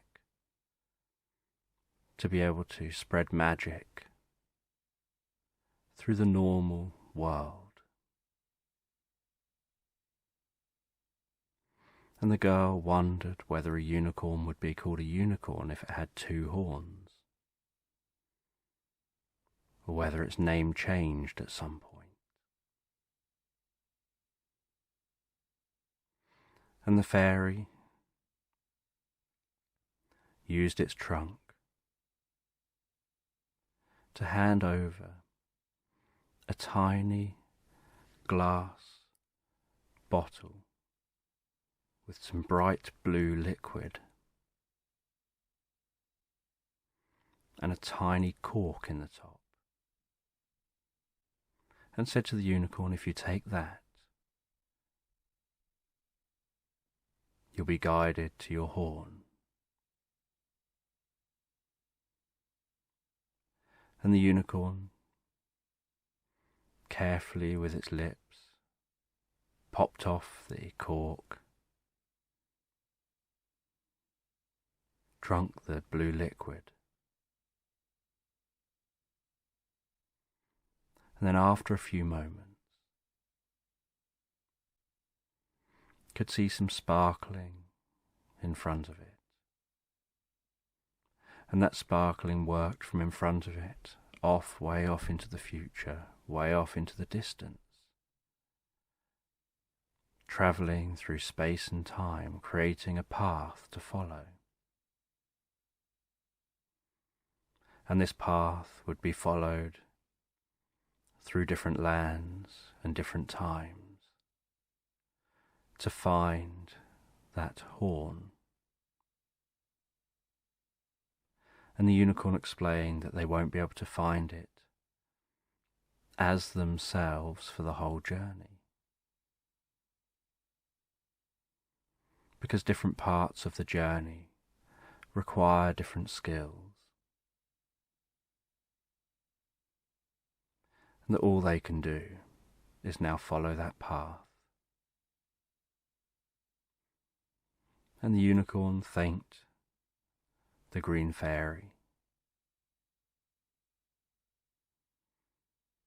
The green fairy went and joined the rest of the elephants. And that unicorn then closed its eyes, moved its head, and then travelled through space and time in a flash of rainbow colours, finding themselves in the middle of a desert. And that unicorn walked through the desert, still following that sparkling, twinkling path, heading towards a man who was sat by some ruins. And the man seemed to be resting dozing and trying to keep out of the sun overhead. And the unicorn quietly walked over and said to the girl, "We're going to have to become him next." And so the unicorn rested down by that man, and then matched the breathing of that man, and then started counting back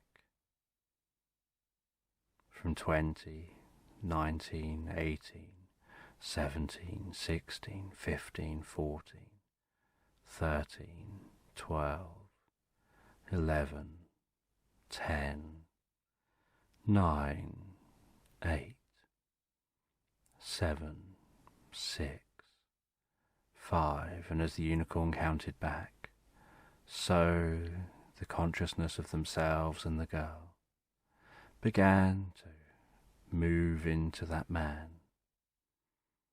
5, 4, 3, 2, 1, and their consciousness was inside that man's head. And the man was unaware of this. They're essentially just hitching a ride. The unicorn explained that they'll just give an idea, but this man hunts for lost artifacts, and they've obviously just been here in the desert at this ruins to find something. And so the unicorn said that they'll plant the idea for their horn being a lost artifact to be found.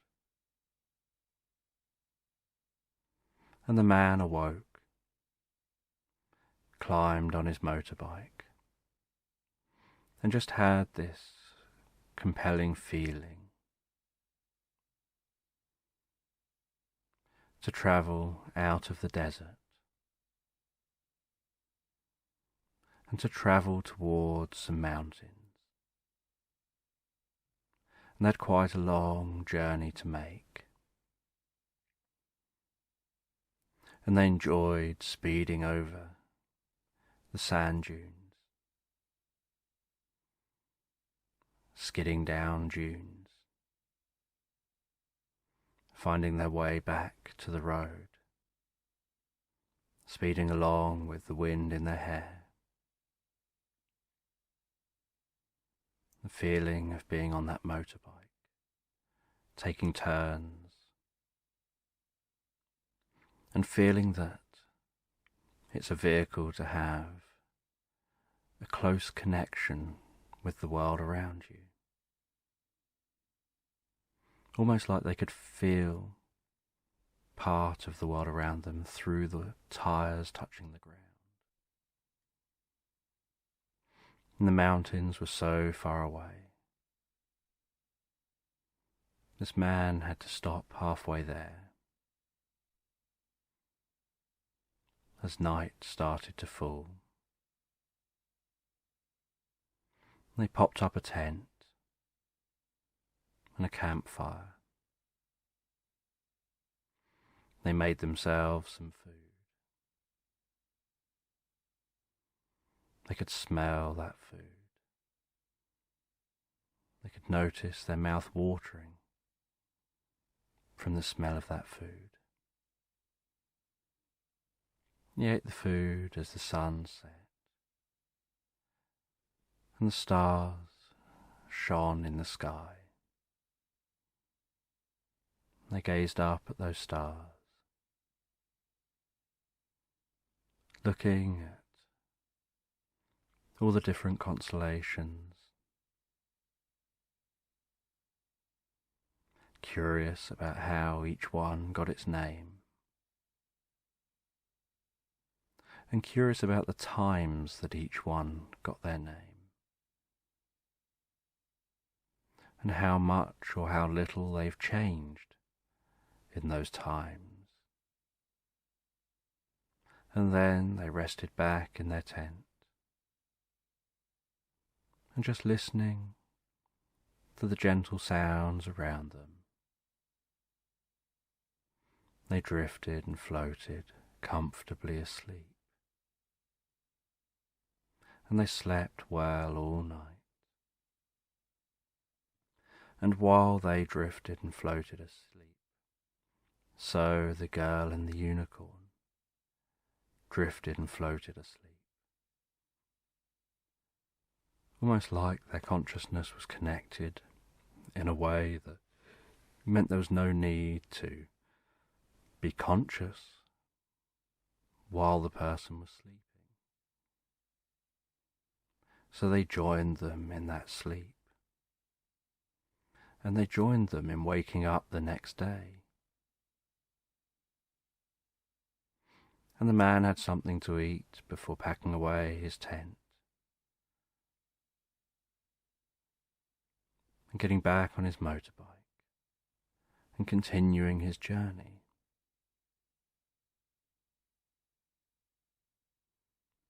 And after a while he entered a small town, filled up his motorbike to make the rest of that journey, and then headed up towards the mountains. And as he approached the foot of the mountains, so he noticed the task at hand. He noticed that there wasn't really much of a road, and he would barely call it a track.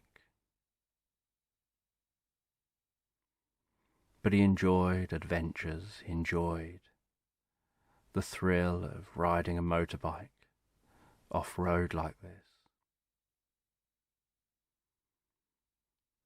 So he revved that motorbike, got it moving. The back wheel spun, and he shot off up that mountain.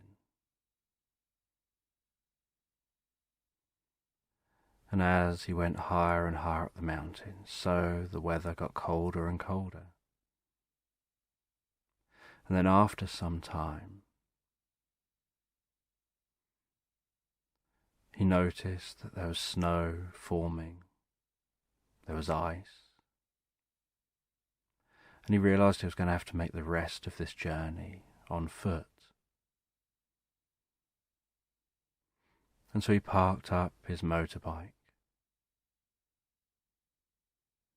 and continued this journey on foot. And the girl was glad that she wasn't having to do this, that she was just an observer. And the unicorn acknowledged that they're glad as well, that they wouldn't want to get their hooves up here.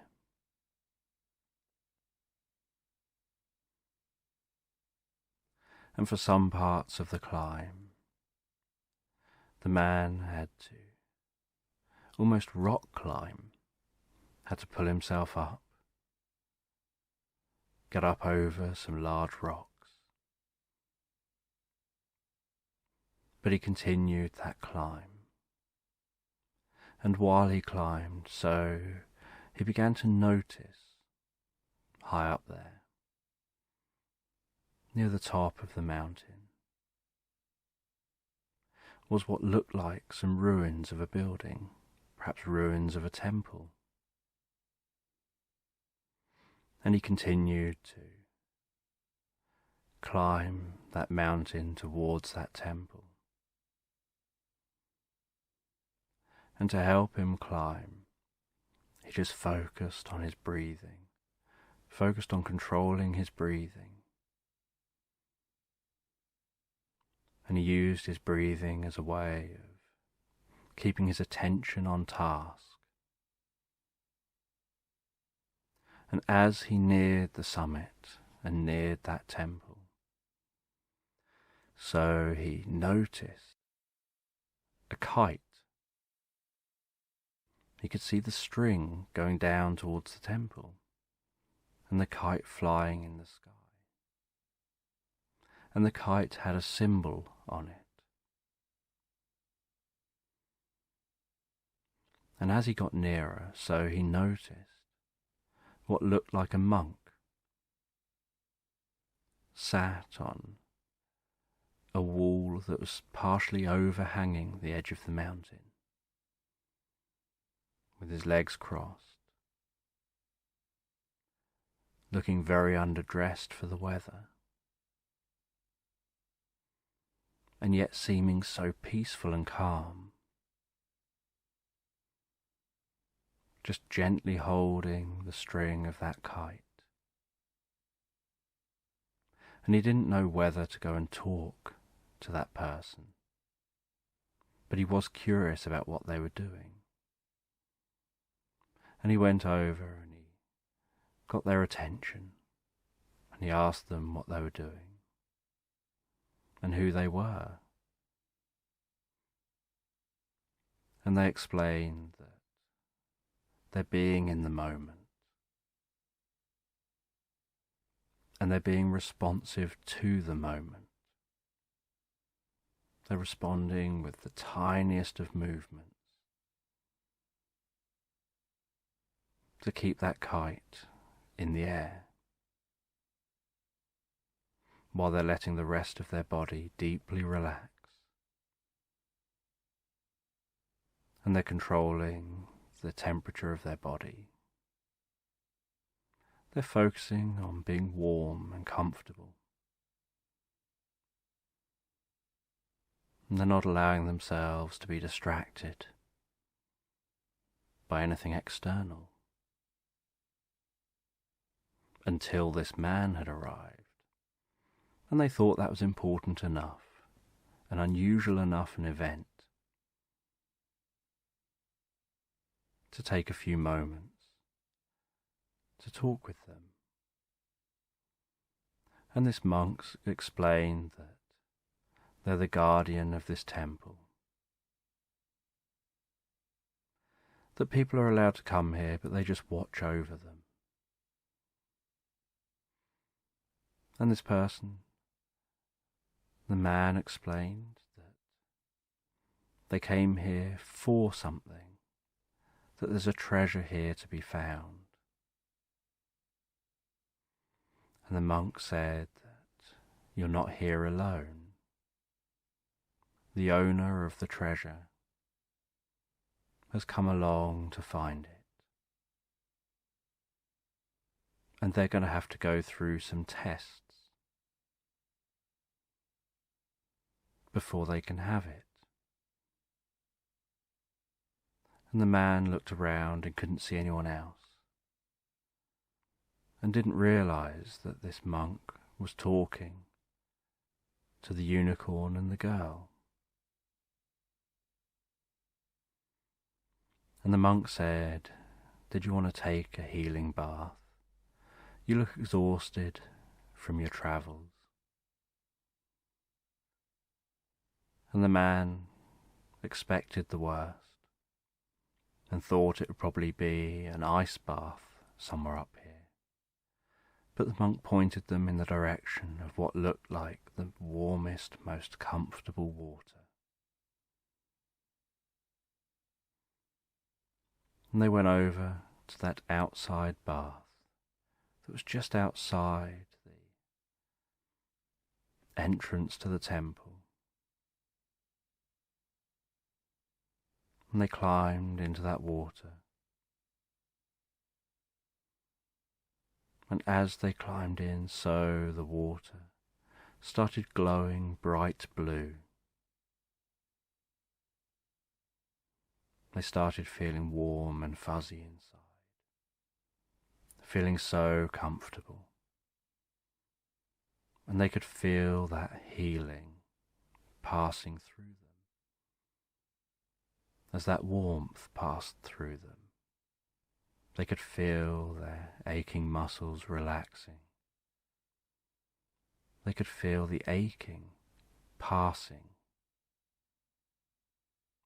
They could feel their muscles softening, their shoulders relaxing, their neck muscles relaxing, their breathing calming and relaxing,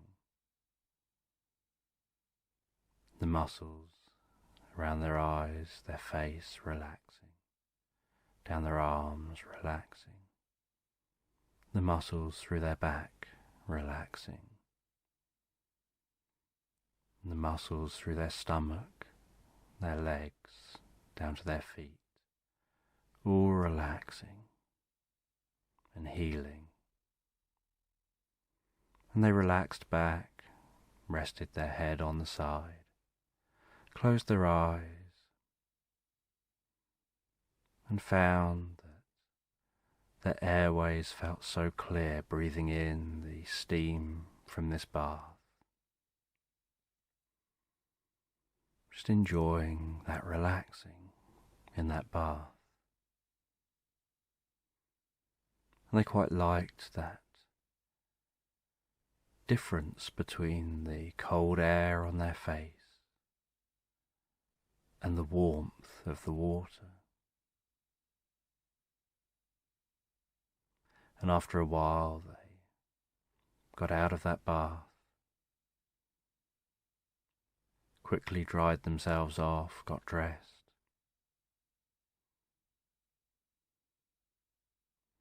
and then the monk said they could head into the temple. And they pushed open the large wooden door and walked into the echoey temple, hearing their footsteps echo and reverberate around the walls. And the unicorn could notice that that glowing, floating light, that sparkling light, was stronger here. And they knew they were close to finding what they've came for. And then the monk explained, while looking at that man, but talking through that man, that you're going to have to do some challenges first. And the man said they didn't understand what challenges. And the monk said, not you, but you have to do those challenges. And the man was confused. And the monk explained to the man to go and sit down in a chair, to close their eyes. And they sat down in the chair, closed their eyes, and the monk said, just focus on the sound of the bell. And then that monk tapped a bell, and that bell reverberated and rang with a deep reverberation that seemed to pass through the body of that man. And as that man focused on that reverberating bell, he almost felt like he could see the sound waves, just as he could feel those sound waves. And he almost felt like he was riding those sound waves deeper into an experience.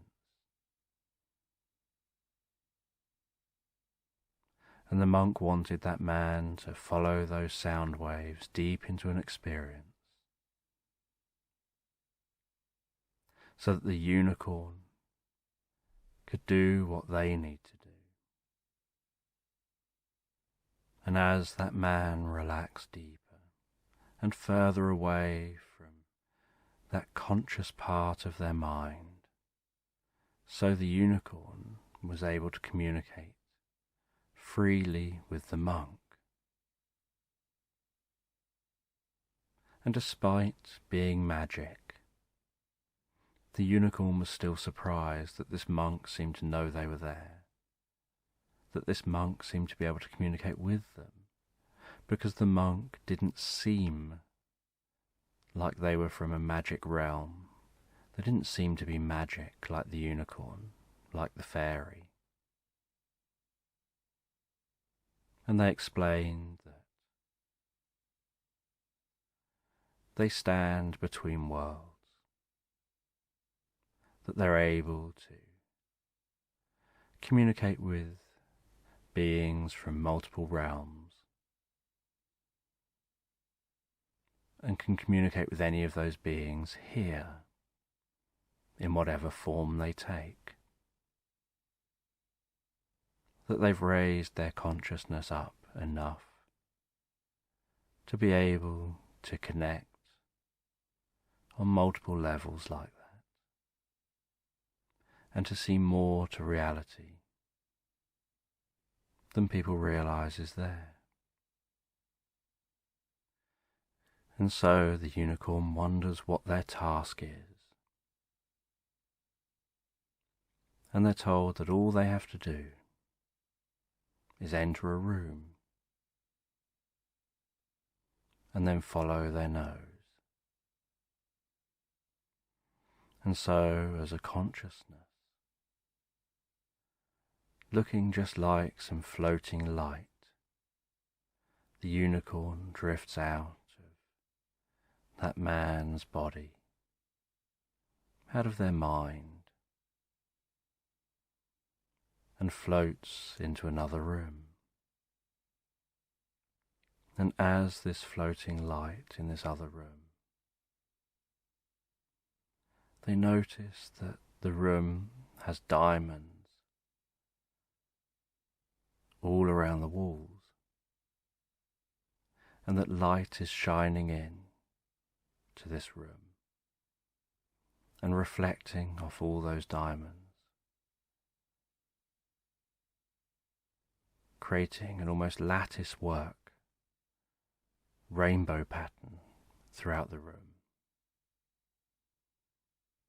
And the unicorn's told that they have to follow the rainbow.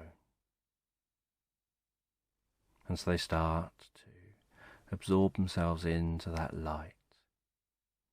And they start to follow that rainbow around the room, from one diamond to another. And as they do that, so the room turns dark, with just rainbow lights, no walls, nothing solid. And then they discover themselves almost as if they're in space, flying among the constellations, flying from one star to another. And they have to find their constellation. And they know what constellation that is. And so they just have to explore space. And in their mind they're trying to work out what it looks like from Earth. Because in space it's all in 3D. And that out here, when you don't have the same perspective, the constellations look different. And so they realize they have to find Earth to find the constellation. And so they follow rainbow light, searching for the right star. And there are so many stars to search. They begin to feel a sense of frustration. And they know it's unusual for them to feel a sense of frustration. But they also know that that's part of this challenge. That they wouldn't have to undergo a challenge if it was easy. And they've seen the night sky so often from Earth. They try and work out which stars they know are nearer to Earth, and try and triangulate and figure out a way to the planet. And after some time they eventually find their way. They notice that it isn't so much about what you can see, but what you can hear. And they can hear which star is the one to head towards. But they can only hear that when they get nearer to that star. And as a consciousness they head in to the solar system. They pass Pluto, Neptune, Uranus. They head in, eventually passing Saturn, Jupiter, and then seeing the most beautiful dot in the sky. Just a pale blue dot hanging there in the blackness of space. And they head towards that pale blue dot. And then as a consciousness they turn and look up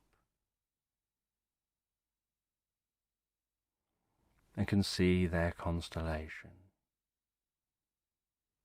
And they fly themselves up in line with that constellation from that perspective. And then find themselves back in that room. And then the monk enters and says this man can now take what's in that chest. And the unicorn travels back to that man, re-enters that man psychically,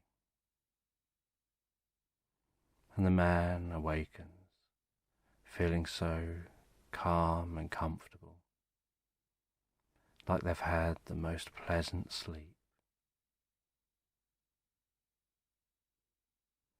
And the monk shows them into the room and says, "Is this what you were looking for?"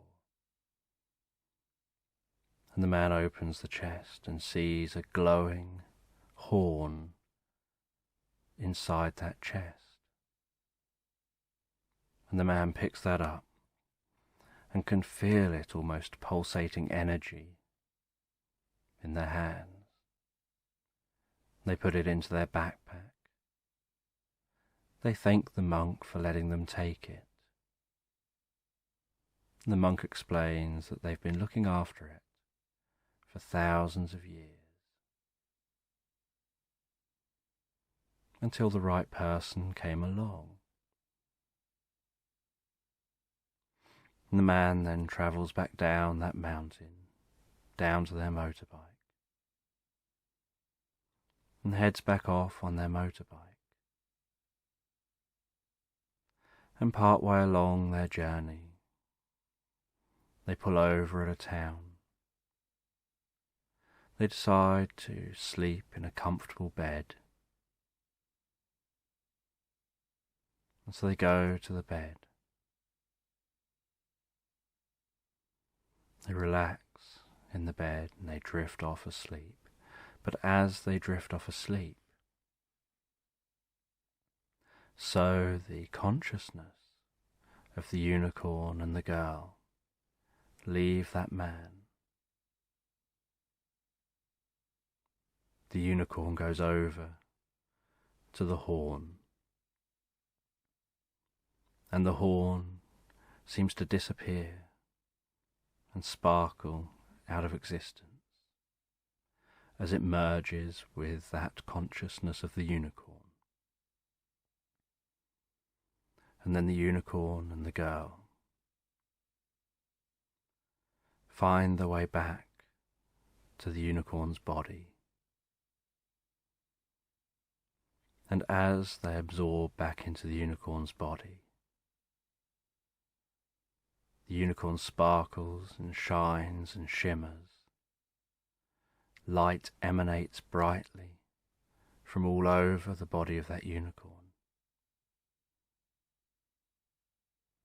As a second smaller horn appears on the unicorn's head,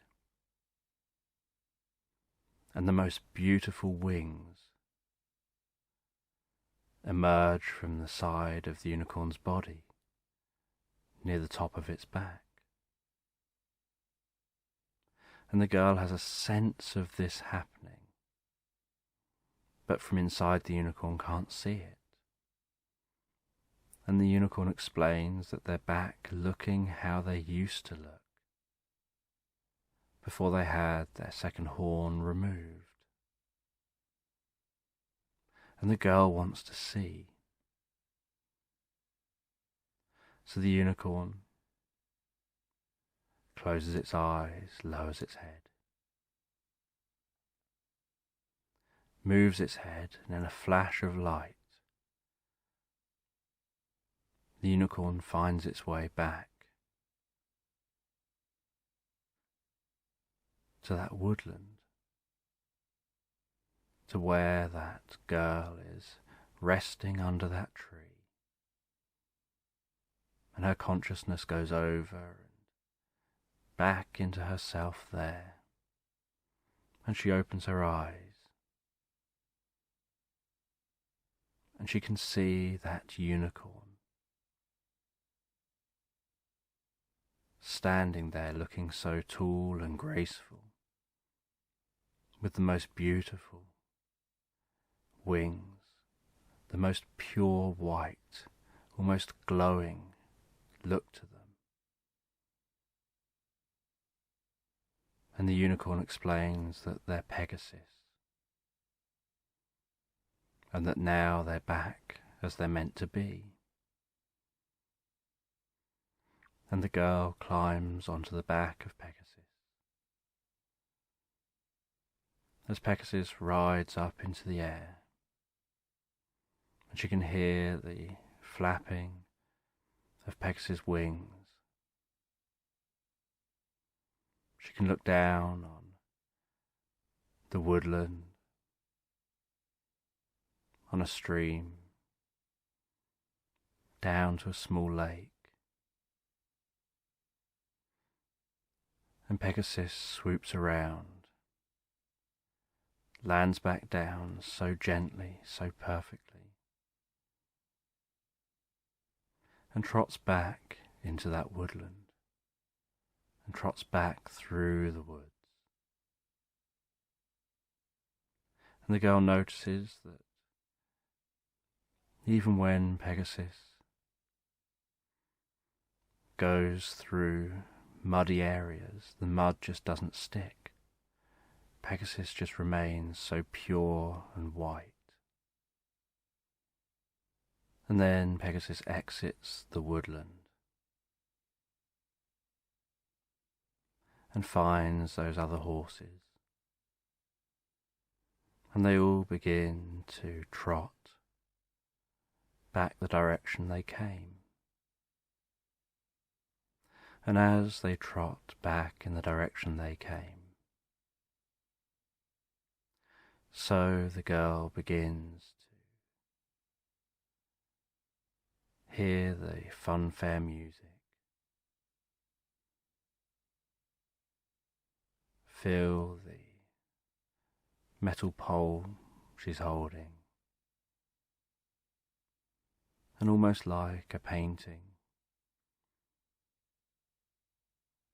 being smudged, the experience begins to fade away and smudge away, and she begins to see that fairground, seeing the flashing lights, people on other rides, playing at the different games.